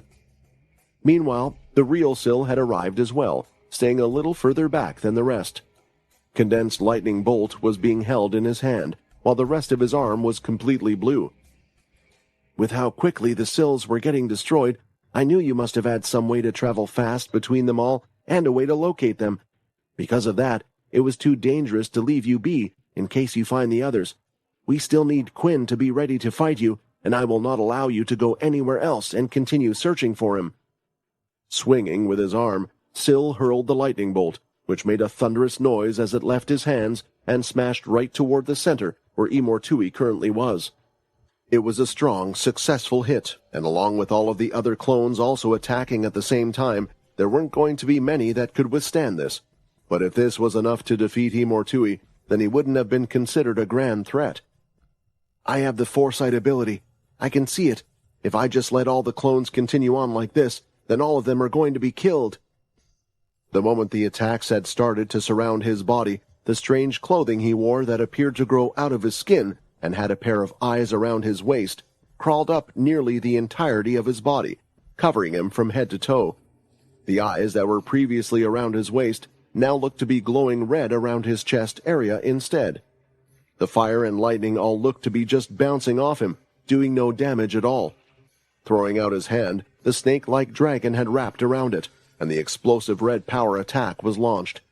It had ignited nearly the entire space where the fist had been thrown, too fast for the Sills to avoid, killing 10% of them instantly. In its place, there was a large imprint on the planet's hard surface, like a mark left after a meteor had crashed into it. The near-perfect smoothness of the planet had also been shattered, as there were now cracks forming from the crater. None of the clones currently have the foresight ability. I gave them teleportation, 2 elemental abilities, telepathy and hardening, so they could survive a little longer, but the hardening seemed to have been a mistake. It was unable to do anything against that attack. But I can still change my own powers. Sill grabbed the book. It glowed for a few moments, and he pulled out a golden sword. When he landed on the floor, the rest of the Sills teleported to the side, still with their abilities in their hand. Next, he activated his super speed ability and swung the sword, hitting Imortui right across his chest. The armor seemed to split off from where the cut was made and swirled about in the air slightly. Seeing what Imortui was going to do next, Sill quickly moved out of the way. Right at that exact moment, a large red portal was created just above where they were standing, and when Imortui punched down, a large fist came out of the portal, pounding from the top as well, but instead of hitting Sill, it hit the planet's floor, crushing it to pieces. Things are going well so far. It's a good thing the champions told me about Imortui's many powers, Sill thought, recalling the conversations he had with them. The strange substance that looked like armor on his legs could extend out to his whole body. This armor seemed able to block out energy-type attacks, including things like lightning. But if they were hit physically, attacks would get through. On top of that, Imortui had the red mist power that he could control. In a lot of ways, this worked like blood aura, which meant this power was the most versatile in the way it could be used. The way Imortui liked to use the power, though, was by forming large portals, and when he struck, in the same place the portal opened, a giant fist of power made of the red aura would strike as well. One of his most powerful forms of attack, though, was the 2 dragons that hovered above his shoulders. They could sometimes act on their own if one got too close to Imortui, but if combined with the fists, they would be able to deliver an earth-shattering blow. Finally, there was the colorless power. At that moment, Imortui raised his hand, but when he did, all of the clone Sills by the side started to fire away their powers, hitting Imortui. His hand had lowered, and the armor started to rise on his body again. The colorless ability had a drawback. If he was hit in any way, he was unable to activate it. With all of these powers, Imortui had the strength to beat nearly anyone in a fight, but he had never gone against someone like Sill before. Sill could very well be Imortui's natural enemy with all of his different powers, and there was still a lot more that he could do. The champions wasted no time moving from the cave, and they had brought the 3 other Scullies along with them. 2 of them on one side of Kelva's shoulder, and another on the other side. Below the mountain they were in, there was the forest that led out and displayed the beautiful scenery that stretched far and wide, but they didn't head that way. Instead, they were running in the opposite direction. They were already trying to keep the fact that Quinn's friends were also on the planet a secret, so keeping as much distance from wherever his friends were fighting the Yak Demon King would be for the best for their group. They knew that Quinn would find out about it eventually, but it would be best if he had all the tools he would need to face Imortui by then. The planet itself was also gigantic, much like all the objects and plant life that lived on it, so they did not have to worry too much about him finding out so soon. Also, with such a large planet, there would also be pockets of area that had nothing but bare land on it as well. The only difference was that these pockets would be equivalent to an entire continent back on Earth. I can hear the sound of fighting and energies colliding behind us. Is something going on here? Quinn asked. It's the norm of our world, Pultra replied, coming up with a quick lie to deflect Quinn's attention. The inhabitants fight every day over the smallest of things, and there are times when they even have had enough of the demons that are in an attempt to control them. We have to ignore what is going on for the bigger goal. They had not imagined that something like this would end up being a problem as well. The group was so far away, yet Quinn could feel the vibrations through the ground. He could only imagine the scale of the fight that was happening right now. He knew Pultra was right, though. They had more important things to worry about. The group had reached their destination. It had gray-colored ground, an area that looked like a giant wasteland, only with gray paved rocks that spread all over the place. As far as Quinn could see, there was no sign of life, be that insects or plants. What he did not know was that this was true of the entire planet, apart from them and the yak demons. "This will be our training ground. This land spans like this for miles on end. We can fight to our heart's content without anything getting in the way," Pultra explained. "Out here, there is nothing that the demons want as well, so there is nothing close by, and we won't have the problem of being disturbed." Although Pultra said this, the vibrations of the battle that was going on the other side of the planet could still be felt. They were subtle, but even though they had traveled so far, he could still feel something happening on the planet. Seeing that Quinn was reacting to something, Pultra cleared her throat, and the Scullies were placed on the ground as Shinto, Calva, and Pultra lined up next to each other. They just had to keep him distracted, and there was a very easy way to do that. "The three of us were named the champions because we were considered the strongest in this entire universe," Pultra explained. "Imortui knew that. He knew the titles we had, which was why he wanted to break the hope of the people down immediately by taking us out first. He knew if he defeated us, and easily, no one else would even think about going up against him, and he would have no problems. He had overwhelming strength, but we didn't just give up. Each one of us fought against him to the best of our abilities. I have perhaps experienced the same thing you went through. Did you go into the misty fog and meet the people you have killed?" The mention of the fog. For a moment he was drawn back into the place, remembering his friends, but he also remembered Arthur's words and focused on the present. If Pultra knew what the fog did, Quinn could let a small worry rest. He knew that her words weren't baseless lies now. "At the time, each of us fought him one-on-one, and through speaking now to each other as we were gathered together for the first time, we realized something. Each of our experiences when fighting Imortui was completely different, and it might be the same for you as well. Do you remember what happened?" Quinn went on to explain to the others his fight with Imortui. Calva had seen some of it, but he had also been stored in the shadow space for the latter half.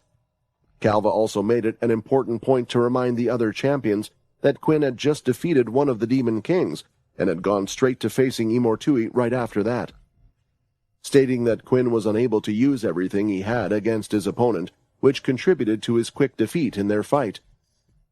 "I see. He seemed to have used his colorless power from the get-go against you. That is not the same as our experience. We have found that Imortui has multiple different strengths and powers that he can use to fight.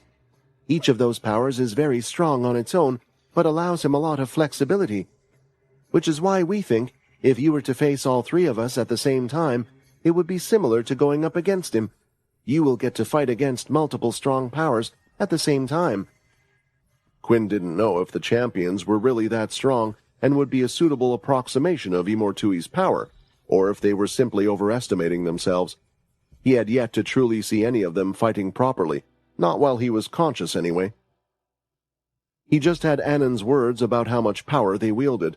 Either way, this was something that might push Quinn out to allow him to grow from this.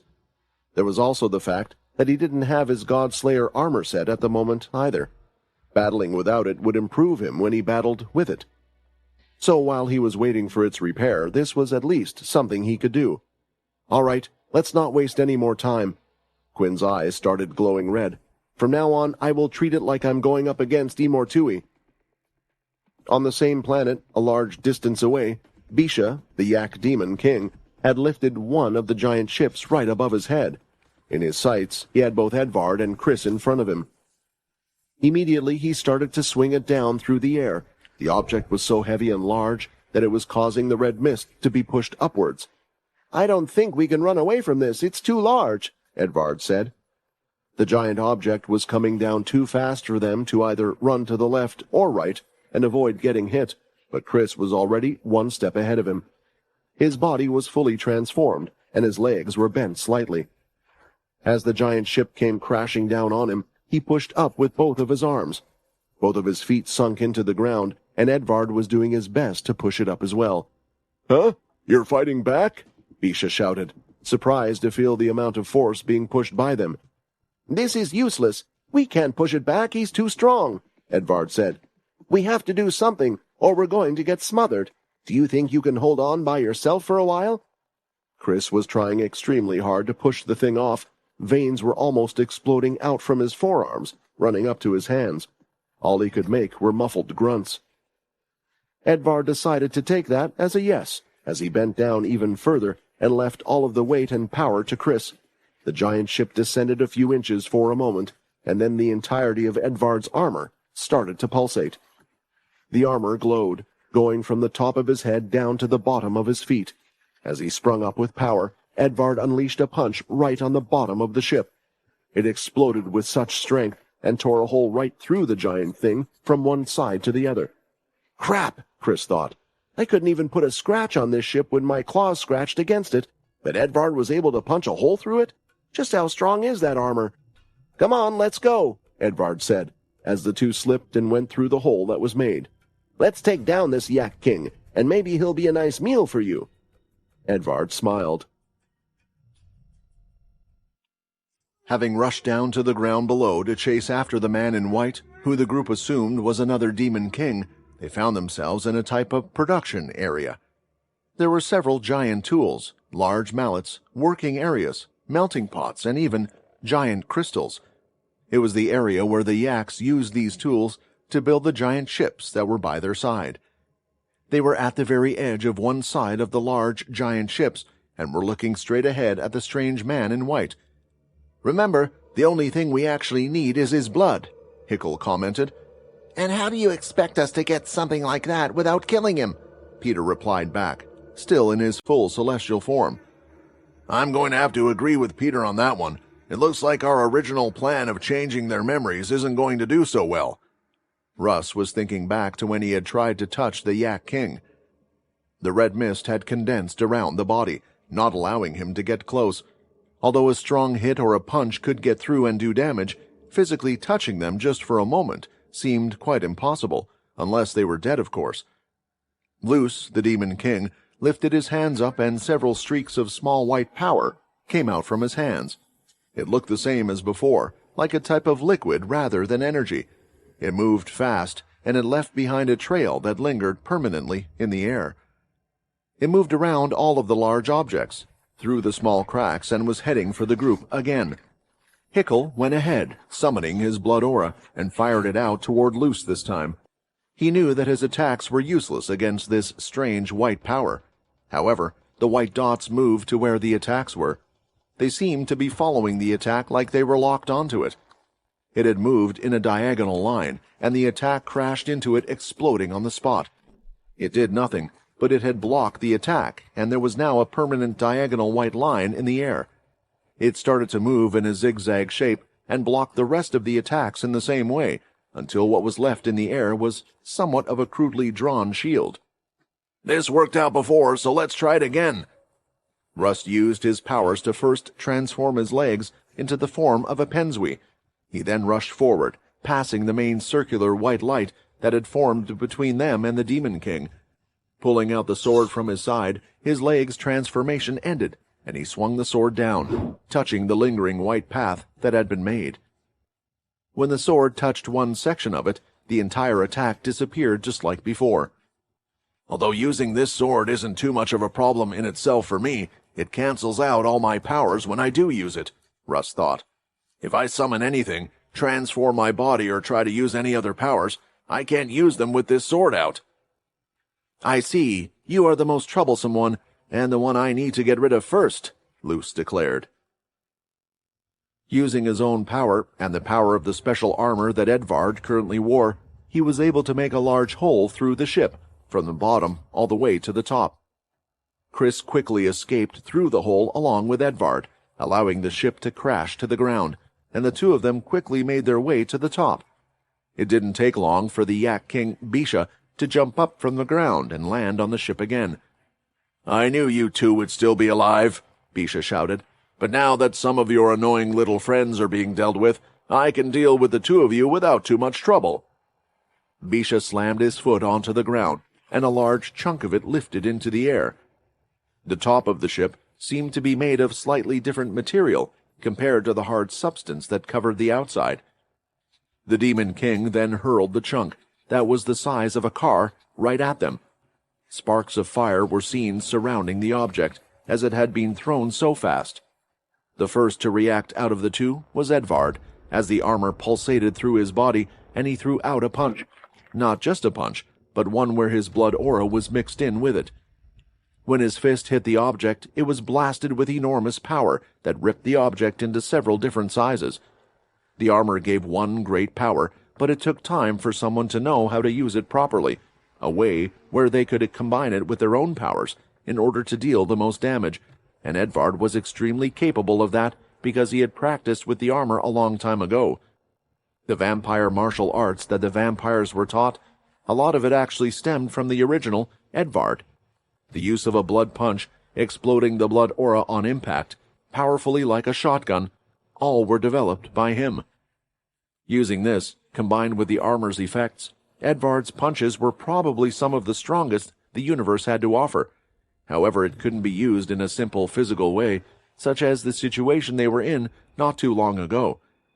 Chris had more strength, being able to stop the ship from crushing them. Holding it up on his own was something Edvard wouldn't have been able to do. Seeing the great power twice now, Chris was stunned. I thought out of everyone here that he was the weakest of the group, that I would have to look out and cover for him, but that might not be the case at all. Bisha continued to hurl objects one after the other at the two of them, and Edvard was hitting them one after the other, turning them into nothing. Hey, are you really just going to make me do all the work? What was the point of letting you go out and eat all of these guys if you were going to do nothing? Edvard shouted behind him, but when he threw out his next punch, he felt no impact. It had only hit the air. He had just been punching along to the rhythm of the tosses, relying on his ability for a while now. When turning his head, he could see that a giant mast had been broken off and was in the hands of Bisha. It was already mid-swing, and the giant mast slammed into the sides of both of them.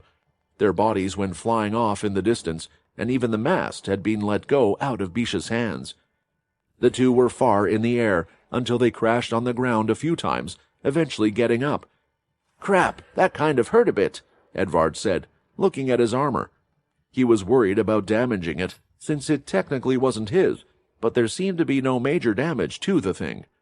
Chris had gotten up as well, but now was looking at where they were. "We were hit quite far away." Chris was trying to see if he could recognize anything, but it almost felt like they were hit so far that they were in a different place altogether. Looking at the groundwork around him, he noticed the strange giant wave-hardened structures, and where he had seen them before. "This was the place where the yaks were going, where they were harvesting their materials from," Chris said. It was a strange sight to see. The floor itself looked as if they were in a giant frozen sea, with large waves that would tower from side to side, but none of it was moving. Sure enough, as Edvard looked far off into the distance, he could see the giant ships as well. But that wasn't the only thing they could see. Just like before, there was something that was drawing closer to them in the sky. Before they knew it, it crashed and landed right in front of the two of them, shaking the whole ground. "Hey, is it just me, or does he look different from before?" Edvard noticed. He was right. There was this strange red aura that was thick and covered the whole of Bisha's skin. The tusks that grew from the bottom of his mouth were now growing further upward, to the point where it touched the top of his forehead. On the yak's skin itself, there were these strange swirling patterns that were on his chest as well. "I'll kill both of you for destroying my hard work," Bisha exclaimed, now in his demon form. The demon form of the Demon Kings was something that even the champions didn't know too much about, but it was actually supposed to be the true form that each Demon King had. As for the reason why they didn't just stay in that form all the time, it was due to the red energy in the air. This was an order, and was forbidden by Imortui himself. The full demon form would attract the red mist energy from all over and condense around them, instead of flowing throughout the entire universe, and he needed the energy to do its work, to do its thing, keep the population of the red space violent and aggressive. So if the demons stayed in their demon form for long periods of time, it would cause great problems for him and his greater plans. Immediately after transforming, and now standing in front of Chris and Edvard, Bisha threw out his fist. He wasn't within range of the others, but the marking on his chest started to light up, and the red energy had gathered on top of his fist. Exploding out of the air, heading towards them, it looked like a giant meteorite. This was far bigger than the objects that had been thrown at them before, and looked a lot more powerful as well. Not sure that, even with the armor, he would be able to take on the attack, Edvard moved out of the way, and Chris did the same, transforming himself into his wolf form. The large fist in the center hit the ground and crushed everything in its path. The large giant waves formed from the hard stone-like material that towered above them started to break and crumble, falling off bit by bit and falling into the area of the attack, turning into nothing. Eventually, the attack started to grow smaller and smaller in size, turning into nothing, but had left a path of destruction behind it. While avoiding the attack, Chris ran in his wolf form and decided to head straight to the Demon King instead of waiting for him to continue to attack. "I'm faster than I was before, and I'm stronger, which means that I can hit harder." Moments before reaching Bisha, Chris's body started to transform, and he created a key platform in the air. Even though his feet could touch the ground, he'd noticed something. The ground was unable to contain his strength. When pushing off the ground, it would break in the process, making him lose some of his force as he went in for an attack. But when he used his key to create a platform to push off form, it wouldn't break, giving him that extra boost. Pushing off, his body had transformed back into that of a full werewolf, covered in red fur, and he swiped right through Bisha's skin. His claws cut up the ankle of the Demon King. However, Chris's hand was rather small compared to Bisha's leg, so it looked like nothing but a tiny little paper cut. "I know I'm still not strong enough to take him down with a punch, but if I put all the power into my claws, it can still rip into his skin." Chris didn't stop there, as he turned and continued to swipe, moving at an incredibly fast speed, slashing with his claws, cutting at just the single foot of Bisha, targeting the same area again and again. It was almost a repeat of what Chris had done with his fight against Unzoku, only it was targeted to a single area this time, rather than one's whole body. Although they weren't large wounds, a tingling sensation could be felt in Bisha's foot, and he knew if he didn't do something, it would cause him problems. Immediately, his fist lit up, and he went to throw a punch downward, aiming for Chris. With the power surging around the fist, the attack itself had turned enormous, nearly as big as when the ship was being used to attack them. The red energy all around was pushing downward along with the hand, heading straight for Chris. Regardless of this, Chris continued to attack at the leg, clawing away at it, chucking off pieces of flesh to the side, not caring about the deadly attack that was coming towards him. "He trusted me back then, so I will trust him now as well," Chris thought. The fist continued to come down, and from the side, Edvard had leaped up. He had both of his hands by his side. As the armor pulsated up from the toes, he threw out both of his hands, pulsating with power, and it pushed the large arm to the side heavily. Bisha's punch was thrown off course, and he nearly lost his whole balance as well, falling to the ground. The fist had crashed into the ground, but it had done so next to Chris instead. The energy from the fist had still hit him, crashing on top. Covering his body with ki, Chris gritted his teeth. "Ah!" he exclaimed, as he forcefully pushed, breaking out of the red mist. Immediately, Chris powered through and went straight for the same foot again. Despite the immense pain he was feeling because of the red mist, he could only think about his current target, that 1 foot of the Yak Demon King. Bisha now was keeping an eye on the one that was able to produce such explosive power, and threw out his other hand, releasing another meteorite of power. This was too close for Edvard to avoid, so he had no choice but to attempt to blast it back with his fist as well. Throwing out an explosive punch, it hit the meteorite of energy, but it didn't get pushed back. Instead, it was Edvard who was feeling the intense pain. Although the energy had entered inside him, on impact he felt a great pain on his whole body, causing blood to spew out of his mouth. "Fuck, this hurts," Edvard thought. With his other fist ready, he punched the meteorite of power again. His feet were skidding across the ground now, but his arms and whole body were still being affected by the strange power, still hurting him, as he continued to be pushed by. Leaving one hand on the attack, he punched with his other fist, and then he would alternate doing this. He continued to punch and punch until it completely disappeared from his sight, breaking it apart. "How? Is someone like you still alive?" Bisha shouted. His attack, which destroyed everything in its path, had not destroyed this small figure. The blood had poured out of Edvard's mouth and was now on his armor. He couldn't imagine taking a direct hit from the demon in this form, but it was something he needed to do. He knew he was not as strong as the others, but he had vowed that he would not be a burden. "I will show you the power of an original." Running forward, Edvard leaped in the air, with his fist ready, and matching it, Bisha had thrown out his fist as well. The two were ready to collide. That was until a large snap sound was heard, and suddenly Bisha's fist fell to the side and was going off target. He looked to the ground, and he hadn't even felt what had happened. The flesh on his foot, it had been torn off completely, to the point where only his bone could be seen. Seeing this, Chris still hadn't stopped there. He continued to attack, and eventually broke the bone as well. "Don't stop there! X marks the spot!" Chris shouted, as he dug his claws into the giant demon, and started to run up its body. Bisha was still in the middle of falling, but he was ready to stick his stump into the ground. Chris felt extremely alive, his claws pulsating with power, and his ki raging in him. As he ran up to Bisha's chest, he swung his arm. His claws ripped through the skin, but then a large claw strike appeared, cutting off more of the flesh on his chest. It left behind a huge claw mark on Bisha's chest. Chris then repeated the same with the other hand, tearing off another claw mark, making a large X shape with his attacks, and it was right where Bisha's heart was. With the flesh torn off and the muscle exposed, the heart could clearly be seen beating in Bisha, pulsing with a dangerous intensity. It was an open target. "That's a pretty clear target," Edvard smiled, his arms pulsating as he threw a punch directly in the chest.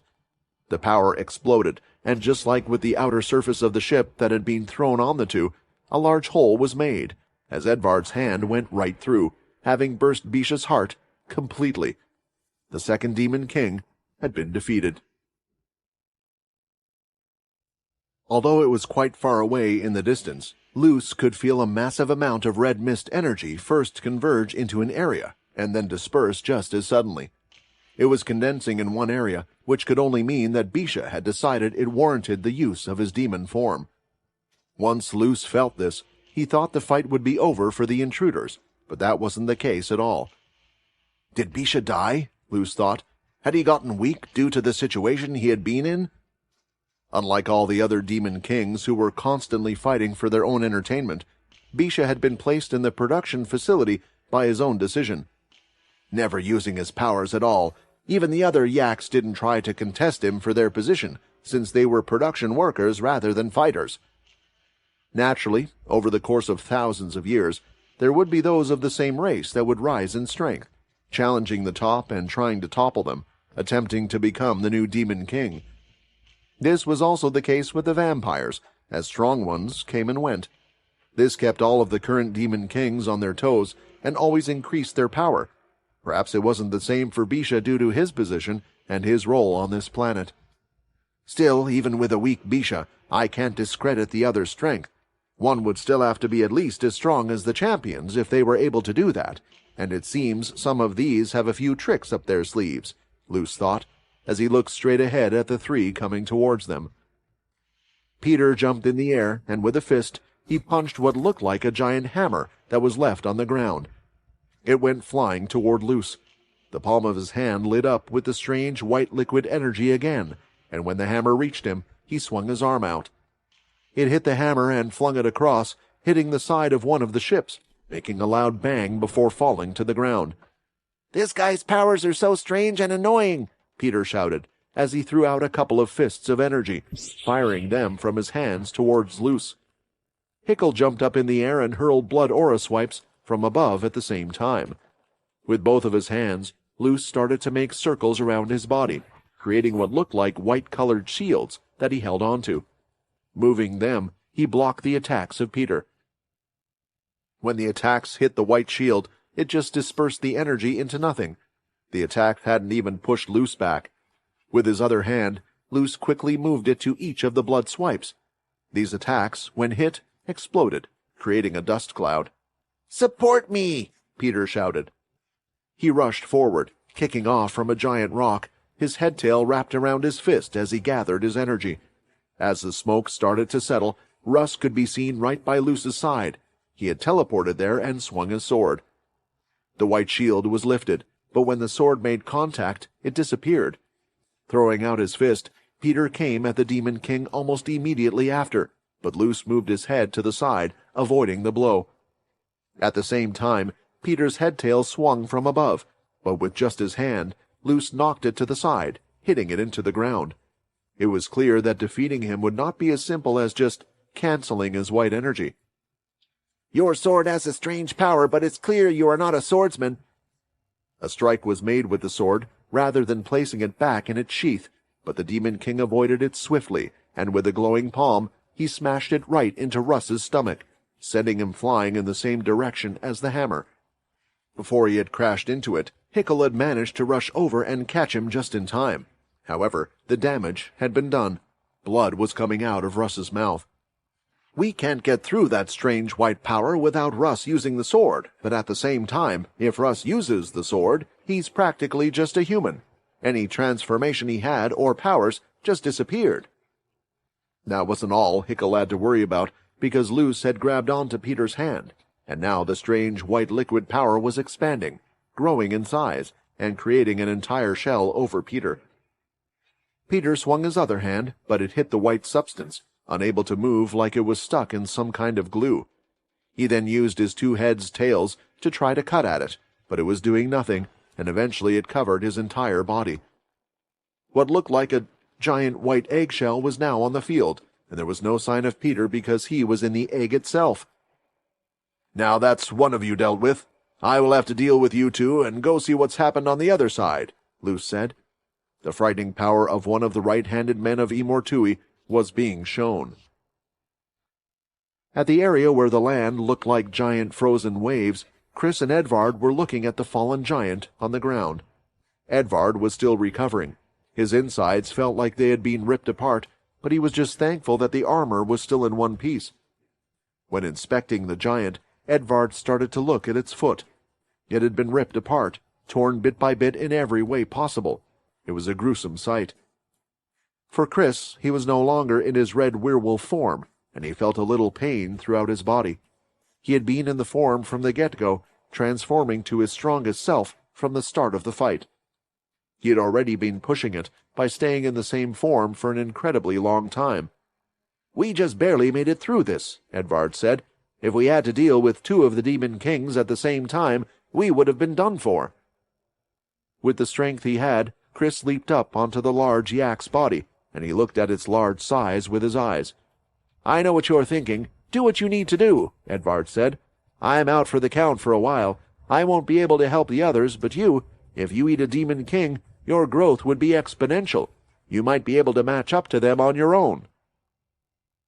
The amount of energy gained from the general on its own, it was what allowed Chris to keep attacking without even taking a breath. It was something he wouldn't have been able to do before, but with this, would he become something else? Would his power be able to match Unzoku? An item was flung from his side, and Chris managed to catch it with his hand on reflex. He noticed it well. It was one of the flasks that vampires would use.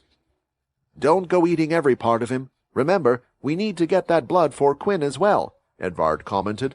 "That's 2 down and 3 more to go."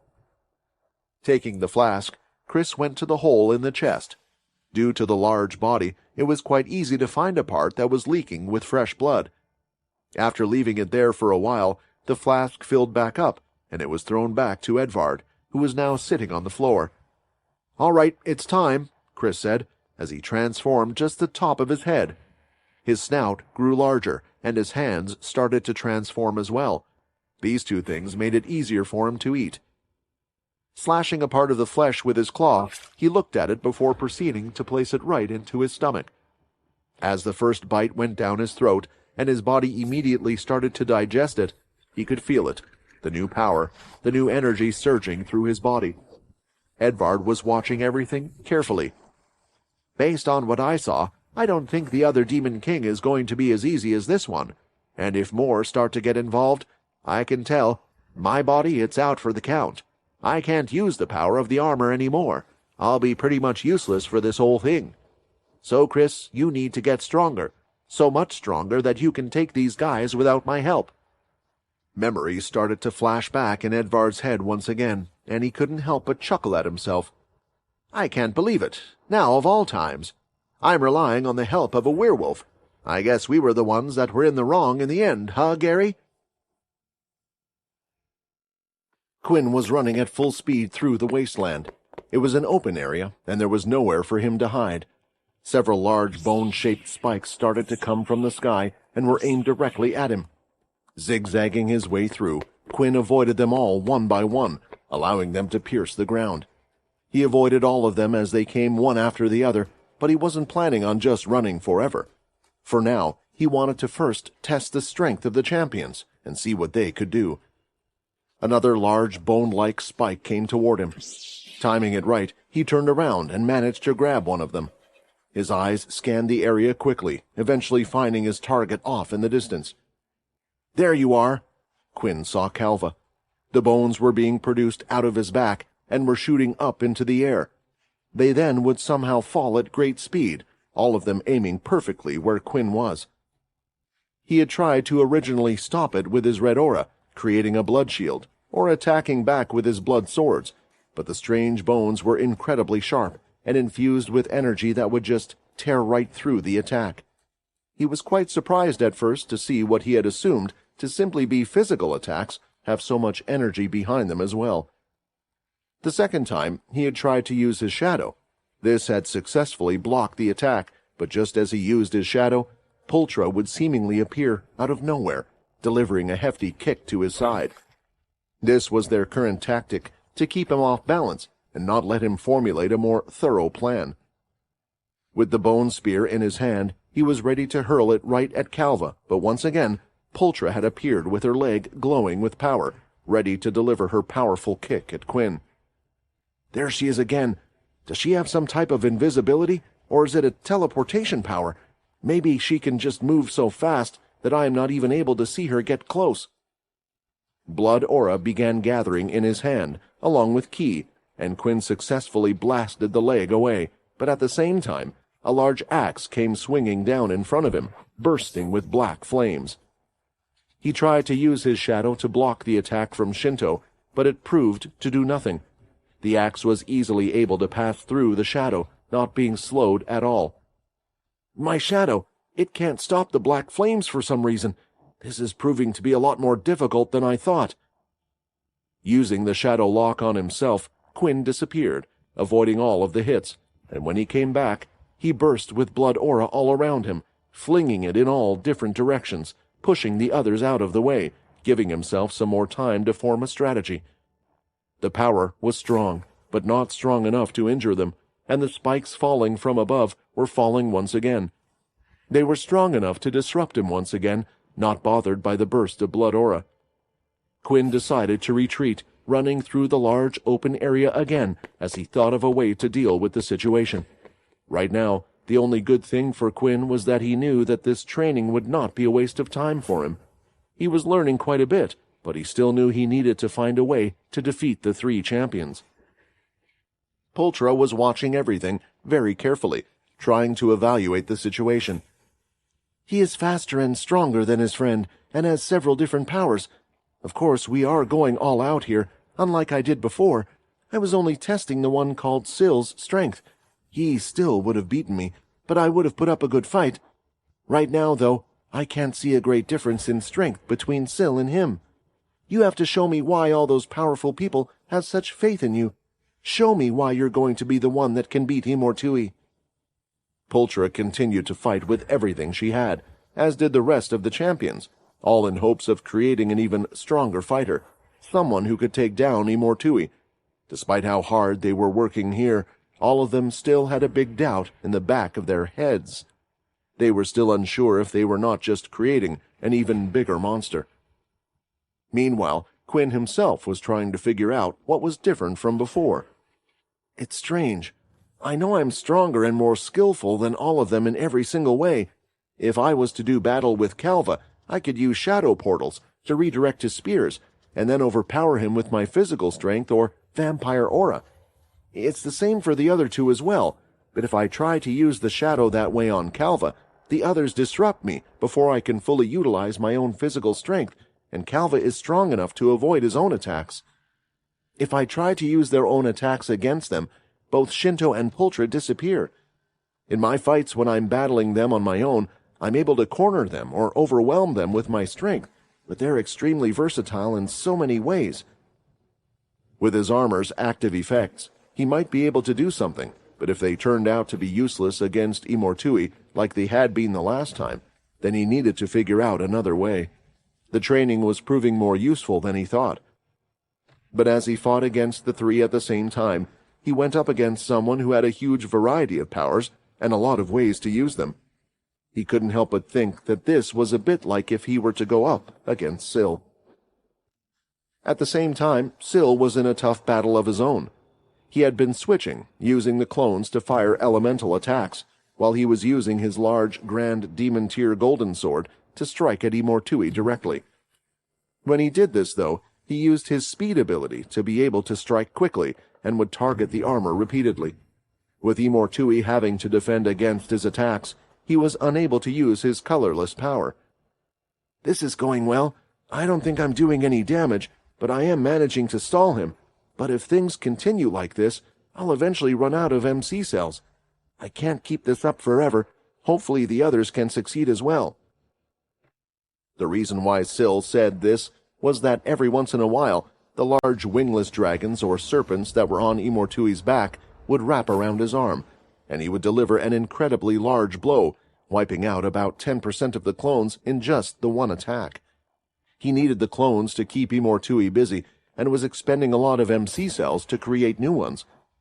If it was a battle of who had more energy, then Syl wasn't quite sure he could win.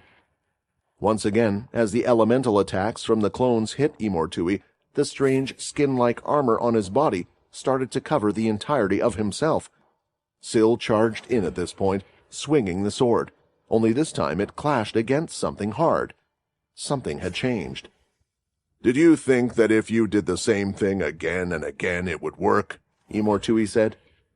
The red energy had gathered, creating a layer over his armor and his hand, protecting it from the sword. Imortui had managed to block a strike that was about to go right across his chest. That sword is interesting, but not strong enough, Imortui shouted as he went to strike Syl, who used his super speed to block with the sword. It started to light up, but before it could complete its attack, Imortui grabbed it with his fingers and tensed his hand, breaking it on the spot and crushing it to pieces. Syl, feeling the danger coming on, leaped back. As he did, Imortui swung his arm, and the red energy that had gathered around his hand dissipated into several small balls of energy. They went out faster than bullets and hit half of the clones, wiping them out on the spot. This guy, he has so many tricks and so many different powers. I feel like I'm fighting against Quinn, Syl thought to himself. In the moment he retreated and thought about what to do, Imortui had raised his hand, and the colorless ability had been activated. The area around them was turning into a world of black and white. Peter was trapped in a giant white hardened shell, unable to get out or attack in any way, while Russ had been hurt relatively badly by the last attack. Thankfully, he managed to use his powers to start to change his body slightly so that he did not have to worry too much about the damage. He was also using a form of healing on himself. His hand pressed against his chest with a soft glow, and he soon stood up next to Hickle. So, do you have any ideas on how to beat this guy? Russ asked. There was a new determined look on his face, and he was full of focus after being hit. It looked like he was taking this fight very seriously now, and had his full attention on it.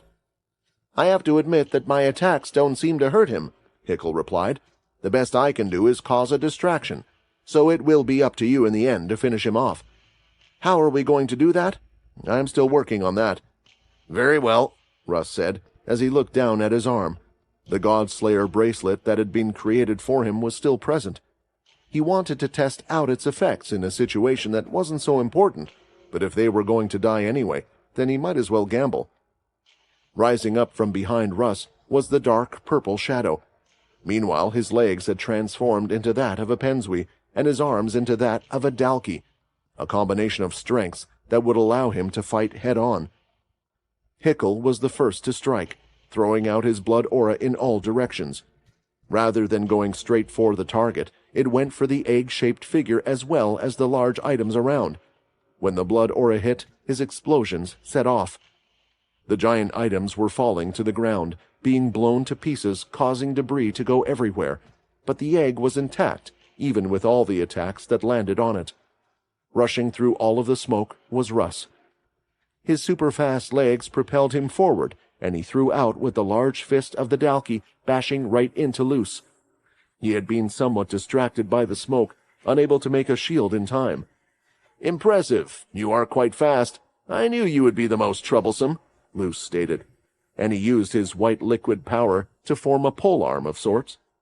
He spun it around and deflected the next hit that came from Russ, knocking both of his hands off to the side. Luce was extremely skillful with the weapon in his hands, and dashed forward, aiming to thrust it into Russ's stomach, but he managed to move away quickly.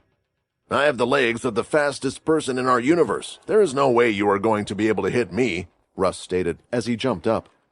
Luce swung the pole to the side, ready to knock him out of the air, but before he could, Hickle was there, his hand right by his side, glowing a bright red. "Let's see how you fare taking a hit from this close up." Hickle hit Luce right on the side and exploded him away. His power wasn't directed in the normal way his explosions would work, blowing up in every direction, but was short and directed, making it way more powerful and compact, but it still injured Hickle's own hand in the process of using it in this way. While skidding across the ground, Hickle soon noticed something wrapped around his waist. It was the strange white material that Luce was able to produce. It was starting to wrap around his arms and was moving all over his body, and lifted him in the air before slamming him onto the ground head first into the rocks. The pole had changed shape and form. With his other hand free, Luce shot out his ball of power, which homed its way toward Russ. When it was just about to reach him, though, the shadow moved in place, stopping it. The white ball looked to be pushing against the shadow, unable to push further forward, but it eventually moved out of the way and started to zigzag, trying to come from another angle. As it did, Russ would again move the shadow, blocking it in place. This was the best defense he had, and it was working. "Something that can actually block my attack. You are full of surprises, aren't you?" Luce claimed. Using his legs, Russ rushed out of the area while the white energy continued to follow him. Even though the shadow could block the attack, it would only be a matter of time until he was hit. He was not as good at using the shadow as Quinn, given that he did not have the same practice, so at one point or another he was sure that the attack would get in. "You don't know the half of it," Russ said, with a smile on his face. "There's a reason why people hate fighting against me the most." Lifting up his hand, the bracelet started to glow, a strange multicolored energy, almost a rainbow, covering the entirety of his palm. Quickly, Russ moved it right to where the white energy was coming towards him. The two made contact, and the white attack was starting to disappear. It was fading away, and almost looked like it was being dragged in or absorbed into Russ's hand. Seeing what was happening, Luce quickly stopped the attack.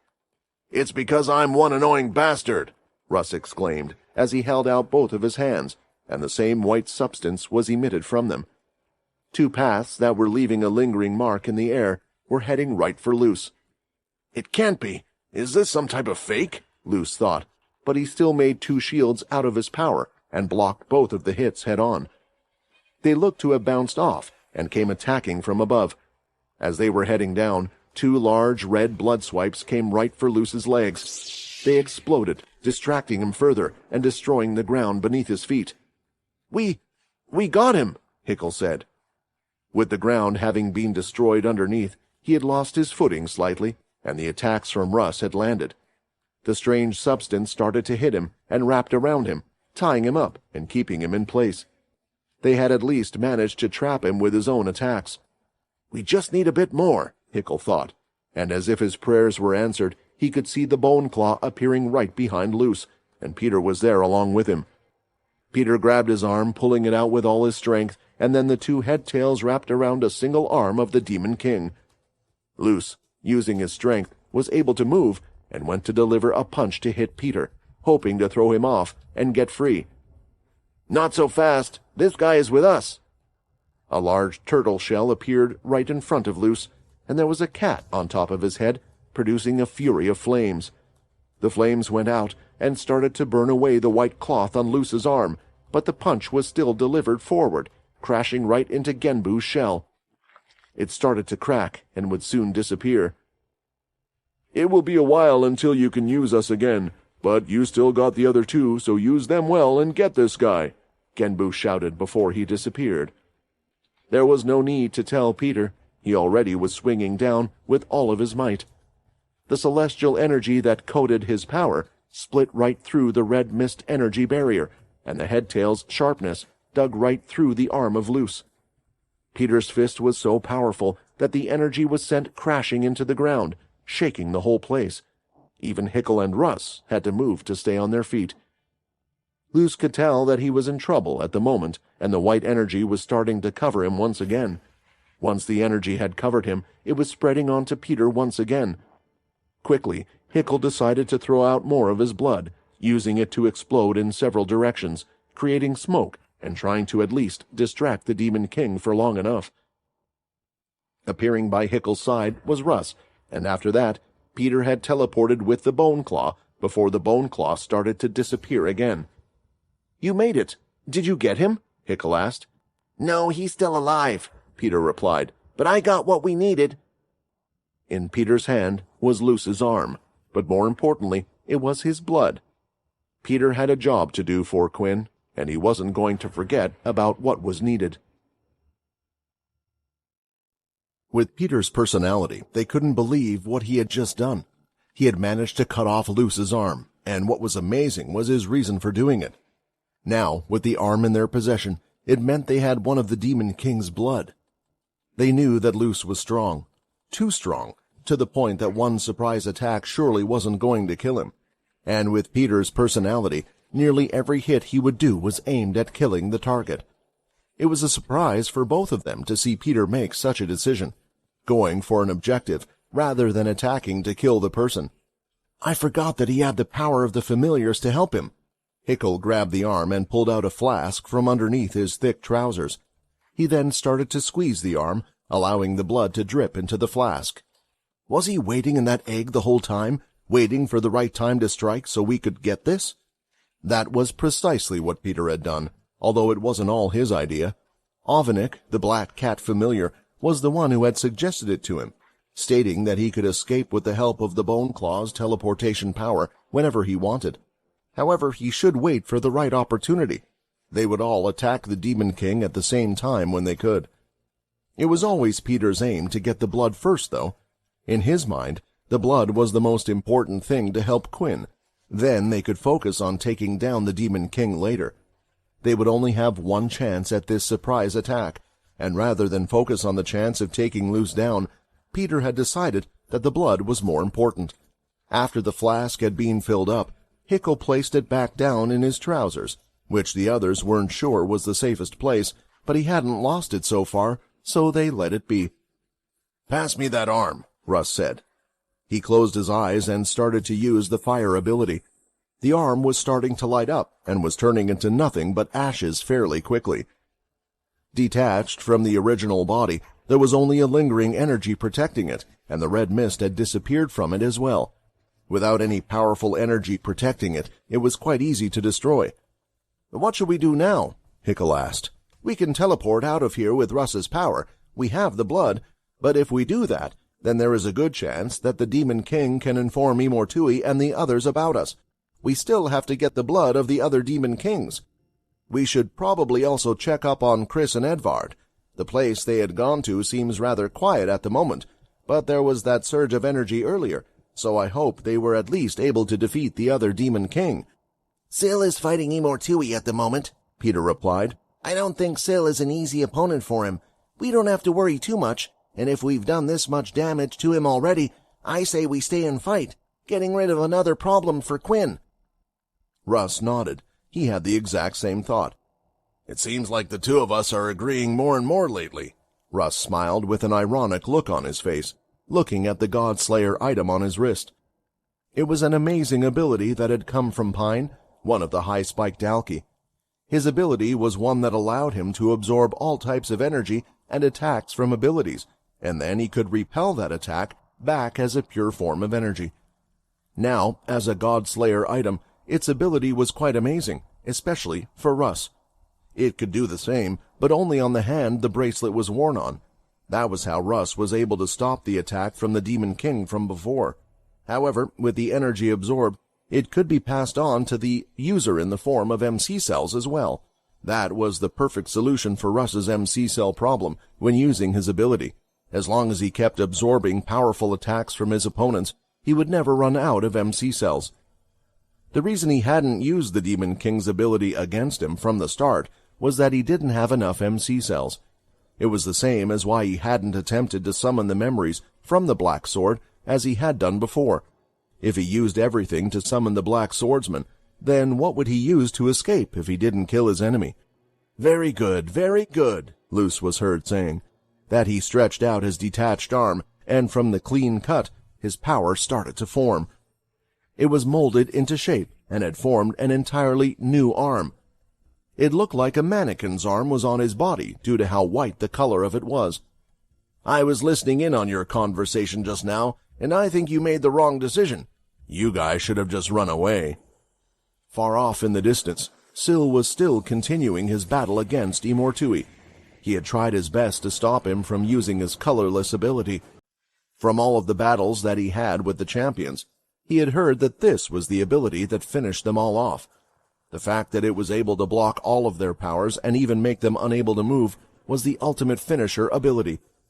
Although Imortui could have dominated them with any other power of his, in the end, after weakening them, he would use this ability before even getting close to them, which went to show how much he relied on and trusted this power of his. He knew that the other person could do nothing when he used this ability. Now, he had managed to allow Imortui to use it, and it was starting to grow in size, but Syl had a smile on his face. "I recently came across someone with an incredibly strong power," Syl said to himself, "and since you are here in front of me and have seen what I can do, I am sure you can tell what my ability actually is. I have a way to combine abilities, use them as my own, and I now know something that works against this power of yours."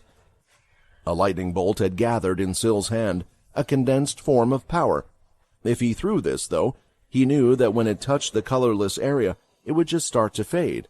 But he had another idea, something that he had a feeling would work against this power.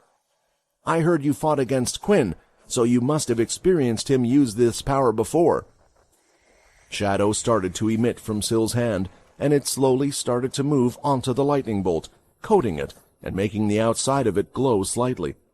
The dark purple of the shadow was pulsing with the light of the lightning bolt and giving off a very menacing aura.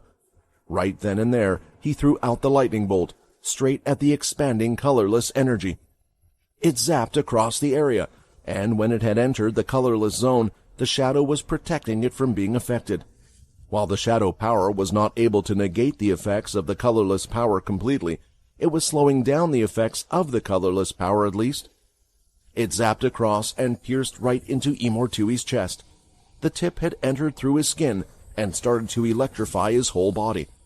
For a moment, Imortui lost control over his power as he was hit, and the colorless power was starting to fade slightly.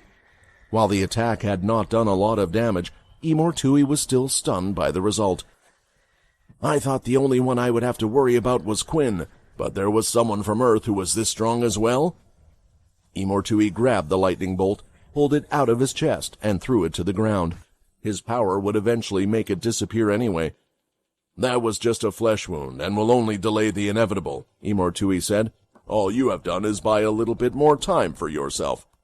"Yeah, that's what I wanted," Syl replied. "Just to delay you a little, so I could access your mind and bring out something else, someone else that gave you a lot of trouble."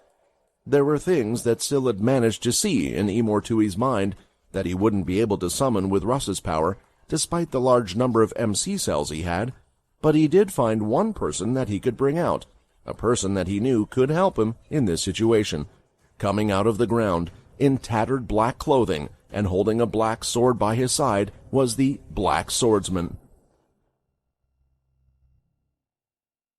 The training continued, but only because Quinn wanted to find a way to enhance his fighting.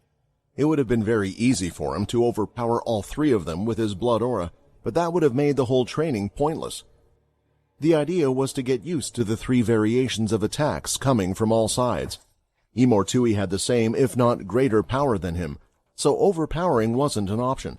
He needed to learn how to handle three distinct powers at the same time.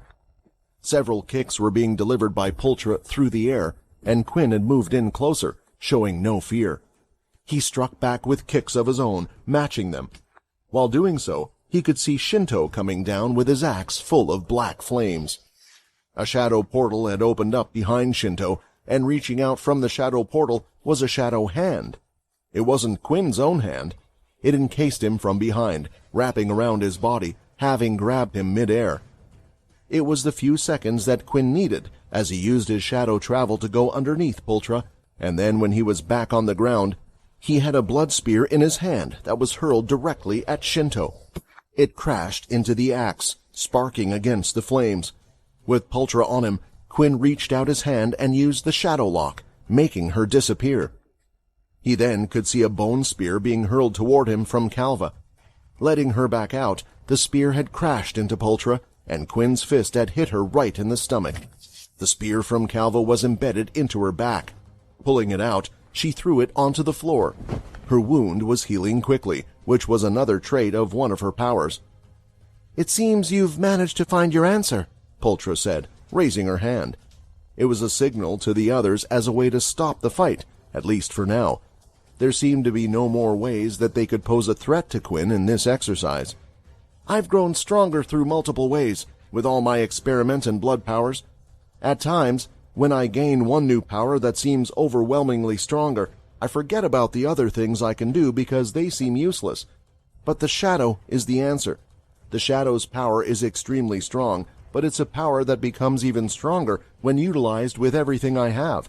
I learned that when I mixed the shadow with my blood powers. But doing so, I neglected my old ways of fighting. In a way, fighting like this, stripping everything back to the bare basics that I had before I gained all these new powers, it showed me what I can do with everything I have. Thank you." After finishing that sentence, a notification came up from the system. "All Godslayer armor pieces have been repaired. Let's keep going. I want to try a few things." Now he had a chance to test out what he could do with his new strategy when he had the armor. The group didn't know a lot about the black sword and where it originally came from, apart from the fact that it was a marked weapon branded by Imortui. It felt like a powerful soul had been sealed away in the sword. Quinn was the one who had noticed the marking and eventually removed it. It lessened the burden one had when needing to use the sword, but it seemed that the soul's strong emotions would still go to the user who was using it. The soul inside the sword had next to no recollection of what happened. Based on the marking and what had occurred, they could imagine that Imortui and the Black Swordsman had gone through a battle, and the end result was what it was. How and when the battle had happened was still a mystery, and the only one who probably knew was facing the Black Swordsman right now. "Ha ha ha ha ha!" Imortui laughed. "I have no idea what your power is, but it certainly is the most interesting one I have come against. To think you were able to present this to me."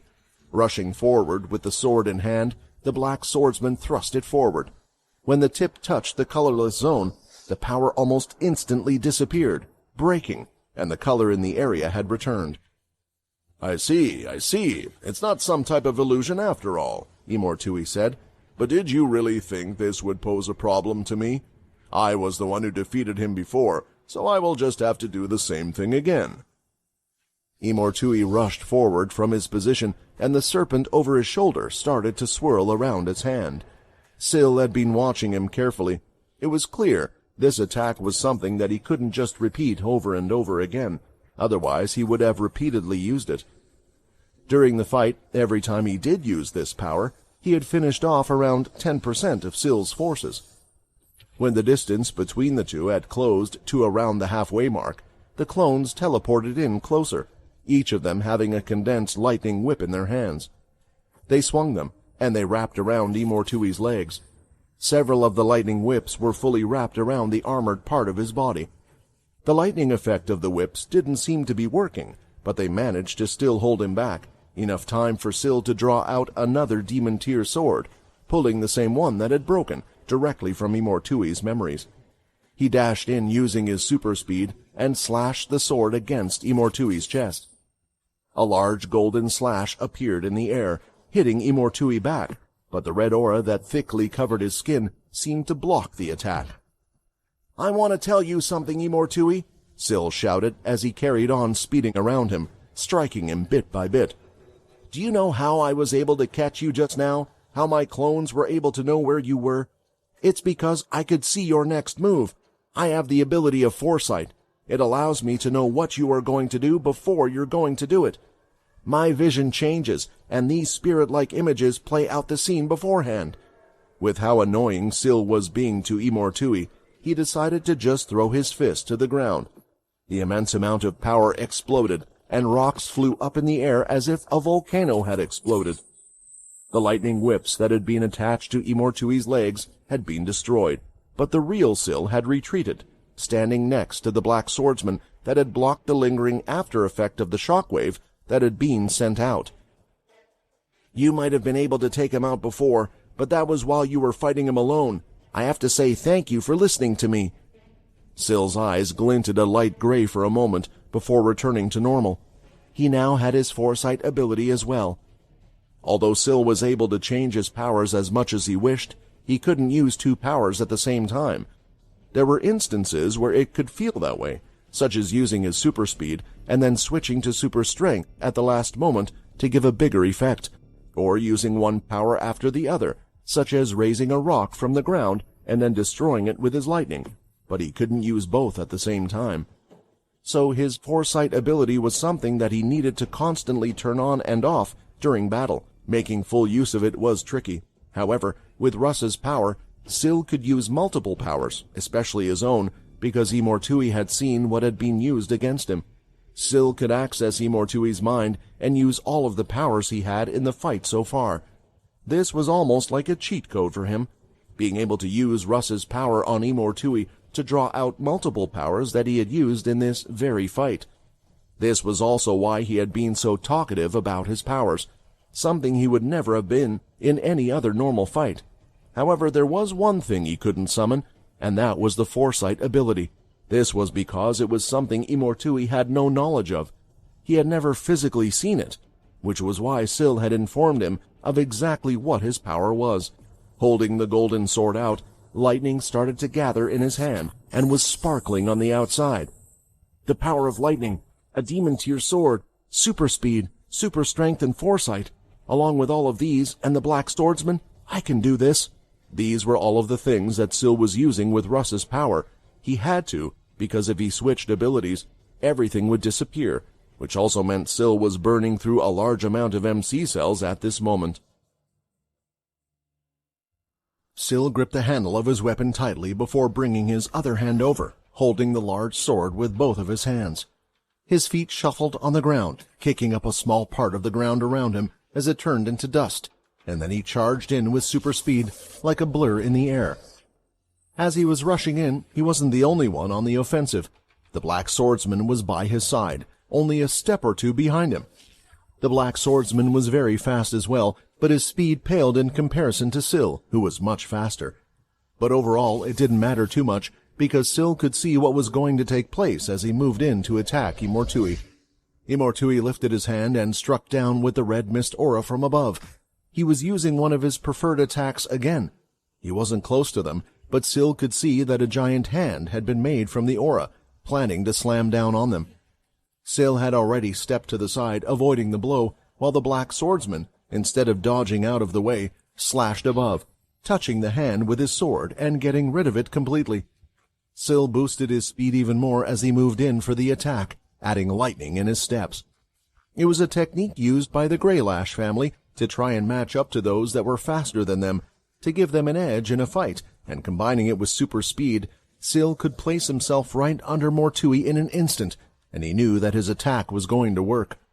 A large slash from the side hit Imortui on his chest. The sword slashed with large sparks of lightning, hitting Imortui's body. Sil quickly swiveled around him before Imortui could react to the strike and went to attack his back. He was not letting Imortui have any time to do anything against his fast attacks and use his armor or the red mist to protect him.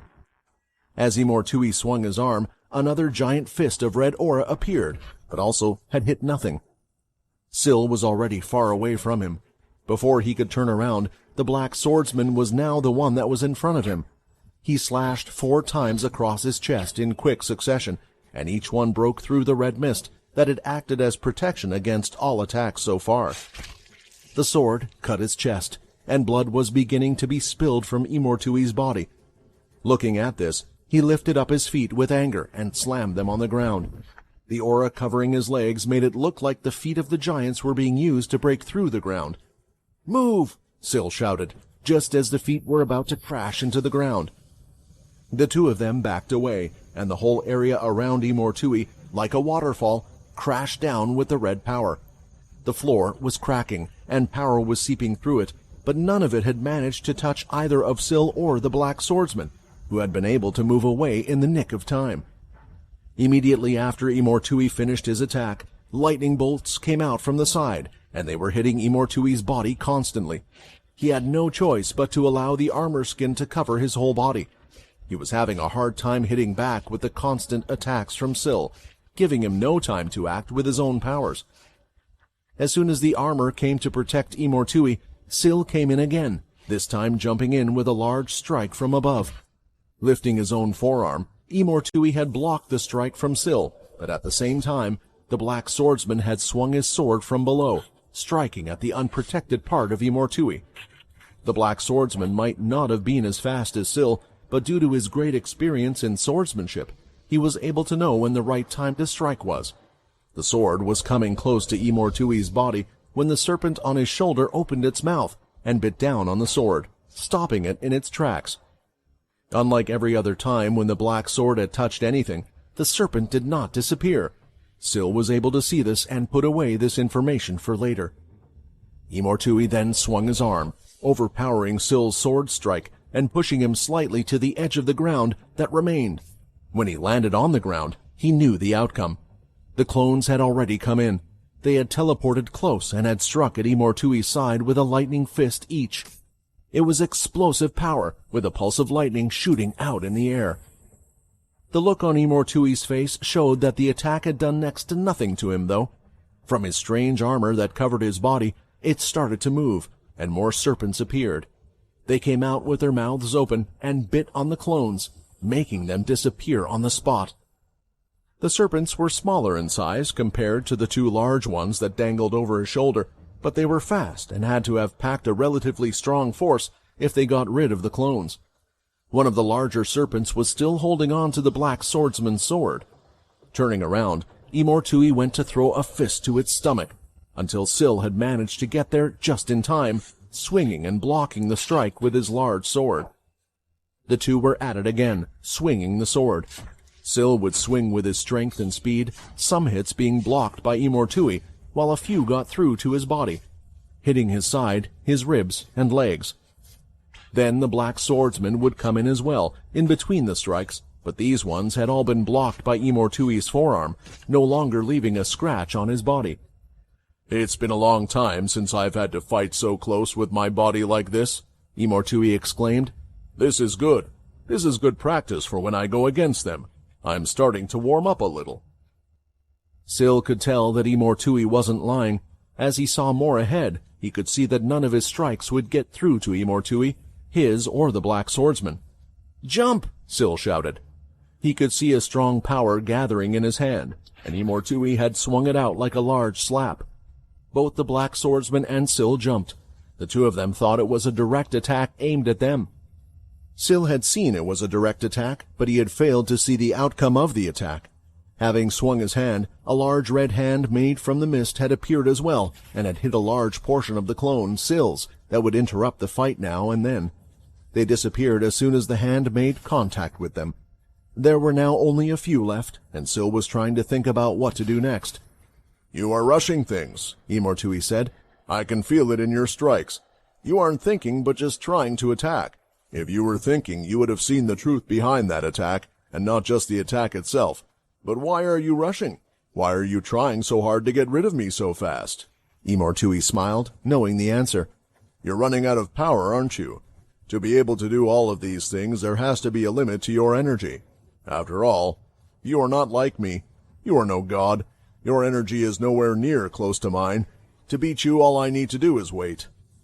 Hearing that was good news for Syl, because in the first place, all he wanted to do was buy time. "What the—" Syl's eyes for a moment gazed away from Imortui as he saw something strange happening in the space above them. It wasn't just him, though.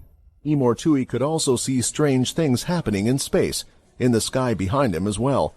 Both of them had lost all focus on each other in the fight as they were witnessing white glowing portals appearing all over the place. Not just where they were, but they were appearing all over the universe on each and every single one of the planets. From one of the portals close, flying right through the portals, were large beings with wings on their back, holding spears in their hands. Some were covered in a type of golden glowing armor, while the others were covered in a strange dark black substance. "It's the Divine Brigade," Imortui said. Every muscle in his body tensed up. "Celestalon, the Ancient One, is attacking us." Throughout the entire red space, portals were opening up left, right, and center. Coming through them was the Divine Brigade, an army that was controlled by the Ancient Ones, and it was part of the power of Celestalon. It was clear it was his doing for multiple reasons.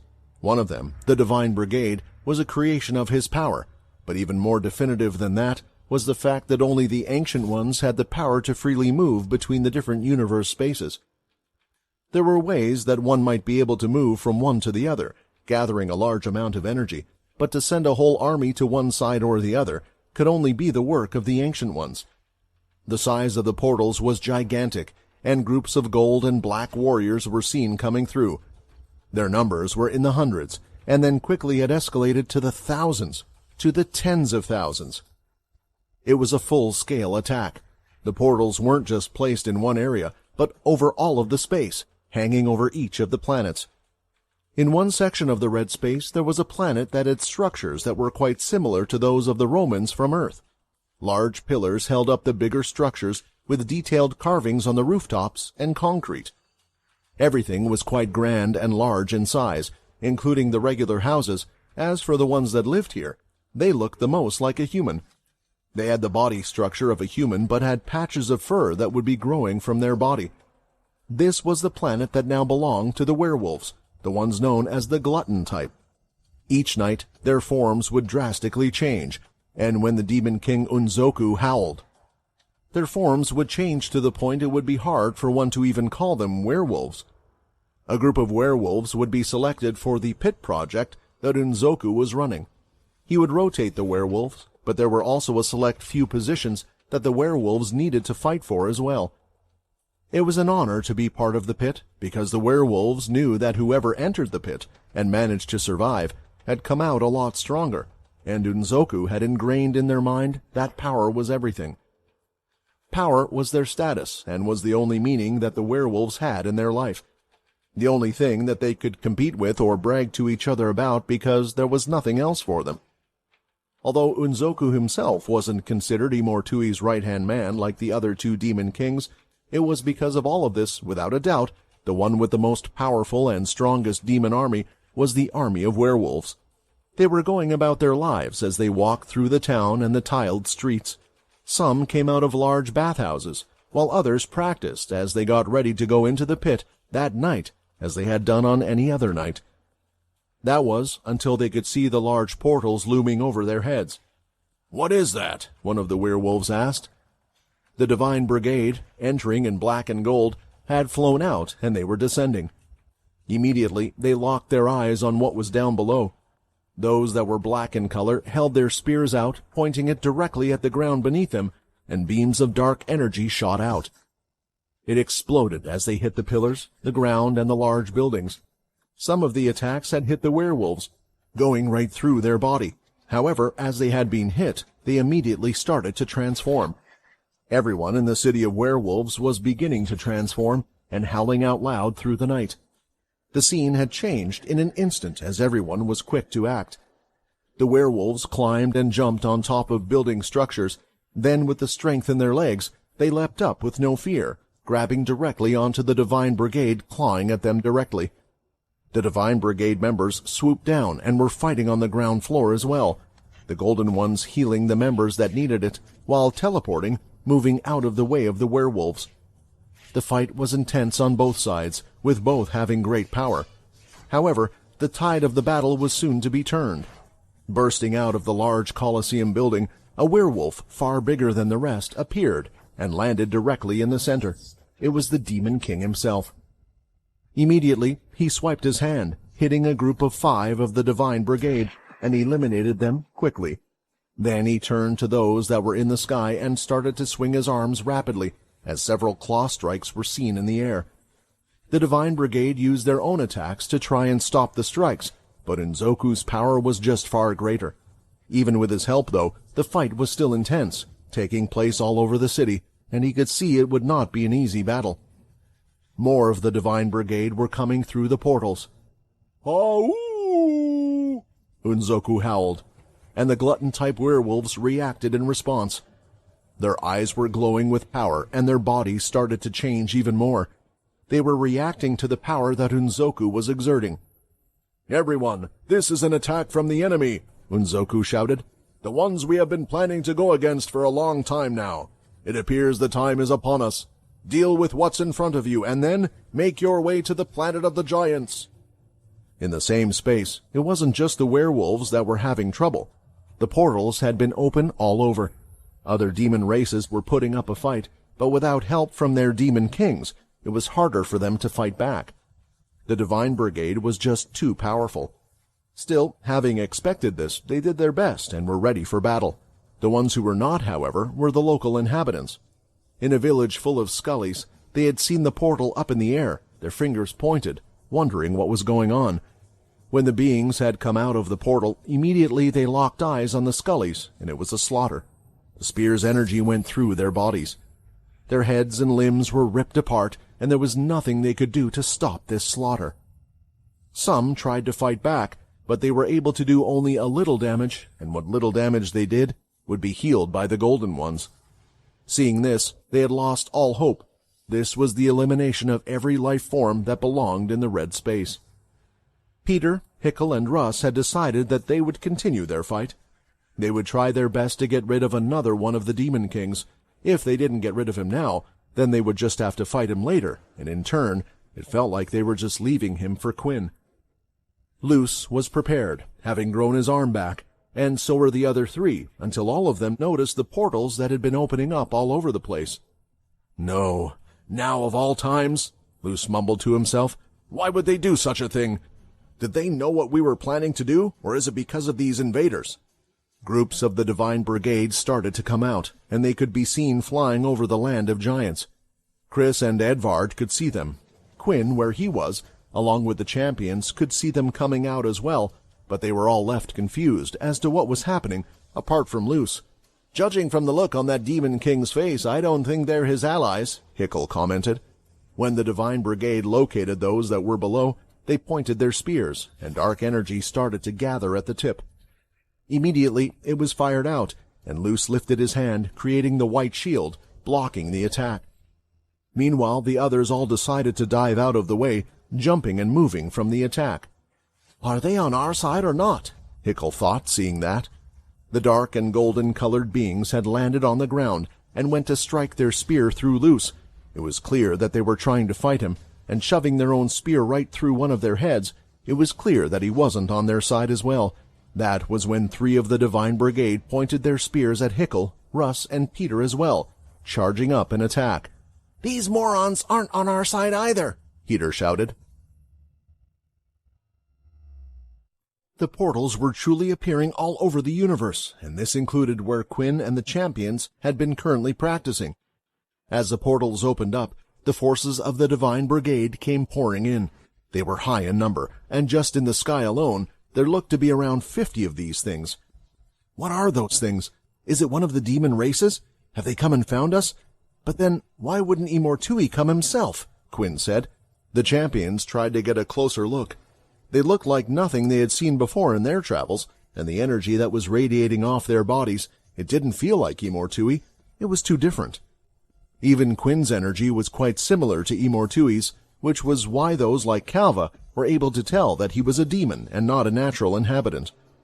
Although the three champions might not know what every demon race looked like, they knew about all the intelligent inhabitants of the red space, and this wasn't one of them.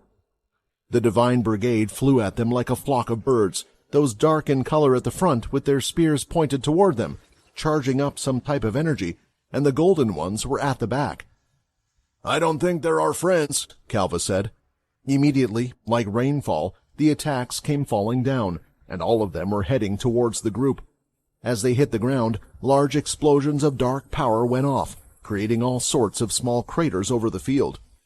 Each of the champions and Quinn were able to avoid the attacks as they moved out of the way quickly with their speed, and now following up those attacks were the brigade themselves with their spears held in their hands. Shinto had lifted up his axe and jumped up, swinging it down through one of the dark beings. It ripped right through its head, splitting it in half and covering it in black flames. The being had quickly died from Shinto's attack, but he soon found himself blasted with a strange shot of energy from one of the golden beings, sending him skidding across the floor. More attacks came towards him, and he was using his axe to hit them away, but was finding it difficult to find another opening. For Calva, he had 2 spears held in his hands. He was batting away the spears of the dark-colored beings, hitting them and redirecting their attacks so the bolts would hit each other. There were a lot more of them than him, after all. His attacks would pierce through their chest, some through their head, but even then, as they fell to the floor, the golden beings who were teleporting all over the place would fire at their own allies, and when the attacks hit, their bodies started to heal, and they would get up from the floor again. "We need to target the golden ones," Pultra shouted. She swung her legs a few times, and large lines of aura slashed right through a dark being, but her attack continued right through and managed to hit one of the golden beings behind, making it fall to its death. "If we don't kill the golden ones, they will just keep on healing their little friends." The champions were strong, and they were showing it as they continued to strike and use their powers to damage those around them, but the golden beings were the ones giving them trouble. With their fast teleportation, they could only get rid of 1 or 2 once in a while, and with the portals still open behind, it looked like even more were flooding in. "What is going on right now?" Shinto slammed his axe on the ground, and a line of black flames went across the floor, catching a few of the beings. Out of all of the powers, Shinto's black flames were the most effective. Even if they were hit by the golden being's energy, it was unable to stop the black flames or heal its allies. "I'll be honest, I have no idea," Calva said. "Come on, Pultra, you're the smart one. If we figure this out, maybe we can get out of this situation." Pultra continued to fight while observing the situation, and eventually she came up with a guess. "We know Imortui was preparing for something, some type of war against a certain group. That's why he wanted our help," Pultra answered. "If I was to take a guess, based on how these guys are entering the space and aren't an inhabitant or demons themselves, this might be the enemy that he was trying to fight against." "Hey, I have another question. Where's Quinn?" Calva asked. As soon as the others had appeared, Quinn had been avoiding all of the attacks. He had great speed and reflexes to do so, and none of them were able to keep up with him. He could avoid the golden shots and the spear blasts as well as the spears themselves with ease, even though there were so many of them. He was observing the situation just like Pultra, seeing how portals hadn't just opened up where they were, and even the beings that were attacking them had come at them from several different portals as well. "If these are the Celestials and they see me here, then what will happen? Will they consider the deal we had as void? Will they interfere with what is going on with Earth again?" Quinn thought. He was hesitant to attack. In a way, if the Celestials were now attacking the red space, and Imortui and his demons, then maybe he should just let the two of them hash it out together, and he should try his best to find a way back. As he focused, though, Quinn was starting to hear things. The cries of pain, the blood that was being spilled from all over each of the planets. It was something he hadn't felt for a while, not since his fight with Graham, when he had evolved into the celestial vampire. What is going on? Are these things killing everyone and everything that they can see? Are they not just after us? The three Scullys had quickly been put into his shadow, and although Quinn didn't want to get involved when he could feel everything that was happening, everything that was going on, was he the type to just stand back? No, if I can do something about it, then why don't I? The shadow started to cover Quinn's body, and when it went away, the Godslayer armor was now covering his body, having fully recovered. Stretching out his arms and gripping both of his fists, Quinn activated the power of his gauntlets, and more arms sprouted out from his back, giving him 6 in total. Let's do this! Quinn swung all 6 of his fists as fast as he could in the air, each time releasing a strong, powerful blood aura out of them. It hit the divine beings right in the face, the legs, and parts of their bodies were disappearing right in front of them. The golden beings tried to heal them, but they were soon hit again. A fierce storm of red fists was going through the air, from one side to the other, and the entire field was being cleared as the divine beings were being killed. "Ah!" Quinn shouted, as he didn't stop his attacks even for a moment. The armor had a limitless ability, allowing him to not tire, and he kept going at full force. The bloodied fists soon surrounded all of the champions that were fighting, and they could see those that they were having a hard time against disappear in front of their eyes as they got hit. At the same time, not a single one of the champions had been hit by the attacks. When they turned to look at what was happening, they could see that it was Quinn, in some type of armor they hadn't seen before. "What is this power? Was he holding back when he was fighting against us?" Shinto asked, shocked. It wasn't just him, so were the others. Calva had witnessed some of Quinn's strength, but what was ingrained in his mind was the demon form, not what he could do outside of it. Eventually, all of those who were attacking them on the ground were defeated, but a new fleet of them was in the air, flying toward them. Seeing this, Quinn placed his hand by his side and bent his knees while sweeping his leg back. Blood aura was gathering around his leg, overflowing as it surrounded his body. Swinging it out with full force, the entire floor shook beneath him, and out in the air, a giant sword made of blood aura appeared. It sliced the entire air, looking as if it had cut space itself, and in turn, it had killed all of the Divine Brigade in an instant. With the Divine Brigade appearing everywhere, the entire universe felt like it was at war. The demon races were fighting back, clashing all over the place, while the inhabitants of the red space were essentially caught in the crossfire and facing extermination as well. It had even interrupted the fight between the Demon King Luce and Hickel and his group. When it became clear that the newly arrived beings were not friendly towards them, Hickel was the first to react. Stretching out his hands, several waves of blood aura were shot out one after the other, causing an explosion as they hit all of the divine beings in the area. "Russ, now!" Hickel turned his head and shouted through the smoke. They could not handle the Demon King and these new combatants at the same time. It was time to make an exit. Russ stretched out his hand, absorbing one of the golden shots of energy with his God-Slayer bracelet and getting back some more MC cells. Soon after, he teleported next to Peter, grabbed him, and teleported next to Hickel.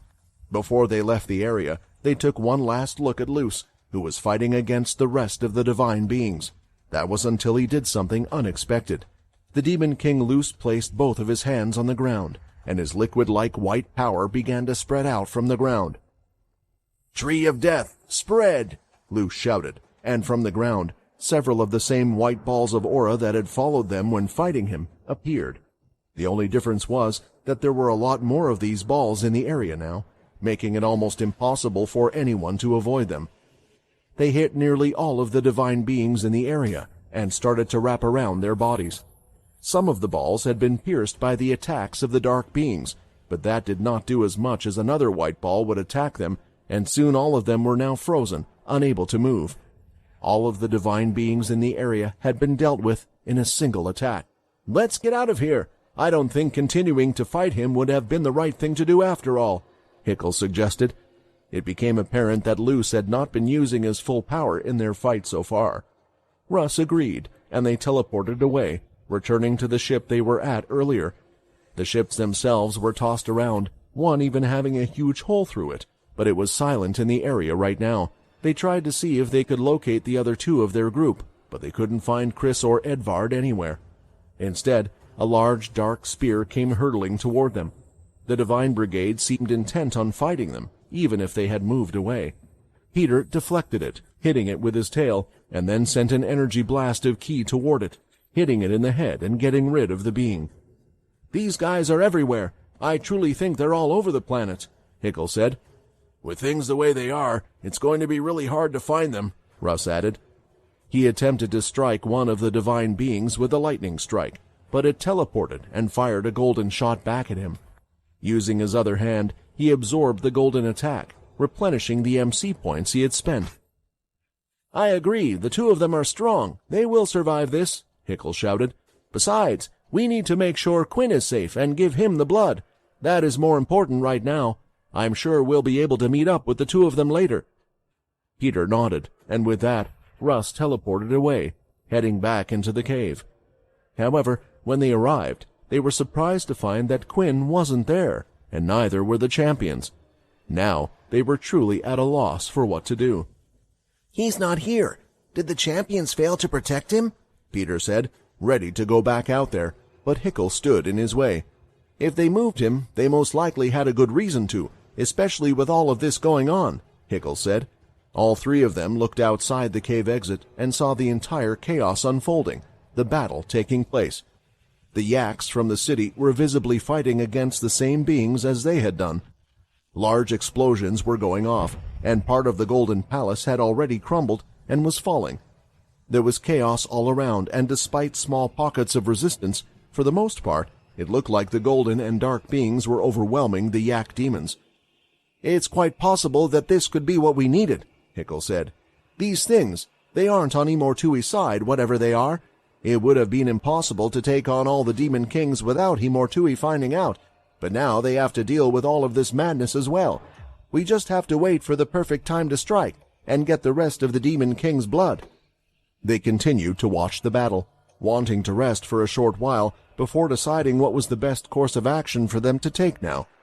Should they search for Chris and Edvard, for Quinn, or attempt to get the blood of another demon king? Hickel was going to suggest to Russ to use some type of power to hide their presence when they saw something else approaching from the sky. It appeared to be a flock of flying demons, intercepting the Divine Brigade while also fighting those that had followed them from behind. One of the flying demons stood out among the others, with its skin glowing with more power compared to the rest. It was leading the flock, going in to attack the enemy. It looked familiar to some in the group, but it was still too far away for them to completely make out what it reminded them of. It held out its hand, and a large blue vortex rushed out, smashing into the divine beings. When the vortex disappeared, a large chunk of them were gone. Now it had come to them.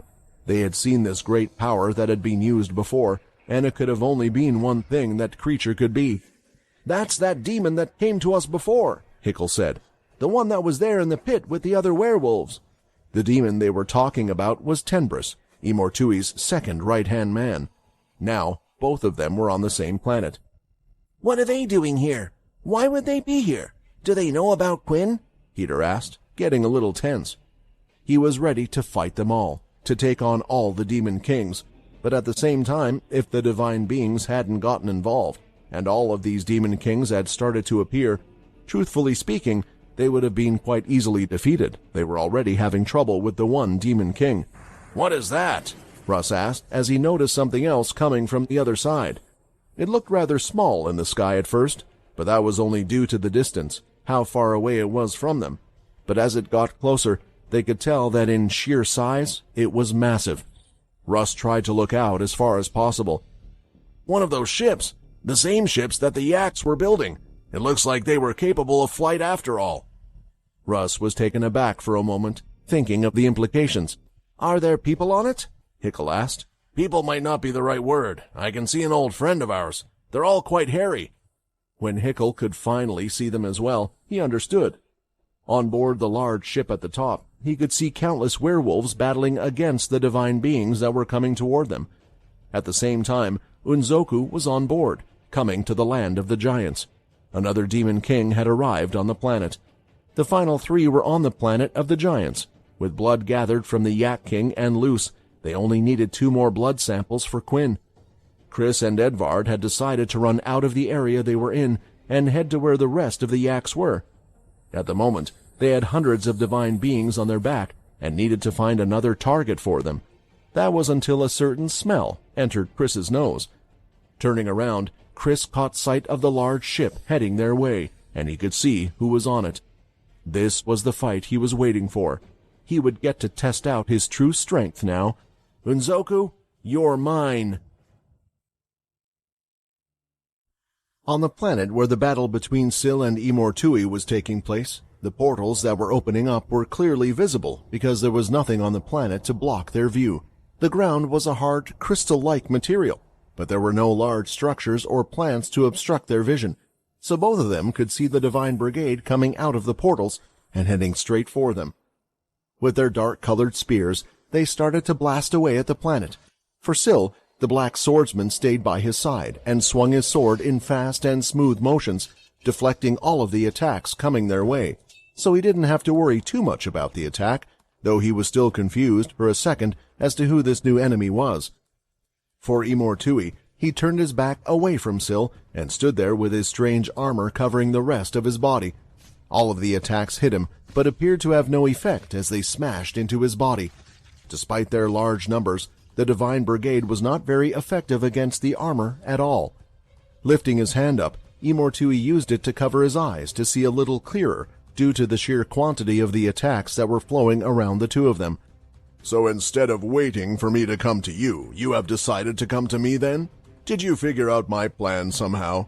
It doesn't seem like Quinn had told you, but I knew it was a possibility once he arrived here.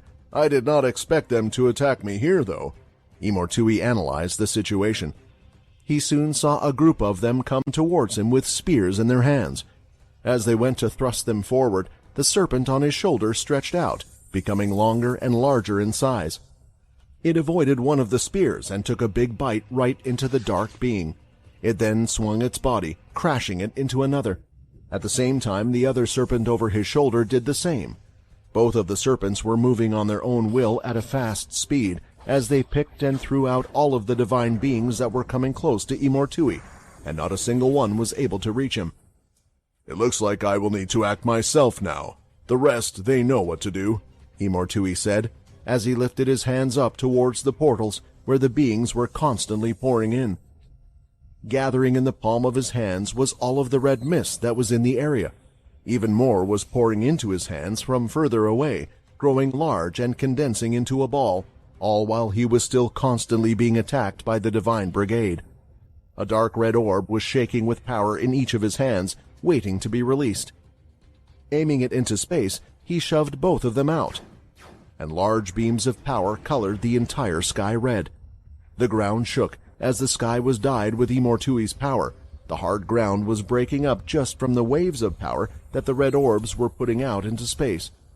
The divine beings couldn't even be seen anymore, as they were completely overwhelmed, and as the attack hit the portals, they looked to be disrupted, flashing in and out, and eventually disappearing completely as they were consumed by the power of the red aura.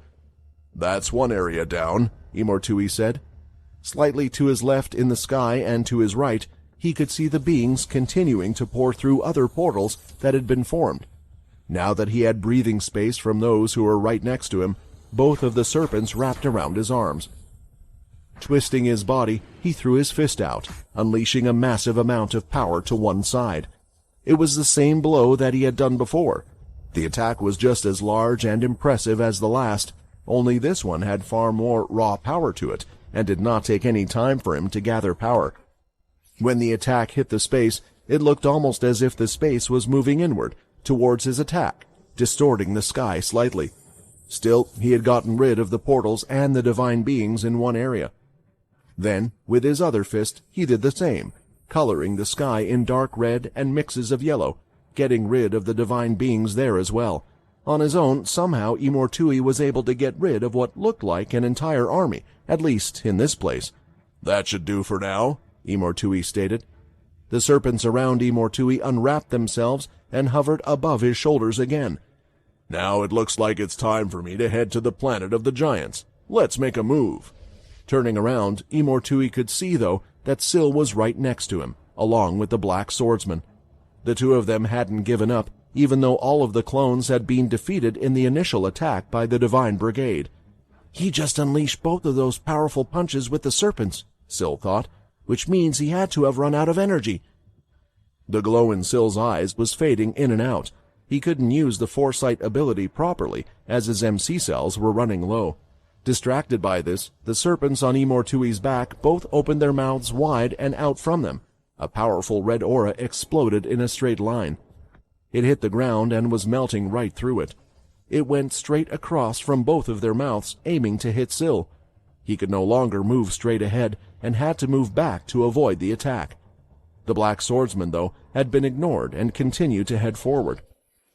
It swung its sword at Imortui, who with his arm knocked it away and with his other hand delivered a blow right to its gut, lifting it in the air and piercing right through it.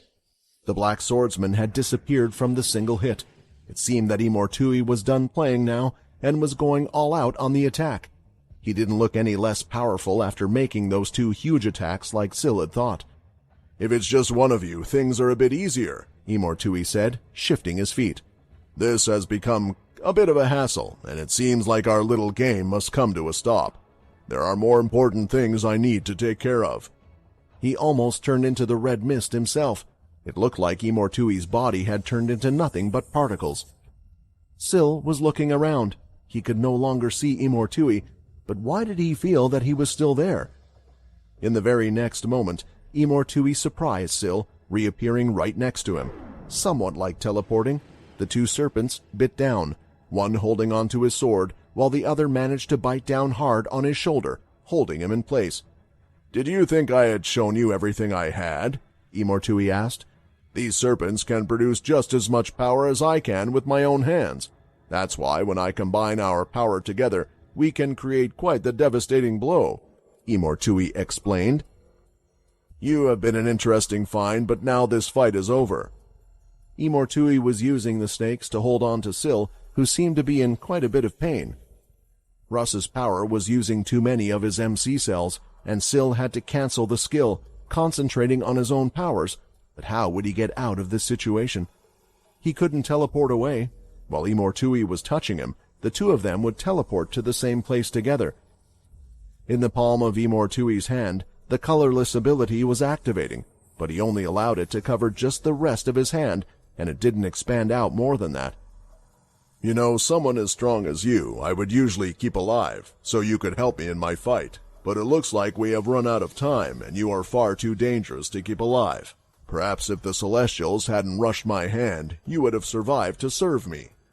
Imortui moved his hand and placed it right into Syl's stomach. The colorless ball of aura that showed a world of just black and white moved from his palm and went right into Syl's body. Instantly, Syl could feel something happening. He didn't know quite what, but almost all feeling in that area had gone away. Ah! Syl screamed, and the two of them teleported, moving to another location. This was going to be Syl's last stand against Imortui, and he would do everything in his power to help Quinn out as best as he could. The strange, colorless power had been placed inside of Syl, and he had been caught by one of the serpents that was latched onto his body. Pain was stinging inside him, and his MC cells were running low. If he continued to use Russ's ability the same way he had been doing, then he would have already run out of MC cells. Still, for Syl, a small amount of MC cells would be larger than most. I can't beat him, Syl thought, his face twisting and turning from the pain. When I first came to meet Imortui, I had come only with the intention of delaying him as long as possible, but as the fight went on, I saw a chance. I thought I saw a way I could win. If I took down Imortui in Quinn's place, then we wouldn't have to keep relying on him to do it all for us. But I know now that I can't complete the task, so I have to do what I originally set out to do. I have to buy as much time as possible so that Quinn has all the opportunity he can to get stronger. There was a certain feeling of sadness that Syl was feeling at that moment. He had spent the last 1,000 years traveling the universe to get stronger, so that he could help protect his family and the Earth. But in the end, his power was seeming to not be enough, and he had to let Quinn continue to handle this problem. He knew how much Quinn had already given up to protect the world so many times, and the one time they had wanted to help Quinn out, they were not up to the task. But that didn't mean they were going to be useless to him. He still had a task to do, and he will do it till his last breath. With the two bodies touching each other, they suddenly teleported. They moved to another location, and now were in the air over another planet. All around them, a fight was continuing on. A race of demons that looked like human bulls were clashing against the Divine Brigade. Some of the brigade were in the air, while others were on the ground. Explosions were going off left and right, below and above. The fighting was extremely intense, to the point where there seemed to be more bodies on the ground than left fighting. Imortui might have been able to deal with the divine beings with ease, but the other demons were still having trouble. Looking around, Imortui was wondering why he would be teleported to a place like this. Before he could even fully see his surroundings, they moved again to another location. The whole area was covered in a thick smog, but just like the last place, there were countless different energies being fired away and exploding past them.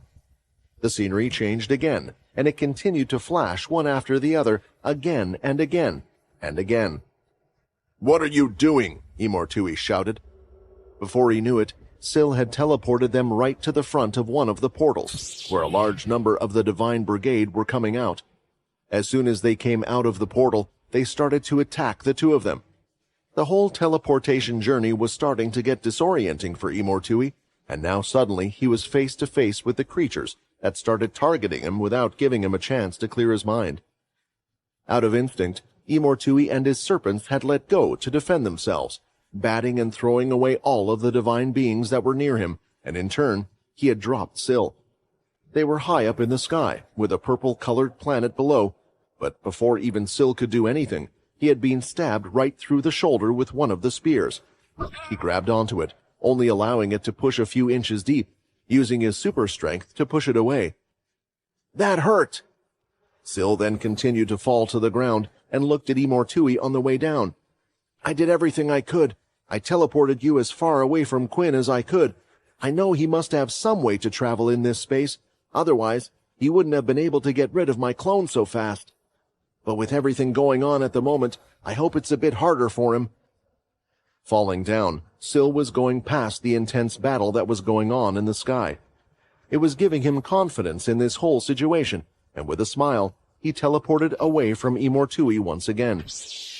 Where he had gone, how far he was from Imortui or from Quinn and the others, he had no idea, but when he looked at where he was, his feet were planted in the sand.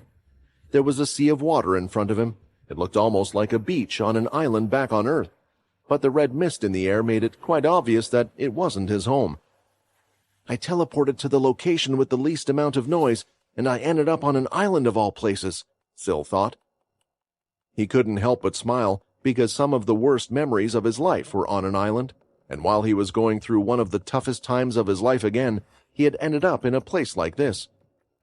Syl's hand started to glow green, and he placed it on his stomach. He could feel something inside him. It was growing in size, and hopefully he could slow it down using a healing ability. "I don't know what this is that Imortui put in me, but I have a feeling it's dangerous. I need to get to Quinn as soon as possible. If I can tell him everything about Imortui, he'll have a better chance at beating him." For now, though, Syl just needed to recover a bit before he teleported away again. So he waited on the island, hoping to heal whatever damage Imortui had done to him. The pain from the spear had already subsided, but he was a bit unsure. His stomach still hurt exactly like it had earlier, but he was starting to lose feeling in his stomach. With Quinn's extreme display of power, getting rid of the divine beings that were in front of him, the area was cleared for the moment, but they could all feel that the planet was rumbling. They knew that fights were going off everywhere. Whatever had attacked them was also attacking the entire planet. "Let's head back," Pultra said. "Right now we have no clue what is going on. We need to assess the situation, and if we stay out here, I think more and more will just come after us." Her words came true almost immediately, as more of the Divine Brigade were seen, making their way from the portals toward the group. It was useless to keep fighting these things if more just kept coming afterward. Running off, they headed back the way they came, running through the forests, trying to avoid fights as much as possible. But when they saw divine beings, Quinn would deal with them relatively quickly, as he used his Asura gauntlets along with his blood aura to take them out in a hit or two. Even if Quinn hadn't defeated the gold beings, it still delayed them enough to let the group leave the area, as the beings needed time to heal before coming back for them. It didn't take long for them to find the cave that they had left. When they scaled up to it and headed inside, Quinn's footsteps slowed down until they had come to a complete halt. This was the last thing he was expecting in a moment like this. What are you guys doing here? How are you even here?" Quinn asked. Immediately, Peter ran up to Quinn and gave him a strong punch on the shoulder. I knew it. I knew you'd be alive. These champions didn't kill you after all. Hickle, Peter, and Russ, all three of them were in the cave. But this was another world, another universe. So how were they here, and why were they here? "Wait, why are you guys here? Did you follow me? Why would you do that?" Quinn asked, a little angry at their decision. "Quinn," Hickle interrupted, "is that really important right now? We came to help you. What is happening is a matter that will involve us as well. We are not to be babysat by you, and we can make our own decisions. We have all lived long lives, so we can do as we wish." The initial shock had made Quinn react strongly, but he knew Hickle was right. "I'm just happy you're safe after making it here, but I have to ask, is it just you guys that are here, or are there others here as well?" Hickle had informed Quinn of everything that had gone on so far, including as to who had decided to come to this different world after Quinn, and how it was possible for them. The familiars even came out from Peter's side for a moment to show Quinn their welcome, all apart from the Bone Claw. For what reason it did not show up, the others were unsure. Maybe it was due to the past connection they had, and what had occurred the last time the two had met. An explanation was given for their actions. Ovenik gave a quick rundown as to what was going on in the familiar world as well. After learning from everyone, he was truly at a loss for words. "These guys, more of them came over than I expected." Quinn wanted to get angry at them. He wanted to tell them they were idiots, but then, what would that make him? How could he do such a thing to people who were willingly sacrificing their lives just to help him? If anything, he felt guilty, that he couldn't solve this problem before it got to this stage, and that he wasn't strong enough. There were those that he did want to give an earful to, and that was the champions who had kept the whole thing secret from him. They could have at least informed him that his friends were there and allowed him to be the one to make the decision. He could tell, though, to them, the training he had gone through was very important, and having learned something from it, he wasn't going to be quick to judge them. "Then where are they all now?" Quinn asked. "With everything that is going on right now, aren't they all in danger? It feels like there is a war going on outside, and I have a feeling that this is the Celestials doing." "The Celestials?" Hickle replied. "Yeah, for a while now, they have been worried about a war starting between Immortui and our universe. But they were confident in the fact that Immortui could never escape this place. So what if he builds up an army and becomes ruler of this world? It was a world that they had long abandoned." These words struck the champions more so than they could believe. Many of them had given up on believing in things like gods due to the cruelty they saw the inhabitants had suffered. "That was why a while ago I was sealed away, because I was a key, a power that they could use to link between the two worlds. I don't know if they knew about Jessica at the time or what, but I think they were more afraid of me. I can only imagine that they have started this attack because they have learned that I'm in this space. They are worried that Immortui will go to the other side. Using whatever these things are, they can get rid of him before he builds a bigger army, or at least weaken him before his attack." A loud bang was heard, and Shinto's hand could be seen on the side of the cave wall. He was so frustrated by the whole situation, he had to let out his anger in some way. "But those things, they attacked us as well. I could feel it. Couldn't you guys feel it as well?" Shinto asked. "They had no mind of their own. They only had one goal, one target, and that was to kill whatever was in front of it, which means that right now, probably all of the inhabitants on all of the planets are being killed and slaughtered." The others didn't say anything because they knew he was right, and it was the same for Quinn. He could actually feel the constant death and the blood being spilled all over going on. The blood that was being spilled was something he could feel, and it was at a level he had only once felt before. As I said, this could become a very dangerous situation very quickly, so where are the others? We need to help them, or get them out of whatever situation they're in, Quinn asked. Again there was a moment of silence, and the one to speak up was Russ. You guys, just tell the guy already, Russ said. Chris and Edvard, they were out there fighting along with us. They met up with one of the Demon Kings, while we did as well, and we split up. But do you really think that werewolf guy is going to die from that? Not a chance. I saw how desperate he was in that pit, Russ claimed. As for Syl, he's the one that you should be worrying about. It was then that Peter decided to speak up as he walked in front. Syl, he decided to face Imortui, Peter explained.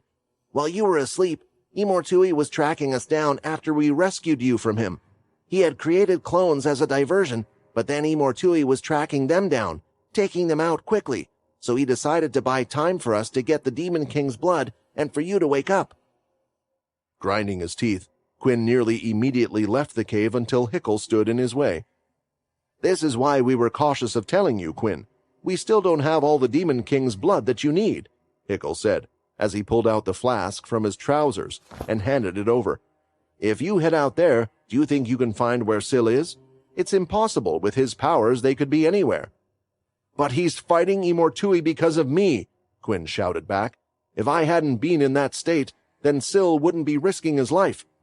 Do you think that he's weak? Peter asked. You and I both have known Syl for a very long time. We have known him since the start.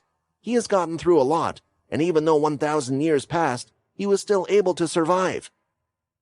There were others to think about as well. Chris and Edvard could be out there going up against a Demon King. What if they weren't capable of taking it out, or had done it and were running from the divine beings that were littered throughout the planet? Peter, I know what you're saying, Quinn said, and you're right, but I can't lose any more of you. I've lost too much on this entire journey. Like you said, we have been there with each other from the beginning. Ever since the academy, even when things were hard, Syl would take over Vorden's body and help us. He even helped us escape from Blade Island and has saved us more times than I can count. I can't just do nothing. I have to try to help him somehow. Then drink the blood, Hickle said. We managed to get the blood of one of the Demon Kings in that flask. You do what you need to do, and we will go support Chris and Edvard out there. We will go as well, Pultra said. I think this is a chance. This war that's going on has distracted them. This might be our only chance to get rid of all of the Demon Kings and Imortui. Opening up the flask, Quinn gulped it down, and he could immediately feel something changing in his body, a tingling sensation that was going on throughout. The blood that was being spilt on the other planets, he could feel it as well. His senses were growing. Quest update. Blood of the Demon King Luce has been consumed. 2 of 5 Demon King's blood has now been consumed. A higher level blood has been detected, and an update to a quest has been secured. 4 of 5 Demon Generals' blood has been consumed. This had come as a surprise to Quinn, but it had made sense to him as well. If he consumed the Demon King's blood, then why would he need to consume a lesser blood such as that of the General? Now, it had confirmed his suspicions, that he could just go for the Demon Kings, but if he just got one more blood type, then his blood aura should get an upgrade. The last blood type that Quinn needed to get was that of the werewolf demons, either from Unzoku or his generals, since he was in need of the blood of the Demon King as well anyway. I'll be at the place where we're training at, Quinn said, looking at Pultra. If you manage to get more of the Demon King's blood, especially of the werewolf race you talked about, then come to me. It will help in our situation. Everyone, I've said this before, but stay alive. I don't plan on saying goodbye to any of you, Quinn said as he left the cave. If I can't find Imortui and Syl, then I will just have to find a way to bring him to me. After seeing Quinn head off to do whatever it was he was about to do, the group realized that the task for them hadn't changed much. The main goal was to get the Demon King's blood. At the moment, there are only 3 more of the Demon King's blood that we need, right? Hickle asked. Yes, Pultra answered. The Yak Demon King's blood, Tenbris, the Demon King of the Skies, and finally Unzoku, the Demon King of the Werewolves. Not just get their blood. But we also need to get rid of the Demon Kings, Calva said. We know Quinn is strong, and he has the strength to get rid of Imortui, but if their fight is a close one, then just one of the Demon Kings could turn the tide. We need to get rid of them if we can as well. Then you're saying there's a good chance that there are 4 Demon Kings out there, and Chris and Edvard are fighting against them themselves? Russ stated. They had seen Unzoku arriving on one of the large battleships. They had seen Tenbris flying through the sky, with his flock of demons even now battling against the Divine Brigade. They had, for certain, seen Luce and Bisha. The task was a tall one, and in some ways, they thought if Quinn was by their side, he would help them take them out, but the situation wasn't as clear as it was meant to be. Well, we can't just sit here and talk about it, Peter exclaimed. We have to go and bring them back. Focus on the blood, and kill them if we have the chance. It's that simple. Peter stood at the edge of the cave and then leaped out, descending down the mountain. In turn, the rest had decided to follow. The group was running fast through the forest and almost instantly had managed to catch the attention of the divine beings that were flying above. Instantly, they started to defend, as the divine beings fired away, destroying the aging trees from above. Hickle swung his arm, and a blood aura swipe exploded in the sky, covering them as much as possible. Several of the golden beings started to fire towards the front, aiming to block their path. For Russ, by transforming his legs into that of the Pensui race, he rushed in front of the shots and held out his hand with his God-Slayer item. He absorbed the blow of each of them, blocking all of the hits. This allowed Peter, Calva, and Shinto to do the rest. They leaped forward and, using their powers, cut, punched, and stabbed right through the divine beings, not slowing down and continuing on ahead. I was surprised that you would block those attacks for us. Have you started to take a liking to us? Hickle asked. In your dreams, Russ retorted. If we run into those Demon Kings again, I don't want to die, and this is the perfect opportunity to get my MC cells up as high as possible. Just leave stopping their attacks to me. I have a feeling that Chris will be going after Unzoku, Hickle claimed, based on the way he acted before. At the same time, it's one of the Demon King's blood that we have obtained. Let's head in that direction first. The others were in agreement, but as they continued forward, several white lines shooting through the air were seen. Immediately upon seeing this, Russ pulled out the black sword and swung, hitting one and stopping the rest of the attack. He placed the sword away and switched to gathering the power of the shadow around his arms, but he soon realized that it was a distraction, because right in front of them there was suddenly a large white wall that had risen, blocking their path. It was even taller than the top of the trees and had ascended in a second. The group stopped, and an image could be seen forming out of the wall. Like a man walking out of the water, Luce had appeared breaking through. Do you think that I would let you, who took my arm away, get away just like that? Even with everything going on, I can tell that you guys are the danger, and I need to get rid of you, Luce said. And it looks like I've managed to catch a few extras. Who would have thought, in a situation like this, the champions would have turned against us? Go! Hickle shouted, his fingers behind his back, moving his hand and gesturing to the champions to go away. We have business with this one, and we can handle him ourselves. You need to help the others. Using the shadow travel, Quinn realized that he could move through the area with relatively little trouble. He wouldn't attract the attention of the divine beings doing this, which allowed him to reach the area he had trained in before, the barren wasteland with darkened, almost black ground beneath him. The good thing was, the Divine Brigade looked to have stopped coming through the portals, and they were starting to close up. They had moved from the area and were fighting against the Demon Kings and the demons that had recently arrived on the planet. The area where Quinn was void of people, which was perfect for him.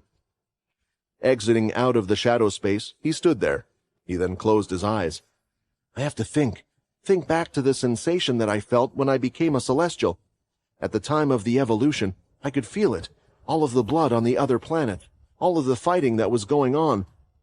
With the demon blood, I can feel the blood a lot more accurately, and if I can ultimately do that again. First, Quinn was trying to focus on the sounds that he could hear, and then all of the energy of the blood. He was the ruler of blood. This was where his power stemmed from, and right now he was planning to use it, gathering it in one place to give a beacon for Imortui. I know, Sil, you did everything you could to protect me. You probably tried to buy as much time as possible, tried to keep him away from me, and now me calling him back might just feel like a kick in the mouth. But just like you care about me, I care about you as well. I can't have another person die. I'm going to do whatever it is I can. Rather than reaching out for the blood that was being shed on the current planet Quinn was on, he was reaching out beyond, to all the blood being spilled, and the energy from it was starting to move, all throughout the universe. It was heading towards Quinn. Quite a bit of time had passed since Sil had reached the island, and a flood of memories had come back to him while he was there. Thankfully, it looked like none of the divine beings that had appeared before had arrived where he was. Still, even with all the time passing, he was worried about something. His MC cells were restored while he was resting, but there was an odd sensation still felt in his stomach. It was clear Imortui had done something. The question was, just what had he done? The healing ability was the only thing that had been keeping it slightly at bay. However, it was clear that it was growing in size. This thing is spreading inside me. If I remember correctly, he had used the colorless ability, Sil thought. But the champions, they weren't aware that he can use it out of his body as well, and he might be able to use it in more ways than one. I don't know what's going to happen to me. It might spread across my entire body, but I have to tell Quinn no about what he can do. With his MC cells recovered and time running short, it was time for him to teleport out of the situation he was in. I hope I never have to return to an island like this again. Teleporting away, Sil had no real direction as to where he needed to go. When he had teleported Imortui as far away as he could, he was just doing so frantically, not sure about where to end up. So he just started as he headed off to the closest part where there was noise, and immediately he fell into a war zone taking place on a plain. There were the Chrono inhabitants having grabbed weapons that they had made, mainly axes and swords. They were strong and powerful as they fought against the divine beings, but it seemed useless. A pattern was emerging that was tiring out the inhabitants, the fact that the godly beings were able to heal their allies. I can't help them. That isn't something I can do right now, Sil said to himself. Just as he was ready to teleport away again, after confirming there was no presence of Quinn or the others, he saw a spear stab a Chrono right through the chest. Blood splattered out and flew through the air. When looking at the blood itself, Sil noticed something strange. It wasn't falling quickly toward the ground. It was floating slightly and eventually hitting the floor. It was perhaps unnoticeable, especially to those that were fighting for their lives, but because it happened right in front of him, he noticed the bizarre action. When taking a closer look at the blood, that's when he noticed that it was also moving on the ground as well. It wasn't moving very fast, but it looked as if it was crawling in a specific direction. For a moment, Sil thought he was going mad, but he could see it happening all around him, with all the other fallen blood as well. It couldn't be, could it? Teleporting away, Sil had arrived on another planet. It was pretty much in the same state as the last, with blood being spilled all over the place. Only this time, the blood that was on the ground was lifting slightly upward, moving to a certain location. Teleporting, Sil hopped to another planet. Now the blood wouldn't drop to the floor. Instead, it was in the air heading in one direction. It was clear there was a pattern going on here. Continuing to go from planet to planet, following the blood, Sil eventually found himself landing on the planet of the giants. He was able to return. Instead of heading to the cave or looking through the fight that was going on, he continued to follow the blood. The planet was large, so instead of running, Sil had teleported one more time, and he had landed right where he wanted. He could see Quinn standing on his own. His eyes were closed. Blood was flowing all around him, from out of the space in the sky. As it came close to him, it was turning into small, red particles, somewhat similar to the blood aura he would use. It then swirled around his body, entering through the pores of his skin, giving him a thick, glowing layer over his body. Having sensed something coming in front of him, he opened his eyes. "Sil!" Quinn said. "Stop!" Sil shouted. "I can see you're doing something important. So carry on and focus. Don't break your attention, and I will be the one that does the talking." Little did Syl know that Quinn was doing this all in the first place to help Syl, but now that he was in this strange state, this absorption method, he didn't want to let go of it. The power he was gaining was similar to that when he had evolved into the Blood Celestial. He had never felt so in tune with his blood powers before. "Not too long ago, I had a battle with Imortui. As you can see, I am very much alive," Syl explained. "Through my battle, I did everything I could to hold him back while waiting for you to wake up, and it looks like I succeeded. But Quinn, Imortui is extremely strong, which is why I want to inform you of his powers." "The champions already told me what Imortui is capable of," Quinn said, still focusing on the power around him and closing his eyes. "That's good to hear. It means I can keep this short then," Syl replied. "His colorless power, he's able to use it outside of his body, or he is at least able to detach it from himself. Think of it as another energy he can control, and the two snakes over his shoulder contain power just as strong as the red mist he can control. I wish I could help you more. I wish I could have fought by your side, but it looks like you will have to do this on your own. I will stay safe." Before Quinn could say anything else, Syl had teleported away. He didn't want him to worry, especially when he himself didn't know what was wrong with him. "Syl, it's good to see you're alive, but the fact that you were unable to beat him just goes to show how strong he is as well," Quinn thought. As if to interrupt him in the middle of his thoughts, falling right from the sky and touching the ground ever so softly, not even harming a single dust mark on the floor, Imortui had floated down, covered in a red mist aura that surrounded the area. It swirled around him, just like the blood was swirling around Quinn. "I thought all of this might be your doing. I'm surprised to see you like this," Imortui said. Demon form still unavailable. Having already obtained the Demon King Luce's blood, out of all of those that they needed to run into, he wasn't one of them. But they needed to get the Demon King's blood, and fast, so they didn't have time to waste here. You would think, with the whole universe on fire and all this crap going on, that you wouldn't care about us so much, Russ stated. "What's wrong? Did we hurt your feelings when we cut off your arm?" Hickel placed both hands on the ground, and red blood traveled in all of the cracks that were formed on the floor. When it had spread far enough, the blood exploded, creating a large formation of dust and dirt that was thrown all over the place. This was the chance for the champions to run. Since the large white wall was blocking their direct path toward where the others most likely were, they had to take a longer route around, but listened well to the others. "You guys are the most annoying things I have ever had to deal with before," Luce shouted. The red mist aura moved, pushing all of the dust out of the way, and a spear, having been created from Luce's power, was in his hands, pointed right at Hickel. Before it was thrust through him, Peter's headtail knocked it up and threw out a fist that was caught by Luce's hand. "Didn't you learn your lesson last time?" Luce asked. "What do you mean?" a black cat said, sitting on Peter's shoulder. "Last time you were the one who lost an arm." Opening his mouth, the special flames that Avenik produced exploded and hit Luce right in the face.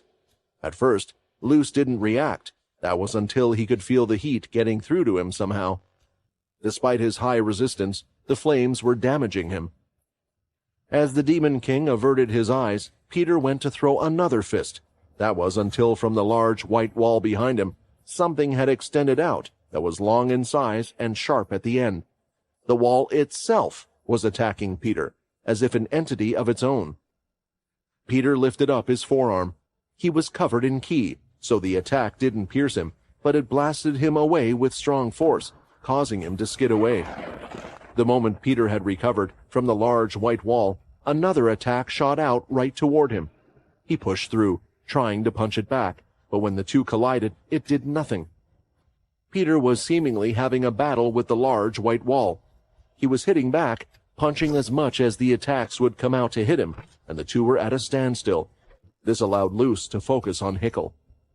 With his hand, he went to hit Hickel directly, who had deflected the hit back. Punches were sent from both sides, but Luce had stronger hits.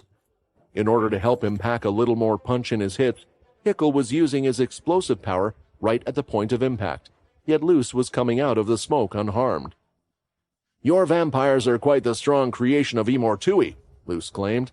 But like many things that come from Imortui's power, they tend to have a downside. A punch from Hickle missed, and when it hit the air, a large explosion went off, hitting nothing but the air. Luce pulled on the arm and shoved his white-colored fist right into Hickle's stomach. A shockwave of power was sent through his body as he was lifted up in the air for a moment, and right after, several spikes grew from Luce's knuckles, stabbing right through Hickle's body.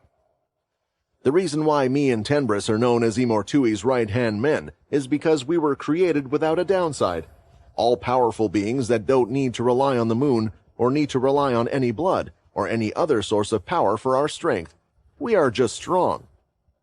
Hickle had grabbed the hand that was in his stomach, and the markings on the entirety of his arms started to light up.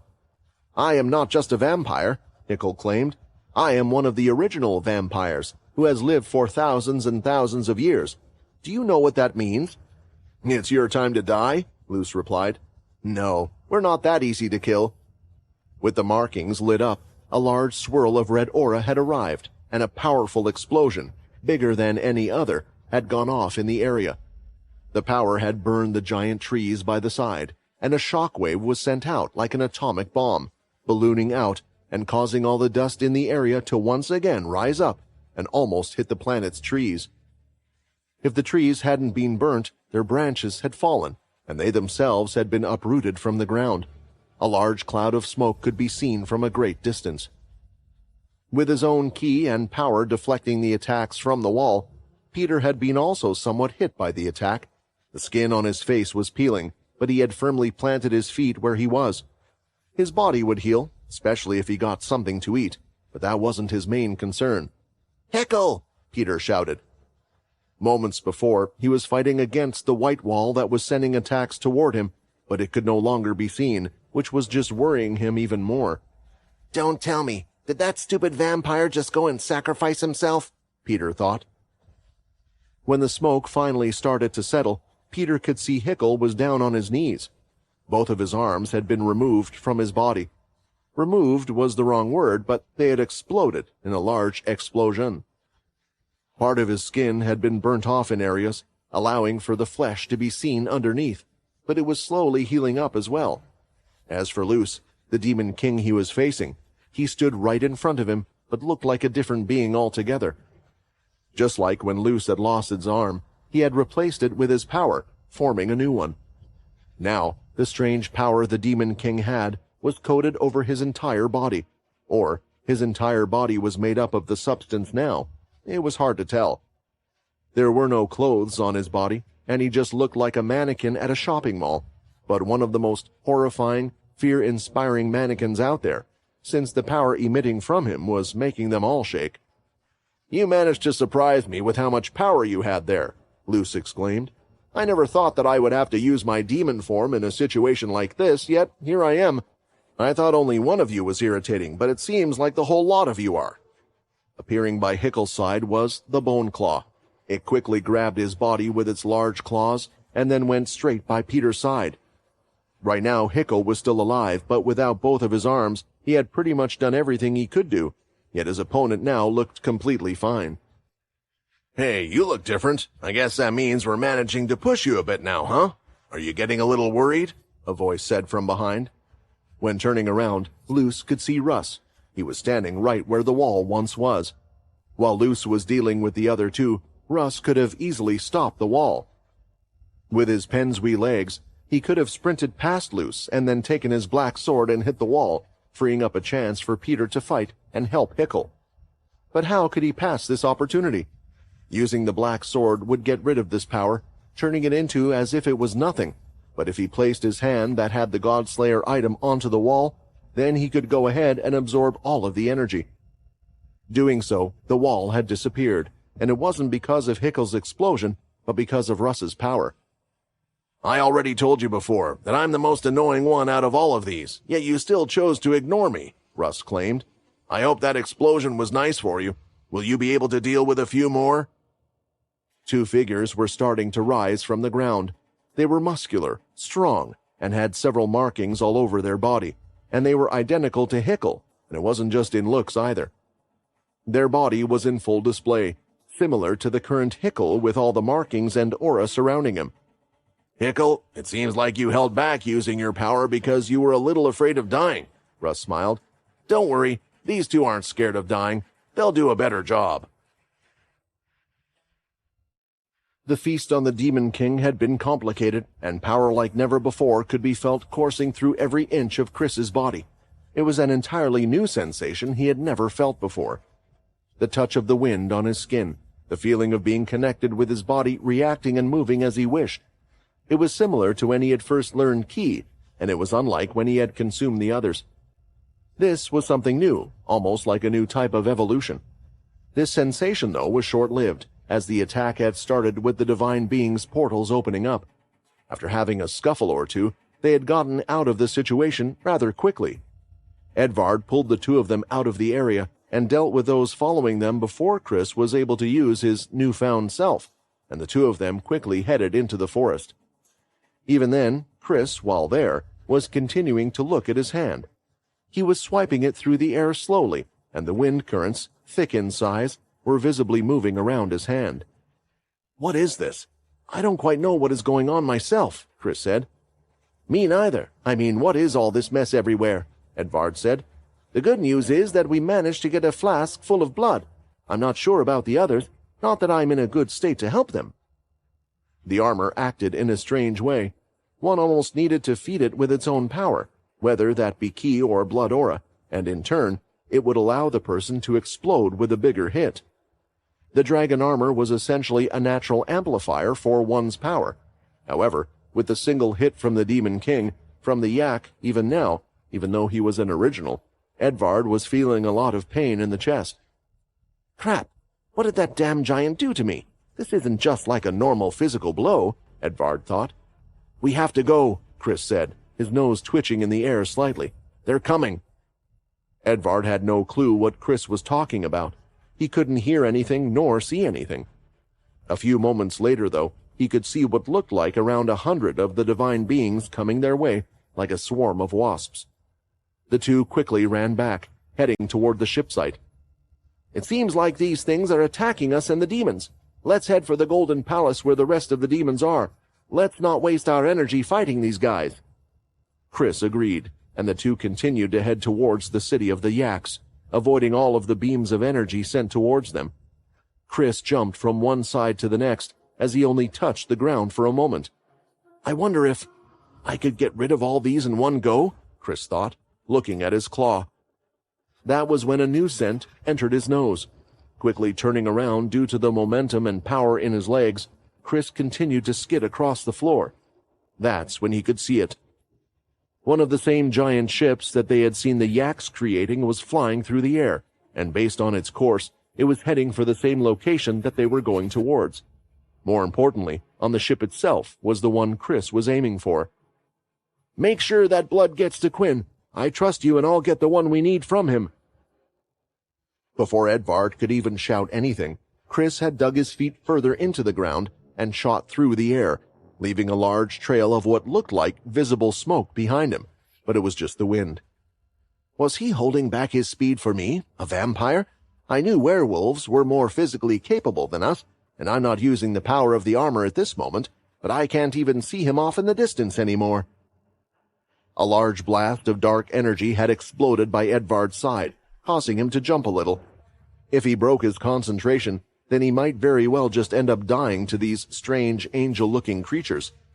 Chris had already reached the city of the Yaks, where the local houses looked like giant temples themselves, with their large, red-pointed sloping roofs.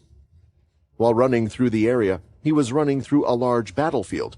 One of the Yaks had been pierced with a dark spear in his stomach and had been pushed into the air, crashing right into a building. The yak was kicking its legs while trying to push off the divine beings, but soon many others had come, piercing their spears right into the yak's body. The next moment, another yak had landed, jumping from above, and with a heavy fist, had punched right through 3 of the divine beings, splatting their bodies like bugs. For Chris, though, he kept his eyes on the prize above. He continued to run forward, and could see the large ship near the Golden Palace. That's when 2 of the divine beings had gotten in his way. One of them was dark in color, the other gold. It was a simple jump from Chris, and he stretched out his hands. He didn't swing them. He didn't even feel as if he had put any force through them. When his claws and fingers had touched both of their faces, though, it had gone right through them. There had been no resistance at all, and yet the two divine beings had been killed like that. A simple run and the stretch of the arms. Chris was right. He knew something had changed within him.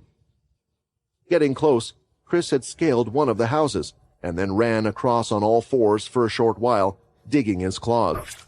He used the power in his hands to push off and head into the air toward the Golden Palace. Using one of the houses as a base to push off from, it had crumbled in the process. Stretching out his hand, he reached the Golden Palace and climbed right to the very top. Looking out, he was now on the same level as the ship. "I need to get higher." Chris leapt off from the very top pillar, and then, creating his key platforms, he ran across until he had reached the ship. Using his key platforms, he ascended higher into the sky, and then he was ready. Running back down, Chris created the key platforms again, and when he was the right distance away— "What's that smell?" Unzoku thought, looking up, but it was too late. Chris exploded off with power from the key platform he had made, and rather than doing nothing with his claws this time, he gathered power and swung them down, crashing right in the center of the giant ship. The whole top floor was bent in half as the two sides lifted up. Chris had managed to cut right through the entire ship, and now the werewolves were falling out of the sky. Supercharging himself, Chris had used the power of his ki, the power in his werewolf body, and the power in his hands to strike down the giant ship. The ship which he was unable to make a scratch on the outside before, the ship that was built to go against the powerful celestials that ruled. With a swing of both of his arms, a large power was unleashed, and a thunderous roar exploded with the swing of his arms as he sliced right through the ship. The claw marks had gone right through the top deck, breaking right through until it slashed the center. The two halves had broken, and the weight of each side was being lifted in the air, as everyone was now falling to the ground below. The werewolves were desperately clawing at the air as they fell to the ground, while some had been struck in the air by the divine beings before they even fell. In the midst of all the chaos, Unzoku was trying to find the culprit that had started this all, and then he could see it. "It's that red one from before." Unzoku smiled, revealing the back of his large, razor-sharp teeth. Although Chris wasn't currently red and using his Stage 4 key form, the Demon King did make note of the werewolf's appearance. This was because he had made quite the impression on him. The large ship had crashed into the city below, crushing the buildings, and the werewolves, although they had taken quite a big tumble, would be able to survive something like this. The many werewolves started to emerge from the wreckage, and they wasted no time as they leaped up, attacking the divine beings in front of them.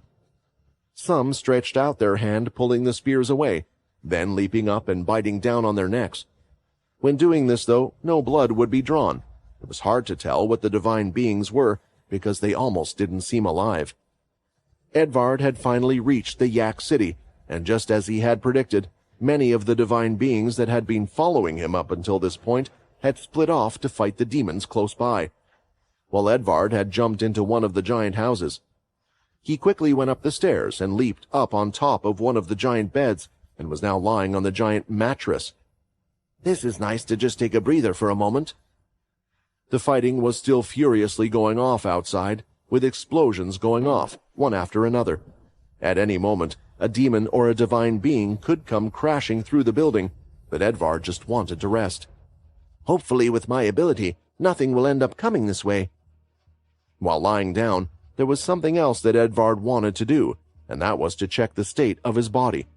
Why was he still in so much pain after receiving the hit from before?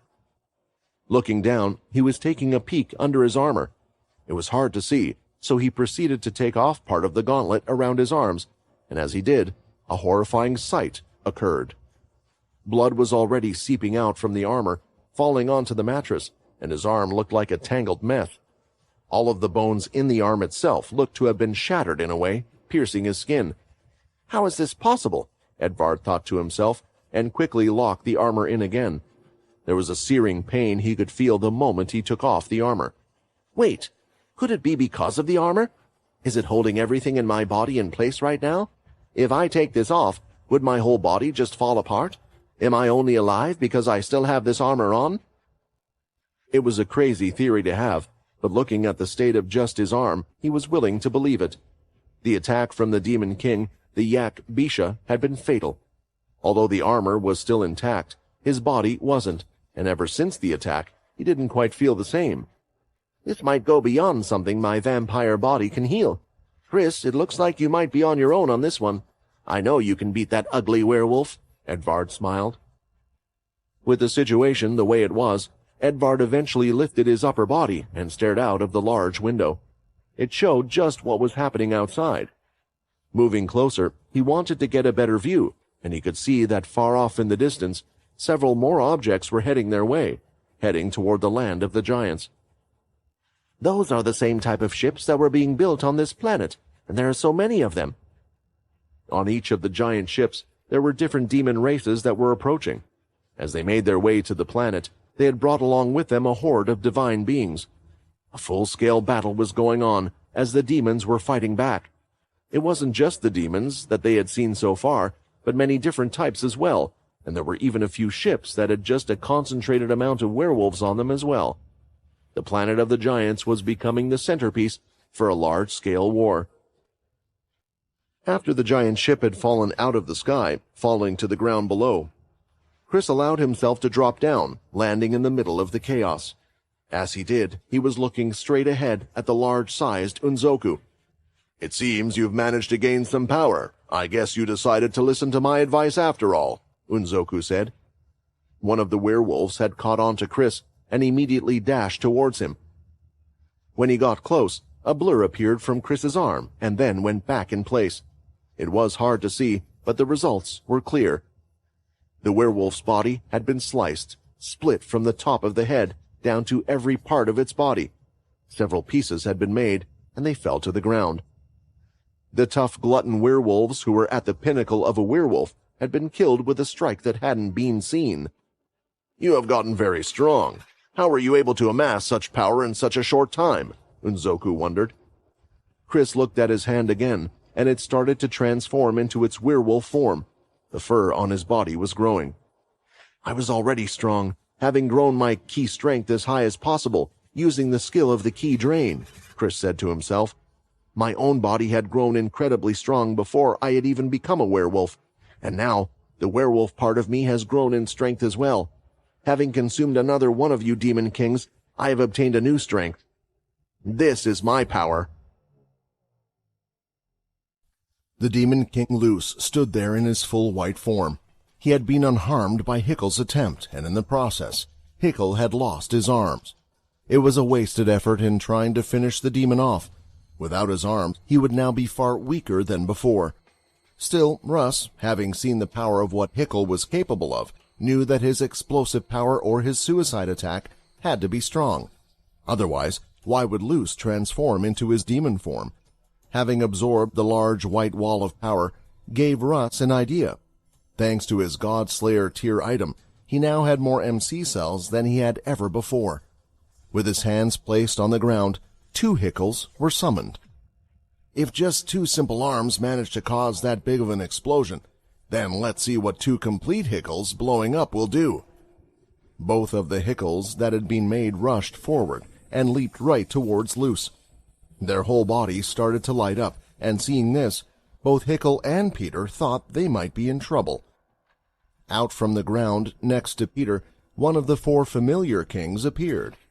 Giving off its mystic blue smoke was none other than Dunluck. Pete grabbed Hickle and threw him on board while getting on himself, and the 2 scattered away in a hurry. With each step Dunluck took, he was gliding in the air, getting far away. "Don't you think we should help Russ?" Hickle said. You've been around him long enough. Do you think he did this attack with the idea of protecting us in mind? Peter replied back. It was true. Right now, Russ had also summoned the shadow power and was ready to protect himself from the backfire of the explosion. And sure enough, both of them exploded, this time using their whole bodies with such force. A giant mushroom cloud, 2 right next to each other, had almost combined into one far larger than before, The whole surface of the planet felt like it was shaking. A giant deep crater had been made that pushed so far down that lava was now spewing out from the ground, and nearly the whole forest had been eliminated. Peter and Hickle had managed to travel out of the area, almost heading right back to the mountain where they were before, and when they turned around, nearly the entire forest had been destroyed. It looked nothing like it once had. "This is the power that I'm now able to achieve with the blood control and my ability," Hickle thought. However, it wasn't quite right. There were two of him, for one, and there was something else that Hickle wasn't accounting for. Although the explosion was large in size, it wasn't more powerful. There was a limit to how powerful his explosions would be, which was why, in the center of all the mess, was what looked like a giant egg. It looked like the same thing that Peter was trapped in not too long ago. The outside started to descend, and Luce was seen coming out of the large crater created by the explosion, completely unharmed. "Your power is really interesting, but you failed to notice the real power that had come from the last attack," Luce claimed.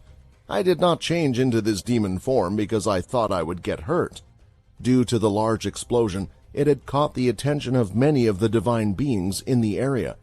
A large flock of them were flying in the air and heading toward the group, just like before. They were appearing behind Luce, but he did not turn around. When they got close, out from his own back, several lines were extending out. It was similar to the giant wall, only they were coming out of his back. They were going through the air fast, moving in a straight line. When the divine beings tried to avoid it, it followed them in the quickest route possible until each one of them was pierced in the body, almost at the same time. The attack spread out after killing one and continued to branch out, going into the others. Almost growing out from his back was what looked like a tree of death, since every single one of the divine beings in the air had been pierced, and their bodies were starting to disappear. "I transformed because I wanted to finish the task quickly." Luce stretched out his hand, and from his power, it stretched out, aiming toward Russ. Seeing this, he did what he usually did, and moved his Godslayer hand in the way, hoping to absorb the energy. When it touched, though, the white substance went straight through his hand, piercing through his skin, and it continued forward toward his head. "What? My Godslayer item! It didn't absorb the power!" Russ was stunned, and just before the attack reached him, shadows appeared, blocking its path. "Your little thing is quite amazing. The items and tools you have, but they're easy to figure out," Luce stated. "You can draw enemies from attacks and projectiles out of the body. With the sword, you can even stop abilities, but this is not the same as the power before. In my demon form, my power is me, and you can't just vanish or absorb my body away." Pulling out the sword with his other hand, Russ swung, attempting to cut the white line of power. As it hit, it made a cut. It sliced through it, breaking it off and allowing Russ to back away. But just as Luce said, it didn't make the rest of him or the attack disappear. "It didn't disappear. It just cut part of him like any other sword would have done." "That sword is very interesting," Luce exclaimed, seeing this. His power wouldn't have been cut by a regular sword, which made him wonder just what that was. With his hand full of blood, Russ was backing away. He was also wondering what to do next. Should he try to use his own power against him? Should he summon an army to try it to take him on? It just felt like if he attempted any of that, then he would just kill all of them. Russ gripped his hand on the sword tighter and lifted it, pointing it at Luce. "It's a shame. I really didn't want to use him again. I got quite the headache last time. And it just doesn't sit too well with me, because it doesn't feel like I'm the one who's going to kill you. Oh well, I guess I'll just have to be happy with your defeat." Looking into the mind of the sword, a dark ring appeared around Russ's feet, and glowing power started to rise from below. It was pure, covering him completely until it faded away, and now stood there in Russ's place, holding the black sword in his hand, was a larger man, muscular with long black hair. The top half of his body was on display, while his bottom was just covered and wrapped by a tattered black cloth. It was the Black Swordsman. Unlike before, Russ had been careful not to use a large amount of MC cells, and thanks to his Godslayer item, he was able to absorb a substantial number of MC cells as well, allowing him to use this power a bit longer than before. Ha ha! What is this? You think just because you've changed, things will be different now? That's very unlikely, Luce exclaimed. He went to move forward, but when he did, a large slash cut through the air, and a dark aura emanated from the sword, cutting up the ground. Seeing this, Luce transformed his arm into a shield and was pushed back by the force until it eventually stopped. Usually, this attack produced by the Black Swordsman would have the same effect as the sword itself. Anything it touched that had an energy force and not a life force would disappear. But just as Luce claimed, his powers were now a part of him as well, so they wouldn't just disappear. "You are quick to react, but I am far better than you." Luce charged forward, and the Black Swordsman swung his sword twice. The attacks went through the ground and the air, leaving large lines of aura that almost pierced the sky and continued forward. The attacks didn't go straight at Luce, but instead passed right by his side, while the swordsman himself dashed forward and swung a large blow from below. Seeing this, forming out of Luce's hand was a spear, and he swung it down, both of them clashing against each other and going toe-to-toe. With his other hand, Luce had formed another spear and shoved it forward, aiming to stab the swordsman in the head. He was able to avoid the blow and deflect the other spear. Two spears were thrusting back and forth, constantly, while the swordsman was deflecting them all, taking a step back, one at a time, blocking all the blows. "Come on!" Rush shouted in his head. "When I gave you the go-ahead to take this fight, I thought you were going to deal with this straight away, just like you did with that Dalki." "If you have fought this person, then you should know as well that it's not that easy," the sword replied. "Their speed, strength, and their power. Even with my powers, it seems as if the negative energy attacks aren't getting through. It looks like only the sword itself is going to be able to hurt him." "If your powers aren't working against them, then aren't you just a useless swordsman?" The Black Swordsman quickly shifted his feet to the side and held his sword with both hands. A swing from above his head, and black aura was unleashed, hitting the two spears dead on. They swung Luce's whole body off balance, and with the sword by his side, he struck again, landing a large strike right across the side of Luce's body.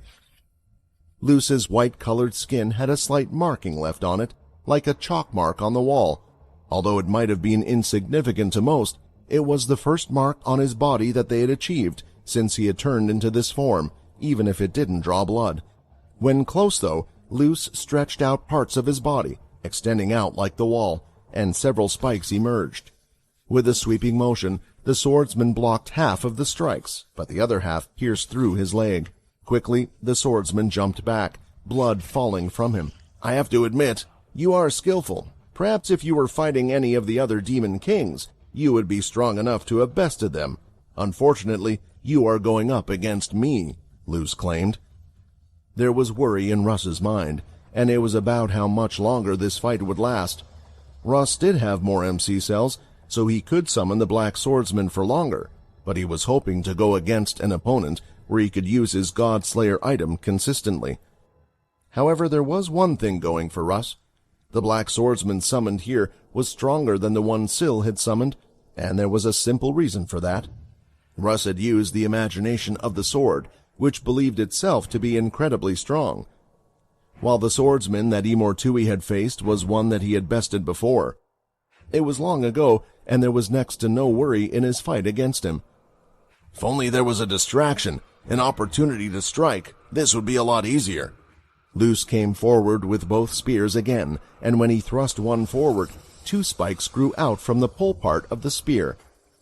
Even though the Black Swordsman had deflected the spear, now from the side, he was being attacked by the weapon itself. He tilted his head in time to avoid a lethal blow, but the other spear came towards him. "Ah!" Charging the sword, it was covered in the same black aura it would release, and swirling it around, he forced one spear to hit another. "I just need a moment, a perfect moment to strike," the swordsman thought.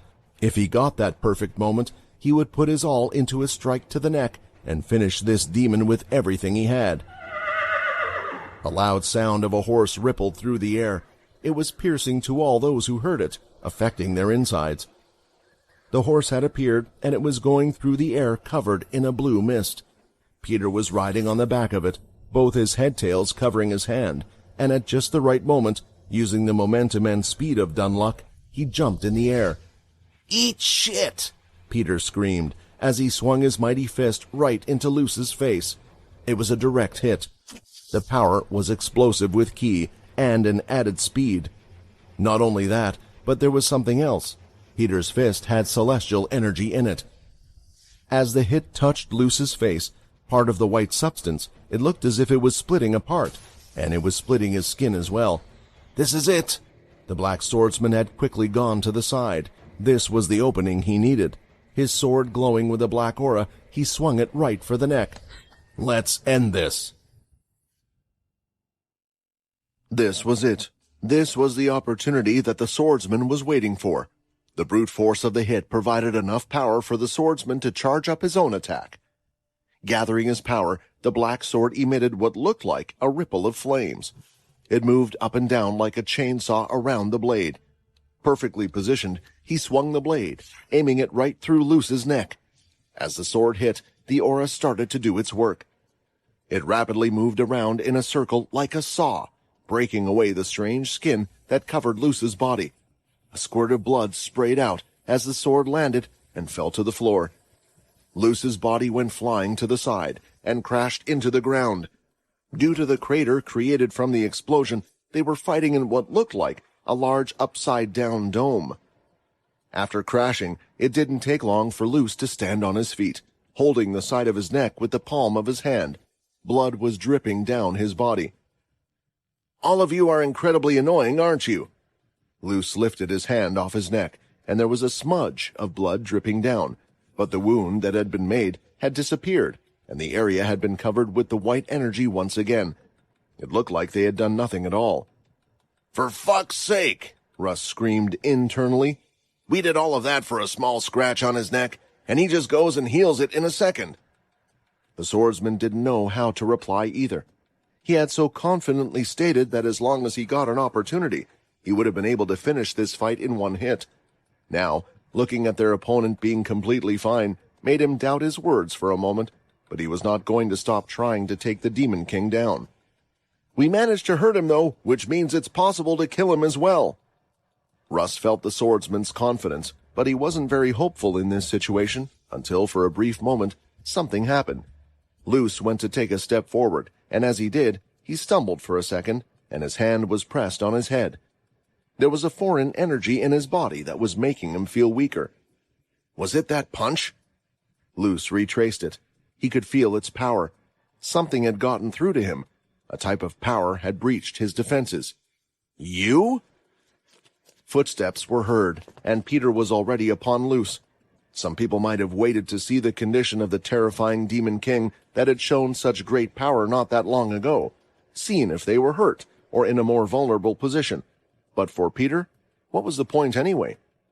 Because he had already decided that he wasn't going to run away, so he might as well continue to keep hitting the other person. He was done backing out of the fight, and now he had just one goal. The headtails were now wrapped around each of Peter's hands.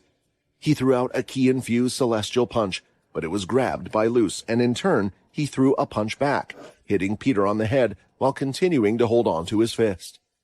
Peter gritted his teeth. Even with his hand being held, he continued to try and throw out a punch. It landed cleanly on Luce's body, but it looked as if there was no reaction at all. Still, Peter continued to punch the same spot, over and over. It hit the same spot, targeting his stomach, and eventually power began seeping through, and Luce felt some pain. The celestial energy was affecting his body. This was something he had never felt before. All of you are so annoying." Luce raised his hand, creating the spear again. This one wasn't dying, no matter what he did, but he was sure that if he stabbed it through the head, it would be the end, or at least the end of the annoying headtails that seemed to be causing all these issues for him. The strange energy he had been attacked with was still inside his body and causing him some trouble, but Peter seemed like the only one who could produce it. But as the spear was thrust forward, a strange pulse had also been emitted in the area, a wave of power that went through all of those in the vicinity. When it hit Luce, it delayed him for a moment, and also froze Peter, but there was one person unaffected. The swordsman clashed his sword against Luce's spear and swung it to the side, landing 2 hits on his side and thrusting the tip in the center, hitting him in the same spot as Peter had been targeting. Luce was sent back once again, his feet skidding across the floor. When he looked up, he noticed what the disruption from before was caused by. The horse was standing in the center of the field. It was dragging its hooves across the ground, drawing out some type of strange power, and when it lifted its front end and slammed it on the ground, the pulse of power was emitted. When the power coursed through one's body, it caused an instinctive shudder. It didn't freeze a person, but it made them a bit hesitant as the feeling passed through their bodies, except for the swordsman. Another new power had broken through Luce's defense and affected him. "You are all so annoying." The proud Demon King was getting extremely agitated about all these new people.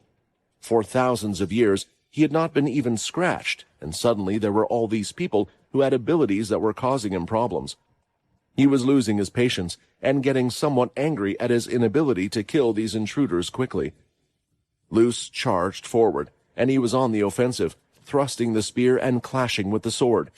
He thrust both, and it was hard for the swordsman to keep up. When Peter dived to his side, Luce didn't even turn to look. From his shoulder, a large spike extended out, stabbing him right in the stomach and keeping him suspended in the air. "Ah!" Luce, beyond annoyed, slammed his spear hard, hitting the fingers of the black swordsman, causing them to bleed. If he made him drop that sword, then what? What would be the result? He continued forward, taking the spike out of Peter, allowing him to drop to the floor, but he didn't realize how resilient Peter was, or the fact that a wound like this wouldn't slow him down. Or so they thought. Out from his back, several spikes extended out, like when he had killed those from the Divine Brigade. They went all over, piercing Peter in several different parts of his body.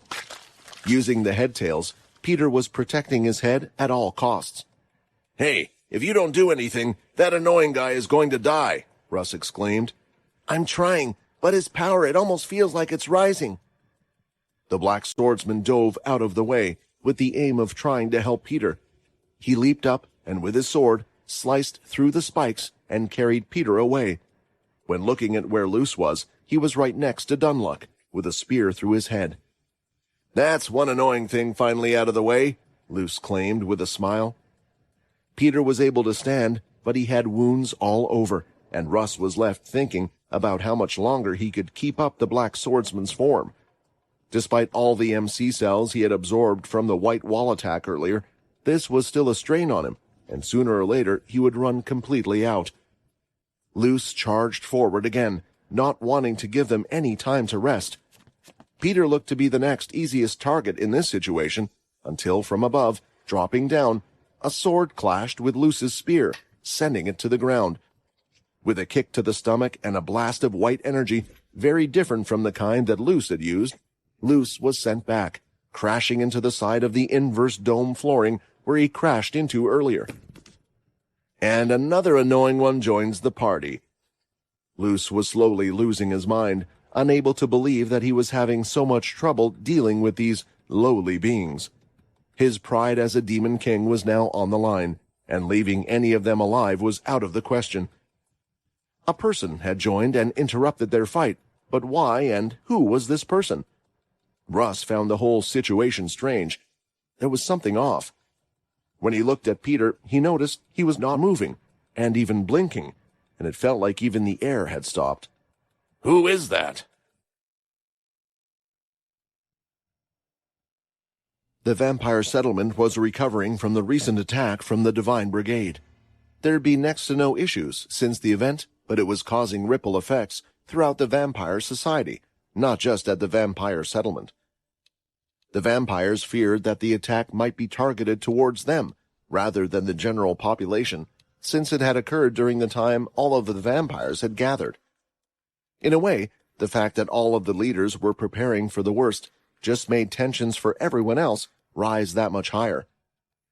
In the vampire settlement, a meeting was taking place. Layla, Xander, and Muka were the main ones that were present. They were sitting at the normal round table in the garden, stationed out the back of the main castle. "This is proving to be a bigger headache than I first thought," Muka declared as she pressed on a small square device on the table in front of her. A projection of files opened up, and everyone was able to see what she was talking about. "The Greylash vampires and the Vampire Corps units have reported nearly every little thing they find suspicious, but it's almost impossible to tell if any of them are related to Immortui, or if it's a completely separate matter. Even out of the reports we have investigated, we still haven't been able to find anything that is related to the matter either," Xander stated. "We can't just disregard what is happening either," Layla said, as she remembered what had occurred at the event. "If a large-scale attack were to occur with whatever attacked us today, and we don't have measures to help the people, then the worst will occur." All of them agreed with the severity of the situation, and it felt like all they could do was just continue doing what they had been doing this whole time. It just meant that there were more tiring days ahead of them. "Galen, stop it!" an annoyed voice was heard saying. They were all taken out of their reverie and looked in the direction of the voice to see what had happened. Turning around, they could see that a few more guests were arriving.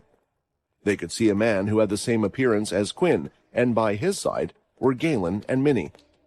Galen was walking in with his hands behind his back, looking elsewhere, while Minnie seemed to be filled with anger at him for some reason. Directly behind her, a portal of shadow appeared, and out of it, a large hand was made from the shadow. After creating the hand, a long dangling finger would poke Minnie on her back. Immediately Minnie turned around. She could only see the lingering finger of the shadow. For a while now, Galen had been using the shadow more often. People were becoming aware of what he could do, especially those in higher positions. But not only had he been using the shadow more, but his control and power over it were extremely impressive, and he was improving at a rapid rate.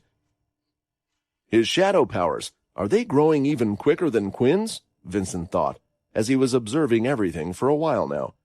"He hasn't even used techniques like Shadow Eater or anything like that. I wonder how his powers are able to grow." Vincent had been keeping a closer eye on the two children. Since Layla was now taking up more of a role in the settlement, she didn't have a lot of time to directly look after her children. But considering how they were the main target, they needed someone to look after them. "Mommy!" Minnie said, running over and leaping up. She jumped straight into Layla's arms, who had caught her. "When is Daddy going to come back? It's hard staying with Grandpa all the time, because he looks so much like Daddy that I miss him. And Galen, he never speaks to me. Everything is so boring." Things were tough, and it only made Layla's heart ache more every time Minnie would ask this question. As more time went on, she had to prepare that there was a chance that perhaps he wouldn't come back. She looked at Vincent, who just reluctantly shook his head. "I have some good news, perhaps," Vincent said, "but it might not be the best news. The passing of time is different in the space where the others had gone. An hour passed there is a different amount of time in the other space. However, I do not know what that time is. With this news, it could explain why Quinn is taking so long." The idea was for Quinn to enter the space and deal with Immortui. That didn't happen, and then a group of their strongest had entered and gone to deal with Immortui, and still there was no news or anything different. They couldn't help but worry, as they never imagined things would take this long. "Very well, then all we can do is for all of us to keep on trying our best," Layla declared. With the meeting over, all of them stood up from their position and started to walk back to the settlement. It was quite often the group would make their rounds and just make a public appearance to the general vampires to settle their worries. As they entered the settlement and started to walk into the main living areas, they quickly discovered that something was amiss. The air felt steady, almost not moving. There was no sound of the wind, and when they walked forward, they finally could see the vampires of the settlement. All of them were frozen in place, not physically frozen, but unmoving, and not even breathing. It was like they were looking at perfectly made statues of the people. "What is going on?" Xander asked. Layla's heart sank.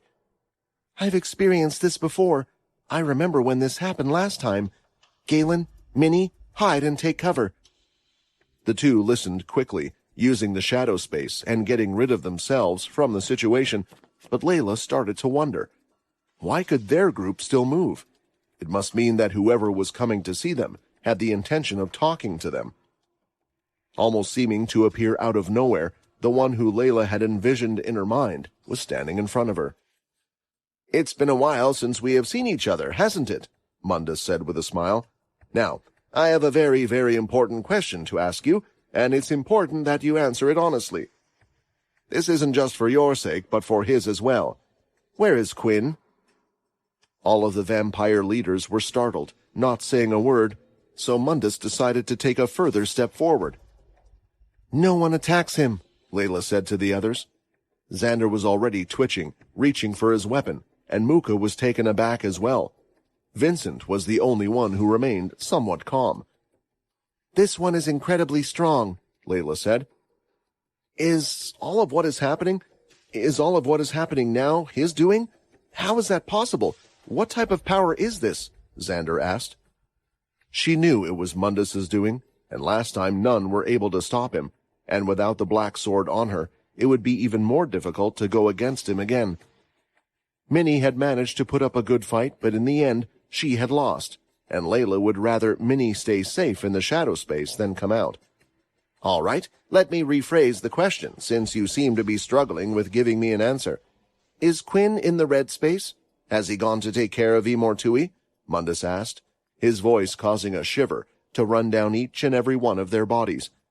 Had he found out about what Quinn had done? Would this mean that the Celestials would go back on their word? If they told him, Layla had to wonder, would Mundus be a friend in this situation, or a foe? Things were moving all over the place, and one of the Celestials was keeping an eye on everything that was happening, unsure of what the overall outcome would be.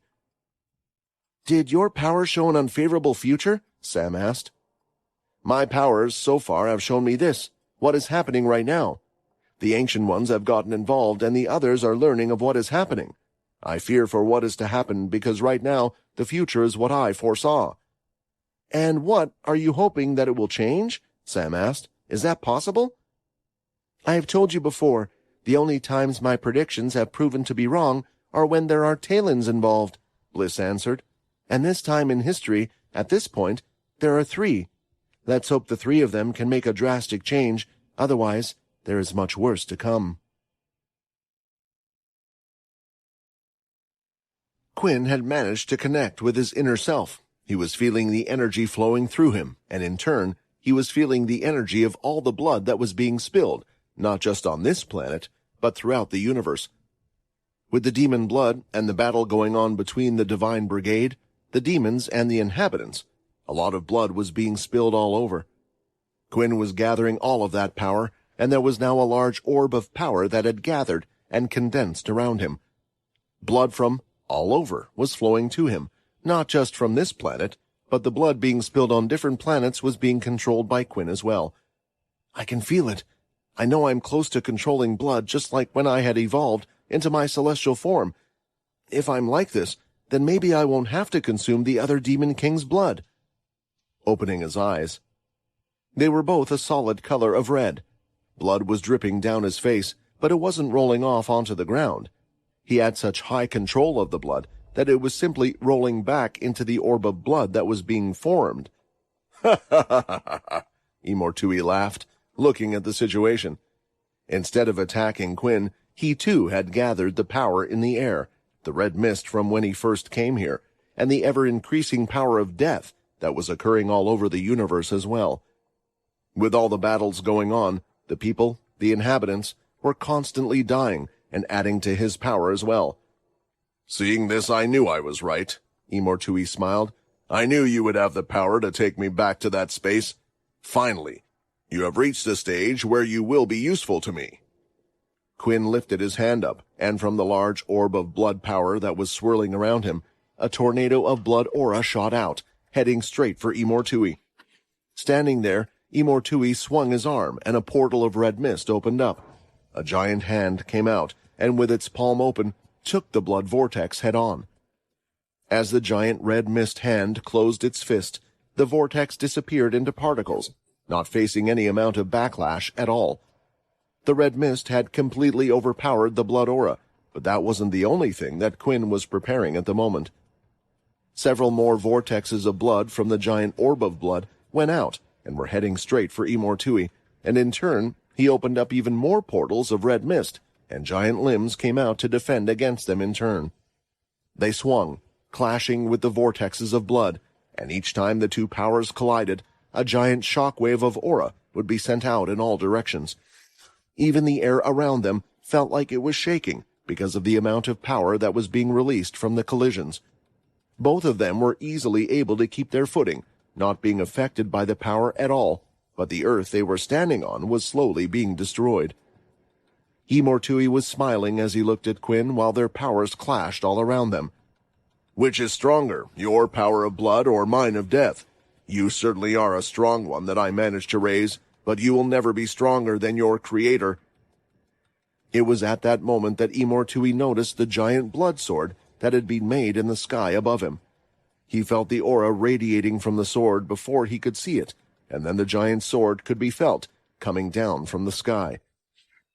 It pierced through the clouds, as if a giant from above had dropped its large sword and fell with great force. It cleaved through the air, somewhat moving it out of the way, given the amount of power that was being generated by it. As it got closer to Imortui, it seemed to be getting faster as well. Both of Imortui's hands started to wrap around with the serpents on his back. Then, a little above his head, two incredibly large red mist portals had opened.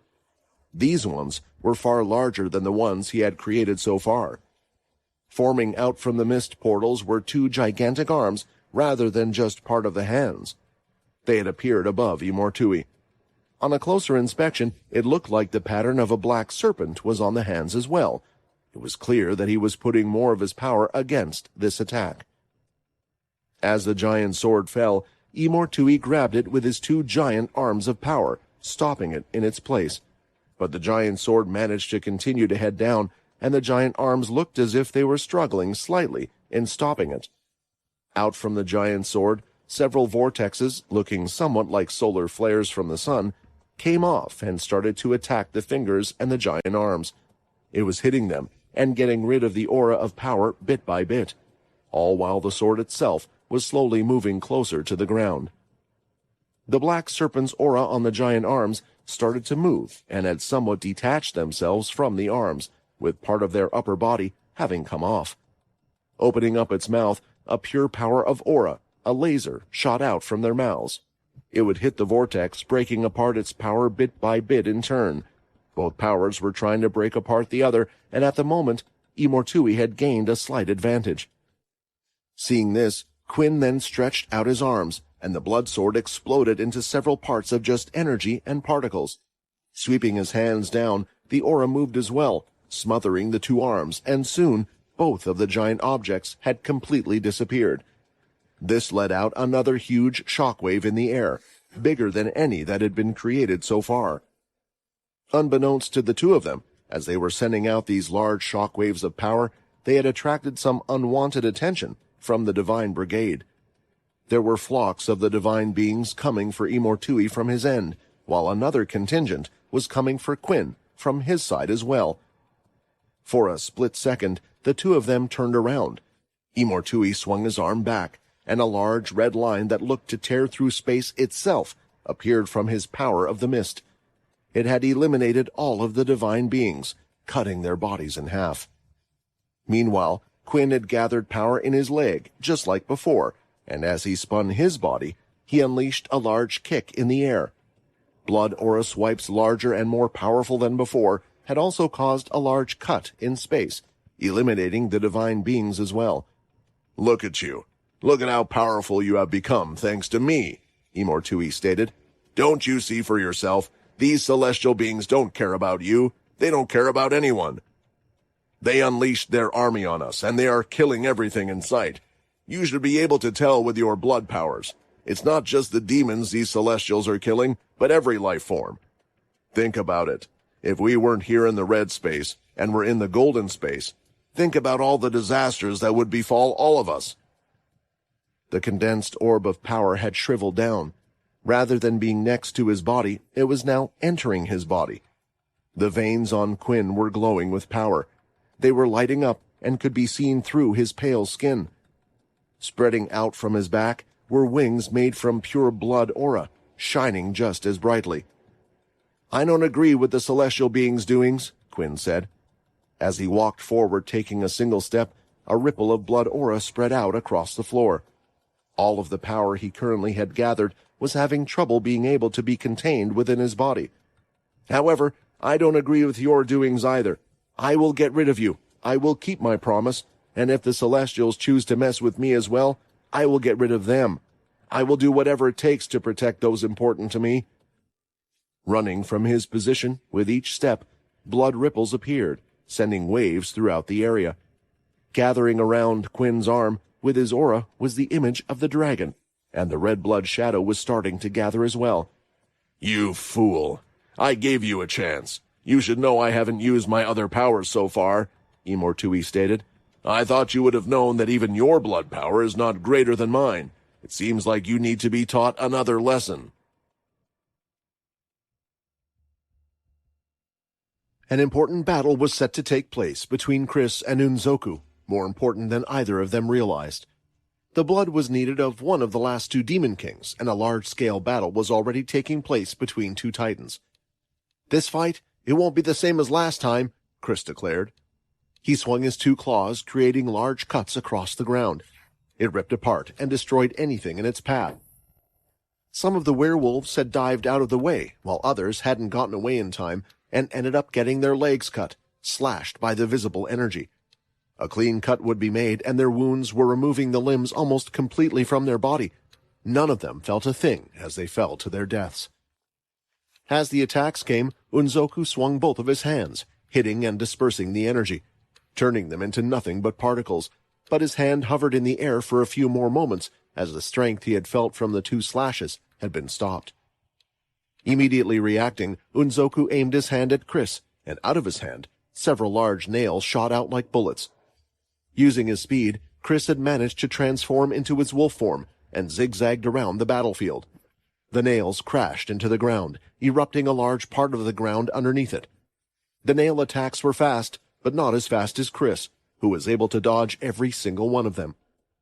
After dodging the nail attacks from Unzoku, Chris got closer to Unzoku, and as he did, he leaped up, changing back into his werewolf form, but as if he had predicted Chris's attack, Unzoku hit him directly with his large claw, and sent him right back into the ground, crashing and creating a huge crater. With next to no time, Chris was on the move again, out from the small crater that had been made, and was circling around Unzoku, looking for his next chance to strike. He managed to recover that fast from a direct hit from me? Unzoku thought. Is this the power gained? The power one can get from eating another Demon King? A great amount of saliva was pouring out of Unzoku's mouth onto the ground, just thinking about such a thing. He was getting tempted by his deep thoughts, and the thoughts of what it would be like to consume Chris, now that he had consumed a Demon King as well.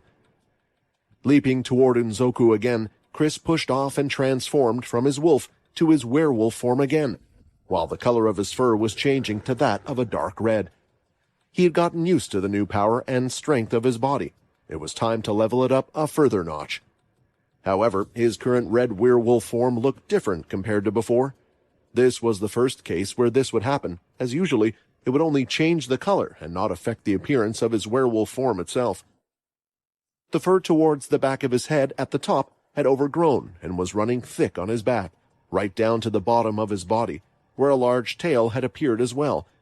It was almost like a second tail was flowing behind him from the great amount of fur on the top of his head. Chris came in closer, looking for a moment to strike, but Unzoku was already mid-swing with both of his arms. He wasn't holding back with his strikes. He wanted to get rid of Chris. He couldn't wait to consume him. But he was underestimating Chris's newfound power. He was still seeing Chris as an inferior werewolf that he could beat easily. A large key platform had been created in the air, and with both of Chris's legs and the great new power of his new form, he pushed off. When he did, he spun his body with both of his claws held out in front of his head. He was spinning quite rapidly, like a rocket. His body had clashed right with Unzoku's claws, and had pushed them back. His arms swung backward from the large scale of the power, The Demon King's feet had even been pushed and sunken into the ground for a moment, and a physical look of concern could be seen on his face. Yet Chris didn't stop there. Creating another key platform, he aimed for one of the arms. Chris had to focus. He had to pay attention to the smaller part of Unzoku's body, just like he had done with the Yak Demon King. I can't be in a rush to take out these Demon Kings. They are extremely powerful and can take big hits, but I can slowly chip away at everything they have and continue to fight until I completely take them down. Chris was creating small key platforms and was hopping with his feet from side to side while he would swipe away with his claws, attacking at whatever part of Unzoku's body he could see. It was the same pattern as before as Chris flew from side to side, only it was all focused on Unzoku's arm. He would switch up his attack patterns and not give Unzoku even a moment to defend or attack back, and given his great speed, he was somewhat successful in getting several attacks through. When he was done, he pushed away with another key platform, going right past Unzoku, and turning into his wolf form to get away as quickly as he could. My switching between forms to utilize nearly all of my powers has come in handy. Chris turned his head to look at the situation behind him. To see what had occurred, he could see the bloody forearm of Unzoku, his blood dripping onto the floor. Several large cuts had been made, and his arm was throbbing. It was clear that his attacks had done a lot of damage. Normally, the Demon King's arm, due to being a werewolf, would often heal everything straight away, but just like with the vampires, this was a different attack that was quite difficult for these beings to handle. It was an attack that had been embedded with key energy. Although the wounds would eventually heal, this was the start. Chris could see it. It was the start of taking down those that had seemed impossible to beat not too long ago, and a large amount of confidence was brewing in him. "You're fast. You are really fast. I almost couldn't keep up with you," Unzoku said. "Your speed gives you great power, but you need to build it up. You might actually be faster than me, but unfortunately for you, I am still greatly stronger than you." Unzoku was looking at his bloody arm as he sized up his opponent in a new light. While he had been going all out before, he had still underestimated Chris. Things will not be the same anymore. A battle of speed versus strength, and which one was superior, was an eternal question. Werewolves were always beings that had a great amount of physical power as well, and great strength was what they respected, what they all aspired to gain. But Chris had been able to deal quite a bit of damage to the king of the werewolves with his great speed as well. Chris, who was normally known for his great strength, had to change his fighting style to go up against someone like Unzoku. With his sharp ears, Chris was able to sense that something was coming up from behind him. He had no clue what it was. His body was just telling him to move away. As he rushed to the side, he could see a large whirlwind of blue power hitting the ground. It destroyed everything on the floor, creating a large black patch in its place. After moving away from the area for quite a bit, swooping down to join Unzoku's side was a winged demon, and was none other than Tenbris. It was one of the other right-hand men of Imortui, and another one of the 5 Demon Kings. Crap!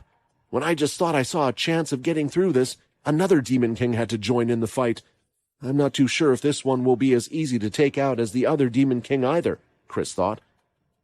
At a time like this, he was actually hoping that, just maybe, Edvard would be here to help him, but he was all on his own. "It looks like you're having a little trouble taking on these invaders," Tenbris claimed. "Anyway, we need to deal with this situation quickly, and deal with the rest of the divine beings. Can't you feel it? Imortui, he's fighting. It's only a matter of time before we go to the other side." 2 Demon Kings were now in front of Chris. He had just been using his newfound strength, testing the waters with his powers against Unzoku, and things seemed to be working. But now, having to deal with 2 of them, and that 2 on his own, even he knew that it was quite an impossible task. How do I get out of this situation, and who do I take out first? Who should I focus my attacks on? Chris thought. In the middle of his thoughts, he could see that Tenbris had stretched out his arms, and in doing so, created 2 vortexes of blue energy that whirled and went directly toward him. Jumping and flipping backward in the air, Chris managed to avoid the attack again. The moment he landed, though, another vortex hit him from behind. Fortunately, he had managed to turn at the last moment, as he landed back on the ground and blocked the attack with his arms by pushing against it. The muscles in his legs and arms were straining as he continued to push against the attack. For some reason, he was unable to push them away like Unzoku's attacks. The blue energy was swirling, and something strange was occurring as he made contact with the attack itself. My arms, why do they feel incredibly heavy all of a sudden? Is my energy going away? Did I use up too much while attacking Unzoku? Or is this attack draining my energy? Chris thought, until his feet started to sink into the ground itself. He wasn't losing energy, but the attack was making him several times heavier as it touched him, including his arms. The added weight was putting a lot of pressure on Chris, making him have to expend a lot of energy just to keep the attack away. But now that he was getting pushed into the ground, he had to act to break out. Ah! Chris screamed as he unleashed energy out of his claws, giving a large push against the attack. It dispersed into the air, and the heavy feeling in his arms disappeared, but the fatigue remained. The energy used and the stamina lost in taking on the attack were still felt in his body. I have to avoid getting touched by his attack. If I keep blocking them like that, then I'll tire out in no time. In the middle of these thoughts, several blue vortexes had come straight at Chris.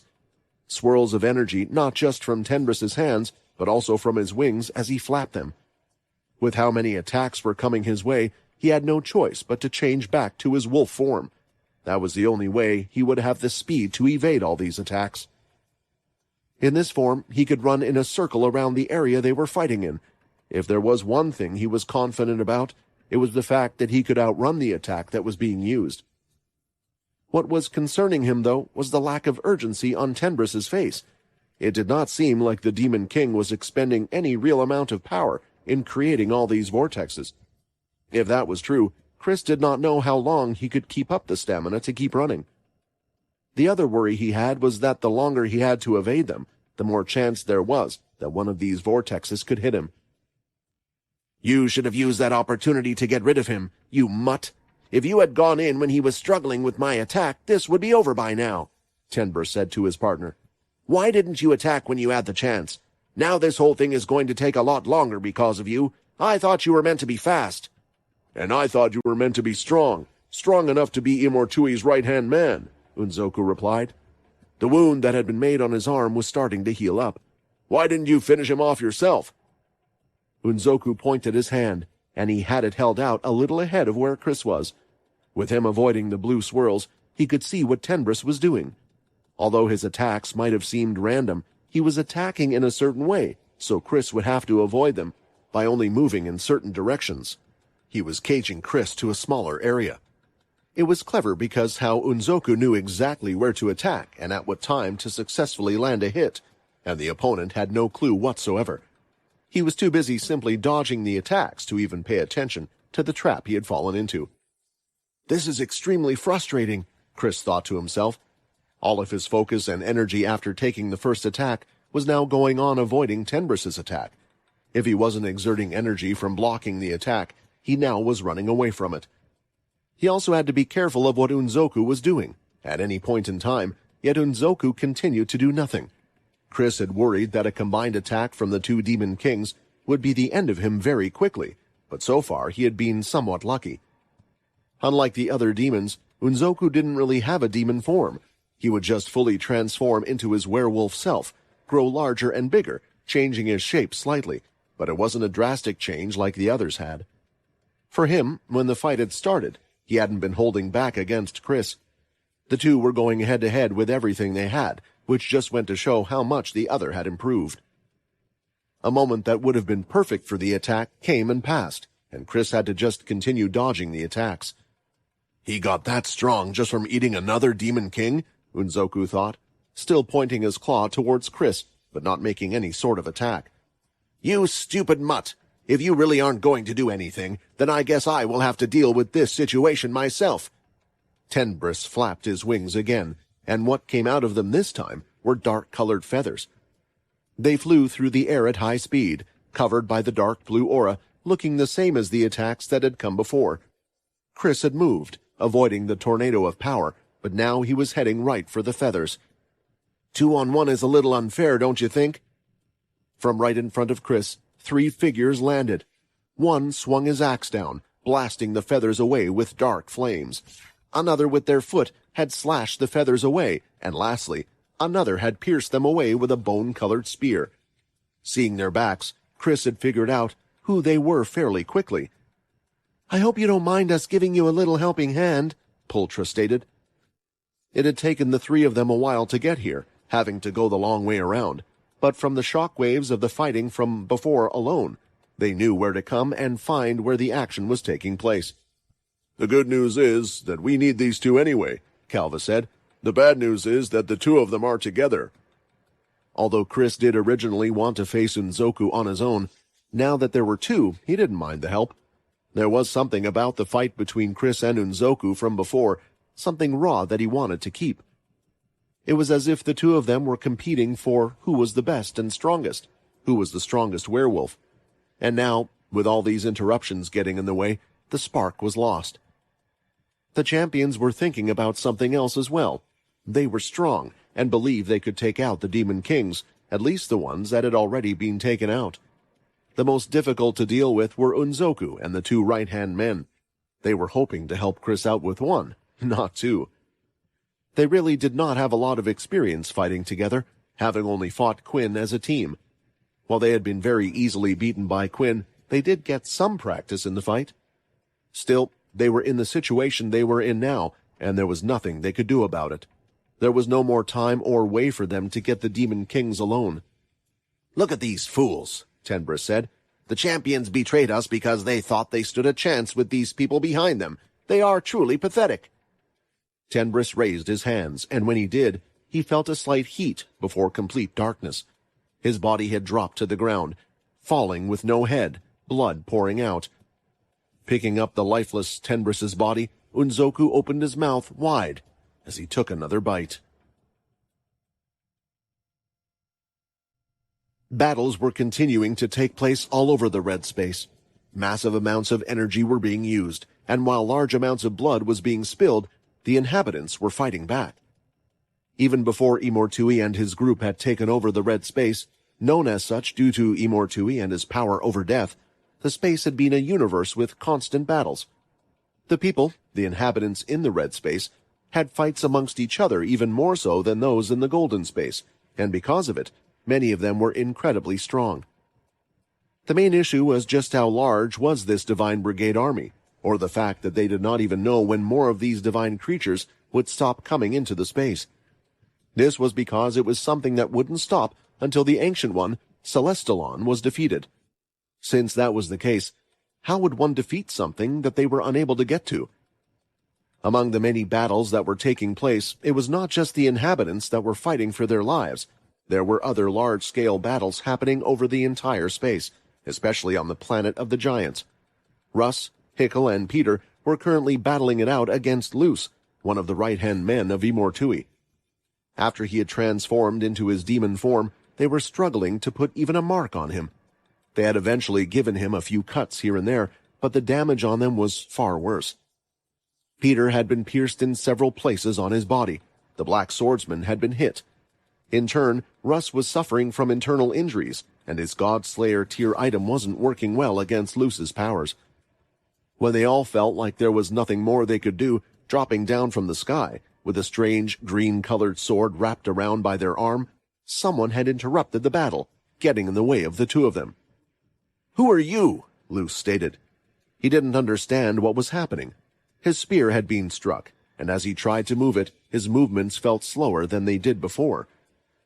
They didn't feel heavy, but when an attempt was made to stab the person in front of him with his spear, it flowed along against the edge of the sword and pushed back. Then, with his other hand free, a white beam of energy left the interrupter's hand and struck Luce right in the chest. The attack lifted him off his feet and crashed him into the edge of the side wall. "I am just a simple messenger," Mundus declared, swinging the sword in the air a few times. He thought it felt quite nice. Mundus wasn't usually a swordsman, although his skills weren't bad with the sword. He wasn't an expert by any means, but the sword that was in his hands wasn't an ordinary sword. It was one obtained from a special vault, one that Mundus looked after on behalf of the Ancient Ones. This weapon, in particular, was great for his use because it allowed a person to use their abilities through the weapon. Depending on what ability was used, the weapon would interpret it in a certain way and allow a more varied approach to using their power. For Mundus, there was an added benefit of using the sword, and why he had chosen to take this weapon as he had arrived. Mundus's power didn't work through the red mist very well. If his power was focused, it could still stop time within a certain area, but those like the Demon Kings, who could control the condensed red energy, could form a barrier that protected them from being affected by the time stop. However, with the sword, when it touched the skin of Luz, it was passing on the effect of Mundus's power through the barrier, and that was why he felt slow when the sword touched him. Even if the effect had been somewhat reduced, given the Demon King's strength, it was a useful tool. "Now I remember you," Luz shouted back, still feeling the effect of Mundus's attack, and having trouble moving more quickly. "You were here last time. You are one of the Celestials that stopped Imortui from breaking free the last time." "Oh, it's nice to know that I'm famous around here," Mundus replied. The last time Mundus had visited the red space, he had bought time for Quinn by stopping Imortui, at least long enough for the other person to close the portal that had been made. He knew he didn't have the strength to beat him. He also knew that there was a chance that he had been raising a powerful army. If that was the case, if Mundus was to come back, he needed just a little help, which was why he had borrowed one of the many items from the vault. The two of them stepped away from each other, analyzing and estimating the other's strength. While Luz had been fighting the others for a while, he did not know the strength of this new combatant. "So, are you one of the big ones?" Luz asked. "The big ones? Ha! Are you referring to the ancient ones?" Mundus replied.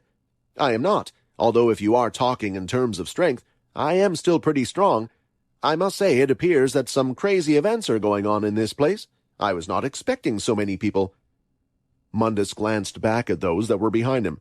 "You guys, are you here with Quinn?" Hickel and the others had no idea who this person was, but he had mentioned a name that was very familiar to them. It was still hard for them to determine, was this a friend or was it a foe, especially given that the other creatures that had come from the other world related to the Celestials didn't seem to care about attacking just the demons either. While the other group was still trying to figure out what to do about the newcomer, Luz placed his hand on the ground, and immediately his power started to extend across the floor. Right where Mundus was standing, a large white spike launched up from the floor. Mundus moved out of the way as the spikes continued to follow him, and with a move as he made some space for himself and the spike, he touched it with his sword. It slowed down significantly, allowing him to break away from the attack. "So are you guys going to help me or what? This one is quite difficult to deal with, as I'm sure you guys already know," Mundus asked. Seeing the two of them fight, it was also an opportunity for them to leave. After all, they had already obtained Luz's blood. They didn't need it anymore. But if they left Luz alive, would he get involved in their quest and try to stop them afterwards? It seemed likely, but there was no way to know. There was one person who didn't need an answer. Peter had gotten up off the floor. From his back, a strange mist was appearing, and the bone claw was now by his side. "That bastard is going to get what's coming to him no matter what," Peter yelled. A beam of celestial energy had Luz pinned to the ground. It was a constant stream that was going against him, and in that moment, the bone claw had appeared, and alongside it was Peter.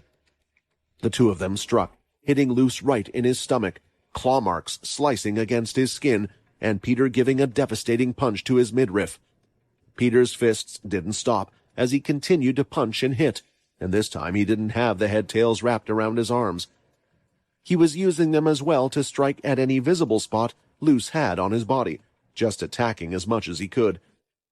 The Demon King was standing firm, still holding on and blocking the celestial energy that was pinning him from above. With a stomp of his foot, the white energy went underground and appeared right where Peter stood. He stepped back, avoiding it, but it moved, heading toward him again. Before it struck, the green sword went flying through the air and hit the white energy, slowing it down just enough for it to stop the attack and allowing Peter to move away safely. Now, with both hands free, Mundus blasted Luz with double the amount of celestial energy than before, trying to smother Luz completely. But he was a powerful Demon King, and it looked like the energy, even from Mundus the Messenger, wasn't going to be enough. Leaning down, a hand picked up the sword from the ground. "This seems like a pretty good sword," Russ said, as he leaned back up with two swords in his hands and still in the black swordsman's body. "I have gotten quite annoyed with this guy now. No more disturbances now. Let's finish this thing." Usually, whenever the black swordsman's power was used, it would negate all abilities. This was true even if just the black sword was used as a source of his power. His power was not limited to canceling out just abilities either. Any and all forms of energy also seemed to be completely negated by it. This is why Russ could have used it to stop the white wall that Luce had created in one go. However, there were still instances where some powers could work through the ability. The black swordsman's own body was quite unique after all. In fact, he could still draw out his own powers even when using the sword. His body was unaffected by his own powers, which was how Russ was able to use his powers to summon himself as the black swordsman and continue to use his powers while holding on to the sword that also had the same power. With the special sword from the Celestial that drew out one's power and focused it, would he be able to do the same? Essentially, having two swords that could negate power? Rushing forward, Russ, holding out the two swords in front of him, thrust them towards Luce. Both of the swords started to cover themselves in the black aura, and it seemed like the black swordsman's power was able to move to the other sword as well. Now, it was almost like he had two of the same weapons in his hands. As it stabbed into the center of Luce's stomach, he felt it twist and turn inwards, facing a bit of resistance. First, from the white energy that Luce had surrounded himself with, and then right through Luce's skin, until the swords had pierced through and were inside of his body. Luce couldn't believe it. He had one of his arms above, stopping the celestial energy beam attack that Mundus was constantly firing at him. He had been hit multiple times as well by Peter, and now an attack had finally gotten through and had managed to pierce his skin. The swords hadn't just pierced his skin like last time, but had gone completely through his body. He could actually feel pain from the attack, and he felt his own powers weakening as well. What is this? Was I weakened by all this celestial energy? It was from that strange person's punches, and from the one above. Not even my own power knows what to do. Fighting all three of them at once is too hard. This was a thought Luce had never had before. He was a demon king, one of the strongest beings in the red space, and one that was raised by Immortui, especially to take out all of the Celestials. Now that he had just come across one of them, he was already losing this fight. And these strangers, who were they? Who were they to push him back as far as this? They weren't even Celestials. "Hey, I think you're a bit too messed up now. It looks like you've lost this fight," Russ said, as he twisted the sword further. The attack and celestial energy from the top had stopped as Mundus went back to the ground again. Seeing this, Luce went and held on to the swords, and he tried pushing back. "What do you mean? Just because you injured me once, you think this fight is over?" Luce stated. Despite the reprieve from the other attacks, it was clear that Luce was exhausted. He was having trouble even pushing back against the swords that were stuck in him. His hands were losing the white energy over them as well. "That's exactly what I mean." The aura and black-colored power from the swordsman started to erupt into the two swords, and slowly, Luce's body was starting to change. His strong white energy, which gave him a coating on top of his skin, started to fade away. It was slowly revealing his natural skin from above. All of his power, it was disappearing. "Your power is part of your body, right? So I just needed to insert my power inside you, and it looks like it's done the trick," Russ stated. Perhaps if he didn't have both swords, it wouldn't have been enough power, nor would the strike have been strong enough to pierce through Luce's body, so he was thankful for this chance of fate. With the intervention of Mundus and his weapon, the fight had drastically changed in an instant, and if it wasn't for that, then all three of them would have been killed. "Peter, I'll let you do the honors," Russ said, as he held on to the swords firmly, not taking them out of the body. If he did, then his powers would come back, and all their struggle so far would have been for nothing. He could feel that his MC cells were about to run out, and he could only keep the black swordsman form for a short time more. This was their last chance. Immediately, teleporting slightly above Luce with the bone claw was Peter, who then let go of the bone claw and went in for a downward slash. His two head tails had combined into one, forming a type of giant axe behind him. He was using the momentum of the fall as well as swinging his body to create the largest force possible for his attack. All the power I've gained, all the strength from the changes in my body, all of my ki, and all of the celestial energy that Quinn gave me. I'll finish it off right here with you, Peter screamed inside of his head as his head tail went down. It sliced down the center of Luce, going through and in between the two swords in Luce's body. When it hit the ground, the whole area was shaking along with the rubble that had been created from the fight already, and Peter had also fallen to the ground, face first, collapsing in a heap. He had put all of his strength into the attack, so much so that he had even forgotten about standing back up afterward. He was just using the whole momentum of his body with everything he had. He had face-planted the ground hard, but he did not care. The only thing that mattered was creating the strongest attack. And it seemed to have worked. When he looked up, though, he could see the two swords had been taken out, and Luce's body had split apart and fallen flat on the ground. It's over.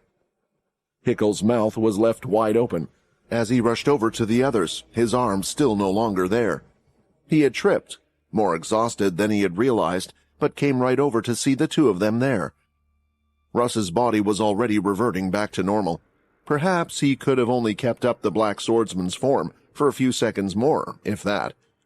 For the group, rarely did they fight together. They had always fought tough battles on their own and overcame whatever they faced. But it took everything all of them had. Radical changes to their body, every ounce of power in their bones, and they had finally done it. They had defeated the Demon King. It was now one less problem for them to deal with. The sound of footsteps was heard coming from their side, though, and when they looked at the creature in front of them, one that didn't look human, they realized that their problems perhaps weren't over. "I think you have something in your hands that belongs to me," Mundus said, while his hand was held out. "While I'm at it, you can hand me the black sword as well. It's a bit too dangerous to be in the hands of others." Russ looked up at the man. He didn't want to hand over any of the weapons, but his condition and Mundus's were in two different states. A fight against him would be impossible and would just bring them all to his death. A weapon wasn't worth fighting over. "You don't need to hand me over the black sword now," Mundus said. "It will disrupt my powers, but I am just informing you that I will be back for it." A large surge of energy was felt shifting through them all. The red mist was vibrating, and it was all moving away from where they were. The red space, it was clearing up as all of the energy was moving away. They looked in the direction of where the power was coming from. "It's Quinn and Imortui. The two of them, they must be fighting." Peter immediately got up and went to run forward, but Mundus pushed him back down with his hand on his chest, sending him back to the floor. "What are you doing? I thought you were here to help Quinn," Peter shouted. "Did I say that?" Mundus asked. A simple, effortless push from Mundus's hand had caused Peter to fall back onto the ground. It showed the group one of two things. Either they had truly exerted that much energy in their fight against Luce, or Mundus was just that much stronger than them. However, both of those things led to the same result, so it didn't matter much anyway. There was no way they would be able to stand against him if he truly was here to fight Quinn. "You asked about Quinn earlier," Hickle said, "which means you must know he's here, and someone as strong as you has to be able to feel what's going on right now. You should know exactly where he is. So why are you stopping us from getting to him?" The red mist, the blood that was flowing through the air. Every single life form would have been able to feel the large amount of power that was gathering on the planet. The sudden jolt they had felt when they saw the two energies flowing to one single spot was greater than anything they had ever felt before. There was a palpable pressure in the air all this distance away from where Quinn and Imortui were. "Firstly, you should be thanking me," Mundus explained. "I've saved your life not once, but twice now, by stopping you guys from doing something stupid and thinking that you can help Quinn. Look at your state. If you went there, you would only serve as a distraction for him, and a tool Imortui could use to get to him. I don't know how many times you people have dealt with him, but he is one who is happy to use anyone to get his way." Hickle stopped to look at himself for a moment and noticed that Mundus was right. Hickle didn't even have his arms anymore. The only thing he could do was attempt to run in and cause a large explosion, and they had seen how well that had worked out against Luce. It was likely to produce even less of a result this time. "On top of that, let me make this clear. I am not on your side. I decided to help you because I saw an opportunity to get rid of what looked like it would be a rather large headache with less effort. As a thank you for helping get rid of him, I have decided to help you and save your lives, but I will not let you get in my way of what I have come here to do," Mundus claimed. "And what is it? Because if it's to get rid of Quinn, then me and you are going to have to go at it," Peter shouted from the ground, his legs still a little too weak for him to stand up and get into Mundus's face. "I have come here for one reason only, and that is to stop Imortui from escaping the red space and heading out to the golden space," Mundus explained. "I made a deal with Quinn that the Celestials wouldn't get involved in the matter of Earth, and as such he is not much of my concern. Unfortunately, it looks like one of the Ancient Ones has taken it into his own hands, but as long as the matter is resolved, everything should turn out okay. Only the main issue is Quinn himself. He has the power to break through and create a link into the golden space. Depending on the amount of time life forms spend in a certain space, there is a part of them that still lingers there and is connected. With the massive amount of power Quinn has, and with the link Imortui has with him, given that he is one of his creations, Imortui can use him to open a portal to the other side. That is a risk none of the Celestials can take, and you cannot afford."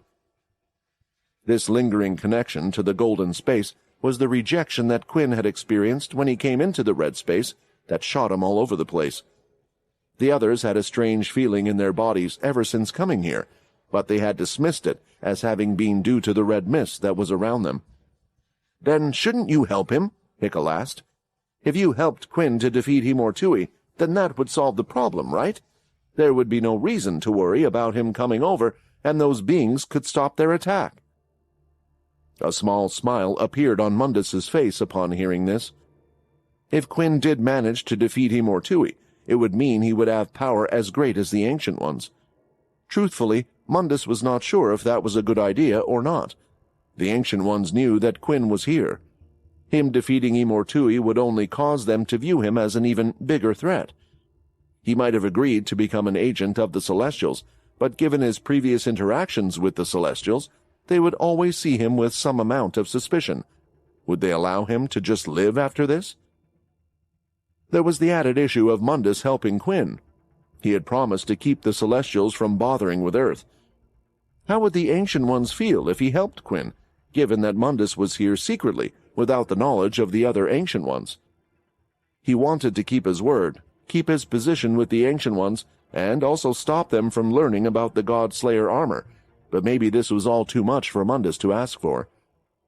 The easiest thing to do, and the best thing to do, are sometimes two completely different answers.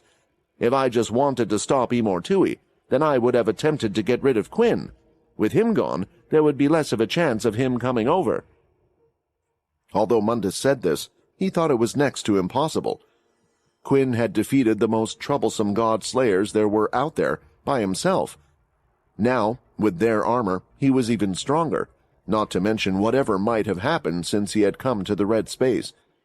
If there was one thing Mundus knew about Quinn, it was he would not have stopped looking for ways to get stronger. Mundus couldn't defeat Quinn if he wanted to, he knew that, and it was the same for Imortui as well. But maybe he could help in other ways. "So then what are you going to do?" Peter slammed the ground. It was painful for him, knowing that with each passing moment, Quinn was fighting against Imortui on his own again. He had already lost once, and they still needed the blood of 3 more Demon Kings. "What do you think? Isn't it the most obvious answer? I need to just wait to see the outcome of this fight," Mundus replied. "If Quinn is able to beat Imortui, then all will be well. But if there is a chance and it looks like he's going to lose, then I will finish him myself. In order to protect the golden space, Quinn would understand." Although he wanted to hide the result and hide Quinn's power from the Ancient Ones in order to keep his promise, it looked like after the events of today it would be impossible, and out of Quinn or Imortui being kept alive, at least Mundus knew who he preferred. "All right, we won't go help Quinn, but there is something we need to do then," Hickle said. From one side of the planet, large waves of aura were bursting through their bodies. They could feel an intense reaction that was telling them to get away as far as possible. Equally, on another side, large shock waves of wind were blowing out with several large bangs and explosions.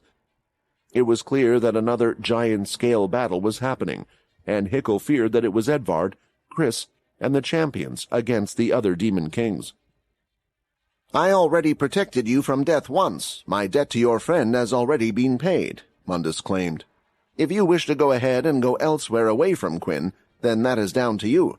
I have no reason to help you and delay my own plans." As quickly as he had come, Mundus had left, leaving them with the choice of what to do next. None of them were in any state to actually help Chris and the others fight the remaining demon kings, so they would have to be careful. As for Mundus, they just hoped he was honest enough about helping Quinn in the fight. However, Mundus was heading to another particular location, not where Quinn was, nor where Chris and Unzoku were fighting. Instead, he had entered a cave, where a faint breath could be heard. A blond-haired man was holding his stomach with his back up against the wall. You're dying," Mundus said. Each time Quinn's blood aura struck against Imortui's red mist energy, the entire sky would be painted in a thick veil of red.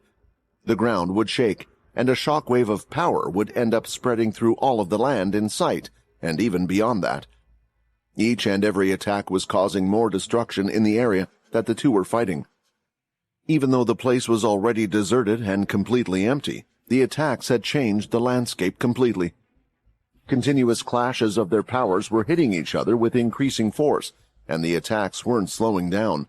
They were just getting faster and faster, destroying more of the planet around them. That was until Imortui decided to change up the strategy with his attacks. He raised his hand, and a colorless ball started to form around it. Almost immediately, a shadow portal opened behind him, and coming straight out of it was Quinn with 6 arms by his side, having activated the Asura Gauntlet's active skill, although it looked slightly different compared to before. 2 of the arms were completely covered in condensed shadow, giving them a dark purple color. Landing in front of Imortui, 2 of Quinn's other hands formed from the gauntlet grabbed Imortui by the wrists. Meanwhile, his normal hands had gathered a great deal of the vampire aura around them, and then covered in the blood shadow on top of it. He then proceeded to punch Imortui in the stomach, one after the other, once again at extremely high speed, and not giving him even a moment to react. The colorless ability started to fade from his hands as he continued to be pummeled by Quinn's fists. The blows lifted Imortui off the ground, but the other hands held him down, making sure he wouldn't fly away. Punch after punch was delivered with aura seeping out through his body behind. "I have to strike him before he can use his colorless ability," Quinn thought. "I have to utilize the shadow with the rest of the skills I learned, the training and information from the champions, and what Syl told me." The 2 serpents above Imortui's shoulders started to open their mouths, gathering the red energy. Both of them were pointed at Quinn. As the beam attack left their jaws, Quinn immediately used the shadow-covered Asura hands to block the attack as well. The beam was shifting the arms, but the power wasn't getting through. "You can thank Syl for letting me know about them. Did you really think after our last fight I would have learned nothing?" Lifting his leg up, Imortui struck Quinn right on his side, crashing into his body. The attack was a powerful one, and Quinn could feel its effects, but grunting through the pain and with the armor taking most of the hits, Quinn continued to throw out his punches, while Imortui tried to use his kicks to throw Quinn off. Thanks to the blood shadow, they were having double the effect as well. "You are quite naive," Imortui said as he went for another kick, but this time on the edge of his foot he had a ball of colorless energy. Immediately, Quinn used the shadow travel, sinking into the ground and letting go of Imortui. The foot missed Quinn completely, going right over where Quinn was not a moment ago, and the colorless ball of energy had left Imortui's foot.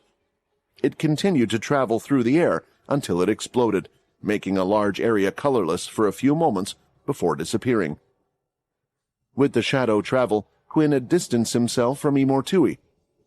Syl was right.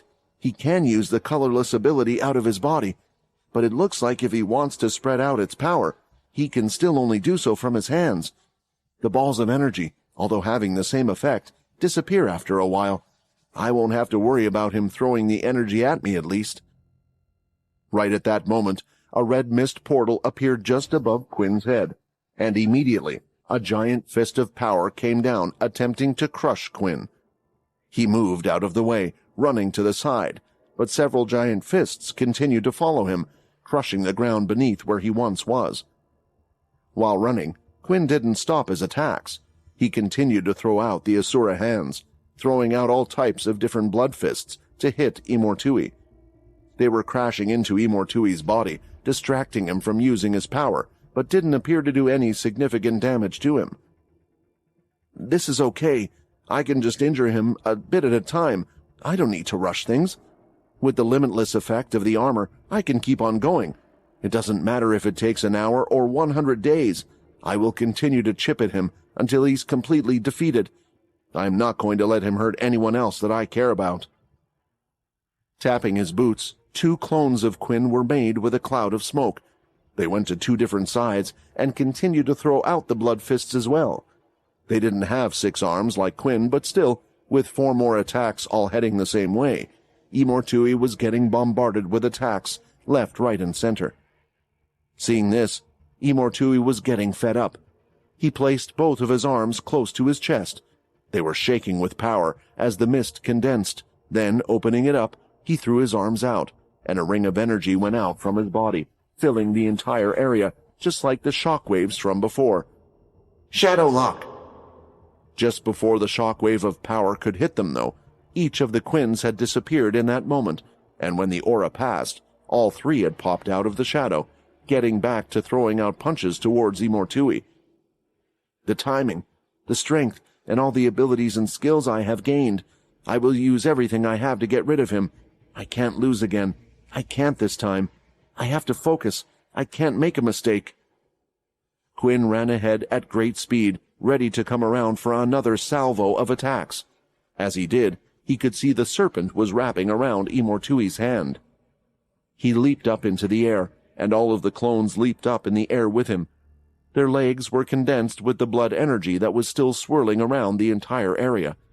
Then, spinning their bodies and using the power of the boots to walk on air, they pushed forward, and a large kick landed on different sections of Imortui's body. One landed on the head, one on the stomach, and another at the bottom of his legs. The attack was as powerful as the one that Quinn had used to get rid of the divine beings. But Imortui just stood there in place, with his strange armor having covered his entire body from the head to the toe. You are a real fool. I had more trouble dealing with your friend from before than with you. You should realize by now that the only thing you are useful for is your power to serve me.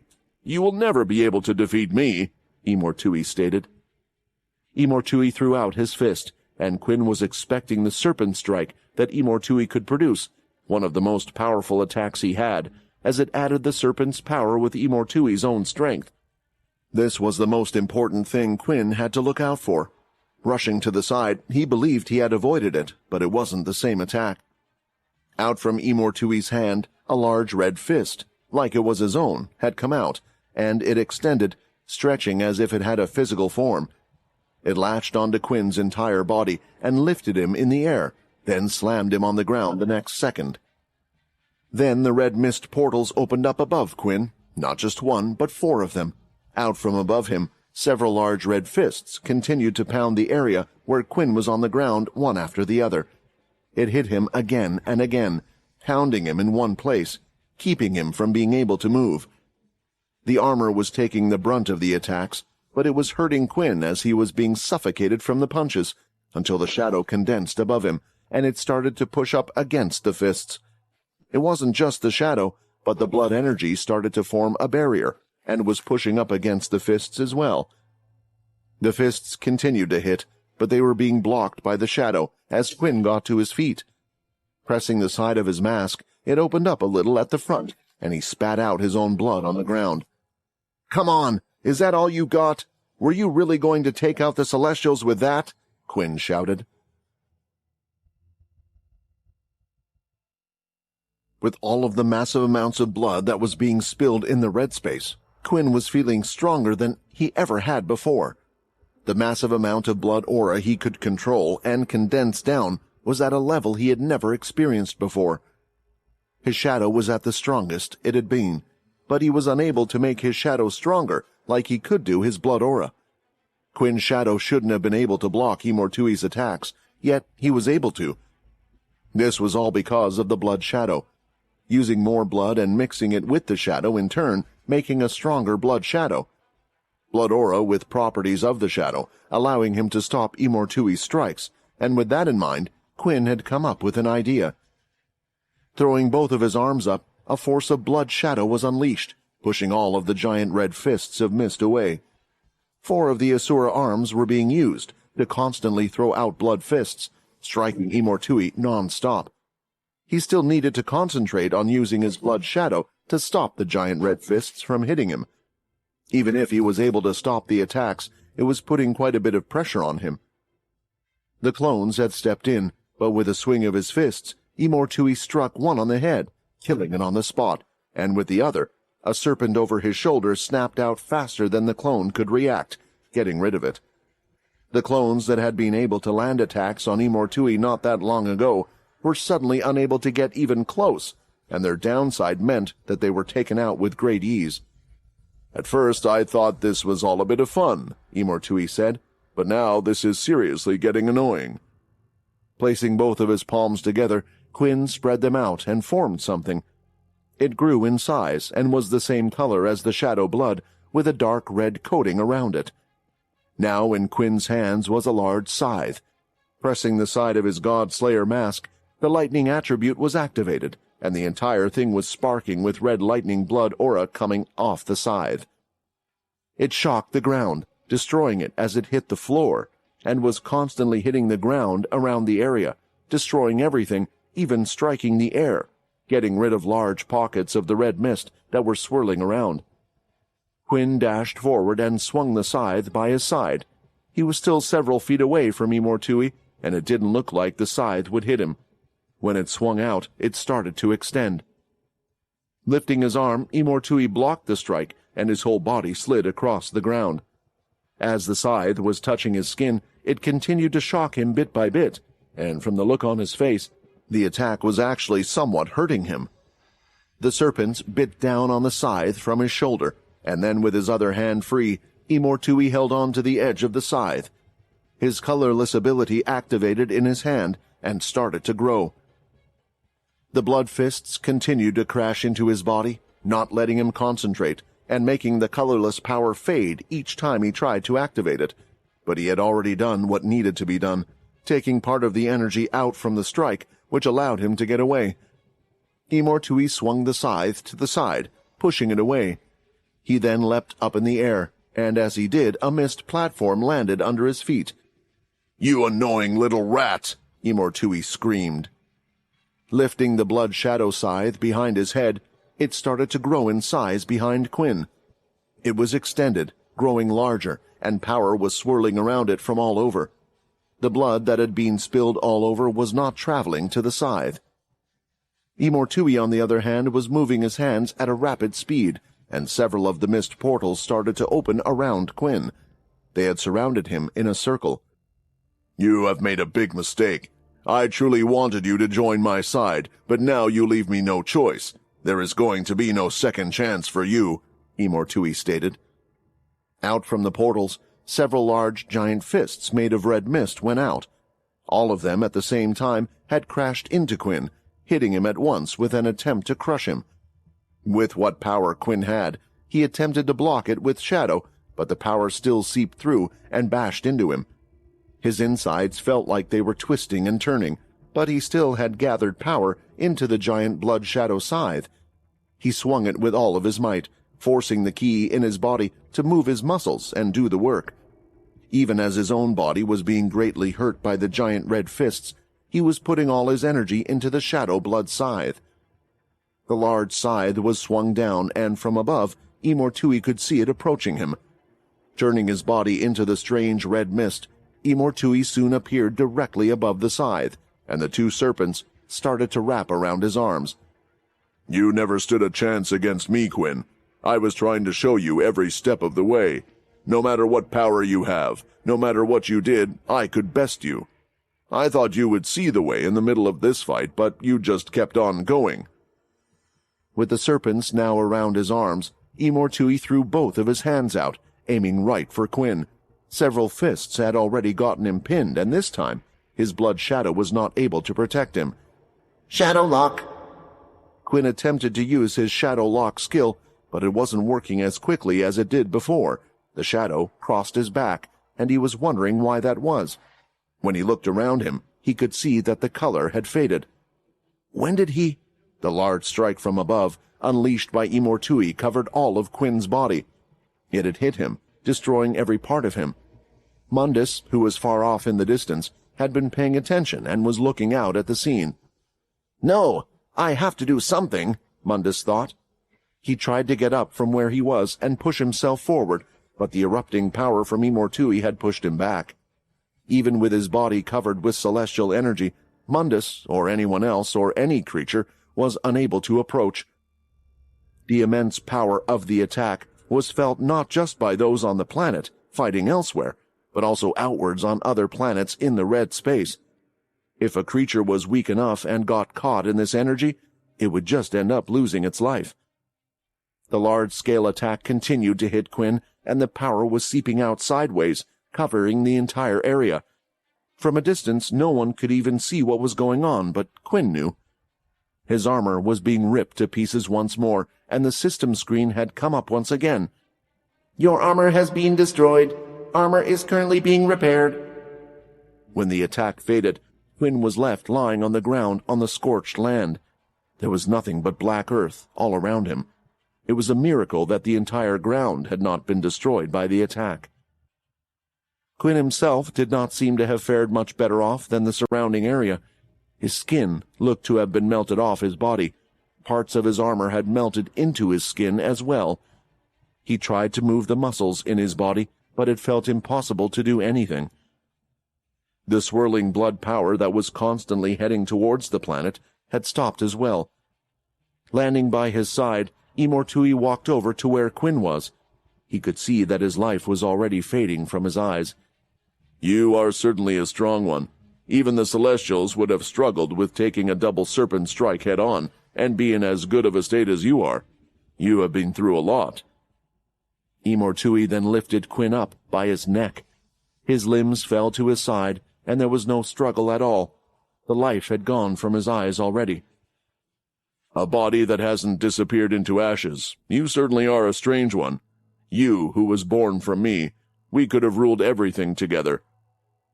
Imortui shoved his fist right through Quinn's chest, reaching the other side.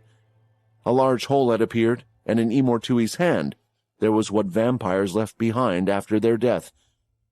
It was proof that Quinn had already died, even though his body was still present. It was his blood crystal.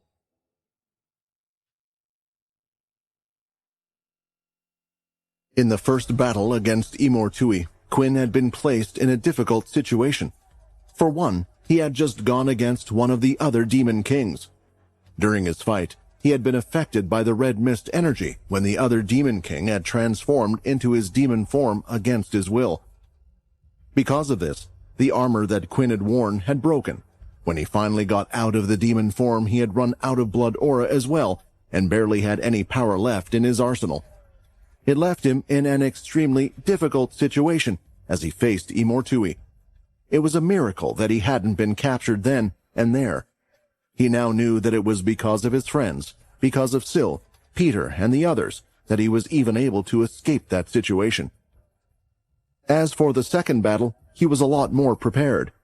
The armor had recovered itself, giving him more power and versatility in his skills. He had been able to not only regain his blood aura, but also, given all the blood that was being spilled, meant he had been able to increase his strength even more. He had been learning from the champions who had faced Imortui before, and even still had given him what advice he could from the battle he had with Imortui. Despite all of this, the battle in the end was still lost. He even had the strength of all of the blood that was currently being spilled in the red space. It just went to show how formidable a foe Imortui was. All he could think about at that moment was the regret of not being able to see Layla, Minnie, or Galen ever again. He had gone ahead with his plan, knowing that he might not be able to return, but now that it seemed like an actual possibility, he could only think about the people he had let down. Unaware of what was happening to Quinn, there were those who were still fighting for their lives, with the hope that if they just got him the demon blood he needed, he had a chance at winning. They did not know that it was all useless now. Among the friends of Quinn that were still fighting, Chris had been in a predicament of his own, where he was faced with a situation where he would have to go up against 2 demon kings on his own. Thankfully, he had suddenly gotten a little support, and that came in the shape of the champions joining the fight as well. With their help, Chris had thought he could do it. He could complete the task and take out Unzoku, but that thought had been somewhat dashed out of his head when he saw what had happened next. With his large jaw, Unzoku had bitten Tenbrus's head off. The Demon King had died in an instant, but Unzoku didn't stop there. He was several times larger than Tenbrus, the other Demon King, and he continued to eat his body, taking him out in a few bites, crushing his body, and swallowing him whole. This was probably the only time when one of their enemies killing the other made things worse for them. "Crap, this is not good," Shinto shouted. "This is really not good." Shinto knew a lot about the werewolves, since he had worked with Unzoku in the pits for some time now, so he knew exactly what the result of this would be. Essentially, Unzoku had just eaten a demon king who was at the same level, if not higher, than him. The changes that would be going through his body were immense. "Whoa!" Unzoku lifted his head, and a deafening scream left his mouth. The whole floor was shaking. The Divine Brigade that was off in the distance, over the rest of the Yak City, was affected by the howl as well. They were struggling to fly and getting disoriented, crashing into buildings, and falling onto the ground just from the effects of the howl that Unzoku had let out. It gave a chance for the remaining Yak demons and the werewolves to quickly take out the enemy in front of them. While it had not affected the champions and Chris as much as the divine beings, there was still a feeling of fear growing in their hearts as they looked at the Demon King. "What do we do now?" Calva asked, still reeling from the effects of Unzoku's howl. "With Tenbrus eaten, there's no chance for us to take his blood." "Maybe since he consumed Tenbrus and his power has been added to his own, wouldn't it be fine if we just got Unzoku's blood?" Shinto replied. "We don't know how it works, but it's the only thing we can do. But rather than being concerned about whether or not we can get his blood, I think we should be more concerned about whether or not we can survive this fight," Pultra shouted, as she got ready to take on Unzoku. Chris had the same thought, which was why he was concentrating his power. He was already using the 4th stage of Ki, and had backed off further away. He then sprinted forward, using all of the Ki in his body to give himself a greater run-up. His claws were low, dragging by his side and cutting the floor up. When in range, Chris lifted both of his claws, unleashing his energy. Through the air, 2 giant energy claws could be seen crossing each other in an X shape. Unzoku's eyes were glowing so brightly red, it was emitting energy from his eyes even onto the floor. He looked at the claw marks in the air and swung his own large arm, almost without any intent, as if swatting away a fly. Instantly, the attack from Unzoku had crushed Chris's attack into nothing. The whole floor was torn to pieces behind them, and all of them had gone flying through the air, having next to nothing to stand on as they were blown away.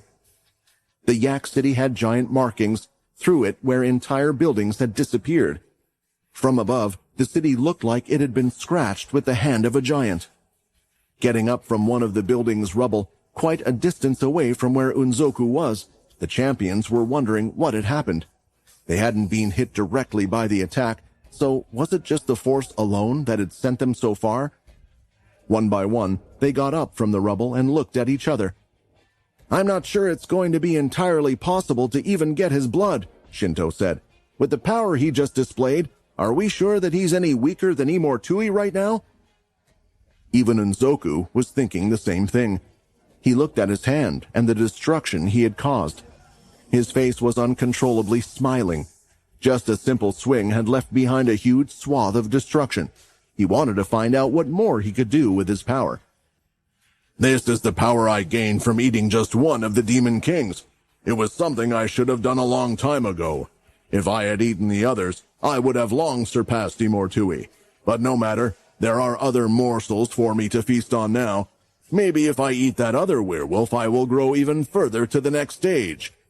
Back at the destroyed rubble that used to be the buildings of the Yak City, the champions were trying to look for Chris. And eventually they found him, a bit further along compared to the others, but that was because he had suffered a direct hit from one of the claws. Chris had been physically pushed back, unable to block the attack, and as the attack was ripping his body apart, it was trying its best to heal. But as they looked down at him, they could see a large wound right across his chest in a diagonal shape. He was in a rough shape, as the flesh of his muscle could be seen as well, and it looked almost as if Chris was struggling to breathe as well. "Can you heal him?" Calva asked, looking toward Pultra with her unique ability. "I can speed up his own healing process, but I don't think it will be fast enough. I'm afraid we are useless in this situation. Perhaps the best thing we can do is take him out of here and attempt to run away." If Unzoku was that strong, they hated to think how quick he would be as well. Although Pultra suggested running away, it almost sounded like giving up. "No," Shinto said. "There is one more option." Shinto walked over to Chris and knelt down by his side. "Eat me. Eat me and get strong enough to defeat him." The two champions that were standing by Shinto's side couldn't quite believe his proposal. It wasn't like them to be selfless in the first place. They were champions because even they had fought their own kind, rising to the top at the cost of everything else. Although they didn't cause any real trouble for their race, at the same time, they had hardly cared enough about them in any way to work with them in one way or another. At least, that's what they thought of Shinto. In addition, the only reason any of them had gone to fight Imortui was not because they wanted to protect their people, but because they wanted to get rid of a powerful threat and a strong opponent. Pultra and Calva had refused to join Imortui, while Shinto had agreed to join, so they always thought that he was the one who cared more about his life than others, and yet here he was, sacrificing himself. "How could you ask me to do that?" Chris asked in a weak voice. "I can't. I promised myself." Chris thought back to when he had been using the key drain skill, when he had been taking the lives of others, just so that he could live longer and have the opportunity to beat Zero. After what happened then, he didn't want to do anything like that again. Nothing, he told himself, could help him justify his actions in the past, and he was not going to use that excuse again. Even as a werewolf, even when he knew the key to getting stronger was by consuming those that were already powerful, Chris was reluctant to do it, but he had managed to convince himself that he was eating demons. He was eating the enemy, and it was for a greater cause. But the champions weren't his enemy. It would be going against his beliefs. "Are you really going to be stubborn now?" Shinto asked. "If you don't eat me, then we will all die. Chris, you have to understand, it has been hard for me to continue on in the first place. This whole time, I have been feeling guilty. While I was a guard working at the pit, I had killed so many innocent chrono, so many of my own kind, that I just wanted to escape. The reason I agreed to help was because I thought I could relieve some of that guilt. If we managed to get rid of them now, then it would mean I would have done something. But how could I carry on living while all of those that I killed are dead? The only thing that kept me going was the fact that my brother was out there somewhere alive, but now I know that's not true as well." Hearing Shinto speak, The other two understood how he must have felt. In a way, him deciding to help Imortui had made him do the most cruel things to his own people. While the two of them knew what was going on in the red space, they hadn't taken action with their own hands. Calva could have perhaps made a deal to save the Scullies by helping out the demons, and Poulter knew that her powers were making something that Imortui would use to just kill more people, not just in this universe. Being involved, though, and directly killing with your own two hands were two completely different things, especially if you were killing your own people. Calva turned his head in the direction of where Unzoku was standing. For some reason, Unzoku seemed to be in some type of trance.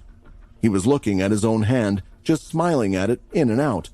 He seemed to have lost all thought about what was happening around him, and it looked like he did not even care about the others he was fighting against.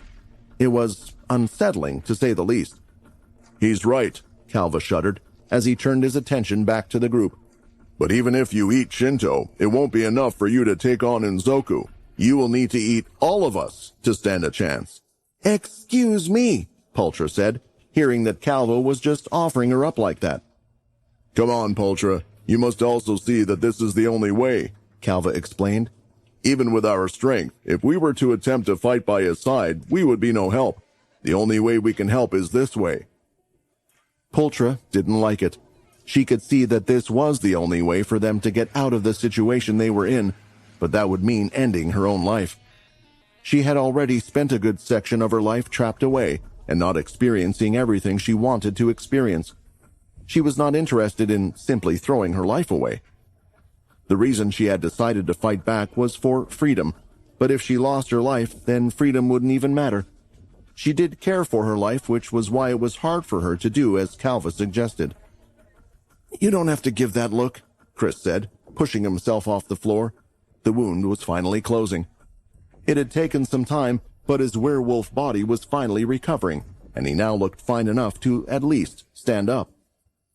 Some of the blood had yet to dry up, and as he stood, it was dripping down his chest. "I don't plan to eat any of you.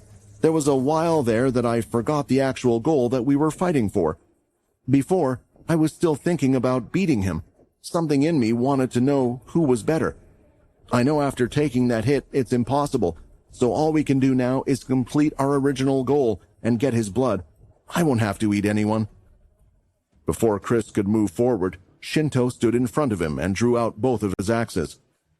"I'm sorry, I just don't see it that way. I will at least make this easier for you." Shinto lifted up his axes. He didn't activate the black flames, but he pressed it against his neck deeply and sliced it, making a large cut. His body fell to the floor, and it was now lying there, lifeless on the ground. The two champions stared at the body. They were waiting for it to move, waiting for the image that they saw in front of them to change. They had seen a lot of unbelievable things in their lifetime, but they had never seen anything like what had just occurred. There was a torrent of emotion going through the minds of all three of the people standing around Shinto's now dead body. The champions were still in awe at the kind of sacrifice that Shinto had just made. They had never imagined any of them doing something like this. It also made them realize the amount of guilt he must have felt for his deeds.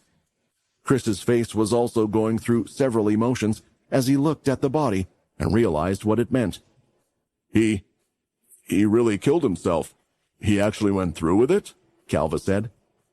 Calva was serious when he had offered up his body as well, but he wasn't so sure if he could do what Shinto did, doing the deed like so and so easily.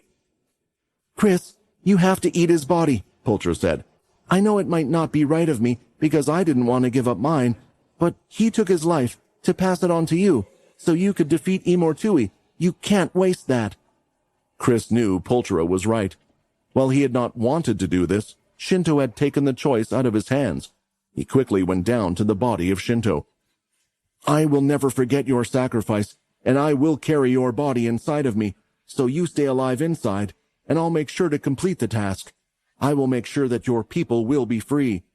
Knowing that they were in a rush for time, Chris picked up the body and started to chomp down as he transformed his mouth. His powerful jaws crushed through it.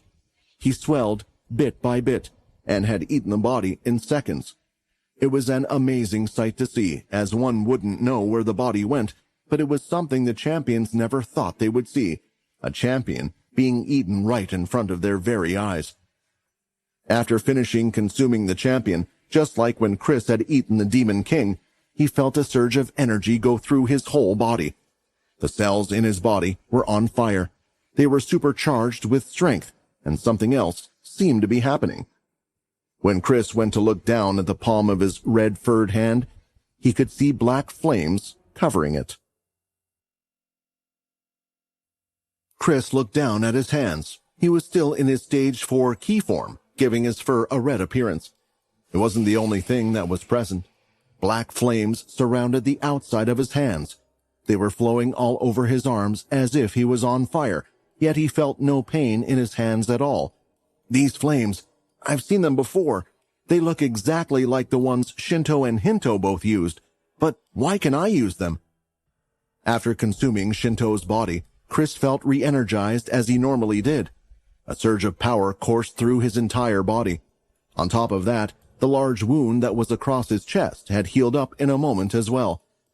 In order to test out his newfound strength, he would usually clench his fist. It was a good indication of how much power he had gained, because he could feel his own grip strength quite well. But when he had done so this time, he had activated the black flames unconsciously. It was the first time such a thing had happened.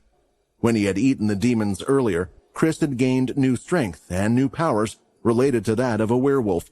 But it was the first time, since consuming someone, he had gained their powers, the special trait of the chrono, the black flames that only those at the pinnacle of strength could reach. Shinto, I guess you really did pass on everything you had over to me, Chris thought. The other two champions, seeing this, were gaining new hope once again.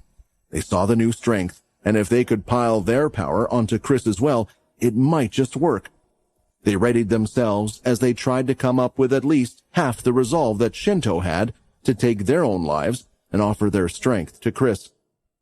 That was until they could hear rumbling. Turning around, they could see the floor being ripped apart and a large tsunami wave of rocks heading their way. Unzoku was no longer mesmerized by his powers and had decided to strike again. The attack was fast and powerful, and it looked like this time it would hit the champions. Before the attack swept them away in its wake, they felt both of their bodies being grabbed and lifted away from the immense wave of stones. When they could see again, they were looking at the side view of the attack, and Chris was by their side. Did he just pull us out of that attack in time? The attack was almost on top of us before he got us out. Just how fast is he? Calva thought. The trail of destruction was just as large as before as it tore through the city. It had surely taken out a chunk of allies and enemies that were still fighting on both sides behind them as well. You two stay alive. No one else needs to die right now, Chris said. We fight to save people, and originally, although I wanted to kill Unzoku, I know the goal is to only get his blood. With the strength I have now, if nothing else, I can at least do that. Before the others could say anything to refute, Chris had already rushed forward toward the Demon King. Unzoku could see Chris coming his way and swung his hand in Chris's direction once again. The ground was getting torn up, but Chris continued forward, unfazed by the coming destruction. Since the attack was large and emanated from the user's claw, it meant that there were large gaps in between the waves of energy as well. As the energy claw came towards Chris, he used his quick speed to jump up and created a key platform at the side of him by his feet. Kicking off of it, he boosted himself forward and swung a flurry of swipes at Unzoku. Not considering the small energy attacks coming his way to be any real threat, Unzoku used his own hands to block them all quickly. They were clashing against his claws, one after the other, and as they did, small black flames appeared around him, and not only that, some were stuck to the outside fur on his hands. Looking at his own hands, he tried to violently shake them to douse them, but it seemed like the flames weren't coming off of them. All it managed to do was cause even more destruction to the ground around him. What is this strange power? Unzoku thought. While he had been in charge of looking over Shinto, he had never actually fought the Chrono Champion, and was unaware of his power of the black flame. Through his claws, he could see a small werewolf coming his way. Immediately, Unzoku went to strike with his hand, but with Chris's speed, he was able to avoid it, and as he did, he swung his claws again several times. The strikes hit his legs. They hadn't done much damage, but part of the black flames appeared on his legs as well. "I need the blood. I need to get a direct hit. I can't just wear him down." Chris pushed himself off a key platform and spun his body. He was going in an attempt to rip off Unzoku's flesh, but in the annoyance of not being able to hit Chris from before, Unzoku lifted his head and let out a large howl. "Ow!" Following the howl, swirling red energy pulsed out of Unzoku's body. As it hit Chris, it caused him to be pushed back, and his whole body skidded across the ground, tearing it up. All of this is just from the external energy from his body. Even after consuming Shinto, I'm still no match at all for him, in terms of power. The moment the energy blast was no longer affecting Chris, he got up from the ground and tried again. After Unzoku expended all of his energy, he looked at the black flames that were spreading. Since his energy wasn't doing anything to get rid of them, there was only one thing he could do. With the sharp claws of his hand, he cut off parts of his flesh, along with the fur, and threw it onto the ground. The black flames stayed on the pieces of flesh, but in the place of the wounds that were made on Unzoku's body, they had started to heal. Immediately after seeing this, Chris started to swing his claws rapidly, trying to hit Unzoku, and changed direction from one side to the other. Unzoku was avoiding the annoying hits and moved to the side, back and away. He didn't want to deal with the annoying black flames anymore, and was instead just dodging all the attacks Chris was throwing. That's when the Demon King realized something, though. Chris hadn't gone after him. He wasn't rushing toward him. Instead, he was moving into the area where Unzoku had been not too long ago. As he rushed past the area Unzoku was before, he picked up the flesh and clenched it with his hand, getting rid of the flames. Then he looked for where Calva was along with Pultra. With his arm, he threw the piece of flesh in the air. It was going at an incredibly fast speed, but Calva, creating a bone out of his hand, stabbed it as it was in the air. This is Unzoku's flesh," Pultra said with disbelief. The flesh was stuck on the bone spear that Calva had made, and blood was dripping down it. Almost immediately, Pultra pulled out one of the flasks she had been given by the others, and the two started to strain the blood. Did Chris plan all of this after getting the power of the black flames? Pultra thought. In no way or form would anyone say that Chris would be able to defeat Unzoku. Even with the power of Shinto, it could be seen that Unzoku was far more powerful than him. Unzoku's body had healed so quickly, after he had cut off his own flesh, that it seemed like there was never even a cut made, and his power was overwhelming. Even though Chris was able to annoy Unzoku like a little fly, eventually he would be squatted and overwhelmed. But the Demon Kings and even Imortui had no idea that their goal was just the blood, and they had now achieved that. With Tenbrist being a part of Unzoku, the group had managed to get all 5 of the Demon King's blood. The question was, now how would they get out of this situation? Not only that, but they were also unaware of how things were going in the fight between Quinn and Imortui. They didn't have much time left, even if they were able to get away somehow. You are starting to look even more delicious. Unzoku licked his lips as he locked his eyes on the red werewolf form of Chris. The Demon King Unzoku was currently feeling the strongest he had ever felt. Over the time he had spent in the red space, his obsession with growing stronger had never gotten diminished. In fact, while all the Demon Kings were intent on gaining more power, he was the one who would spend all of his time towards that goal. While the other Demon Kings had other projects or goals, mostly tied to helping Imortui, his project had always been all about gaining power for himself. The creation of the pit, making stronger inhabitants so he could feast on them, never ceased because his hunger never stopped either. Now, after eating one of the other Demon Kings, he had grown in strength by another leap. He was confident that he wouldn't lose to anyone, and yet, if he consumed the werewolf in front of him, he was sure he would grow even more. The red mist around him was unsettled as he thought about all of these things, almost like it was frightened by the very thought. Crap! Chris tightened his fist and didn't dare look away from Unzoku. The moment he did, he felt like the Demon King would pounce on him. We've managed to achieve the goal, but it's useless if we can't get the blood to Quinn. How are we going to survive this whole thing? Chris had only had a few interactions with Unzoku, which made it even more frightening. His strength was still far below Unzoku's. It was only thanks to his superior speed that he was able to survive so far, and it was only thanks to Shinto that they had gotten the blood they needed as well. Chris had decided the best thing for him to do right now was to react, so he was waiting for Unzoku to make the next move. All he could imagine right now was trying to survive against the Demon King and keep him occupied while the champions could try and get the blood to Quinn. But for now, Unzoku was just standing there, looking at Chris. Then, the red mist started swirling all around him, but it was doing so in a strange way. It was creating a type of whirlpool in the air right next to his ear. Then, out of the red whirlpool, a mouth appeared. It was red in color, made out of the mist's energy. It stretched out, reaching Unzoku, and started to whisper away. The smile that revealed Unzoku's teeth almost instantly went away along with the glow in his eyes. There was an annoyed look on his face, but he recovered quickly, and Chris was not sure what was happening. Instead of being in a leaning forward position like he was ready to strike at any moment, Unzoku then stood up with his back straight. The red mist disappeared along with the lips, as well as the heavy tension that filled the air.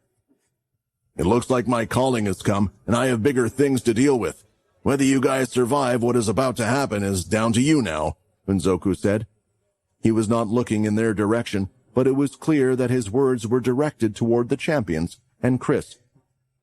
The Demon King soon bent his legs, and he leaped up in the air, disappearing out of sight. Moments later, the whole area shook forcefully.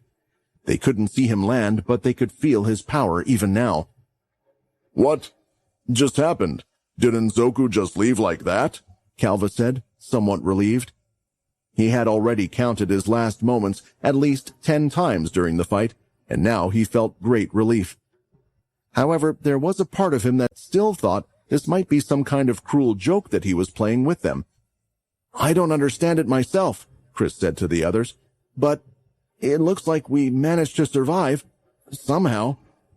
I'm just happy that I am even alive right now, though a part of me is still quite worried about what this means for us, Pultra added, as she sat down on the ground, holding the vial of blood they had managed to get. Chris transformed back into his human self. His body was exhausted in more ways than one. Although he had gained newfound strength and stamina through eating Shinto, everything that happened was exhausting on his mind, and his ki didn't get replenished either. He had used next to everything he had. He still had the strength of his body to rely on, though, if the need should arise. But right now, what they needed to do was take this chance and get out of here. It looks like you had quite the fight here, a voice shouted out. The champions turned, along with Chris, and they were surprised to see that a reunion was occurring. Russ, Peter, Hickel, and Edvard were making their way over. However, Edvard was coming from a different direction compared to the others. He had come from Yak City. He had been watching the fight for a while now, spectating from afar, but he fully knew he was unable to do anything to help the group with the state his body was in. So Edvard just stayed back, getting as close as he could, waiting for the result, the outcome of it all. It seems that you ran into quite a bit of trouble, Edvard said, looking at Hickel's arms, or the lack of them. It also looks like you can barely stand yourself, Hickel replied back to his friend. I guess this was a bit too much for us, but we managed to do our best. We helped where we could, old friend. That's what we always try to do, Edvard smiled and pulled out the flask. He had the blood of the Yak King in his possession. Despite all the troubles and setbacks they had faced, they had managed to fulfill their mission, at least, if they could get the blood to Quinn. What happened to Luce? Pultra asked. "We had some unexpected help," Hickle replied. "But Luce is no longer alive, so we don't have to worry about him anymore. We had already given Quinn the blood, though. What about you? What about the other champions?" Their heads sunk into their chests for a moment when the question was asked, but Chris decided to speak up. "Shinto gave his life, and in turn, we managed to get the blood of Unzoku. He's still alive, though, but he left this area for some reason. There is one thing that I'm not so sure about, though, whether or not this will count as 2 of the Demon King's blood." "2?" Peter replied. The situation was explained to the others, as they were told by Chris and the champions what had occurred during their fight with Unzoku and Tenbris. They understood Chris's reasoning and his worry, but there was nothing they could do about it now. They would not know until Quinn consumed the blood. "We can't worry about that werewolf," Peter said. "If we have all of the demon blood, then we need to get it over to Quinn now. The energy I could feel on the planet before, the energy of the blood, I can't feel it now, and it's worrying me a little." The entire group knew what Peter was talking about. It would be impossible not to, because every single living thing on the planet could feel it. There was even a tingling sensation in their bodies, as the blood was trying to pull them to where Quinn was currently, but it had all stopped not too long ago. They had all been in a fight for their lives for quite some time, so they had not paid as much attention, but now it was a pressing concern once again. "Agreed. Let's get this blood to Quinn and finish off Imortui," Hickle exclaimed. There was a confident nod on all of their faces, unaware of what had actually happened. Just before they set off, all of them could feel a rumbling beneath the ground as well.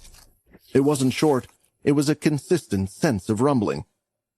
When looking up at the sky, they could see the large ships covered in a strange black, hardened material, crafted by the demon yaks, rising in the air. Not only were they rising in the air from the production facility, but also from the Yak City, where the other demons had joined and landed. Fights were still taking place as the ships moved, with the divine beings still taking on the Yak demons and werewolves that were still around. But as if determined or forced by some sort of will, they were all moving in the air, and they were heading in a certain direction. "They're all heading to the same area where we were training Quinn as well. What is happening right now?" Pulchra wondered. The fist of Imortui had gone right through Quinn's chest, and the blood crystal was now in his hand. Just from touching the outside, Imortui could feel the energy from within. His hands were slightly shaking from the thrum of energy that the crystal was giving out. This power, it's power that would have taken an incredibly long time for most people to cultivate. You must have been through a lot to have gotten so strong in such a short amount of time. It is a shame that your journey ended here. With how much promise you showed, it would have been interesting to see how far you could have gone.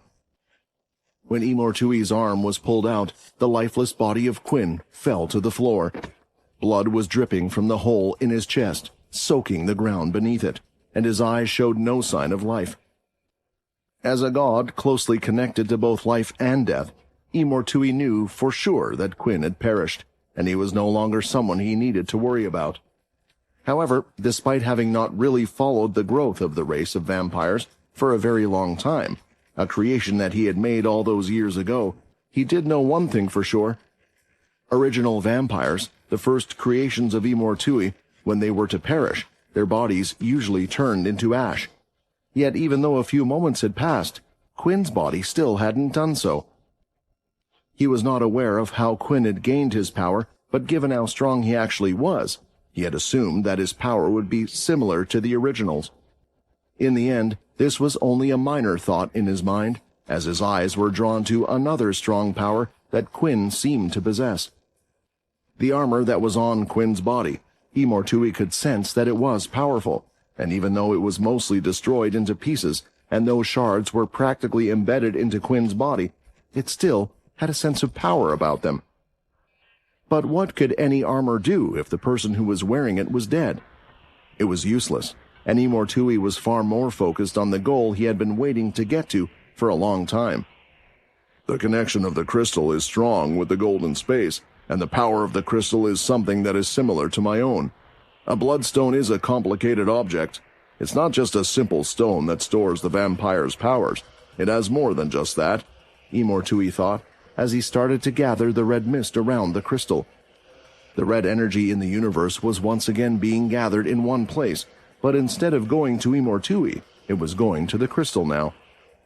He slowly started to swirl his hands, and the red mist connected with the crystal. It was vibrating in place as Imortui waved his hands around more and more.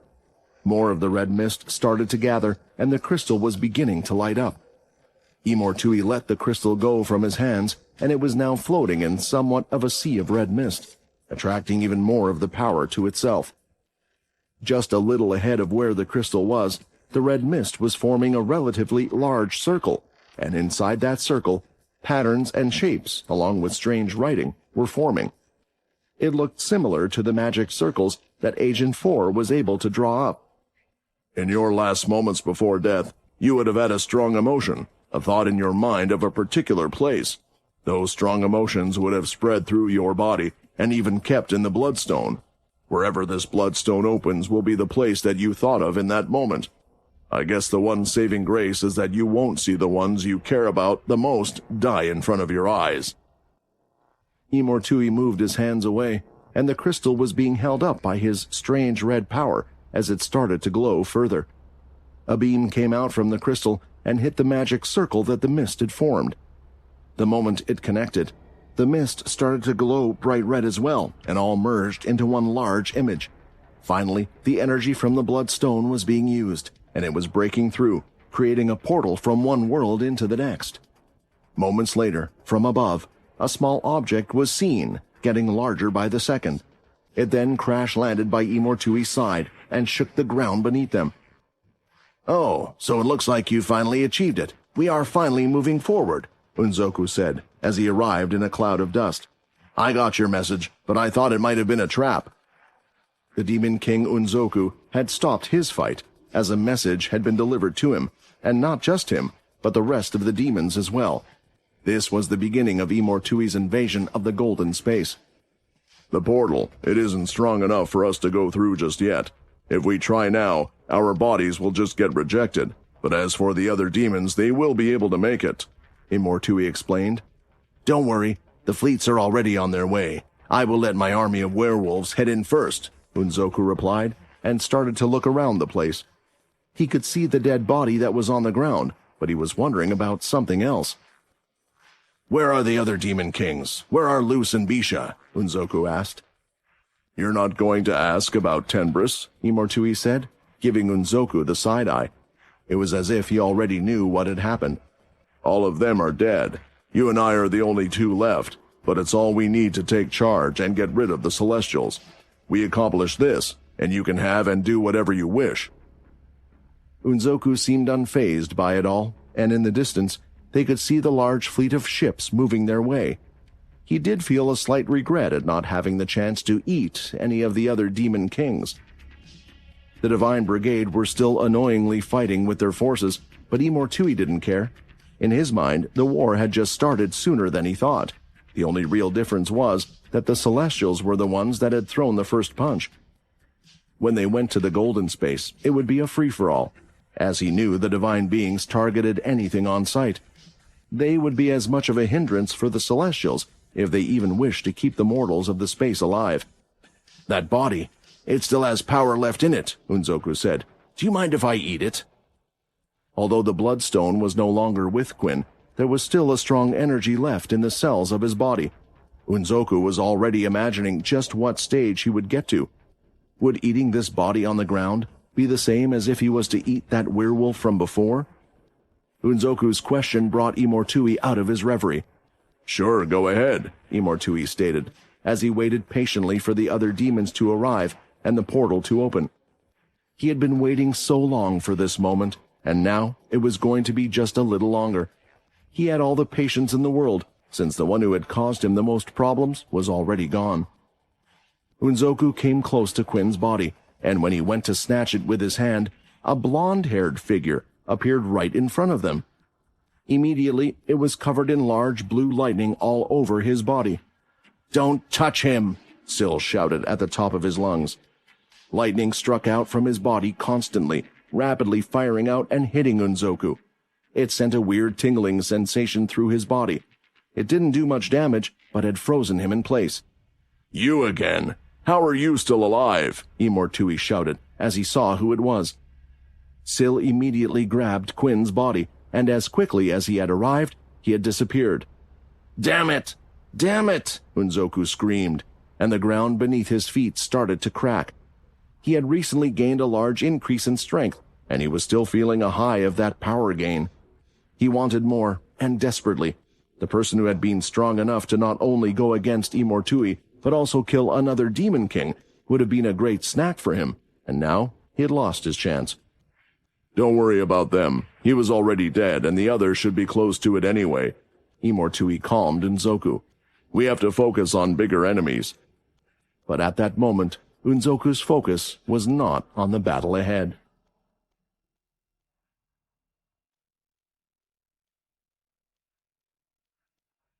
After the last attack on the vampire settlement and getting no further information on Quinn, Muka, Xander, and Layla decided to put some defensive measures in place. Although the previous attack had happened from within somehow, there was no harm in increasing their defenses. The last attack had something to do with the Celestials, but the number of enemies that would harm them was not limited to just them, so they decided to be more careful. The wandering guards that patrolled the settlement had their numbers increased, and each of them was given a communication crystal. It would amplify their voices, and the message would then be relayed to certain towers that had been built in the settlement. These towers served two purposes. One was as a repeater. If a message was received from the transmitting crystal, it would play it out loud for everyone to hear and spread it until it reached another tower. At the same time, vampires were stationed on the towers, keeping watch over the settlement and its surroundings. Any kind of disturbance would not only be communicated to the entire guards and leaders within moments, this would also allow the normal vampires living in the settlement the time to prepare for the attack. Then there were the settlement walls. They had been upgraded with new materials as well, making them stronger and more reinforced compared to before. The materials had been donated by the Greylash planets, and with Logan's help, automated defenses had been placed in the wall, similar to the ones found in Green City back on Earth. The walls had several cannons and ballistae that worked using crystals. They were cleverly designed because once a target type had been designated, they would use facial recognition to distinguish between friend and foe. Additionally, the face of every vampire in the settlement had been scanned. The cannons would never fire at someone who was in the system. They could also be manually operated, but that would defeat the purpose of the automated system. Both Muka and Layla were walking around the settlement, reviewing all the changes that were being made. Despite the fact that all of this was meant to increase the safety of the settlement, Layla was still feeling somewhat tense about the whole situation. "It still isn't as strong or good as when Quinn was able to control the place with his system," Layla commented. "Those were some crazy times," Muka replied, "but the vampires are stronger than they were back then. They weren't able to put up a fight before, but we can now, and besides, perhaps we are worrying too much. Nothing has ever happened since the attack."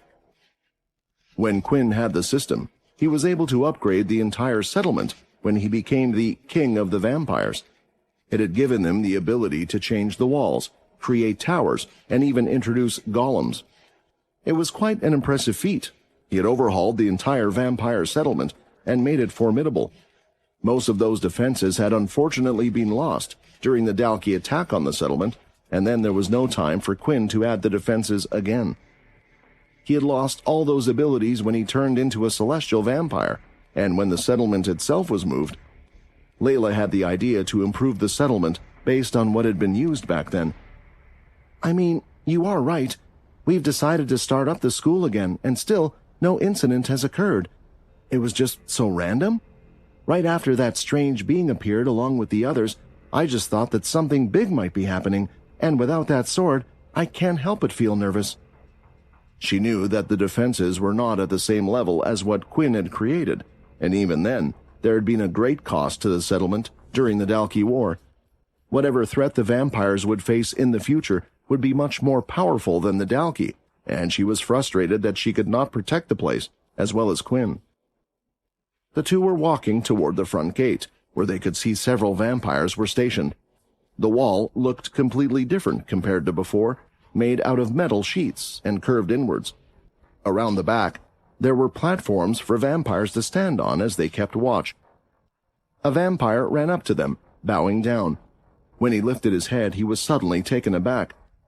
"I welcome—" Before he could finish his sentence, his eyes widened, and at first, Muka and Layla thought this was some kind of reaction to looking directly at Muka, but then he looked at something appearing next to the settlement.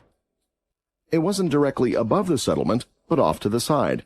As Muka and Layla turned to look, they could see it as well. In the sky, there was a giant red portal. It was swirling, and a strange mist was escaping from it, turning the entire dark sky red. In a moment, the day had taken on a deadly red hue that was spreading all over the planet. All the vampires in the settlement were drawn to what was happening, pointing their fingers. There was a tense moment, as the people who were looking at the portal did not know what would happen. "Prepare for combat!" Layla shouted immediately, taking the initiative. Whatever that thing was, it was not going to be a friendly gesture. The vampires quickly picked up their transmitting crystals and shouted the words into them. Soon, throughout the settlement, the words "prepare for combat" were being spread to every corner. They hadn't seen anything come out of the portal, and it could well have been Quinn and the others, but Layla wasn't going to be hopeful.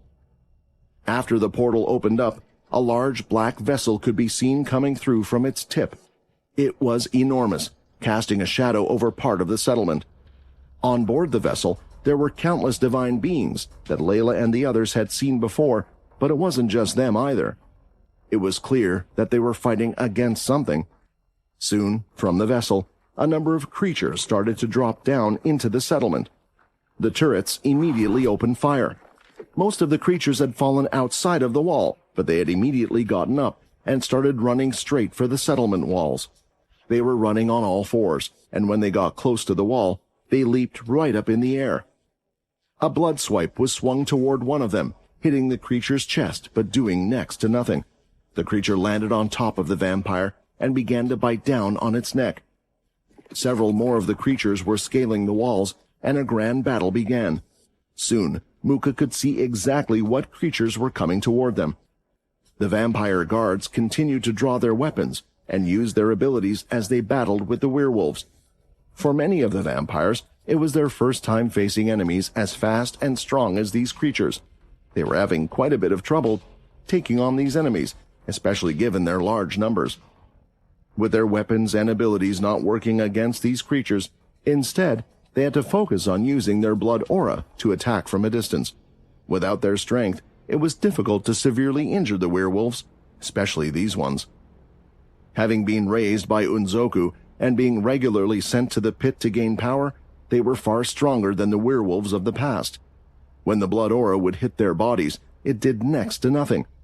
At least a group of 10 vampires or even more would have to be used to deal with just one werewolf, and yet the vampires didn't outnumber them. There were far too many werewolves attacking. The only saving grace was the divine beings that were attacking them still. It's werewolves. How? I thought they were extinct, Muka shouted. What is happening? Layla pulled out her bow from her back, gathered her ki, and started firing arrows. They hit some of the werewolves right in their mouths and claws before they could bite down on some of the other vampires. Does that really matter right now? What matters is that we need to do everything we can to defend ourselves, Layla shouted. She was, of course, worried about Minnie, but she knew that Minnie was strong. If anything, she would be the one protecting the school, because it was quite clear that each one of these werewolves was deadly strong as well. Muka, having snapped out of her daze, shook her head. You're right. This is an old enemy of the past, one that nearly drove us to extinction. We won't be able to win this battle if we don't act appropriately. Muka stood up and pulled out her transmitter device. Wake up all of the vampires in eternal slumber. Everyone must fight for the survival of the vampires. The fight that was happening in the vampire settlement looked really intense from above.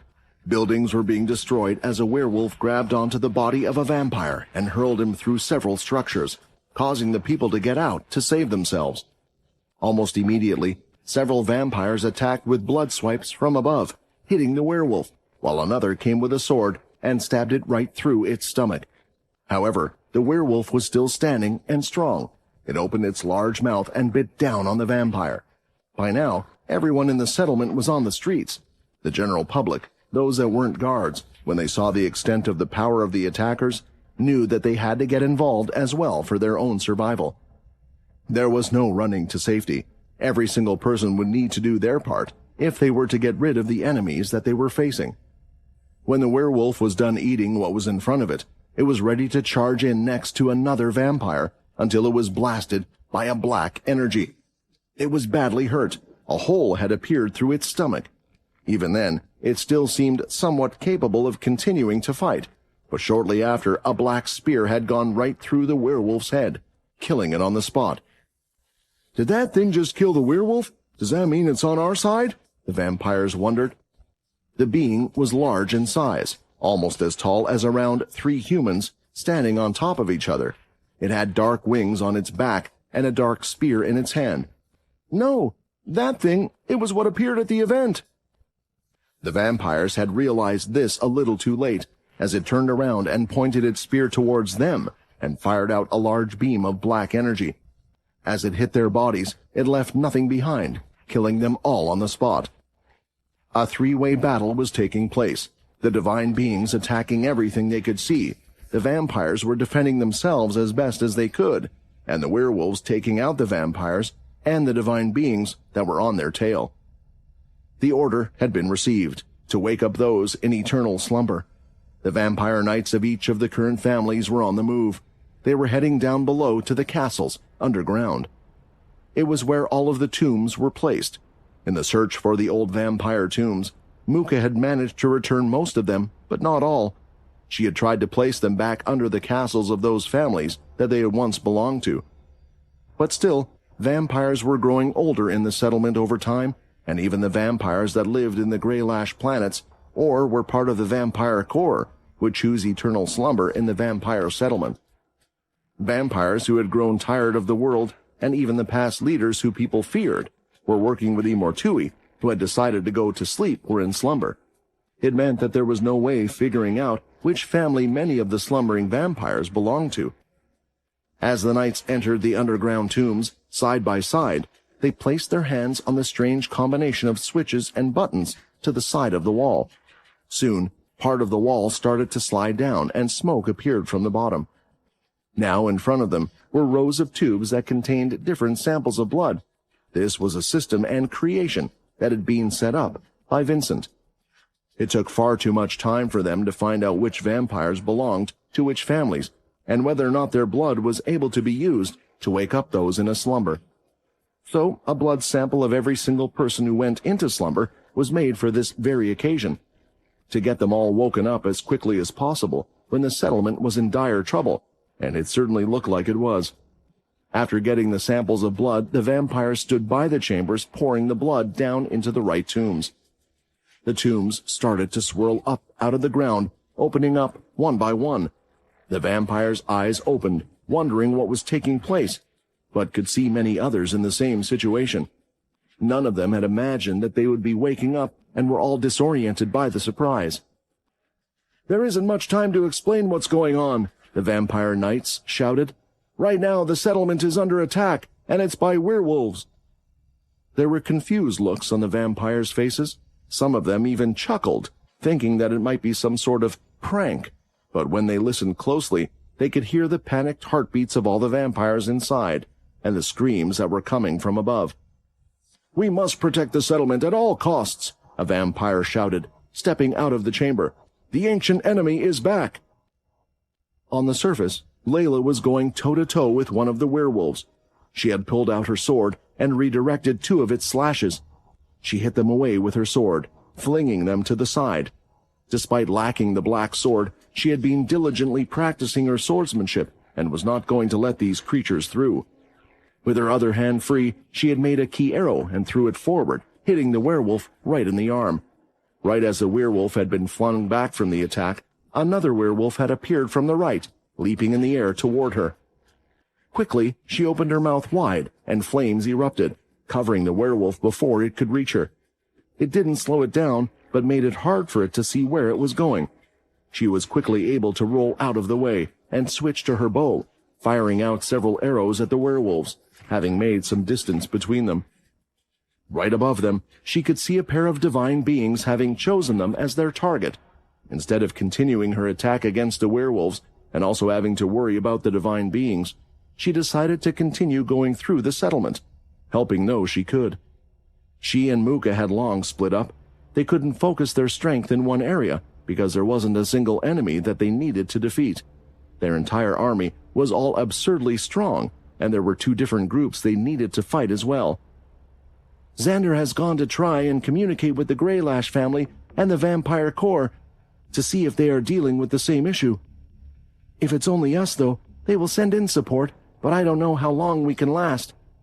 Even if it was just the werewolves or the gold and dark beings, I don't think we will be able to make it out of this. Just what is going on, Quinn? Where are you? The school had only just restarted in the vampire settlement after the commotion from the grand meet, and once again, trouble had taken over all of the place. The children were told all to evacuate to the large sports hall. Although everyone was expected to take up arms, this wasn't true of the children who were, for the most part, significantly weaker than the adult vampires. "Why is this happening?" Abby shouted as she was crying. "It's okay. This stuff always seems to happen, but we don't have to worry," Toby declared. All of the children crying their eyes out would disagree, especially since the teachers were already outside, battling it out against whatever enemy they were facing this time. The fighting was quite intense, and broken walls, along with explosions, were constantly going off one after the other. The children flinched each time they heard this. "It's okay, children. I will protect us," Miss Bedford declared. Just as she said this, right in front of her eyes, an explosion had occurred. Rubble and dust were chucked in front of her, and on the ground, a dead vampire lay there. Then, walking through the rubble, there was a beast covered in fur with razor-sharp teeth. It was a werewolf.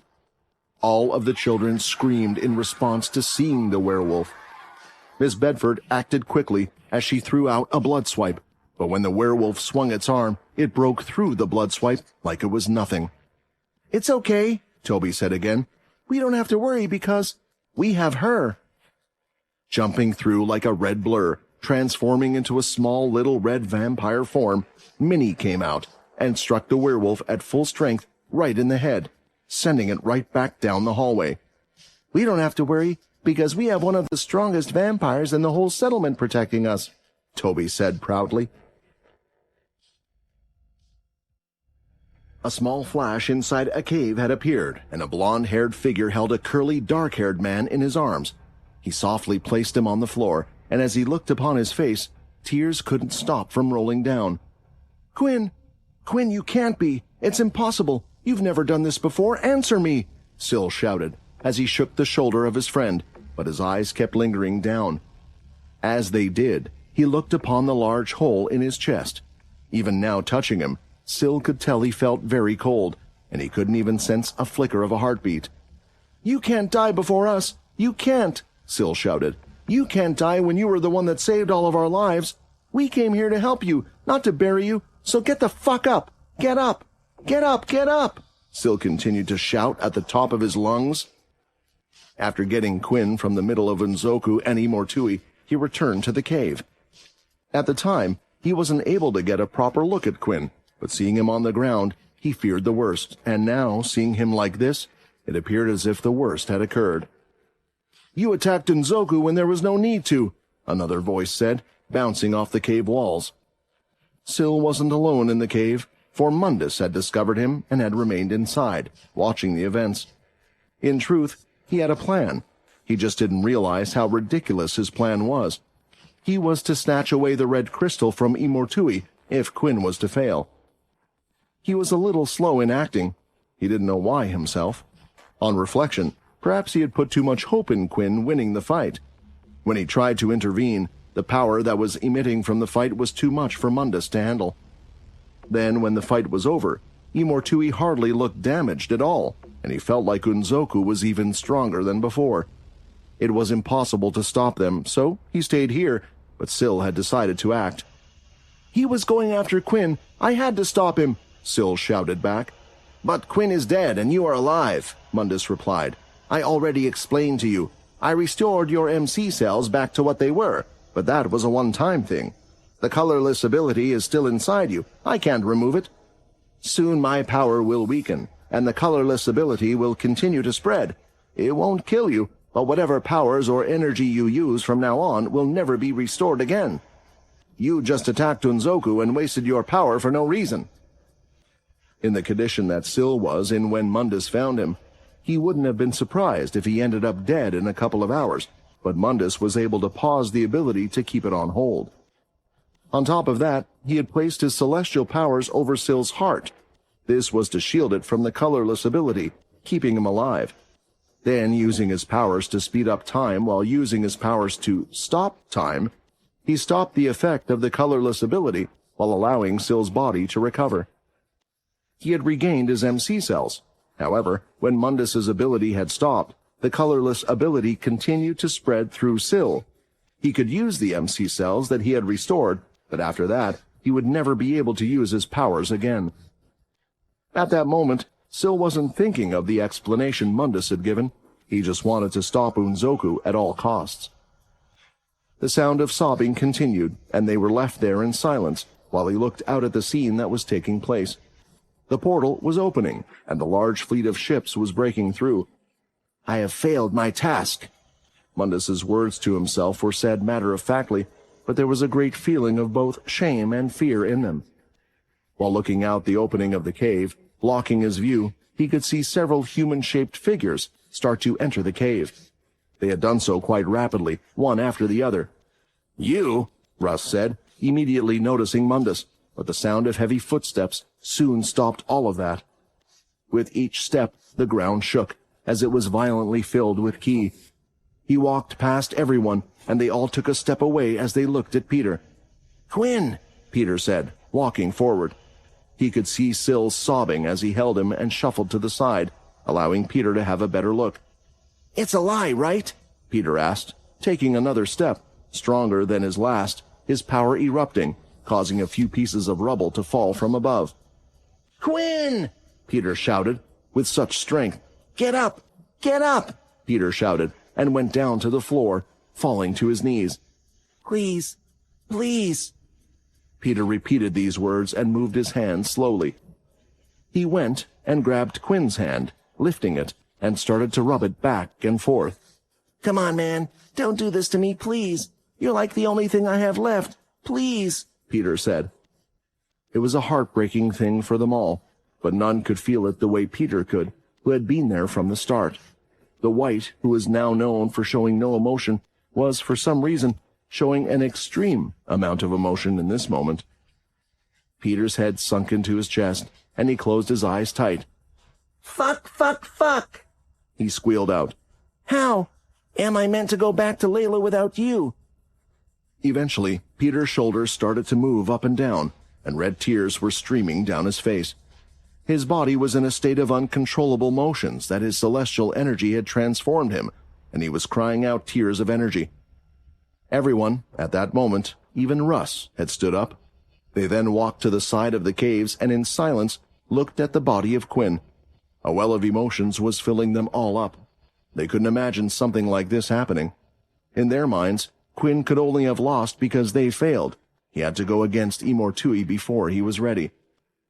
They were remembering everything that had happened, everything that took place that made it so they were here, and why they had decided to come and join and help Quinn out on his journey. As they thought about all of this, emotions were changing by the second. Could they have done more? Angry at themselves for relying too much on Quinn, for putting too much on his shoulders. Edvard lifted the flask with the Demon King's blood in it and moved forward. The champions had done the same with their flasks as well. We've completed the mission, but it looks like we're too late in doing so, Edvard said as he poured it into Quinn's mouth. Soon after, Pultra had done the same with her flask. There was a bit of hope in all of them that maybe the demon blood might have done something, but there was no reaction at all. If we had gotten here in time and given him the blood, would he have beaten Imortui? Calva said out loud what the others were thinking. They all knew a large-scale battle had to have been taking place. They could feel the energy, so they guessed that this was all Imortui's doing. "Quinn had asked us to do so for a reason," Chris said, as he looked at his hand. "I believe, just like how werewolves get stronger from those they consume, Quinn would have gotten stronger by the blood he absorbed. He realized this and asked us to get the blood of all 5 to help him. Quinn has never failed to protect us before. He has always won the fights, even when no one thought he could. It was us that failed him. We didn't bring him the blood in time." The room was somber, with both Syl and Peter still by Quinn's side, knelt down. That's when Mundus walked across the room, past everyone who was grieving, and looked out at the portal. "Imortui can't go through the portal just yet, which means that there is still time," Mundus said out loud. He then turned to face the others. "Do you all truly believe that if you had the blood, if Quinn had gotten it in time, he would have beaten Imortui?" Mundus asked. The others didn't say much at first. They just looked at each other, with most of them nodding. But Peter had his back facing away from Mundus. "What are you asking such a stupid question?" Peter said. "Of course he would. He'd kick his fucking arse." Hearing the strong words from Peter, Mundus smiled. "Very well, then. I shall give him his final chance." A final chance. These words had perked everyone's ears up, and even Peter had turned around to look at Mundus. Just what was he playing at? Why would he say such a thing to a room full of desperate people? These words carried a lot of weight, because it meant that the messenger must have some way to save Quinn. "What are you saying? You can bring back the dead?" Hickel asked. "Are you going to use some type of power like Imortui has, or is it something different altogether?" Mundus didn't answer, and instead walked back over to where the others were. He then looked at Quinn, whose body was on the ground, and he stared intensely at every part of him. Peter blocked his way. He didn't trust Mundus, and didn't want him to get any closer. It was just as likely that whatever he was doing would do more harm than good. "Do you know how me and Quinn got to know each other so well?" Mundus asked, not expecting an answer. "It's because Quinn works for us. He works as an agent for the Celestials, for the gods." There was an uneasy look on Calva's and Pultra's faces. They had heard the mention of Celestials many times. The Celestials were the ones who had banished Imortui to this place, and it was this enemy that Imortui was going after. The fact that they had not cared about the people in the red space and abandoned them left a bitter taste in their mouths, not to mention the fact that the divine beings that were now fighting not just the demons, but also the local inhabitants, were also sent by the Celestials. But the details of what being an agent for such people meant wasn't entirely clear to them either, so they were not aware of Quinn's full role in all of this. One of his jobs and part of a deal that we had made was for him to travel around the universe and defeat God-slayers, powerful beings with immense power, those that were too strong for the gods to handle. Honestly, he surprised me. Each powerful enemy he came across, he had managed to defeat them. I think it was at that time that I felt the same as all of you. I, too, felt like Quinn, perhaps, could be the person that could defeat anyone he faced, and that included Imortui. I think that's where my faith in him started. The way Mundus talked about Quinn, he had done so in a manner that didn't make it sound like they were enemies, and it also felt like he knew some things that they didn't. It was causing the group's heart to feel heavier than before. How much was he carrying with him? How far had Quinn had to go on his own to protect them all? "Despite my belief, he lost, though, and I thought it was quite clear that I was wrong," Mundus said, as he walked closer to Peter to the point where his face nearly touched Quinn's. "But it turns out all of you feel the same way as I did, so maybe I'm not wrong. If you want him to come back, then I suggest you move," Mundus ordered. Now they were sure of it. Mundus had to have a way to make him come back. At that moment, Syl was the one who stood up from the ground and grabbed Peter's hand, pulling him away. "I think he means it when he says he can help Quinn. He helped me as well. Right now, we have to be honest with ourselves. We can't do anything," Syl said. Even if he wanted, even with all the powers and abilities he had gained over the last 1,000 years, there was no way for him to do what Mundus was promising.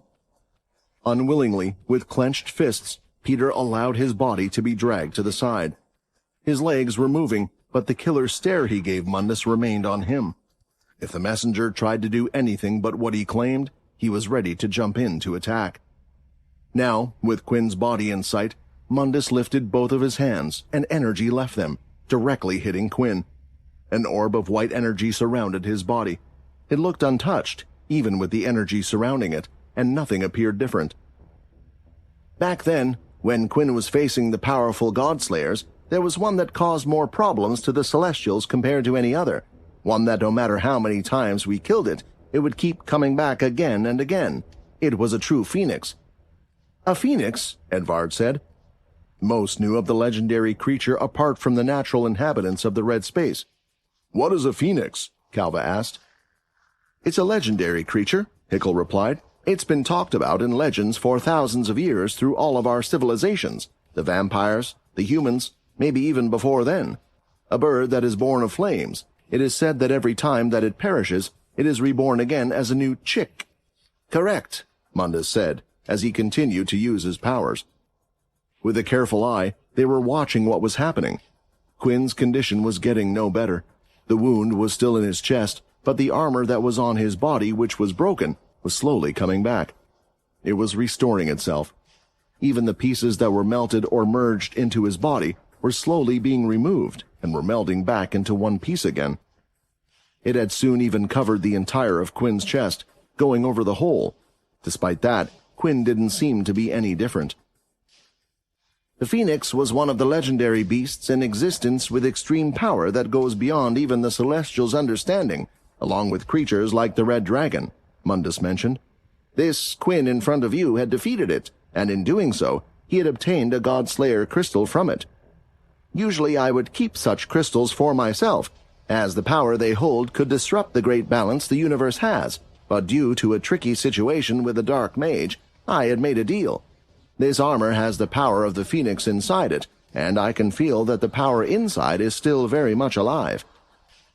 Mundus didn't go on to explain, but he could feel another power as well, something else that was lingering inside Quinn's body as if attached to it.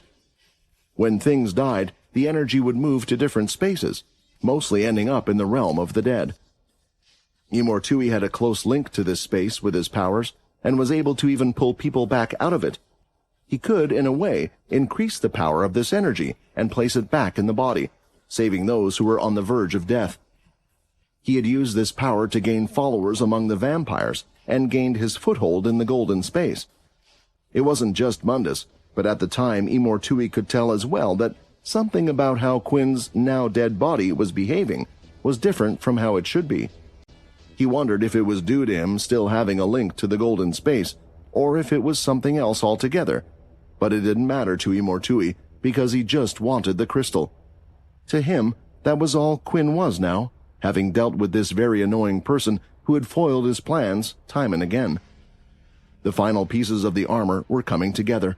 Mundus was using his ability to speed up time in a certain area, to speed up the repair process, which was one of the active skills that the armor had. I have been watching you, Quinn. I know the effects of your armor. I know the power it holds, which is why others will fear you. But from watching you, I know what type of person you are. You aren't one to start trouble to gain more power. You are just a person who wishes to protect what you already have. I now know that allowing you to continue is the right thing to do, and despite all the fear you might bring among the Celestials, that will be a problem we will have to deal with later. Eventually, all of the pieces had come together. They had joined up and melded into place. The engraving on the chest started to light up red, looking as if flames were coming off from it. As an agent of the gods, I will give you one more assignment. Go and take out Imortui, Mundus ordered. The entire of Quinn's body lit up at that moment, and at the same time, the system had activated. Underneath the armor, where the hole had been made in his chest, a bright light had begun shining. All requirements of the active skill have been met. A new flame has been activated. Unlike before, when they were all watching Quinn, it was very clear that something was happening now. The flame that lit up on his chest started to create several smaller flames, and they began to swirl around his body. His whole body was now surrounded by these red flames, and the others could feel it as well, since the temperature in the cave was also rising.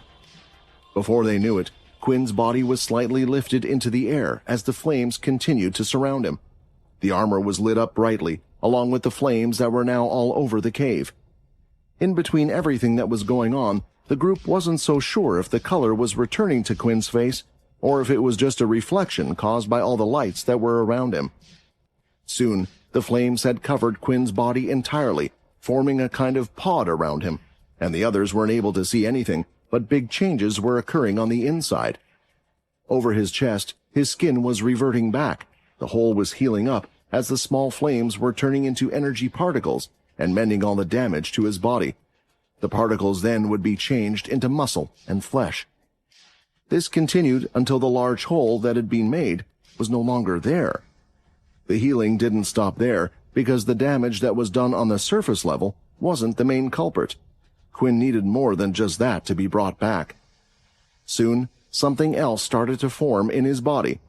It was condensing the energy that these flames were releasing, and all the energy of the flames that had entered his body was turning into a brand new bloodstone. The old one that was being used to open the portal stayed intact. This wasn't a power of reversing time or putting things back in the place where they once were. It was a power of creation. It was creating an entirely new Quinn. The powers of a legendary beast, so strong that even the ones that named themselves gods didn't understand, were at work. Finally, the bloodstone had been completed. At this point, it looked as if there was nothing else to repair, yet Quinn was still asleep. His heart didn't pump, nor was his mind working. There was still something missing. While the others could not see the change that had occurred to Quinn's body, there was still a feeling in them that something was happening. Unfortunately, none of them, with their great sense of hearing, could hear his heart still. Soon after, the flames from the pod surrounding him grew slightly larger and became even more intense. Inside the small cave, everyone could feel the intense heat and was breaking out in a sweat. Some of them wanted to leave, wanted to fall down onto the ground due to the heat, but none of them did because they wanted to see the outcome, to see if he really would come back. The first out of the group to hear it was Chris. "His heart! It's beating," Chris said. His sensitive werewolf ears were able to hear it. It was a single, strong beat that allowed the blood to flow right through Quinn's veins. All of his power was coming back to him as it swirled around his body. Soon after, a second beat had started, and the blood flowed more to all of his cells. The energy of the flames continued to do its work, and the sensation of touch and feeling was coming back to Quinn. Eventually, he opened his eyes wide, as if jolted awake from a bad dream. The flames went right back into his armor at that moment, all of it disappearing, and the pod that had formed around his body disappeared, as his body fell to the ground with a thud. Quinn blinked slowly as he looked at the hard stone ceiling. "Quinn, you're alive!" Syl shouted. "A new flame active skill has been used. The skill can never be used in the future." The new flame skill? That was a skill that was locked, and I couldn't see what it did. It was used. What happened? Quinn started to wiggle his fingers about. They felt fine. There were no issues at all, and he could move the rest of his body as well. His mind didn't feel foggy either, but he soon went to reach toward his chest, and that's when the final moments hit him. The final moments of his battle with Imortui. "I lost that fight, and I was killed," Quinn said, lifting his upper body up off the floor. He stared around the cave for a moment, still recalling the events that had occurred up until the moment he had been killed. His eyes were unfocused, and he did not really see any of the others around him for a moment. When he finally looked up, free of his daze, he could see Peter by his side, his eyes teary with what looked somewhat like blood, and he also could witness all the others that were in the room as well. He could see and feel the uneasy tension that they had in their bodies, how they had suddenly relaxed when seeing him. He could hear the thrumming in all their chests, their hearts now beating with joy. "Yes, you did die," Mundus said, bringing him back out of his thoughts. "And now you are alive again. But unfortunately, we haven't brought you back to life due to good news. Because remember, you died to Imortui. You didn't finish the job, which is why I helped bring you back to finish it." In a way, Mundus didn't feel like he had done much. The armor was something that Quinn had earned from defeating the Phoenix. It was one of the toughest battles he had faced, due to the length of time it took him. The fact that he had persisted and managed to defeat the mythical creature despite the disadvantage he was at during the fight, and finally able to receive the crystal, was one of the main reasons Mundus was more confident in Quinn's abilities. I'm sure this means that the Phoenix might be reborn as well, though, since its power was used. Well, that will be another problem to solve in the future, Mundus thought. Looking around the room and hearing the news of what happened, Quinn could see that one of the champions was missing. Hickle had his arms missing. Edvard didn't look in the best shape either, and something was just a bit off about Syl. Not only that, but the blood being spilled all around the red space had decreased quite a bit. It seemed that there was less fighting going on than before. Standing up, the system screen had popped up in front of Quinn again as well. Quest complete. You have obtained advanced demon blood. Your blood powers have evolved. The power of your blood aura has increased, and your sense of blood has as well. The quest that had just popped up was related to completing the demon general blood. It looked like while he was asleep, the others had managed to achieve their task after all. But the real shocker was what had appeared next. You guys, you managed to get the Demon King's blood as well. You fought against all of those guys, Quinn asked in disbelief. He had already been beyond surprised that they had all come here at all, but not only that, they had helped him out greatly, beyond what he ever expected of them. Quinn had fought against one of the Demon Kings. It was a tough battle, even for him, so he could only imagine what the others had been through to take on all the other four. By using all their strengths, they were able to complete the impossible. Does that mean the blood we got, did it work? Hickle asked. They were worried because, technically, they had only been able to obtain the blood of 4 of the Demon Kings, but Tenbris was dead and had been completely devoured by Unzoku, so what else could they do? Due to this unique situation as well, they hadn't actually defeated all of the Demon Kings. Not to mention, Unzoku was very much still alive. While looking at the others, through the gap and out from the opening of the cave, Quinn could see it, the large portal that had opened up. He walked forward, stood on the edge of the cave entrance, and looked at his system screen. Quest complete. 5 of the great demon race's Demon King blood has been absorbed. Transformation unlocked. Demon form. You are now able to control your demon form at will. His idea had worked. He would now be able to fight in his demon form. You guys did the impossible. It's now my turn to do the same. The chaos in the golden space had caught the attention of the ancient celestials. What the ancient one called Celestalon was trying to stop by sending in the Divine Brigade had not worked, and now the fighting had spread to the golden space as well.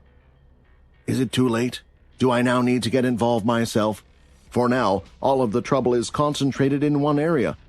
It is better to deal with everything while it is still concentrated and keep the armies of Imortui there till I get there. Then I shall deal with this matter before it becomes something big. The vampire settlement was in chaos, and the fighting was intense from all sides. All the aggression and attacks, everything was coming from only one direction, though, from the large red portal. The vampires had managed to form groups, using their abilities to their advantage. They were dealing with the werewolves and the Divine Brigade a bit better now compared to the initial attack. They had figured out that it was better to just survive and let the two enemies try and take each other out. It was more important to just avoid their attacks. This was the strategy implemented, and so the vampires were focused on defense and not actively attacking either the werewolves or the divine beings. That was until they could see something had changed. Up above, several more portals were opening. These weren't red in color like the others. Instead, they were white. The portals were smaller in size, but they were large in number and present all above the settlement. Coming out of them like a flock of birds were more of the gold and dark beings, set on finishing the job and killing everything on sight, including the vampires. They swarmed down, and as they did, the dark beings pointed their spears and fired away at the ground. They didn't care even if they were to hit their own allies. Several large black explosions went off, one after the other, ruining nearly all of the buildings and structures in the area. Layla, looking at it all, drew her bow and was firing in the sky, trying to do as much damage as she could, trying to hurt them, but there were too many of them, and what little damage she would do to the dark beings who were targeting the settlement would be healed by the gold beings behind them. What had seemed like a manageable position just a while ago had become an unwinnable situation. Layla had no hope left. There was nothing more she could do. "This is impossible. We're doomed." The group went to the edge of the cave, and as they were looking out, they could see that not only had one of the large ships gotten through the red portal completely already, but now another one was trying to get in as well. There was practically a line of ships waiting to exit out of the red space. Once the portal was opened properly and at full power using the power of Quinn's blood crystal, they would all be able to enter rather quickly. "So what's the plan? What do we do now?" Calva asked. "The portal has already opened to the golden space," Mundus said, pointing at the portal in question itself. "The red crystal is in sight. I have a special container that I can use to gather the bloodstone. Unfortunately, only I might be able to collect and store it. If any of you attempted to even touch the bloodstone, you might get obliterated by all the power it is giving off." They could fully understand that this was Quinn's raw energy, after all, that was powering the portal. "Getting the bloodstone will close the portal. It won't do anything to those that have already gone to the other side, though. Once we have the crystal, the portals will remain open for a short time," Mundus explained. "The reason why Imortui hasn't gone to the other side yet is because the portal isn't fully open. He will be rejected by the golden space, but all of you are originally from the golden space. You will be able to return with no problems. After that time, you all must leave, except for you, Quinn." "I know," Quinn replied. "I already decided. I will finish it with Imortui no matter what. It's my fault that the portal is now open. We have no clue what's happening on the other side. They might be in complete chaos, but either way, we will need to deal with those invaders. If that's the case, you guys will need to help wherever the portal is opened up. As soon as the red blood crystal is collected, leave this area. I will make sure Imortui doesn't go after you and deal with him." The others didn't like the sound of that, but they knew Quinn had already made his decision on this. He had come here with a goal, and the current situation somewhat solved one of the problems they had originally had as well, on how to get back to the golden space. "Quinn, don't stay here," Peter said. "If you stay here too long, I promise I'll come back to get you, all right?" Quinn couldn't help but smile at the comment. "There is another issue. I doubt they will just let me go ahead and take the crystal," Mundus said. "Quinn will deal with Imortui, but we need to deal with Unzoku, who seems to have gained a tremendous amount of power recently. When I arrive at the scene, I will use all of my abilities to stop time for a fraction of a moment, so much that it will even be able to affect him. Doing this, I won't be able to attack myself. All of you need to deliver the strongest attack you can muster, one with all of your might, in an attempt to get rid of Unzoku. I will get the blood crystal at that time. That is the only way this will all work." "Are you sure?" Russ asked. "Are you sure you're not going to betray us?" "I need this to work just as much as you guys," Mundus said. "You could go ahead and use your black sword if you want, but destroying the crystal will ruin our chance to get out of here. I am doing this just to give you guys a chance, so it's up to you." "Believe him," Quinn said. "He isn't one to go back on his deal. I'm guessing that's the reason why he's even here in the first place."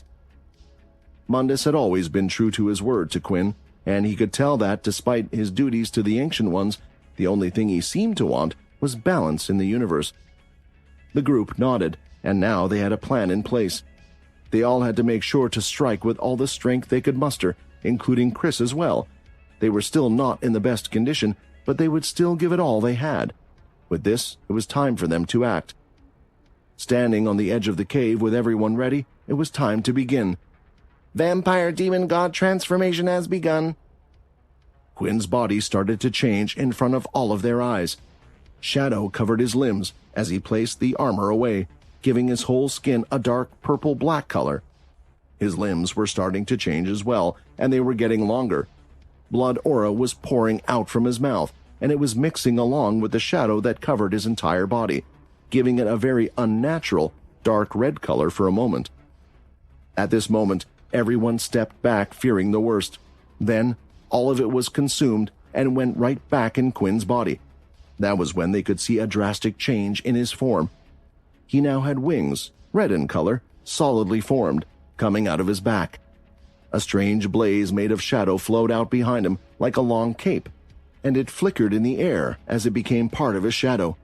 His skin was a pearl white, with not a single mark or blemish, with a strange shadow appearing around both of his arms and around his eyes.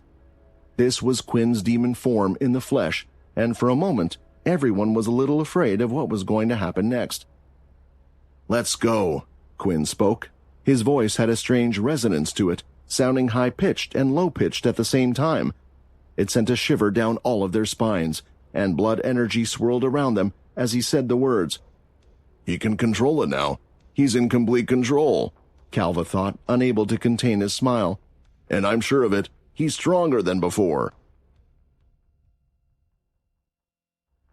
The group wasted no time as they moved closer to where Imortui and Unzoku were. They intended to use Sill's power, but wanted to get closer to minimize Sill's energy consumption.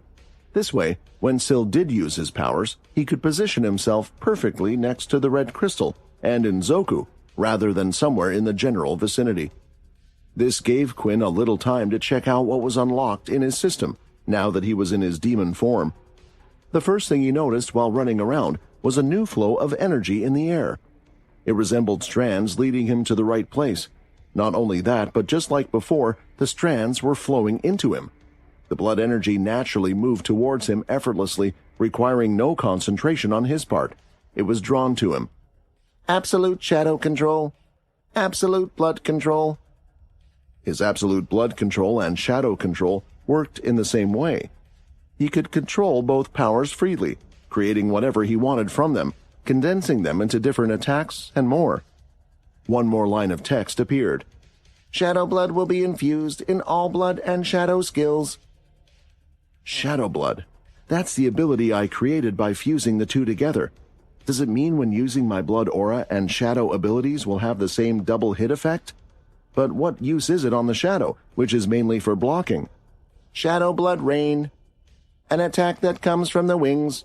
Small bullets of blood will shoot out from the wings, as if it were raining. Each hit on the enemy will gradually slow the enemy bit by bit. The blood fists were unable to do anything, and with his colorless ability, will this type of attack even get through? Shadow blood screech. From the mouth, a wave will expand out. The attack will start out narrow and grow in size. Depending on how close the move is used, the effectiveness of the attack will increase. The attack will dull all senses of your opponent. This is also similar to the other shadow power I used before. With opponents I have gone against so far, they seem to be able to block the shadow with their power. Even the demon aura and red mist power seem to some degree. Now that my blood has evolved, this attack might be my main ace in the hole. At least, that was what Quinn thought until he saw the final skill, and he didn't know what to make of it. Shadow blood weapons creation. The user will use its own blood mixed with its shadow powers to create weapons of his imagination. The weapons created are a condensed form of both shadow and blood. They are infused with great power and almost indestructible. Quinn wasn't much of a user of weapons. He mostly used his gauntlets. But since the power came from his blood, maybe he could create some on his hands. There had been times in fights where he had used other weapons, such as spears and shields. So from this, I can assume that the creations from my actual blood are far stronger than what I can do with blood control and shadow control. I have to remember that it will have the same effect as the shadow blood. To be honest, Quinn didn't really know what to make of all these abilities, and it was hard for him to think since he hadn't had time to test them. Either way, he was sure, just like he had done with his fight so far, he could create his own moves as well. The red portal that was being opened to the golden space wasn't growing larger, but it was becoming clearer. Originally, it was just red swirls going around in circles, but the larger ships were still able to get through. Now it was becoming clearer. The space could be seen through a red veil, and slowly more of the portal was opening up. It won't be much longer now. I wonder how the Celestials will react to all of this, Imortui said. A second large vessel was going through the portal. Just like the last one, it was full of werewolves, but this time not just werewolves, but with yaks as well. The divine beings were still fighting strongly, mostly due to the golden ones being able to heal the dark ones. That and their large numbers. However, the numbers did start to dwindle down in the red space. Maybe he's already noticed, Imortui thought. Unzoku was getting ready. He was inching closer to the portal. He couldn't wait to get out on the other side. Just like Imortui, he had been trapped here for a long time, and now it was finally his time to shine again. As he kept his eye dead straight on the portal and saw the second ship fully enter onto the other side, he noticed something. The swirls that were rotating again and again were starting to slow down. It was only ever so slightly, but they had done so, which caused Unzoku to raise his eyebrow. As he turned his head again, to a normal person, they would have thought his movements were fine, but he was extremely sensitive to everything in his body. He could feel every muscle fiber, and he could feel his head moving ever so slightly. Is it an attack? Just as Unzoku opened his mouth, that's when he saw, appearing right in front of him, was a group of people that seemingly had come out of thin air. Now the portal that was in Unzoku's backdrop had completely stopped. He tried to move his hand, but it felt like it had frozen. His mind allowed him to process what was in front of him, and that's when he could see the red werewolf as well. What is going on? What is happening? Russ's arms were filled with lightning in one and fire in the other. Peter had gathered all of the ki he could in one fist and had both of his held tails surrounding it. Calva had formed a deadly large spiked spear, while Pultra's leg was glowing ever so brightly. Edvard couldn't do much, but he hoped his ability of luck might just come through at this moment. While Hickel had formed and controlled as much blood as he could out of his body, he had condensed it into an orb above his head, ready to fire out. Then there was Chris, gathering the ki in his body, breathing, trying to draw every bit of power in him.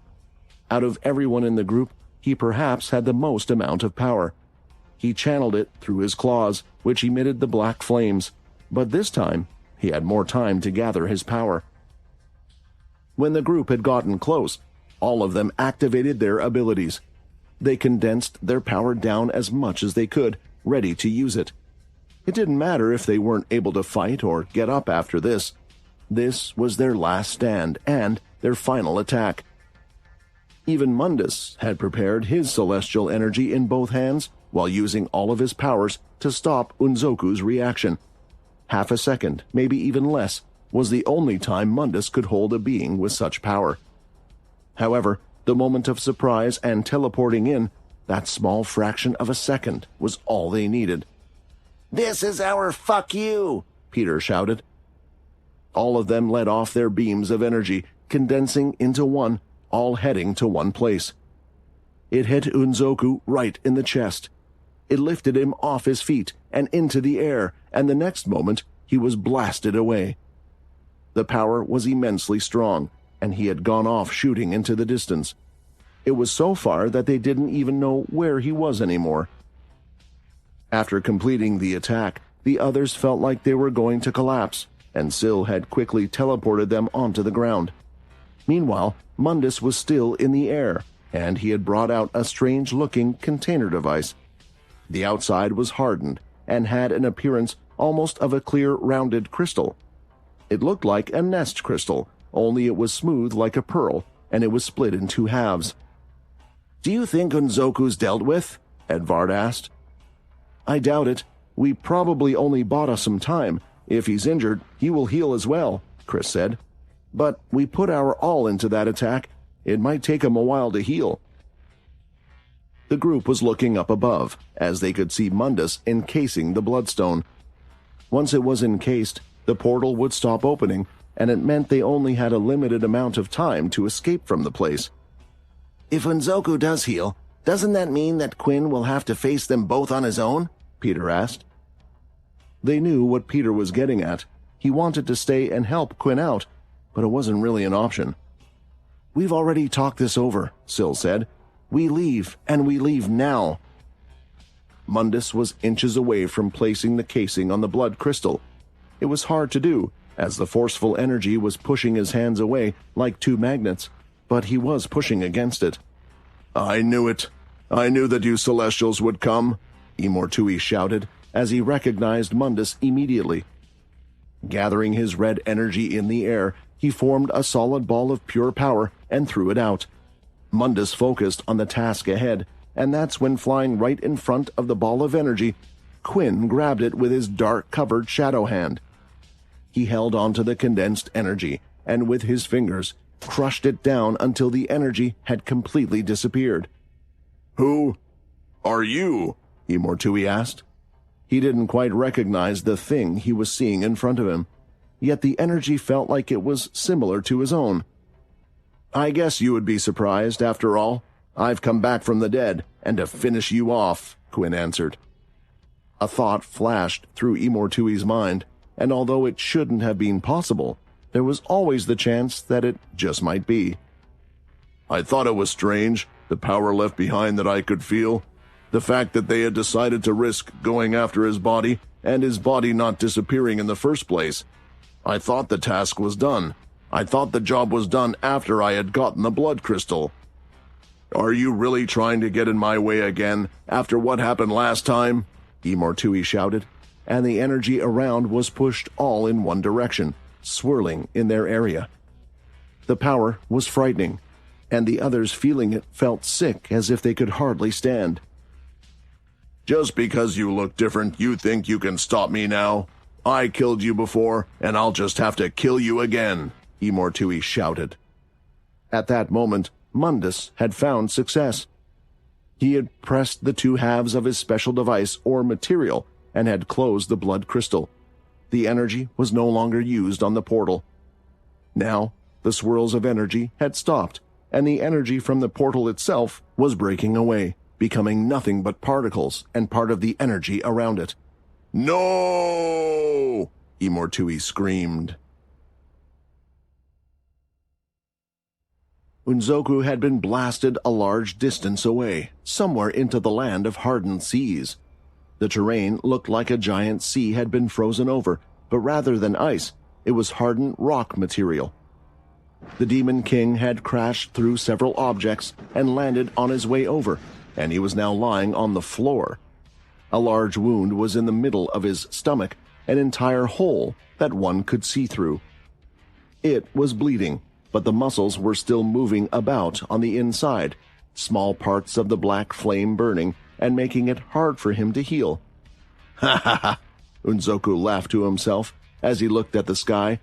"Did they really think I was that much of a threat, that they had decided they all needed to attack me at once? What a bunch of pathetic people!" It was strange again. The wound on his body was taking a lot longer to heal, but Unzoku was nowhere near the stage of death, nor was he in a rush to get back. As he lifted the top half of his body, he looked in the distance, and he could tell the red bloodstone was no longer being used to open up the other portal. "This is getting to be rather troublesome, a lot more than Imortui suspected. There is a chance that he might not make it through this." While having these thoughts, portals started to open up above his head, 3 in total. They were white in color, and swarming out from them were large groups of divine beings. "Is someone watching this whole thing? Are they trying to get rid of me, thinking that this is their chance? What foolish people," Unzoku thought as he swung his arm, taking out one entire swarm of divine beings. All over the area, mist portals were opening up. They had blocked where Mundus was. They had appeared right where Quinn was and had surrounded the two of them. Out of them, large fists were coming out, but at the same time, Quinn moved his hands, and in the exact same spots of all the areas of blood mist portals that had opened up, shadow portals had appeared. Straight out of them, large fists had appeared as well, and the shadow fists had collided straight ahead with the red mist fists all over.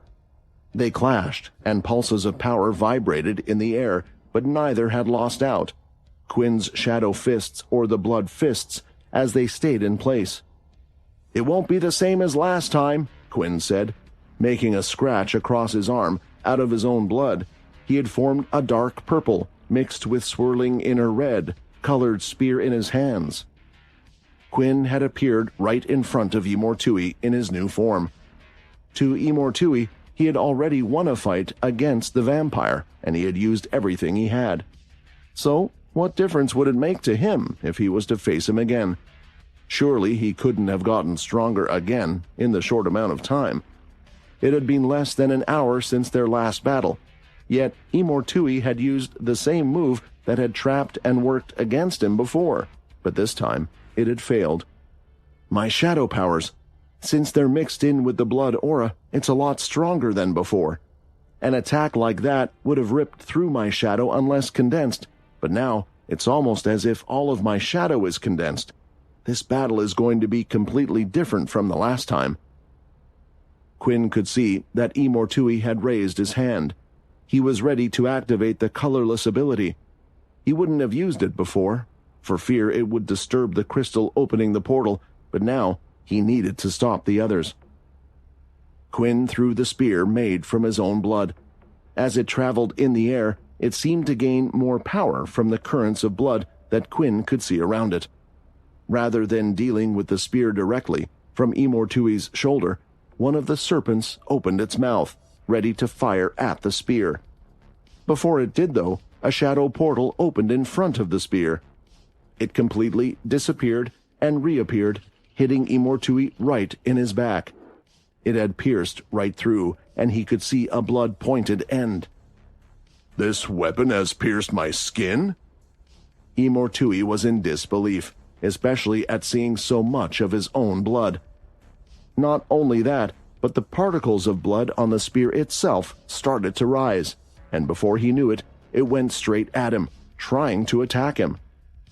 The blood splatters are destroyed by his thick veil of red mist aura. Grabbing the weapon, Imortui was ready to pull it out. However, the effect of the blood shadow was in effect, and he felt a great force pushing him from behind again. He was lifted off his feet as the force in the throw from the initial spear and the power of the attack appeared right again, and he was heading straight toward Quinn. With the blood that Quinn had used before to create the spear, he had shifted it around his arms to create gauntlets that were the same dark purple, with an inner glowing red color around them. He swung his fist right toward Imortui's face. Before it reached through, Imortui had gathered his colorless ability in his hand and grabbed Quinn's fist. The shock wave of blood power rippled out, destroying the ground beneath his feet for miles, showing just how much power had been placed in the hit. With his other hand, Imortui grabbed the spear and pulled it out of himself.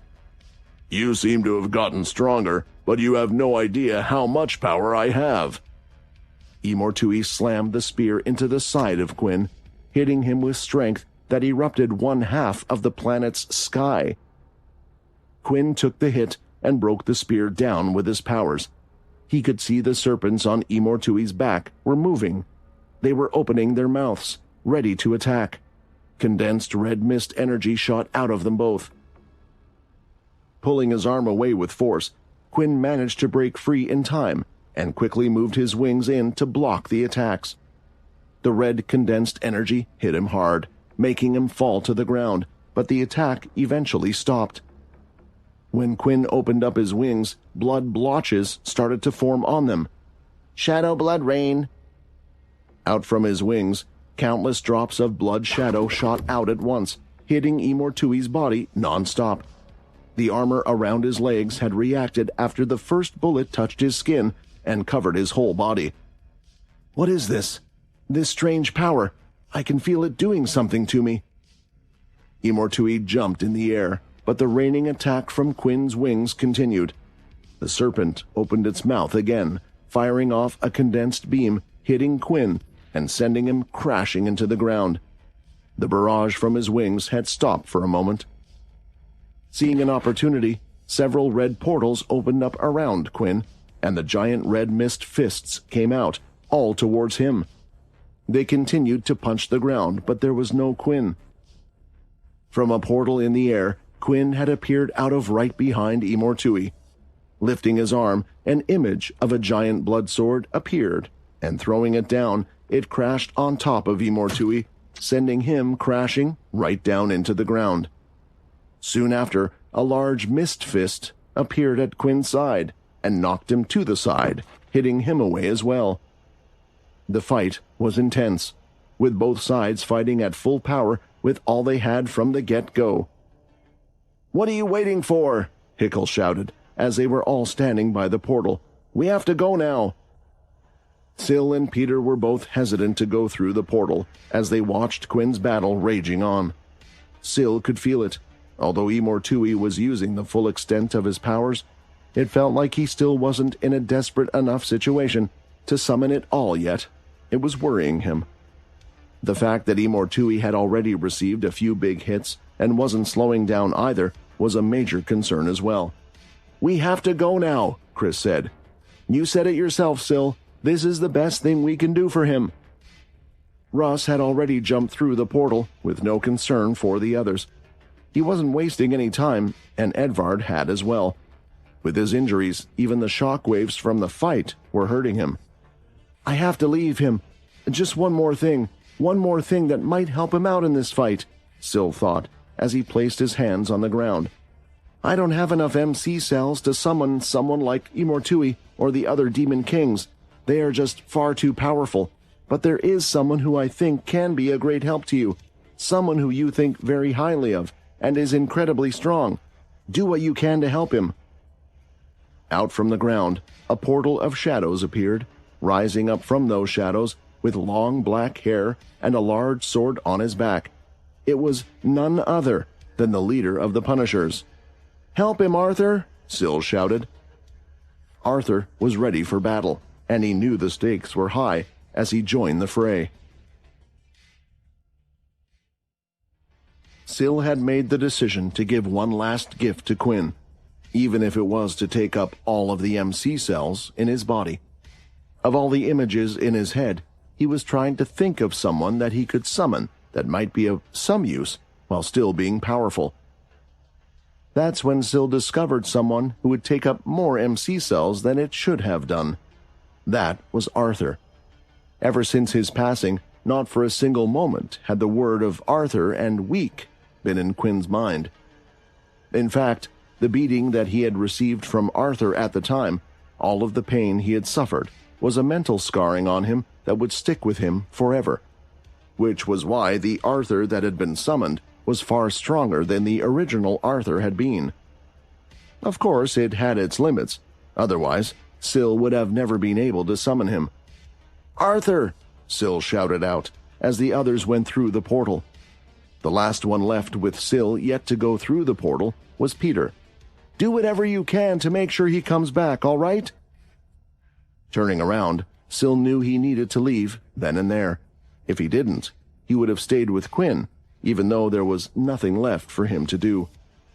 Walking off, Peter placed his arm around Syl's back, and they both walked off into the portal. Its power was disappearing, and although some remnants of the portal being there were still present, nothing from the red space would now be able to enter the golden space. "Ha ha ha! You think I care?" Imortui shouted as he saw the portal shut before him. "They would have been far better off never bringing you back from the dead and taking the Bloodstone with them. The fact that you are here just means I can do the same thing again. I'll take you out for good this time and do what needs to be done to make sure the world is how it's meant to be. Nothing and no one can stop me from achieving my goals now." With Imortui's shout, the entire air started to shake violently. All of the red space was vibrating, causing an image of disturbance, but Quinn just stood there, looking at Imortui. He had received a direct hit by his large red mist arm, but was still fine. His current demon form was powerful, and he felt strong, the strongest he's ever been. The wound that Quinn had made on himself early on had healed up as well. With his fingertips, he made 2 more cuts, and the blood started to form around his arms, turning into gauntlets. Imortui made a move. creating a small ball of his colorless power, and went to hurl it from his hand toward Quinn. If Imortui could get this power of Quinn's to go away, then it would allow him to win the fight with ease. The colorless ability was Imortui's ace. It was what allowed him to win any battle along with his immense strength, but even he had to admit it felt like both of their strengths were at a similar level. Imortui threw the colorless ball out from his hand. At almost the same time as it was released, Quinn threw out a punch and shot out a dark red-colored ball of blood aura toward Imortui. It looked the same as the blood fists he would create using the gauntlets of his Godslayer armor. From the distance they were at, it wouldn't reach in time, but the moment Quinn had finished his punch in the air, a shadow portal opened up directly in front of him, while one opened up right at the side of Imortui as well. The large attack had hit his hand, and Imortui's throw was off.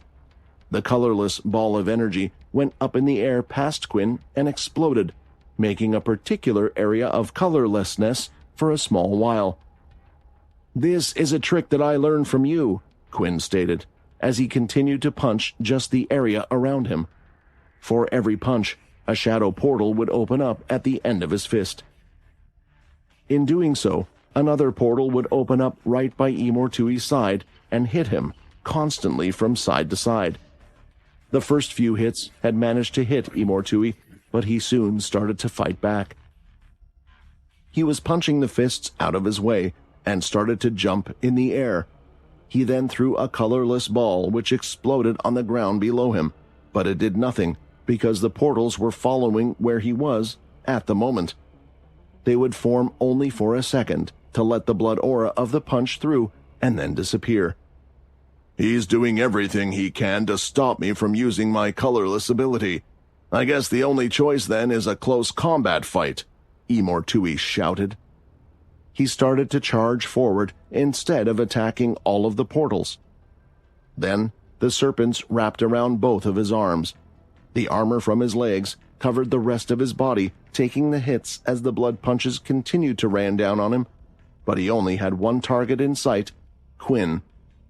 "Ah!" Imortui shouted as he threw out his fist, exploding with power. The punch, powered by the serpent wrapped around it as well, was breaking through the ground as it went towards Quinn. The power was large and extended out, making it hard for Quinn to escape from it, but there was a way, and an easy one at that. Stepping through the shadow portal, he appeared right at the side of Imortui. Both of his new gauntlet's fists had been drawing power, and punching with their full force, Quinn hit Imortui again and again, countless times on his side. He hit the same place on the armor again and again, and the double blood effect was taking place as well, hitting Imortui's side after a small delay. One of the serpents unraveled from the arm and opened its mouth, trying to fire at Quinn. But with his wing, he had knocked the head to the side, allowing the blast to hit nothing but the ground. It tore up the surface deeply, and the ground was breaking apart at that point.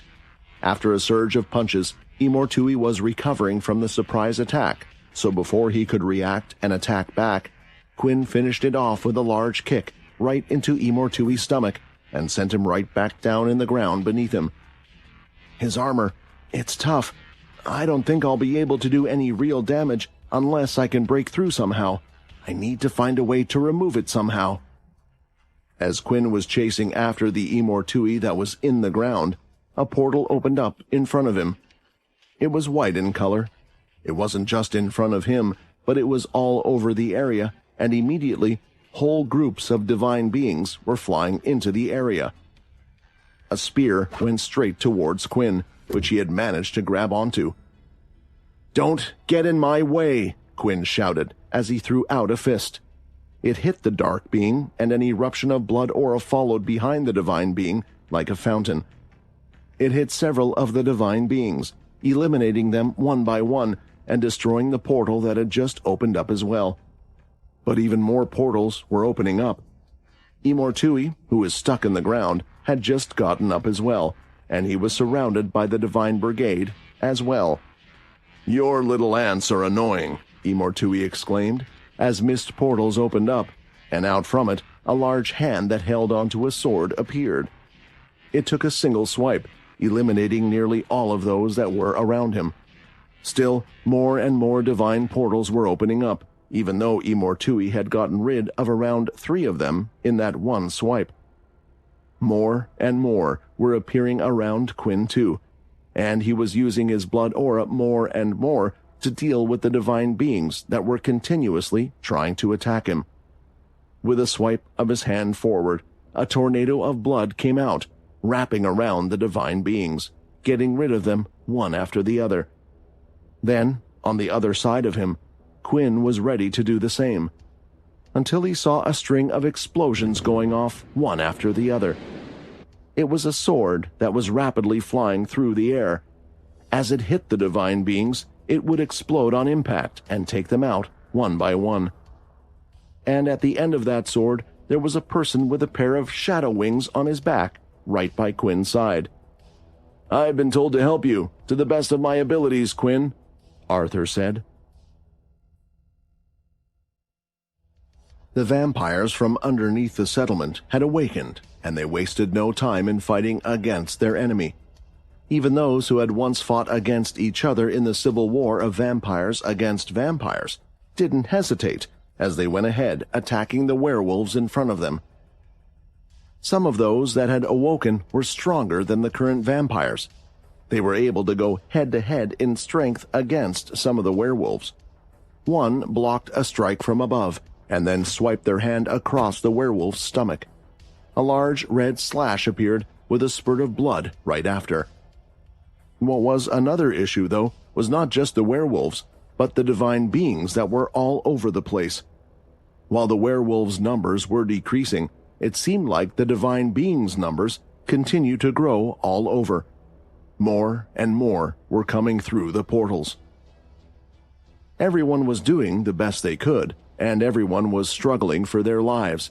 That included those that were currently at the school. Rather than Miss Bedford, Minnie was now leading the way. She was ahead of everyone as they tried to make their way to the hall, the same as they had done last time there was a large-scale beast attack on the settlement.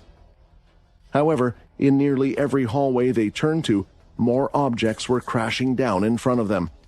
Minnie would quickly rush through the rubble and dust when that happened. The students could just see and feel shockwaves of power sent out for a few moments, and Minnie came out a bit later. "Miss Bedford, I don't think the hallway is safe anymore," Minnie explained. "I can hear there is fighting going on all over the school. It's the same in the settlement." The children looked scared as they heard Minnie speak, and Miss Bedford gulped down as she was waiting for the next set of words that were to come out of her mouth. "The best chance of surviving right now is to just fight back. Is to do what we can," Minnie shouted as she turned. Through the glass window, to her right, showing part of the school, she could see a black spear thrust into the inside. She quickly jumped up and grabbed the spear with her clawed hand. Powering it with her blood aura and celestial energy, she pushed it back. The dark divine being fell back down to the ground, but didn't look hurt. It was ready to get back up, and the students were staring out of the window, looking down.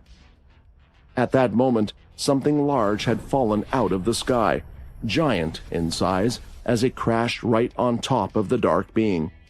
It lifted both of its giant hands and threw them down, pounding the dark being into the ground. With each hit, it broke the windows, cracking and breaking them to pieces. What is that? It's a giant," Toby said, his hand shaking. What all of the kids were looking at now was a yak demon. The second large ship had come out from the portal. Not only were there groups of werewolves on board, but yaks this time as well.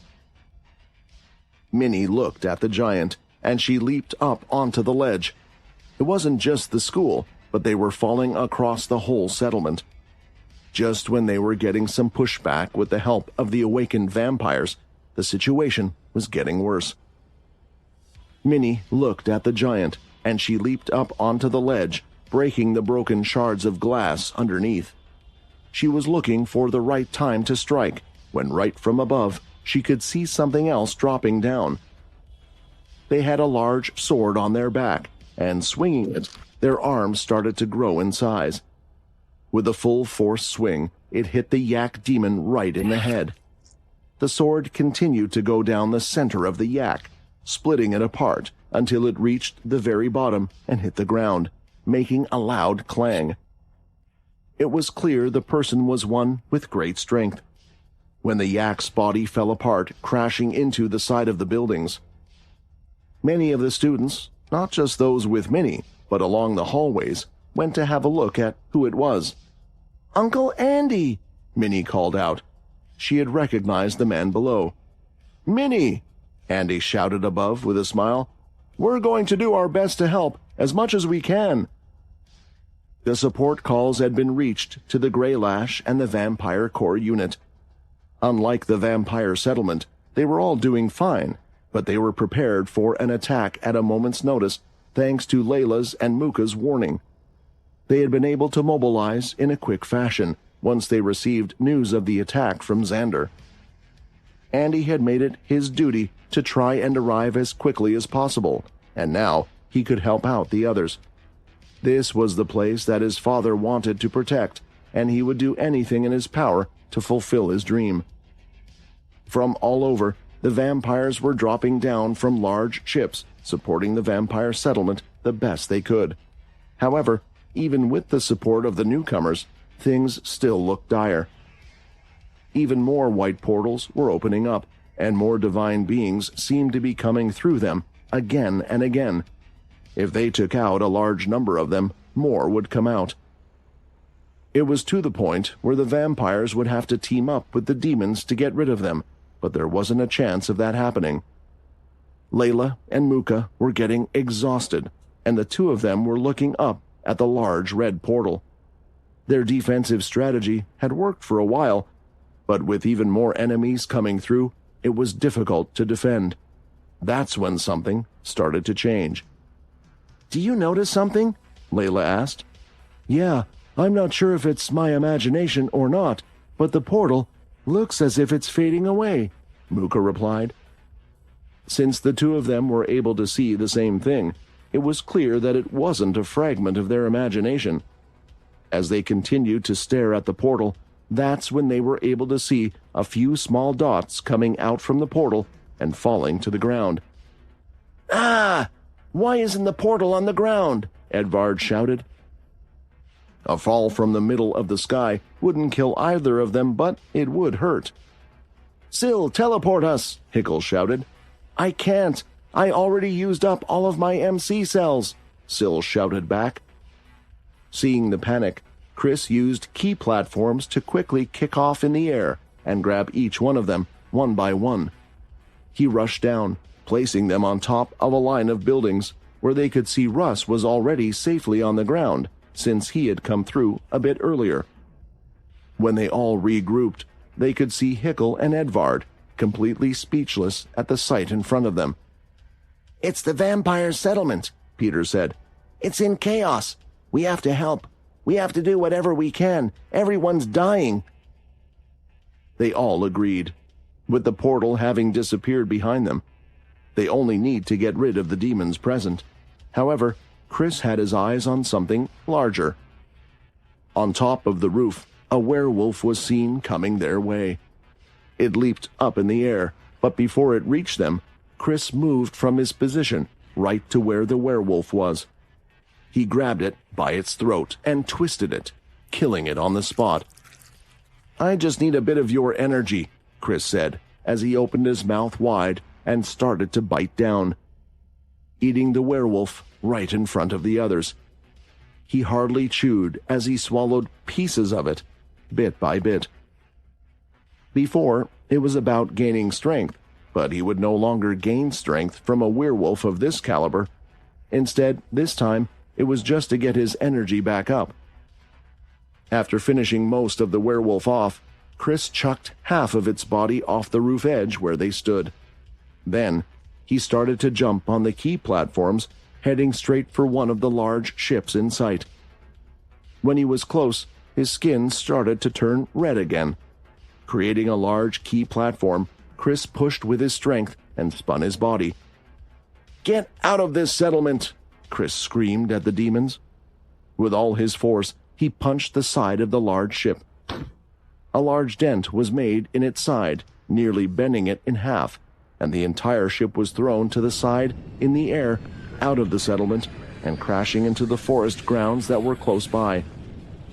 Layla and Muka had to blink a few times to see what had just happened. Who just did that right now? Chris wasted no time getting into action, and he was careful with what he had done. He could have easily just slashed the giant ship in half, but if he did, then all of the debris from the ship would have fallen on the settlement below. It would have destroyed a lot of the houses and perhaps hurt a lot of the people, which was why Chris had decided to bash the large ship to the side instead. The ship had crash-landed in the forest some distance away from the settlement, and many of those that were on board were still alive. They were climbing over the large ship and jumping out from the sides. Now it looked almost as if an army was heading toward the settlement. They were running ahead at full force, but before they even reached the outside of the settlement, explosions went off one after the other. Red slashes of aura were swinging down in front of their path and exploding, throwing up dirt and the trees in the air, as well as sending many of the attackers back. Standing on the wall was Hickle with his aura around him. "Without my arms, it was a little more difficult to control the path of my aura, but if I just have to hit a giant object like that in front of me, at least I can do something," Hickle exclaimed. "I'm glad you can," Edvard said. "It's hard enough for me to just stand right now, so I'll just stay by your side, old friend. Who knows, with my luck you might even grow your arms back." The two of them chuckled at the severe situation, but sometimes light humor in the dire times was what they needed, and besides they had the rest of the group that could help them out in this fight. Peter had witnessed Russ almost running away, and before he could, Peter grabbed the black sword and ripped it off his side, holding it in place. "Teleport me! Teleport me to that other ship right now!" Peter demanded. "Do it now!" It was quite painful for Peter to watch the settlement that Quinn cared so much about getting destroyed like so. Russ didn't think he was any weaker than Peter. He could have probably gotten away if he wanted. He just thought fighting against him, rather than doing as he asked, would be a bigger hassle. So, listening to his demand, he teleported the two of them on board the large ship. They were on the deck of the giant ship among all of the werewolves and the other demons as well. Immediately, several dark-shaped mists started to appear from the back of Peter's body. He threw the sword back over to Russ, and now all four of the familiars were back by his side, having reformed after the last fight with Luce. "Kill everything you see!" Peter shouted, as he threw the sword back to Russ. Peter threw a large fist at a werewolf, knocking it back with pure power right off the ship, and it fell out, flailing lifelessly in the air. Two more came to attack him, but with his headtails, he knocked their claws away with ease. Then another headtail was wrapped around another demon he hadn't seen before. It was smaller in size and had horns on its head. The headtail pulled it forward, and with a fist, it slammed into the demon, splattering its body into parts, as chunks of it went off everywhere. The bone claw was teleporting all over the ship and using its large claws to do what damage it could. Genbu jumped in the air and grew in size, crushing some of the demons. Dunluck, the horse familiar, was running around the area with Ovanik on its head, firing fireballs at everything it could see. They were doing as Peter asked and were fighting with everything they had. Russ was ready to escape when he felt something hit the top of his head, wetting it completely. Looking up, Russ could see it was from the drool of a yak. "I guess I can split the heads of a few giants myself," Russ said, as fire started to burn in the palm of his hand. Elsewhere, even the champions were getting involved. A large bone spear came out, piercing several of the divine beings in the air. Calva's strength was great enough, to the point where if he managed to get a perfect hit right in the head of the dark beings, it would kill them in one go. Paltra was also helping out, more so on the ground, as she dashed area to area, kicking everything she could see in sight, apart from the ones that looked like Quinn and the others. The vampires quickly came to the realization, as they saw them attacking only the demons and the divine beings, that they were on their side. Running towards them, Layla fired large key arrows at a golden being, hitting them in the head, the belly, and the arm. It had pinned them down for a moment, and Pultra wasted no time, as she leaped up and slashed it off with her foot. The two of them smiled at each other, but they could waste no time as they had to continue to fight. "Thank you for helping us," Layla said, as she pulled out her sword, clashing against a werewolf. She stopped several swipes and then thrust the sword forward. When it pierced the werewolf in the center, using ki, she powered her weapon and pulled it up, going right through the head. "It is fine. We must help those who have come to help us. Quinn has done a lot for us, so we should at least protect his world as well," Pultra said, attacking one of the large yak demons. "Quinn? Did you just say Quinn?" Layla shouted. It had been so long since she had heard his name, and she was wondering what he had been doing. She soon recognized the ones who had come through the portal as Chris, Peter, and the others, so she was hoping that he had come back as well. But there was no time to get an answer back. The fighting continued, and with the help of Chris and the others, it didn't take long until the second large ship had been destroyed. Nearly all had already been defeated by Peter and Russ on board. They had jumped off the ship, heading to the settlement, leaving Chris to do the same trick as he had done before, as he knocked it out of the air away from the settlement. The fighting was continuing everywhere, but there were next to no demons that were left. This was mainly due to Chris, who was taking them out one by one, going from area to area, dealing with them all in a single swipe. As they all dealt with the troubles around them, they were all heading to the open area, the large center market where stalls would be set up. They were searching for Layla and Muka, and it didn't take long for them to find her. Soon, one by one, everyone entered the central area. As they did, they had divine beings on their tail, and they were in the middle of battle with them all. They continued to fight, and soon they took out nearly everything around them. "Chris, Peter, Hickle, Edvard, and Syl, all of you made it back," Layla said. "But what about Quinn? Where is he?" The others didn't answer immediately. It was as if no one wanted to deliver the bad news. "He's still there. He's still fighting for all of us right now," Syl answered. "The portal closed, but he's still trying to get rid of Imortui." It was what she had feared. "That idiot! I knew he would do something like this." Layla knew that Quinn would not return until the threat was gone, and she just hoped that he was okay. There was no time for celebrations, though, because although the red portal had been closed, most of the demons had been eliminated from the settlement. They could see several more portals opening up, white in color, all over the place. "Why are they still after us? This is from the Celestials, right?" Chris asked. "I assume that they moved to this world because of the demons entering, but even though we've gotten rid of the demons, the Celestials are still attacking," Hickle said. "Wait, if you think about it," Edvard said, but stopped himself. They were wondering what he was going to say. "Aren't all we products of Imortui as well? What if the Celestials, these gods that Imortui was trying to wage war against, what if they have decided to get rid of all demons? They are now coming after us because, in a way, we're demons as well."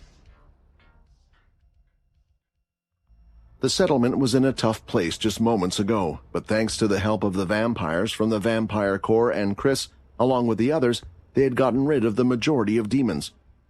The few that were still alive were getting killed off by the divine beings, since nearly all of the vampires had changed their strategy to survival, allowing the two to take care of each other. Now, with no demons for them to go after, the divine beings only had the targets that were still alive, and those were the vampires. Unlike the werewolves and yaks who had raw power, vampires were diverse when it came to their areas of strength, but that didn't work out so well against the divine beings. To kill the dark beings, they needed attacks strong enough to finish the dark beings off before the golden beings could heal them. At the same time, they were too busy trying to avoid attacks from the divine beings, so they couldn't deal with the gold ones either, who were able to move with incredible speed, even though they could be taken out much more easily. The situation wasn't getting any better, especially with the multiple portals that were opening up above the settlement. Even more divine beings were coming in, and it was starting to fill up the sky. It looked like there were now more of them than there were vampires. "Arrgh!" Chris grunted. A giant claw mark went through the air and hit a large group of divine beings, killing them on the spot. The sky above could be seen for a moment, but it was quickly filled up with even more of the divine beings almost instantaneously. Even if we get rid of the portals, they just keep coming back one after the other? Is there no way to stop them? Layla asked.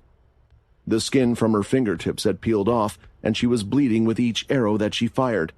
Even though she was just using key arrows, the force was still needed when pulling back. She had long gone past her limit, but was still pushing herself for the settlement. Because if she didn't, then it would mean another death in the settlement. Chris was trying to think of what he could do. Although immensely and physically strong, and with an unlimited amount of stamina as long as he kept eating people, he couldn't figure a way out of this. Because his attacks didn't cover enough range, and the moment he would take out a large amount of them, they would quickly come back. There was no way for him to deal with all the ones in one go. We're just outnumbered in this situation. The whole settlement is outnumbered, Muka said. Most of the divine beings were flying up in the sky, pointing their dark spears and firing down. When continuing to look at the sky, they noticed large beams of energy firing out towards the masses of the divine beings. Several lasers of energy hit them one by one. Quickly, the group turned their heads, and through the sky, they could see a fleet of ships coming their way. They were flying fast, firing away energy blasts. A group of them was diving toward the group, and Peter was getting ready to act, but before he did, a large wave erupted from the ground. It had grown as if it was made from dirt, but had a grayish tint to it. As the spears hit the wave, it started to spark slightly, and lightning emitted out from the large wave. Right after, several spikes started to grow, piercing all of the divine beings one by one.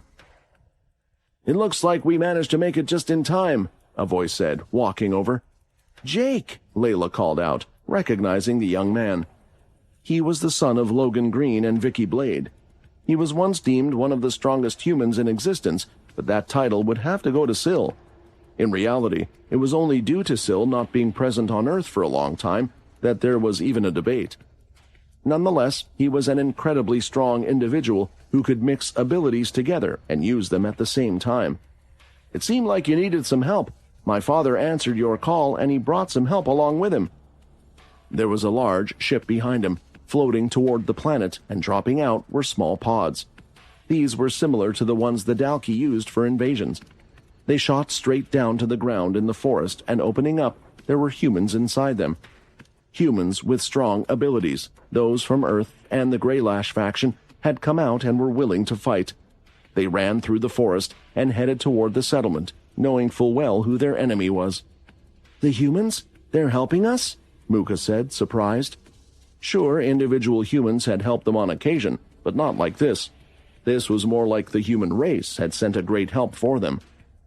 Fighting side by side in the settlement was something that Muka had never dreamed of happening. It took a bit of convincing, which is why we were a little late, Jake stated. But humans haven't forgotten what you did for us. We haven't forgotten what Quinn did for us. So we will be the ones to help you this time.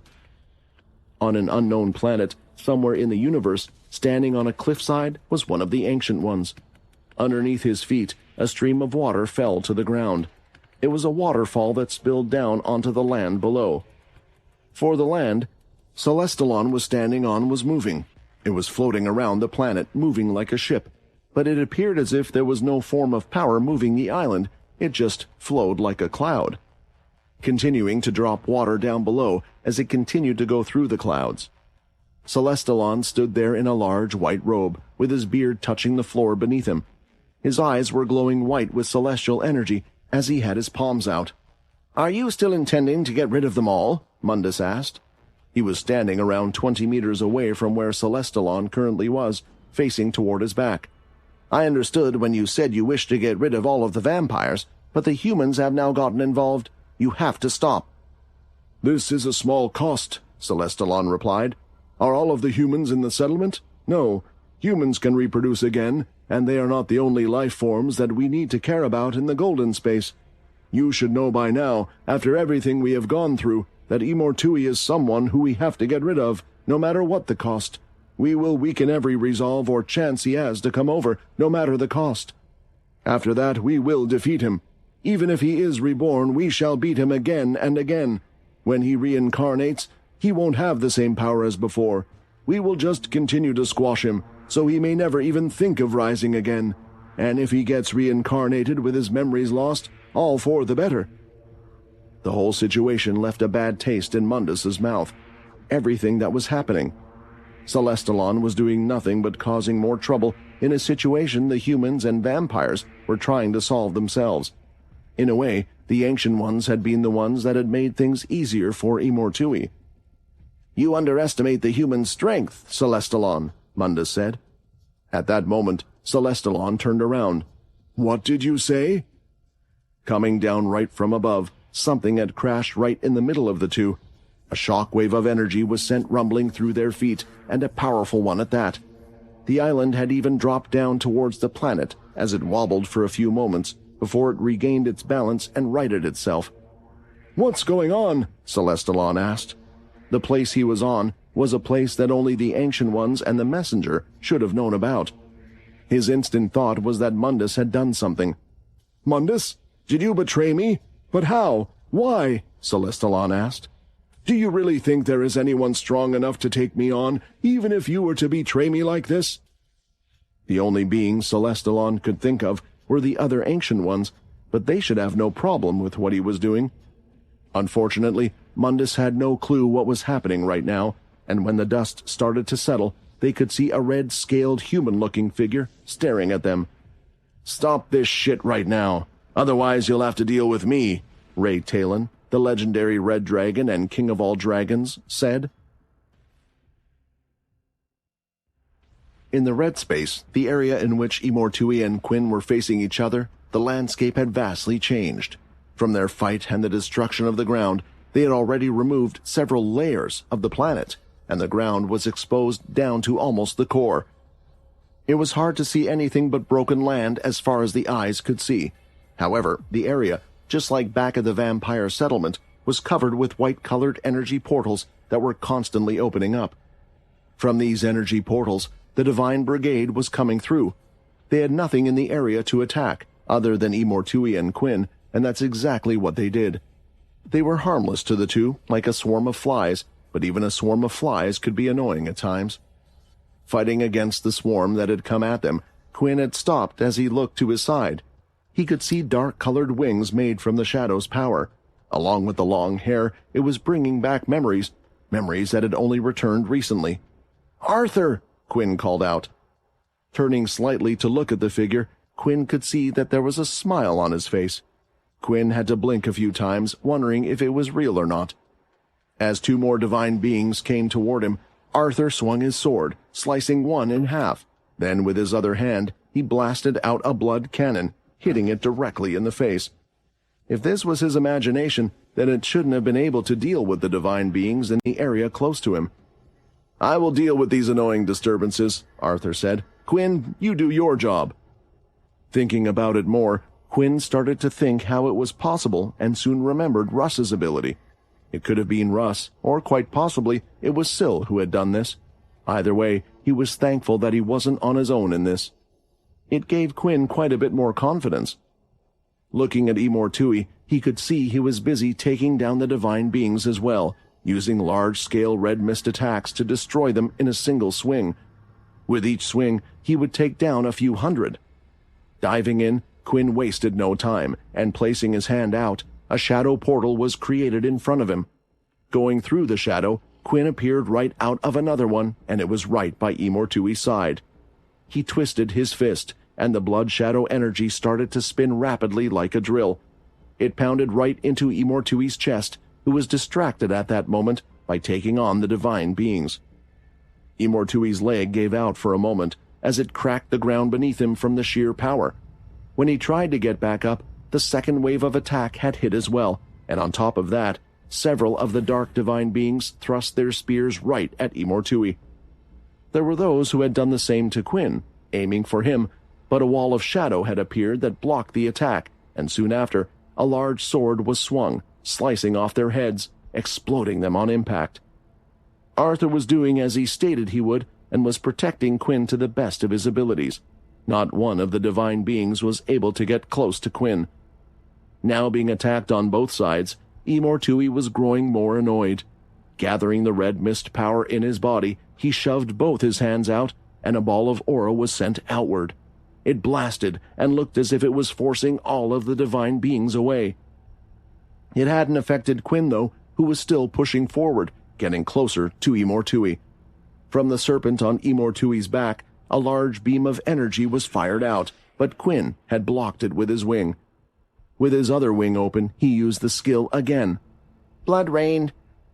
Like bullets, small droplets of blood started to hit Imortui over and over on his body.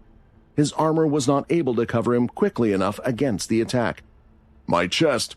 It hurts from where he hit me from before. His power in this form is no joke. He is far stronger compared to before. How? How could a being that was created from me be able to reach such power? I know exactly what you are thinking, Quinn stated, as he used the shadow travel to travel into the ground. The serpents opened up their mouths, firing energy blasts, trying to hit Quinn, but the shadow had spread out like an entire pool, filling the entire ground. When it hit the shadow, it seemingly did nothing. Rising up from the shadow, Quinn was now right behind Imortui and grabbed onto both of the serpents' necks behind him. My power might have originally come from you, but the strength I have now is not just because I am a vampire. It comes from my will to protect the people I care about, Quinn screamed, and opened up his mouth. This close, it was time for him to use another skill. Shadow Blood Screech has been activated. Quinn's mouth stretched wide, and the sides of his mouth ripped open. A large, visible sound wave was emitted, creating ripples in the air. They constantly hit Imortui's head over and over again. He could feel the armor on his body reacting. It was shaking as the screech hit him again and again, and his vision was fading with each hit, his sense of hearing, his sense of touch. Slowly, he was losing it all. What is this power? Imortui thought, as his whole body was getting rattled by this screeching attack. Eventually, Imortui could see absolutely nothing. He couldn't even feel the touch on his body. Seeing the state Imortui was in, Quinn quickly lifted his leg and slammed it on top of his head, slamming his whole body into the ground. Right after he raised his hand, the gauntlet started to form into something else. His blood was being used to create a different weapon entirely. It started to curve out, making a large edge, and now it was held firmly in both of his hands. He had made a giant scythe out of his blood. It was fully condensed, with the blade taking on a mixture of dark red, black, and purple hues as the shadow and blood aura mixed together and rippled within the almost liquid-like scythe. I know killing you won't be the end. You'll just come back again and again, but even then, at least there will be a moment of peace for the world. Whether it's 10 years or 1,000 years until your return, you will remember this moment. Quinn swung the scythe down, and it hit Imortui's neck. It was pushing into his skin, and blood was being drawn from it, but Imortui had grabbed onto the blade, and suddenly his hair had transformed as well. It was made of several serpents, just like those that wrapped around his arm. With the help of the serpents, he pushed away the scythe with his hand. Imortui, on the other hand, had used the colorless power on his own body. He had placed an orb inside of him, getting rid of the defect of Quinn's screeching power. He had to pull the orb out quickly, and he managed to see the scythe just in time to stop it. You are nothing to me. I'll show you exactly why the Ancient Ones feared me, Imortui said. Gripping tightly, the scythe's end broke, and the whole ground started to shake. The red mist energy was swirling into Imortui, and his armor was shaking. It covered his body, and the serpent started to turn into a strange dark goo. The goo was combined with his body, as well as the armor on him. In the first place, it always seemed strange. The armor didn't look like armor, but was more a part of his body. It continued to blend with his form, and his body started to change. Imortui's mouth started to grow large fangs on the side. Fur started to cover over his arms, and his hands were large and clawed. Out from the back, a spiked tail grew out. The spikes were glowing like crystals and beaming with red energy. Red crystals were emerging from his back, constantly glowing with power, and his hair now was made of several serpents. just like those wrapped around his arm. It now looked like there were hundreds of small ones behind him. 2 large horns also grew out from his head, giving off trails of the red energy. There was a sudden rush of wind as black feathered wings could be seen on his back, creating a great vortex of energy. This was Imortui's final form. The creature that stood in front of Quinn right now no longer looked to have a human body. It looked like a mishmash of all the demons Quinn had seen before. Yet somehow, all of the pieces blended in together, as if it was meant to be. Not like a chimera that had a mismatch of colors and shapes. It all flowed together, and Imortui looked like a devastating creature out of a nightmare that stood right in front of him. Is this his demon form? Quinn thought. I guess that would be the wrong term. Imortui is the celestial that created all of the demons to begin with. This is just his full strength. This is what he really looks like. Acting fast, Quinn's wings spread out tall and wide, and the skill Blood Rain had been used once again. A rain of bullets went right toward Imortui, but in that very instant, he had vanished from view. The attacks continued forward, completely missing, as there was nothing for them to hit. The bullets of blood ended up hitting and destroying some of the divine beings that were still in combat with Arthur. Quinn had not even noticed Imortui move, and was unsure as to where he had gone. He had not shown any such speed in their battle before. Just as he was looking around, trying to locate where Imortui was, Quinn could feel the energy in the air from his right side change and warp, and turning his head, he saw the large claws of the werewolf coming right at him. Imortui had appeared out of nowhere and was swinging his claws in quick slashes. With his gauntlets, which had been made from his own blood aura mixed with the shadow, he blocked attack after attack.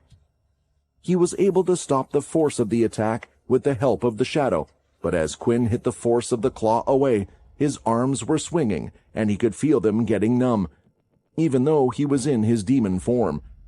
After blocking several hits, the snake heads at the ends of Imortui's hair lit up, and so did the red crystals on his back. Several beams of red energy shot out, hitting Quinn right in the chest. The markings on his chest tried to move in certain places, taking up the brunt of the attack, but it was still hitting parts of his skin, and the sheer power was getting through to his body. The damage was getting through to Quinn, and he was having a hard time coping with the continuous energy beams that were hurting his body.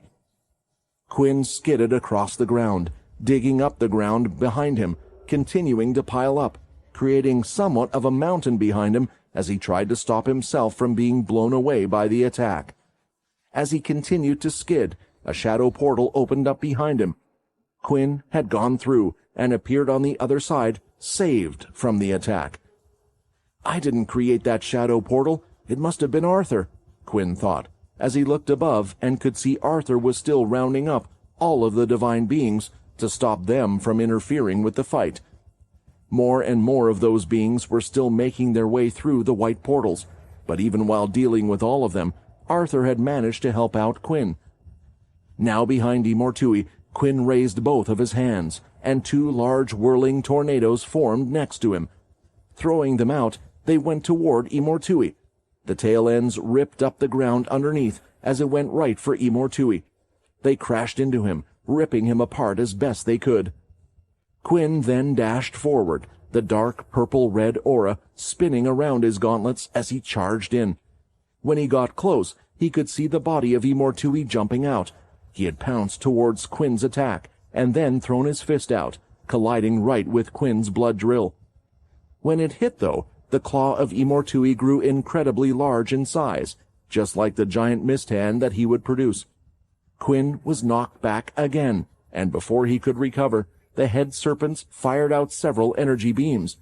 It wasn't a constant beam this time, but they were firing shots at him one at a time, somewhat like bullets. They were hitting Quinn's body all over, and blood had begun to spurt from his mouth from the damage they were causing. The blood didn't drop to the floor, though, because Quinn swung his arm, throwing the blood out.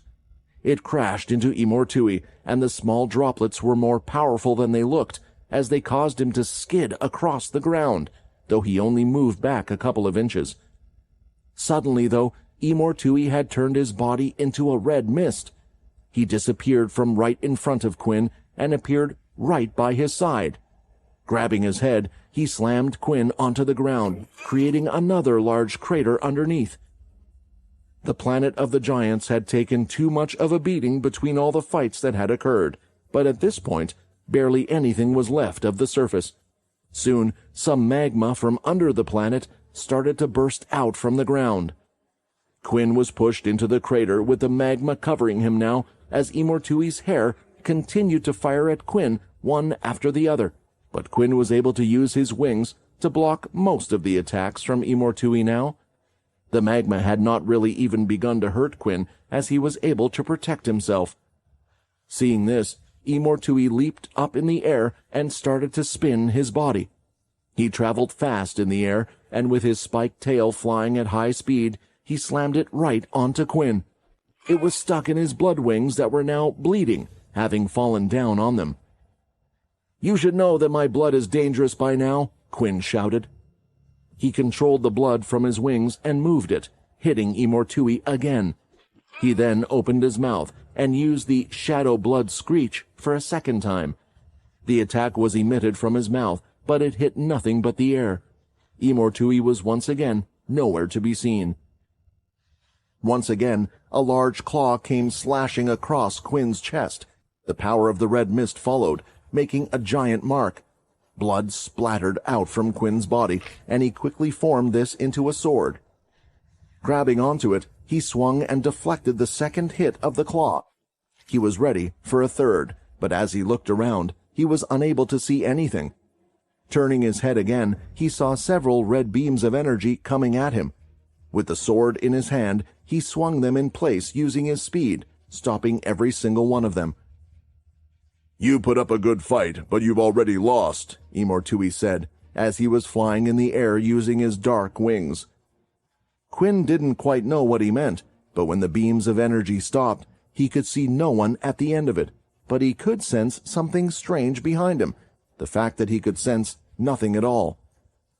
Turning his head, he could see Tui. Even in this form, he was producing his colorless ability. It had spread out, and at that moment and time, it had completely hit Quinn. With it, there was only one thing he could do. Shadow Lock! Just like before, the skill had given Quinn some time to think. He didn't know how much time he had, how long the shadow space would last within the colorless ability, but he had actually used the skill on another before himself. He had used it on Arthur. Having placed Arthur in the shadow lock, the swarm of divine beings that had been going after him had rushed in on the two down below. He knew the divine beings wouldn't be enough to deal with Tui, but at this point, he needed anything that would just help him out in some way. Using the shadow lock on himself, Quinn had disappeared. It would keep him busy for a short while before he found some way to get into the shadow lock. Entering the shadow space, Quinn went on his knees for a moment and touched his chest. His body was healing the wounds that had been made, but it still hurt. The damage was already done. Every time I get this guy in the corner and I think he's done, he just ends up getting stronger. Am I going to lose again? A third time? No, I can't think like that. This is my final chance, Quinn said to himself. Feeling hopeless in the fight once more, he looked up at Arthur, who was standing in front of him. Please, how am I meant to win this fight? Fighting with all of his shadow powers had not worked. Fighting with the help of the blood being spilled around the red space had not worked, nor did fighting with his armor. The demon form, the form that everyone had worked so hard for him to get, now this wasn't working either. Quinn had been putting up a good fight, and it was proven by the fact that Tui had been pushed to the edge, to the point where he had transformed into a monstrosity. He had transformed into what had to be his true form, but then everything had changed. Suddenly, there was another big gap in power between them, and there was nothing Quinn could do to stop him. Also, Quinn still didn't have an answer to his colorless ability. Those eyes of his, I can see they hold no love for anyone, Quinn said, distraught. If he gets out, he will kill everyone in the golden space with no second thought. It wasn't just Imortui. Quinn also saw it with the other Celestials, but with them being so focused on their conditions, everything worked out all right for the most part, since they needed the mortals for their own functions. Just as they had said, the universe would always balance itself out. Yet where was the balance for Imortui? If he got out and did as he intended, would the universe really do a great reset like Bliss claimed, trying to start again from the beginning? When using the armor, Quinn had used all the different blood fists on Imortui. Even absorbing his blood had given Quinn no power-up or options added to his system, like with the other demons. Quinn could tell that in some ways he had reached his peak. Even now, Quinn was in his demon form in the shadow space. While he couldn't use his armor in this form, the effects of the armor were not giving him any real benefit against Imortui. "Quinn," a voice said in front of him. Quinn had been so lost in his own thoughts that he had forgotten about Arthur. Looking up, Quinn stared at Arthur, who was standing above him, his sword in his hand, and his large shadow wings still present. "Ah, right, this is Syl's creation. But could they speak? I saved him on instinct, and as a way to get the divine beings to attack Imortui. I had not expected him to be able to behave like Arthur as well." Seeing now that he had Quinn's attention, Arthur continued, "Unfortunately, due to the power that Imortui has, once I leave this shadow space, I will disappear. Remember, I am not real, which means it will be down to you to face him in the end." Quinn already knew that. He didn't need to be reminded. As he looked at Arthur, he looked towards his sword. He remembered how powerful it was. In the end, the sword had been given to Fex. From what Quinn had heard, he spent some time with his son Andy, helping with the vampire core, and had requested to be put into a deep slumber once again. This was before everyone's memories had been changed. Knowing Fex, the sword was most likely buried with him. He was perhaps too worried it would fall into the hands of others who would not respect its power, or didn't feel like it was his right to give it away to someone else. This powerful sword had been created from the bloodstones of the 13 families, all of those that Arthur had to punish during his time. Even with Syl's powers, the sword still had those effects, but it would also be gone within the colorless ability. Despite the strength of the sword, it was still just a creation of Syl's ability. "Quinn, I can see you are looking at the sword," Arthur stated. "The sword was created using the blood of all the vampire families, and in turn, the sword has the ability of the vampire families as well. But you know, there is something else that has the blood of all the vampire families in it," Arthur stated. "The absolute blood control powers, the powers that you received and that became a part of your body." Standing up, Quinn looked Arthur in the face. "What are you getting at? Absolute blood control may have the power of all 13 families, but that just gives one the power to control blood well. It doesn't give the abilities that the family holds." "I'm just stating the facts," Arthur claimed. "You have to remember, you are thinking of vampires and humans as the same thing. Do you not remember? There was a time when I did a lot of research into our origins. While I never got to find anything conclusive, I did learn a few things about humans and vampires. You see, the humans of today learn abilities from mutant cells in their body, but it wasn't like that in the past. Humans were able to learn all sorts of powers before the discovery of these M cells. Of course, it was different from how they are used today, and the mutant cells had their advantages, allowing them to learn any power if they got the training. It's not exactly the same for vampires. Blood is everything to us, so much so that our powers mix in with our blood and create a blood crystal within us. If the sword can have the abilities of the families placed into it with the help of these crystals, then why can't the same be done for a vampire?" Quinn knew what Arthur was trying to get at, but it seemed impossible to him. "Even if the blood of all the 13 families runs through my body, that does not mean that I would be able to use those powers. No vampire has had more than one ability before. No human has either, for that matter." Arthur smiled and started to shake his head. "The world is not as limited as you think. Imortui was able to create several beings through his power that are strong in their own right, maybe just as strong as him. Look at all the ways those beings were able to get powerful even without depending on Imortui's power. That includes you as well. even though you yourself are thinking of yourself as a normal vampire still. You are not a vampire, Quinn, and you are no less than Imortui. You were once the god of vampires, the ruler of blood. You are not below him, but are at the same level as him, and you should not think of having been beneath him in any way.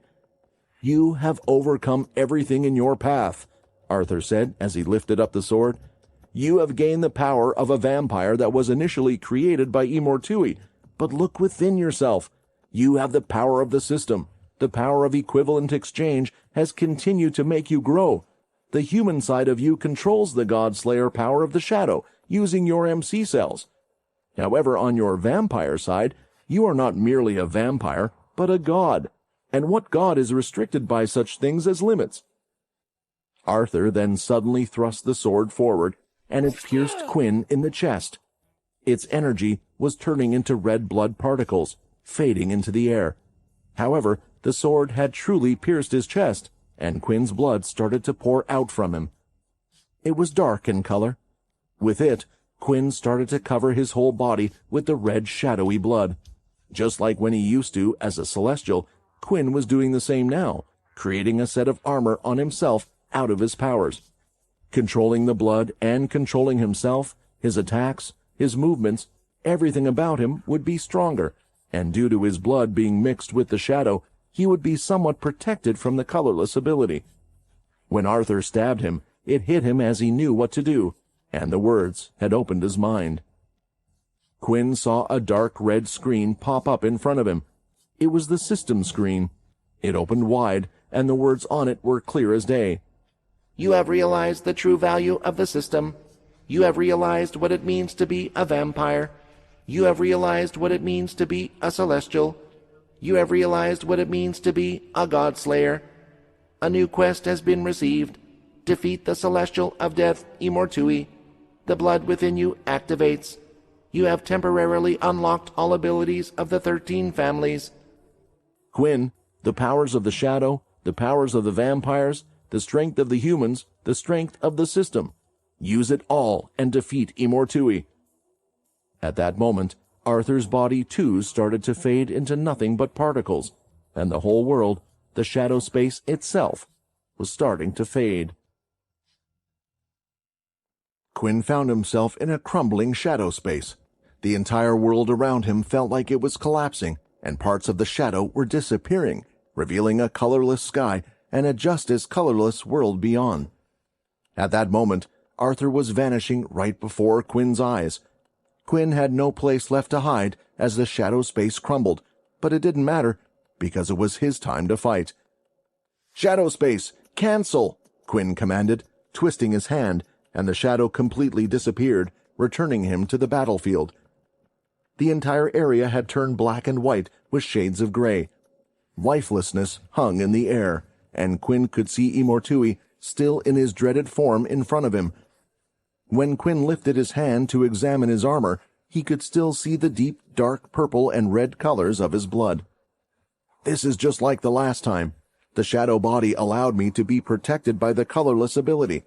The shadow has the ability to slow down attacks. If the colorless power is treated like an attack, it's slowing that down as well. But this time, the shadow's power is a lot stronger compared to before. It's been mixed in with not only my blood aura, but my blood itself. It has condensed and created an armor over my whole body. Tensing up and making a fist, Quinn knew that with his current state, he could still fight, and much better than before. Now, he also had an answer for Imortui's trump ability. Quinn rushed forward from his position, running straight toward Imortui. He threw a fist, not using blood aura, but pouring all his strength and power into the punch. Imortui moved to the side, avoiding the attack, but Quinn's blow left a small scratch on his face. "I completely dodged the blow. How is this possible?" Imortui wondered. Quinn continued to throw punches one after the other, and Imortui was dodging them bit by bit. However, each time, small scratches were appearing on his body despite his attempts. "I'm clearly avoiding all of his hits, so how am I still getting hurt?" Imortui thought, finding it inexplicable. Imortui decided to strike back, but as he did, Quinn gathered his blood aura into a condensed ball and threw it, hitting Imortui right in the chest. The blood aura is protected by the shadow as well, and there's one more trick, Quinn thought. As the blood aura hit Imortui, a giant explosion erupted, shaking the entire area and creating a cloud of dust and smoke. At that moment, Quinn placed both hands on the ground. The explosion had knocked Imortui back, and he had stepped onto the ground, which started to glow. For just a moment, the trap effect had frozen Imortui. The colorless effect had dissipated fairly quickly, including the trap, but it was enough time for Quinn to arrive. He thrust both of his fists forward, resembling tiger claws, and hit Imortui. A pulse of power vibrated in the air. The pulsating blast was about to send Imortui flying, but before he could move away, Quinn stretched out his hand, and purple-colored strings, made with his own blood, attached to Imortui's body. These strings were incredibly strong, holding on to Imortui without effort. Quinn pulled Imortui forward and smashed his fist right into Imortui's head, driving him to the ground. Imortui gritted his teeth as he felt the punch.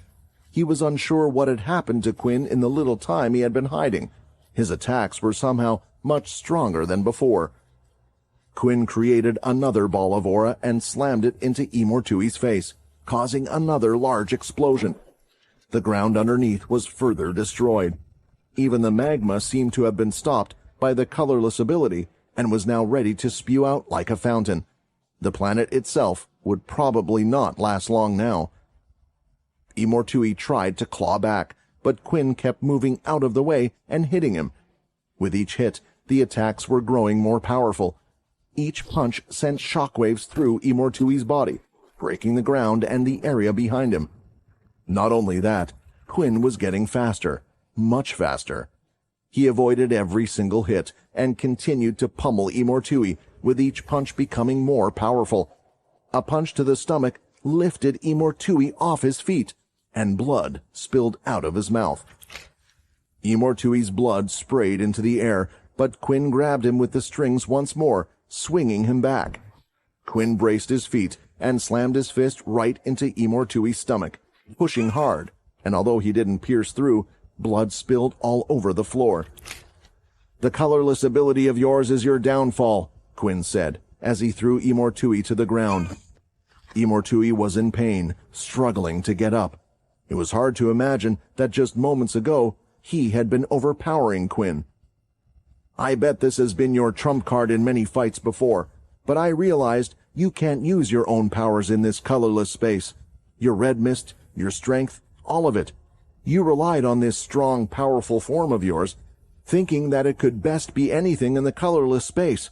But my power shields me from yours, and my strength, the strength of all the vampires, the human's key, and everything I have obtained, is much more powerful than yours."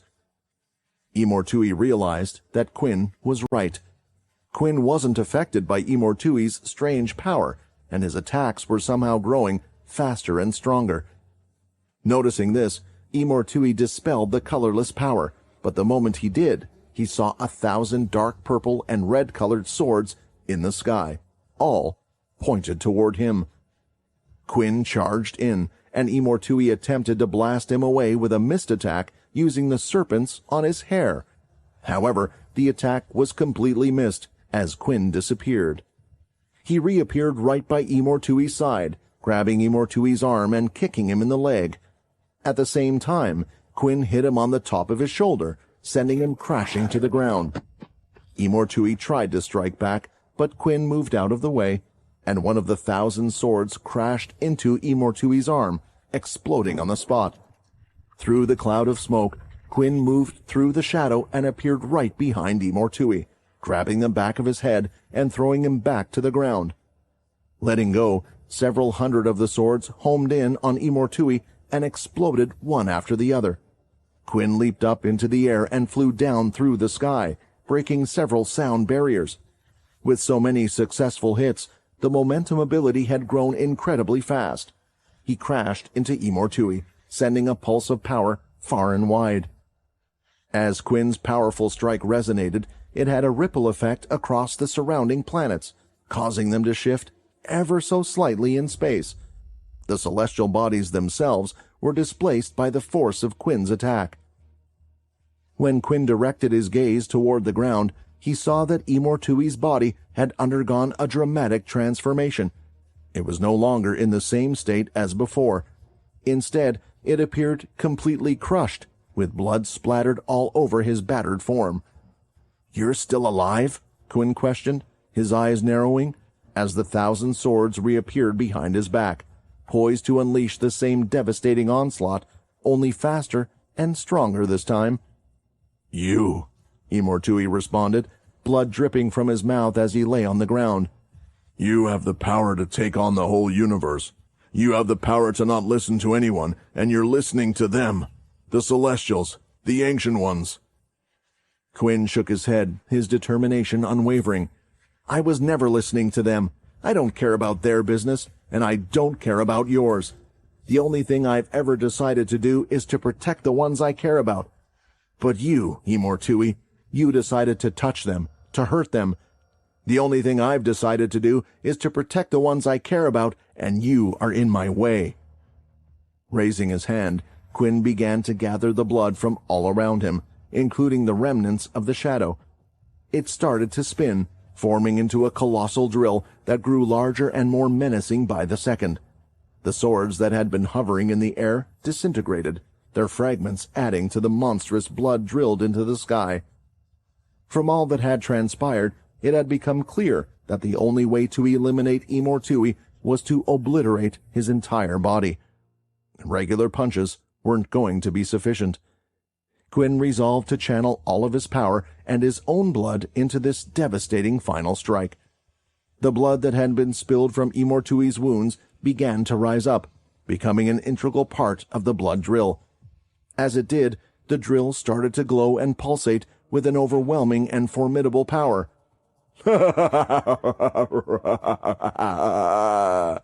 Imortui laughed maniacally, as though possessed by a sinister force. "You have no clue, do you? You have no idea what will happen. What will happen if you kill me? If you do, you will lose everything." The vampire settlement was facing problem after problem, but with the backup of Logan, the humans, his androids, and the help of the vampire core unit, they were pushing back. A full-scale battle was taking place. Vampires were running across the building tops, striking and releasing their blood aura across the sky. Abilities were being used to fire at the divine beings, and the one helping out the most was Chris himself. He had dived head first and took Peter along with him. He used key platforms to kick himself in the air, and with a single swipe, he continually took down divine being after divine being. Peter couldn't hold back either, not if he wanted to defeat the divine beings, because they were anything but weak. A powerful hit would have to be directed at their heads or at the bulk of their bodies if he didn't want the godlike beings healing each other the moment there was a break in the attack. "There are so many of them," Layla shouted. "Is it ever going to stop?" Logan had come down from his ship and was on the ground next to Layla. He used his blaster hand to fire away at the divine beings, knocking some of their spears, but his blaster was doing little to help the situation. "You are right. By the looks of things, they are able to constantly reproduce. Rather than trying to get rid of them all, what we need to focus on is what is causing this, and stopping it, because we can't fight on forever while it seems like they can." Jumping up, Muka bashed both hands right on top of a divine being that had come straight to attack them. It crashed into the ground at that point, and immediately the vampires and ability users around them piled their attacks on top of it. "The issue is, how are we meant to find that out when we're fighting with everything we have just to survive?" Muka stated. It felt like the only choice they had was to continue fighting.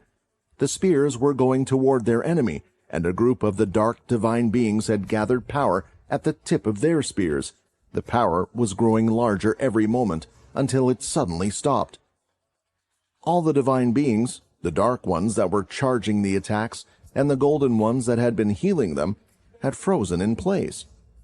The attacks from the vampires and the humans continued to hit the divine beings for a short while, and suddenly they started to move away. All of them were flying back towards the portals. They were retreating for some reason. "Wait!" Muka shouted towards the defenders, who had continued to attack the divine beings. "Don't chase! Conserve your energy and try to help the injured." The divine beings didn't look like beings that were alive anyway. It was useless to go after them, and the way they were retreating, it almost looked as if an order had been given to all of them at once. Layla, Logan, and Muka continued to look up, and when all of the divine beings had gone back through the white portals, the portals themselves had closed up. All of them. After the continuous barrage of attacks that had occurred today, the entire settlement fell silent. The people who had just been in a tough battle moments ago could not believe that all of it had ended just like that. But they were still on edge. It didn't quite feel real, as if they would come back at any moment. "What happened?" Layla asked. "I think someone must have solved the root cause of our problem," Logan replied. Despite all of that, were they safe? And even if they were, Layla was still worried about just what was happening to Quinn. Where exactly was he? Quinn had gathered a massive amount of his blood shadow into a form of a giant drill, using the blood around him, including that of Imortui himself.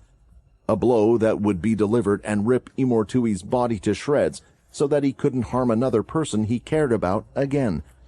But either out of desperation or part of his final plan, Imortui had some words to say.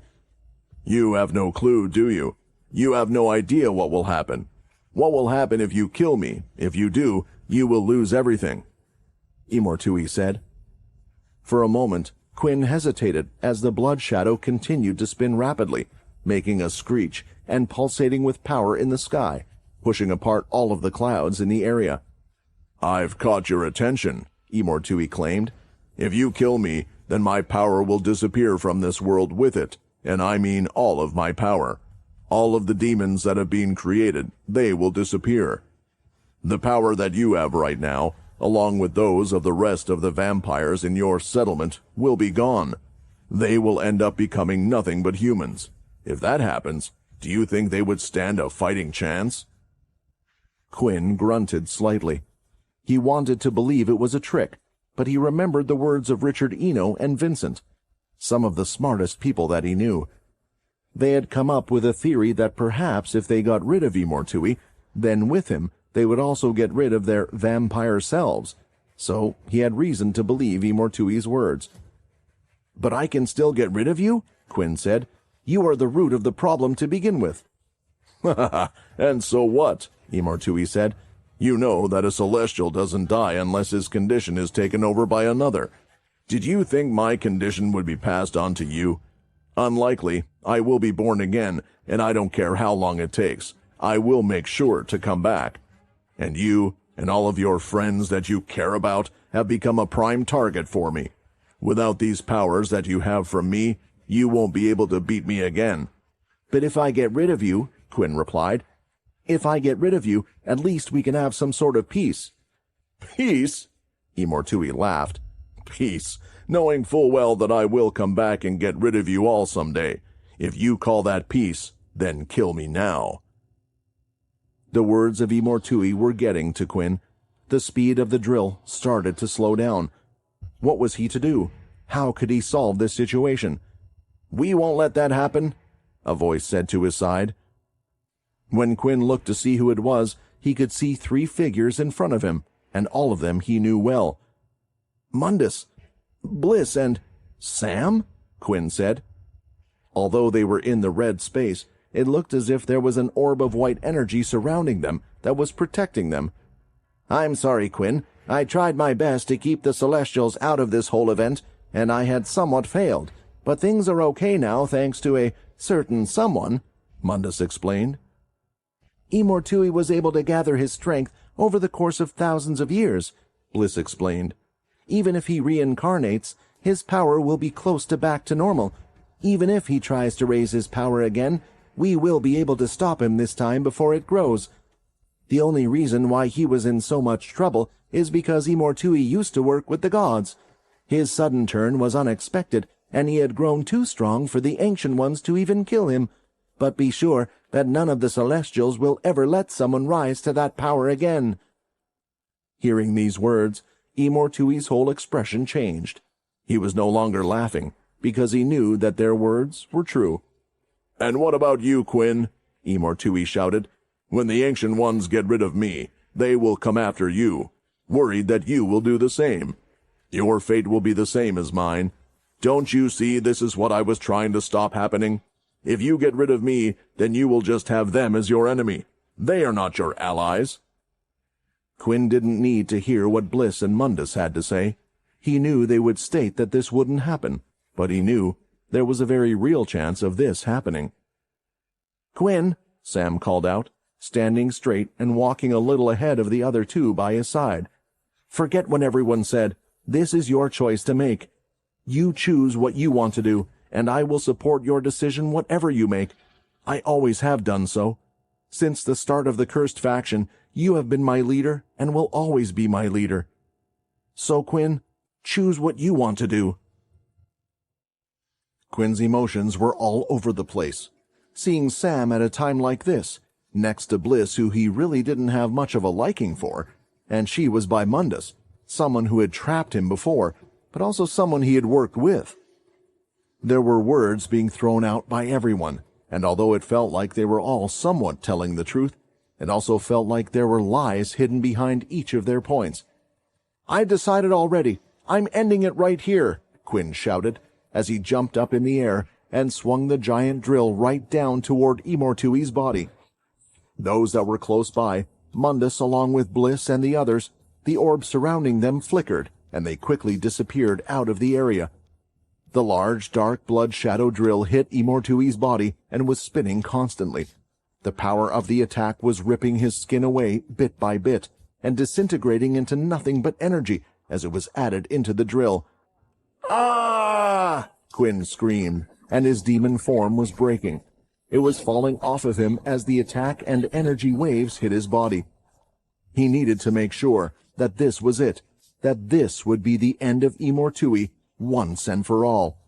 The large drill pushed down, and it continued to push further and further. The ground was breaking off the giant planet, and the cracks were going out further and further out. They continued to spread, and the energy was causing everything to crumble. The drill had hit the very core of the planet, and the energy at that point had exploded out. Everything in sight was crumbling to pieces. Only a few areas of land had broken off and were floating in space. The large explosions, as well as the shock wave from the attack, had moved nearly everything close to it, far out and wide. When the energy had finally come to an end, the planet that was once there was no more, and instead Quinn was just floating in space. He looked at the air around him, and that's when he started to notice something. The red mist that was covering the entire space, it was fading away. It was disappearing right in front of his eyes. Was this energy? Was it all of Imortui's power? Quinn thought. Clenching his fist, he had done so weakly, his fingers moving slowly. "I've made my decision now. I have to live with my choice," Quinn thought, and at that moment the system had given him a ping, reading him another message. Across the red space, a big change was happening. Although many of the demons had gathered onto their large ships and had headed for the planet of the giants, there were those who had stayed behind, and they felt a strange tingling sensation in their body. Their forms were starting to change. The surging power they felt in their body, nearly all of it was disappearing from them. They started to shrink in size and began to lose many of their demonic features.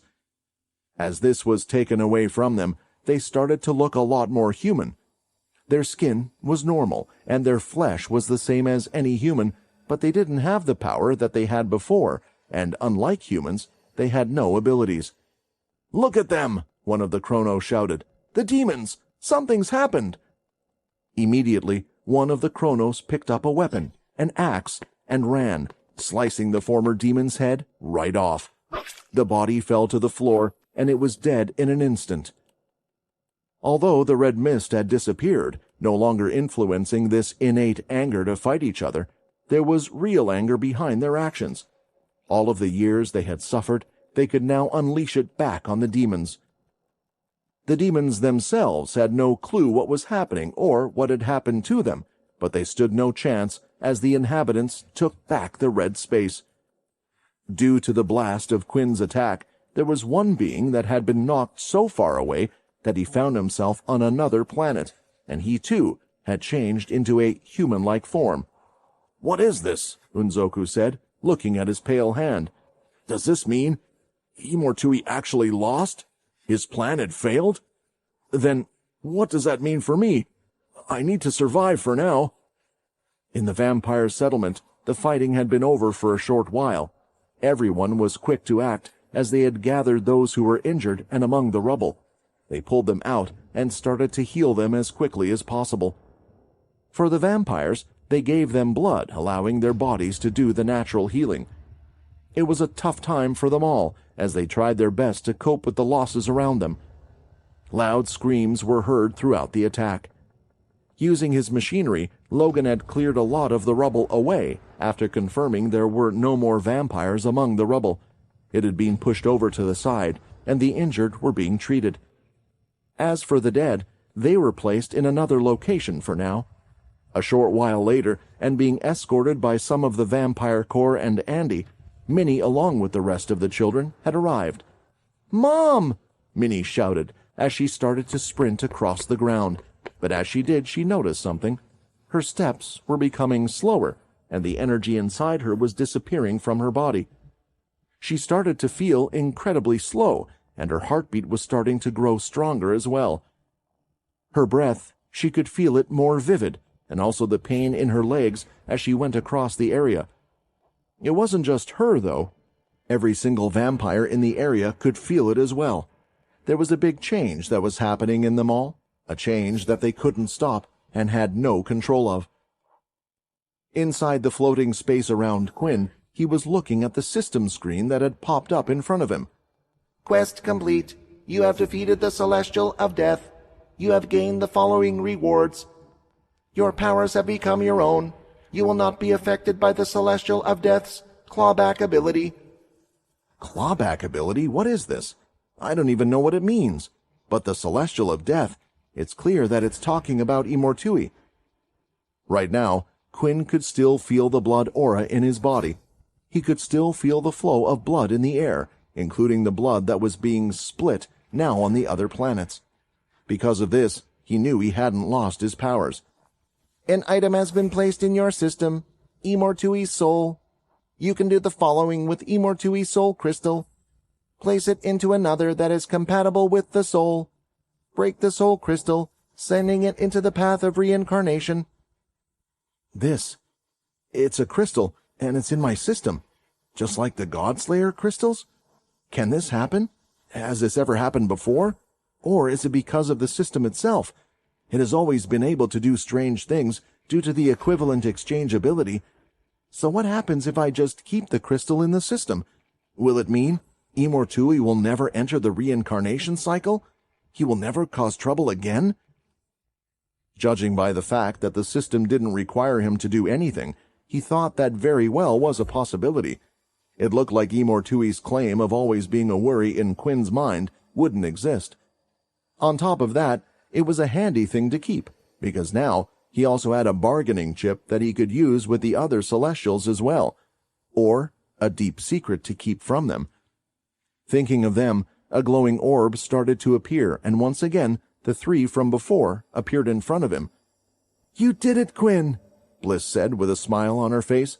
"It looks like once again, with the help of the two Talons, you have managed to change the future, and for the better." "Two Talons?" Quinn replied back, wondering what she meant by that, but he was so exhausted that he didn't really have the energy to care either.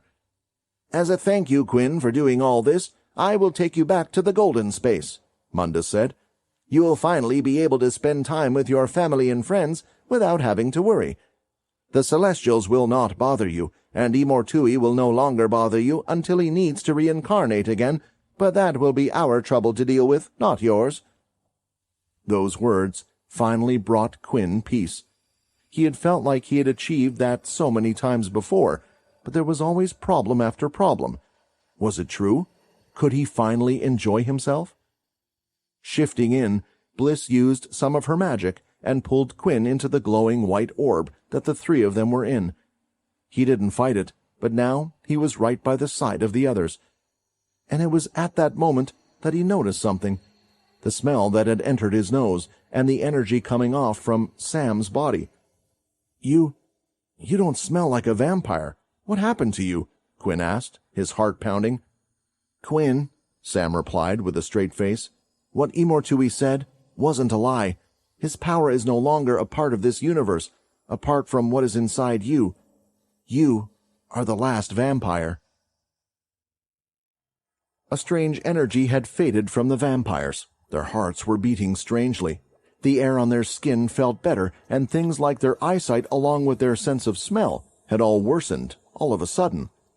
They were moving much more slowly than before, and all their actions felt dulled. They felt like they had been stripped of all their strength. For many, they were starting to panic. They had no clue what was happening, and for a lot of them, they had never even been human before. It was the first time they were experiencing such things, these new feelings, and it was scary, almost like a disease that was coming over them. It wasn't just the vampires. The subclasses, as they were the creations of the vampires, were all returning to normal as well. The undead whites, known for their emotionlessness, could feel their hearts start to beat as they experienced life in a new form. For some, rather than a power leaving them, it felt more like a power was changing them, even for the better. Peter was among this group of people. He stretched out his arms, clenched his hands several times, and ran his fingers down his skin.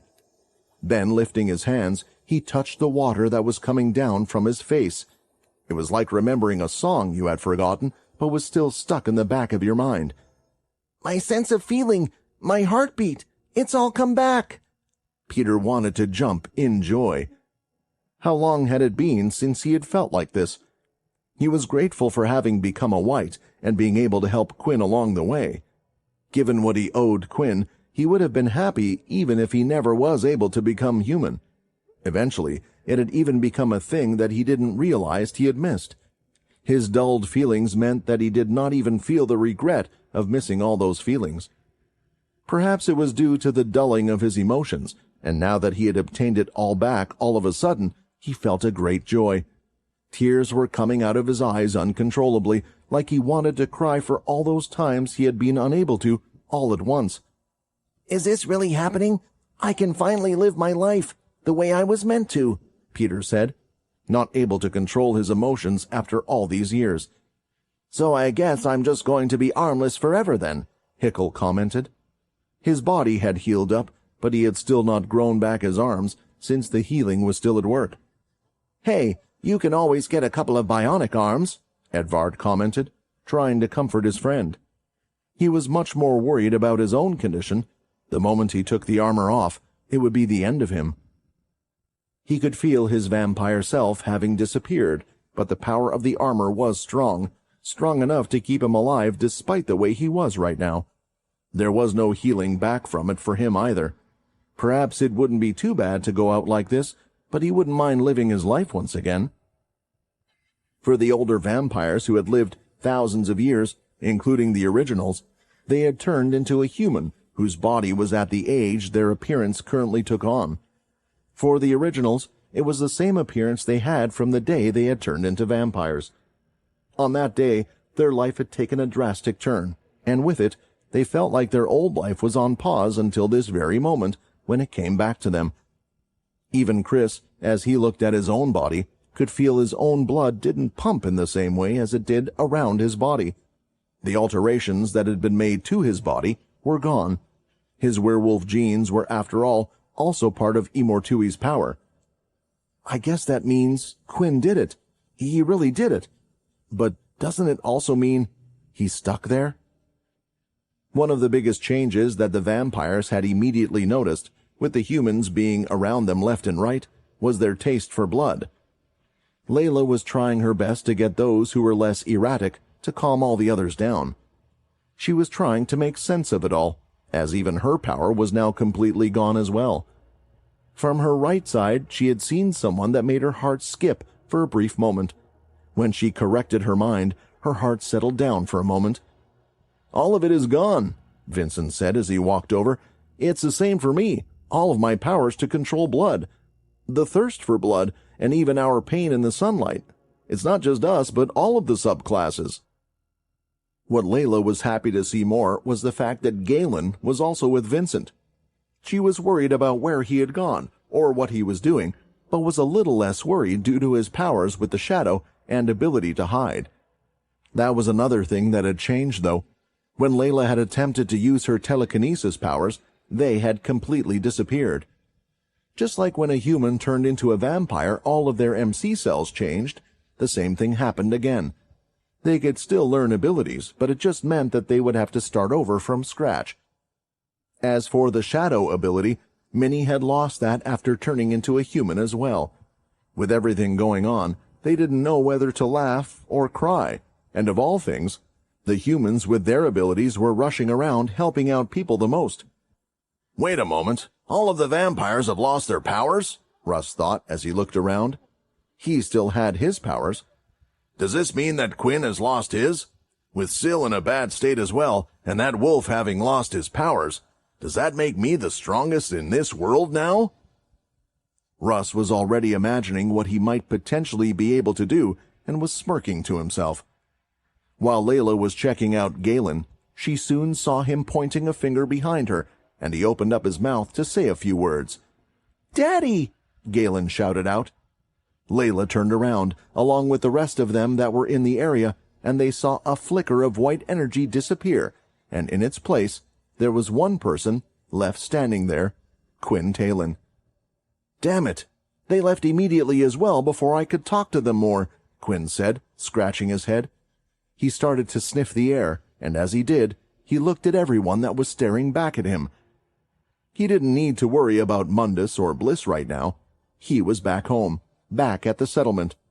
More importantly, more than anything, he was back with his family.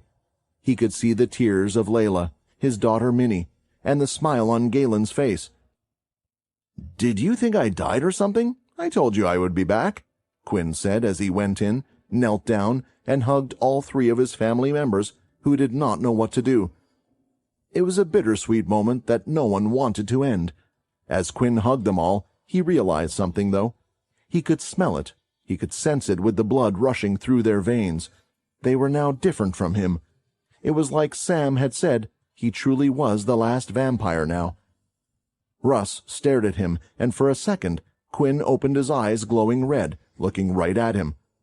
It gave Russ a brief pause as he gave Quinn a sly smile back. Unfortunately for him, his ideas of being the strongest had been dashed before they could even begin. Russ shrugged his shoulders as he moved away from the group. Letting go of his family, Quinn stood up. "Don't worry about those that are underground," Quinn stated to the people who were moving about, looking to help the vampires, talking about those that were still in the chambers underneath. "They are already dead." Quinn could sense it from where he was. The vampires hadn't gotten out of their chambers due to the rubble. Those that had gone into an eternal slumber. There was now no way to bring them back. They had turned into humans in their last moments, and their hearts were never to beat again. The only thing that gave Quinn a bit of consolation was that the vampires who had gone into eternal slumber had done so thinking they would never have to wake up anyway, and this would have to satisfy him now. "This is going to be a new start for us all," Quinn smiled ruefully. 1 year had passed since the world-changing event. The disappearance of an entire separate race had happened in a day, and the human race had to figure out what it was that they needed to do. Suddenly, there was a giant influx of new humans who would need a place in society. Vampires were already living among them on many different planets, especially in the Greylash faction, and suddenly for them to change just like that was not just a shock for them, but for everyone around them. Despite the fact that the two species were living on the same planet, they still kept some distance from each other. However, with the help of those in charge, many of whom were already trying to bridge the gap between the two people, things moved along quickly. The former vampires were able to assimilate and join together with the larger human community with not too much trouble. Surprisingly, or unsurprisingly, the humans were much more willing to work with the new humans who were just like them. Those that were afraid had almost no reason to be. The excuses they made about living side by side with beings that could feast on them and thus were a danger couldn't be used anymore. As for why this had occurred, that had been kept under wraps. There were many among the now ex-vampires who were actually displeased with what had happened to them, feeling as if something had been taken away from them, that they had been rendered powerless because of this change. It also meant many didn't learn about the decision and the sacrifice Quinn had made for them all, that he had saved the entire universe in some way. As with all things, though, as time went by, people adjusted to the change. They adjusted to their new life, and the ex-vampires were able to integrate into human society, and rather than being apart, they had practically become one large group now. Most of the political issues related to the separate species living together had been dealt with. It was an ongoing issue, but not as much as it was at the start. It allowed humans to focus on more things, one of them being the reconstruction of Earth. Through their technological advancements, they were able to take landmass from asteroids and other planets and bring it to Earth. Large continents were being created in the seas, replacing the ones that had originally been destroyed by the Dalki in the First War all those years ago. This was really the first time in a long while there had been no real threat or danger, as well as no real tension among the larger human population. For everyone, it felt like there was no incoming threat looming over their heads like before. There were still some beasts on other planets and travelers who would go to hunt them, though. This was because crystals were still a valuable resource for society's use. Although vampires no longer existed, abilities still did. So humans, as well as the vampire-turned humans, would still learn abilities to do as they wished. The vampires, having lost their abilities once they turned human, also had the opportunity to learn these new abilities, and some of them did so just so they could feel the same kind of power they had before. At the same time, the human forces kept their relationships with the Amra, Pensui, and Mermerial strong, keeping up their close relationship as a whole. They would be a force to be reckoned with in the universe if anyone attacked any of them. In this new world and new life, on Earth, a new land had been developed into a large city, and on that land, an evolved society had been built. With large houses, high-speed networks allowing one to travel from one area to the next quite easily, and the teleporters to travel even further distances had been implemented. On the outskirts of the city, there were the suburbs, where large houses had been developed with green around them. In one of these areas, there was a large gated house. Lasers shot out from the bottom, formed by crystals to make up the gate. A stone pathway led up to a water fountain feature, and eventually to the large manor-like house. A small, dark-colored spaceship making next to no noise had landed on a stone pathway not too far away from the manor, and there were many other spaceships that were already parked there that could be seen. The door opened up from the bottom to the top, and immediately a small boy with curly black hair jumped down, bending his knees as he landed on the ground. "Ah, we're finally here!" Galen shouted, standing up strongly. Minnie also jumped down, her feet landing on the ground.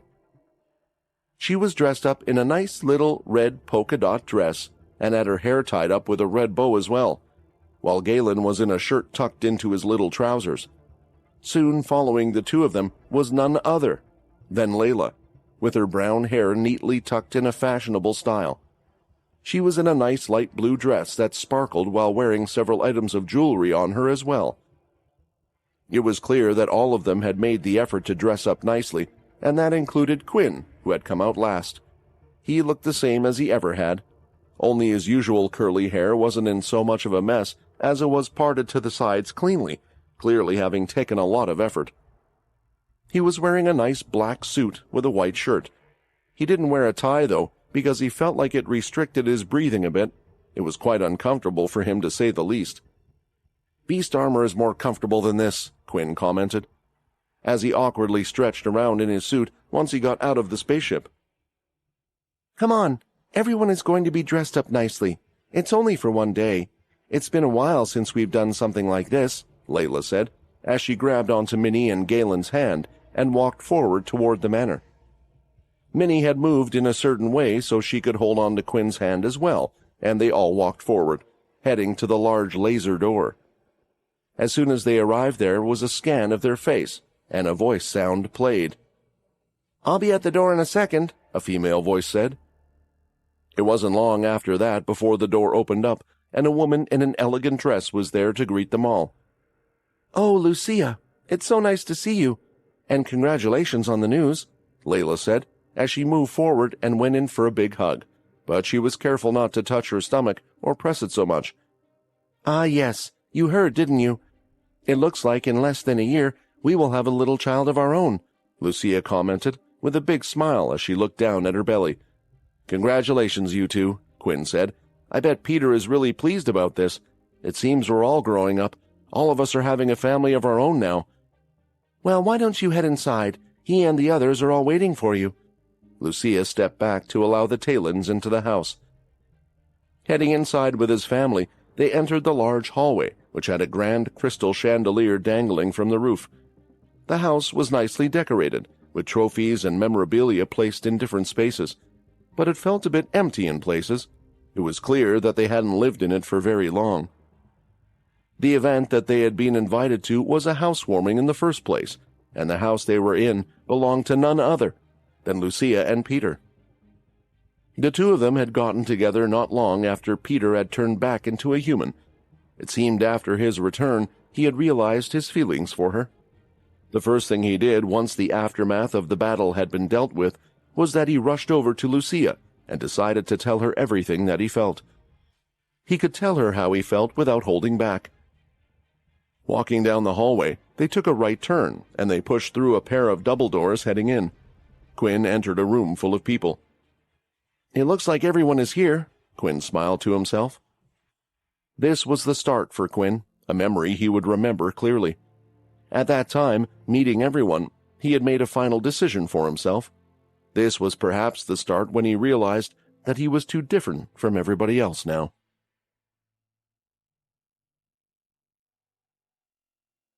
Inside the large manor, there was a large entertainment area filled with bars, a pool table, and a huge, wide-open window that let the light into the room.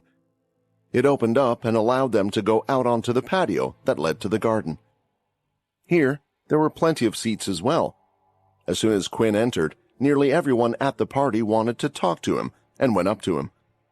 He mingled with them all, as there were people from all over that he had formed relationships with. People he had met over the previous 1,000 years. Many of his friends from that time were still around, though how long they still would be, he did not know. There were his new friends as well.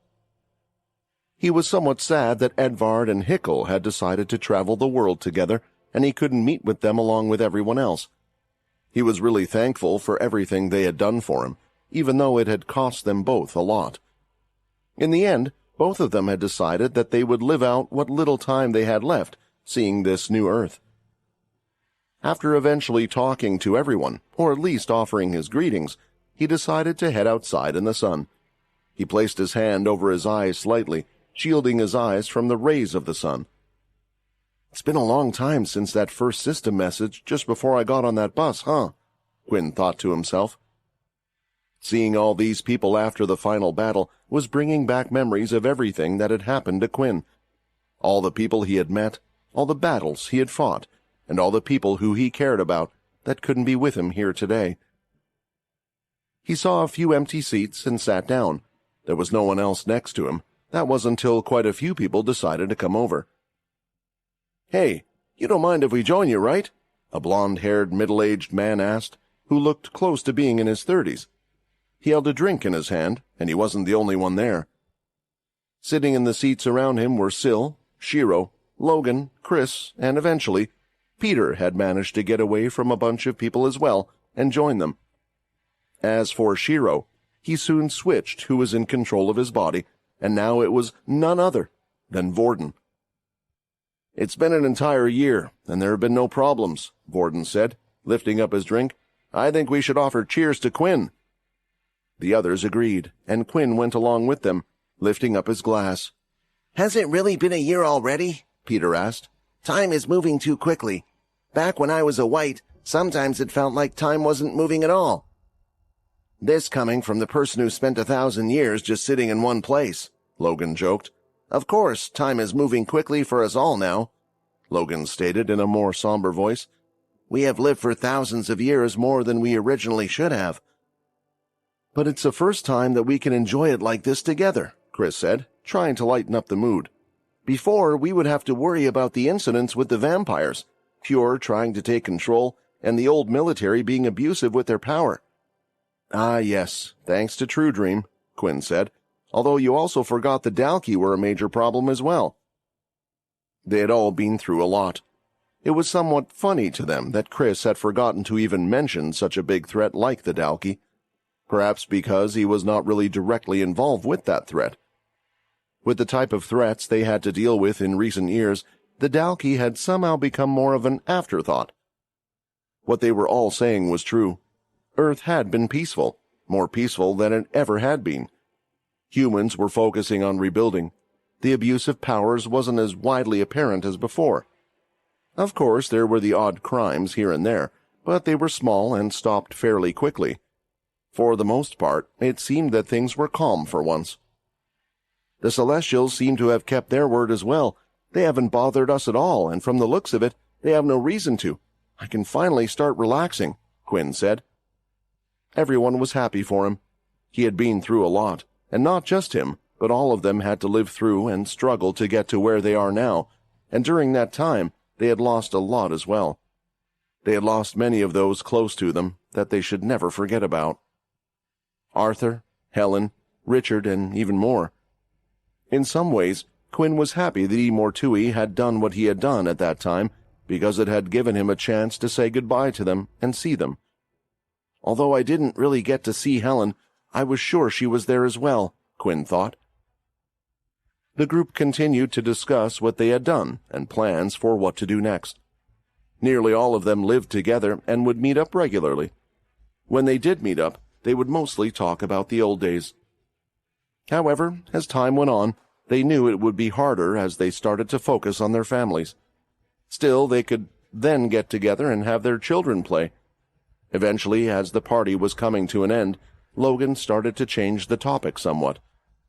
I have a special announcement that I would like to make, Logan replied. I've been creating a special AI tool that will be able to run Green City and also predict the best improvements for the city. It should be able to fully function in the near future as it continues to learn. Essentially, it will be able to do everything that I do as the mayor. You should be careful, Vorden commented. If you make a robot that good, then you'll be out of a job. And that is the plan, Logan replied back. Me and Vicky have lived a long time, and we have enjoyed it well, but eventually we will decide that it is time for us to leave this place. Having experienced everything we have done and doing everything that we need to do, it'll be time for us to move on and let the next generation take over. The mood had turned slightly somber after Logan had made the announcement, and it made sense to them all. Logan had been living a life for 1,000 years while Quinn and Peter were trapped. Time might not have passed for the two of them, but Logan had lived a full life, one where he had to struggle to bring peace to the earth. It wasn't just him, but it was the same for Syl as well. After losing his powers that day during the fight with Imortui, he didn't even attempt to get them back. Instead, Syl wished to age. He wished for his life to have an end. He may have lived a long time, but most of it had been living in fear of what was to come and trying to change the future. Now, no matter how much time he had left, he wanted to live in the present. It was strange, but after realizing that there was an end, Syl wanted to experience it. Rather than living on forever and trying to protect the world from their troubles, he wanted to live a normal life. There were always going to be others in their place to do such a thing and step up to protect the planet when the need arose. It was the same for Peter as well. No longer a white, he was making the most of his time with his family, trying to enjoy it to the fullest, now that he could finally feel emotions again. More than most of the others that had changed back, he was probably the most happy. Thinking about all of this, Quinn turned his head to look at his own family, at Layla, Minnie, and Galen. All three of them, in just a year, had noticed the changes that they were going through, especially Layla as they were getting older. But looking at himself, he had realized one thing for sure. Nothing had changed about him, not a single thing. The others were getting ready to retire, to live out their lives and finally be able to rest. Even in the year since his fight with Imortui, he had seen the changes in all of them, not just physically, but also how their mentality had changed. Quinn could feel it inside him. I'm completely different compared to the rest.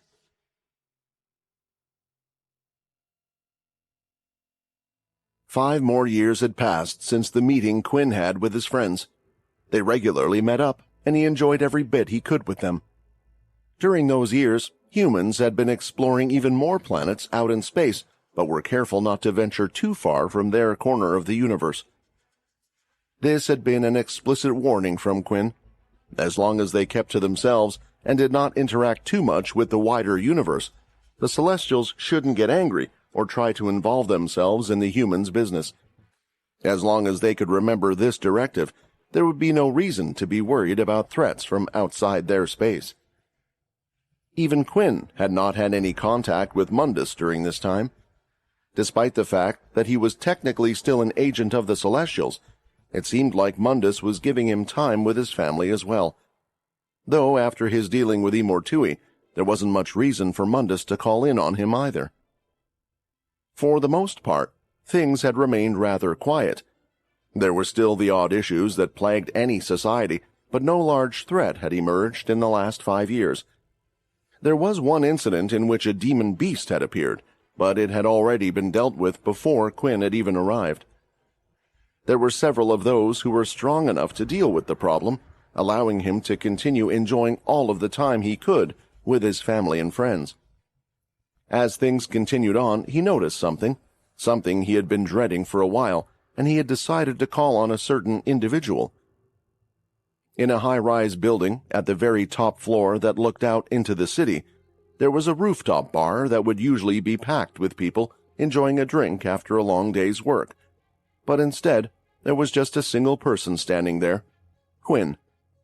He looked out at the city, examining everything from above. There were no problems and no threats to worry about. All he could see was a busy city, with people going from place to place as they went on their business. Soon, a person walked over to where Quinn was standing, straightened his shirt, and sat down in the seat not too far from him. "So, what's got you so worried that you decided to call me?" Vincent asked. "How did you know that there was something worrying me?" Quinn replied. "Maybe I just wanted to meet you. It's not like you have been very easy to find, even if I wanted to have a chat."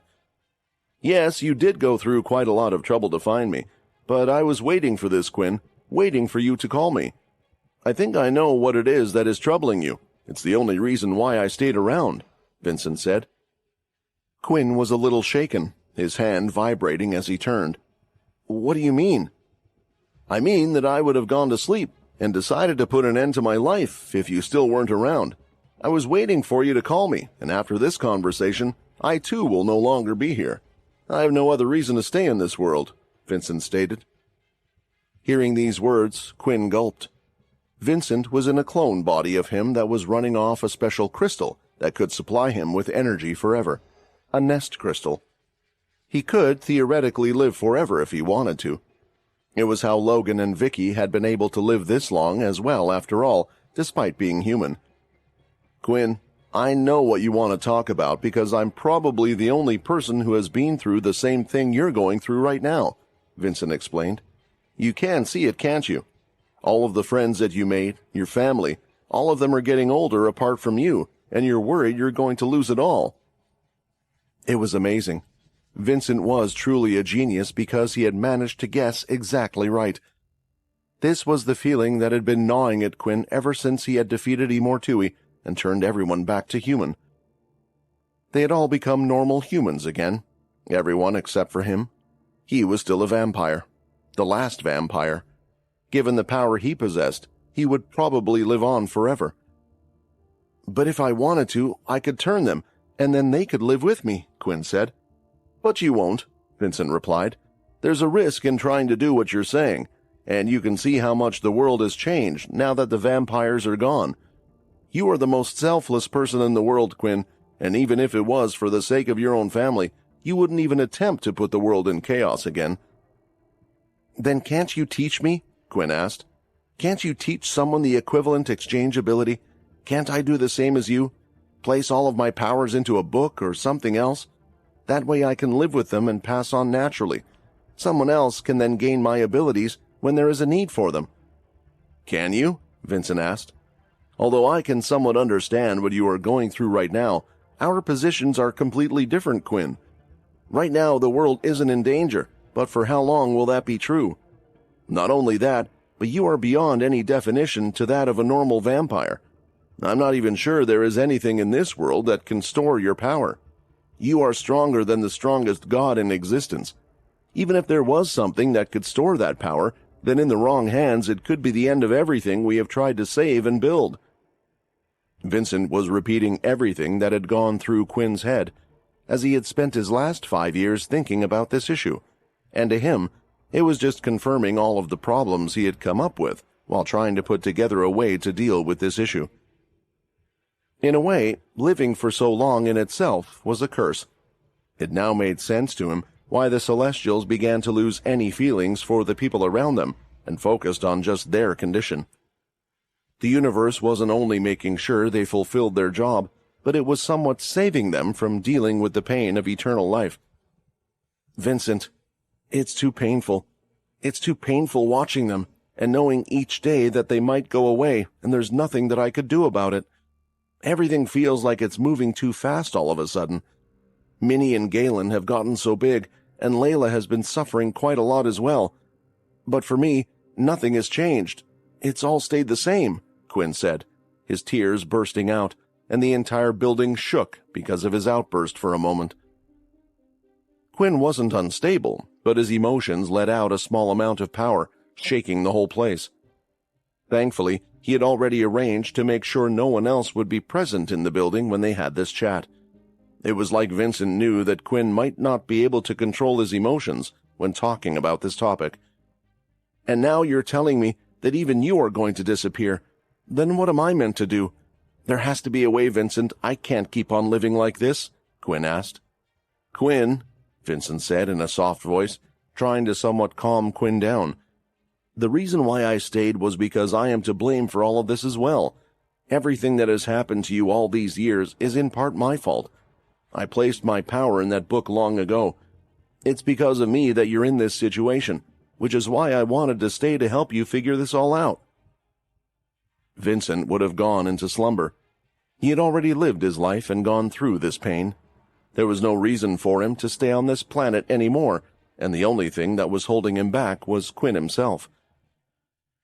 There is one thing that you can do, one suggestion that I can make that will somewhat solve all of the issues and will be the least painful option for you, but perhaps the most painful option for others.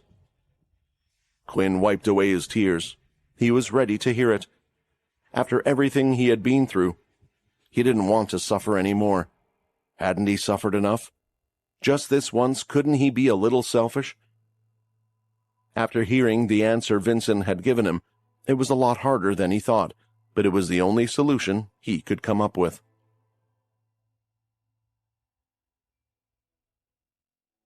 15 years had passed since the day Quinn had met with Vincent and finally decided on a way to deal with the pain he had started to feel. The sun was shining brightly on the large university campus, where students bustled from one area to the next. At the very top of the campus, on the roof of the main building, there was a black-haired young boy with curly hair, lying back and staring up at the sky while tapping his feet to the rhythm of his music. "Galen!" a voice shouted. "Galen, where are you? Come on, hurry up or we're going to be late." The voice continued to shout, and a dark-skinned, curly-haired woman eventually found him.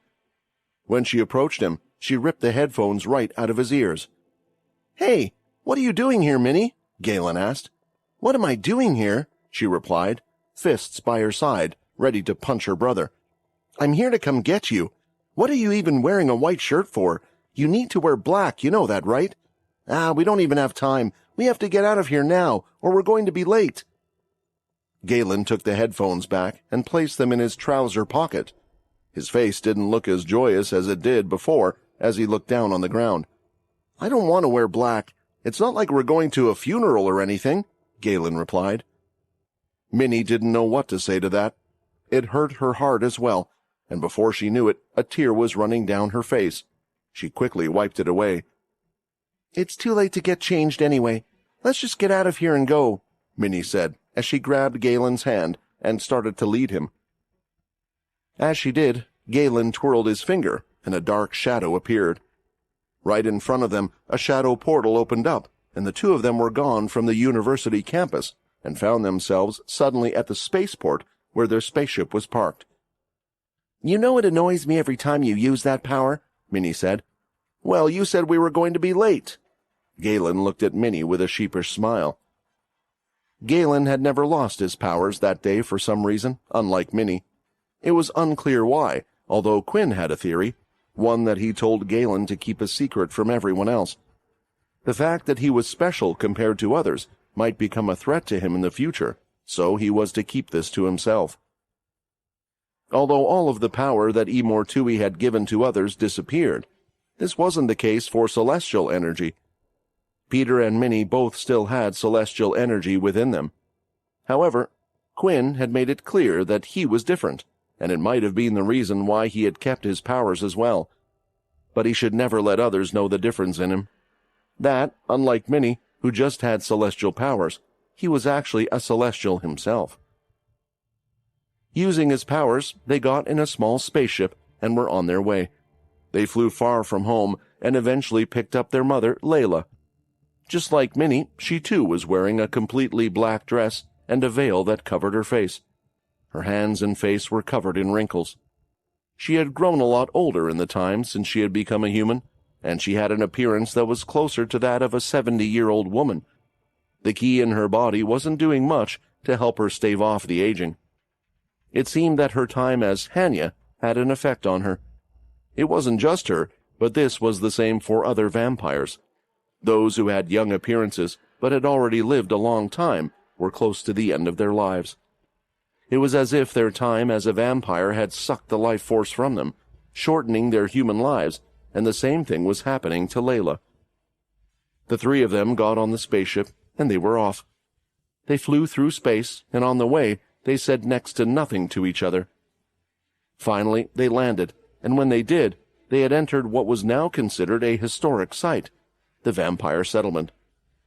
It had been rebuilt, but no one lived here anymore, and it was a site that was restricted from normal visitors. Only a few could come and go. Walking, they headed to the main castle, but rather than entering the main hall, they descended down the steps, deep and dark, to the underground vampire tombs. When they finally reached the bottom, they could see him. They could see Quinn standing there, looking the same as he had done, the same as he always did. Instantly, Layla started to sob and break down in tears. Minnie quickly went to grab her, giving her a hug. "It's okay, Mom, it's okay. We will still be with you." Immediately going from one side of the room to the other, Quinn was there. He placed his hand, lifting up her veil and looking right into her eyes and face. "You look just as beautiful as the first day I met you," Quinn said with a large smile. "Why, Quinn? Why do you have to do this?" Layla sobbed. I'm sorry for my selfish request, but I wanted to see my family one last time," Quinn replied. "It was the only option I could think of. If I lived on and saw you get sick or hurt, I wouldn't be able to help myself. I would turn you in a heartbeat when I know it's wrong. So the only choice I have now is to go into eternal slumber before that even happens. I'm sorry for being selfish, and I'm sorry for going before all of you.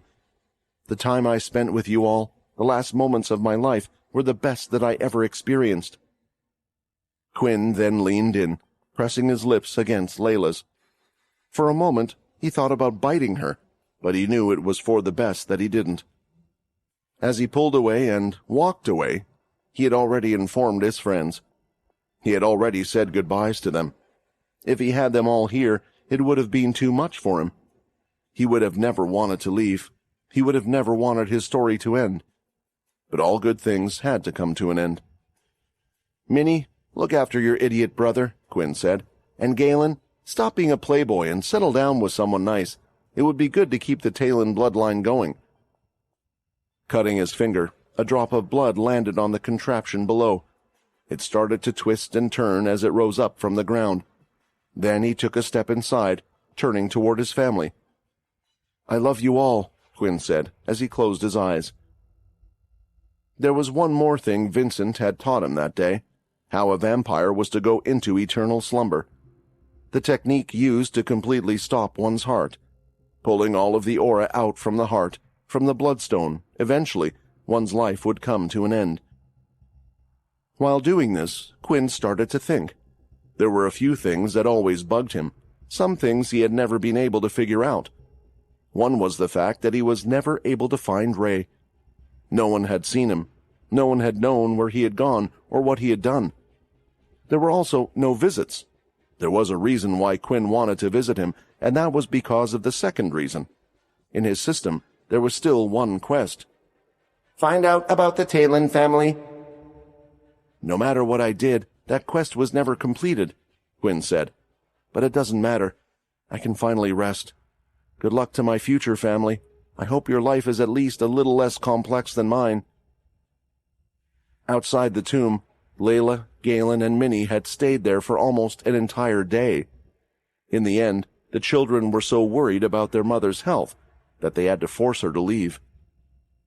With that, the tomb was finally clear and empty, and a couple of days later, the sound of footsteps were heard as they walked down toward the tomb. Eventually, the pair of footsteps stopped just short. "Do you think this will be the end for him?" a male's voice asked. "You know it's not. You were the one that placed that quest on him in the first place," Bliss replied. "The quest of the Talon family is still not complete. For now, he can rest, but he will be needed. The quest of the Talon family needs to be completed. Isn't that right, Richard?" And this concludes the story of My Vampire System. We hope you've thoroughly enjoyed this series, and if so, there are plenty more captivating stories waiting for you on Pocket FM. Stay tuned for more.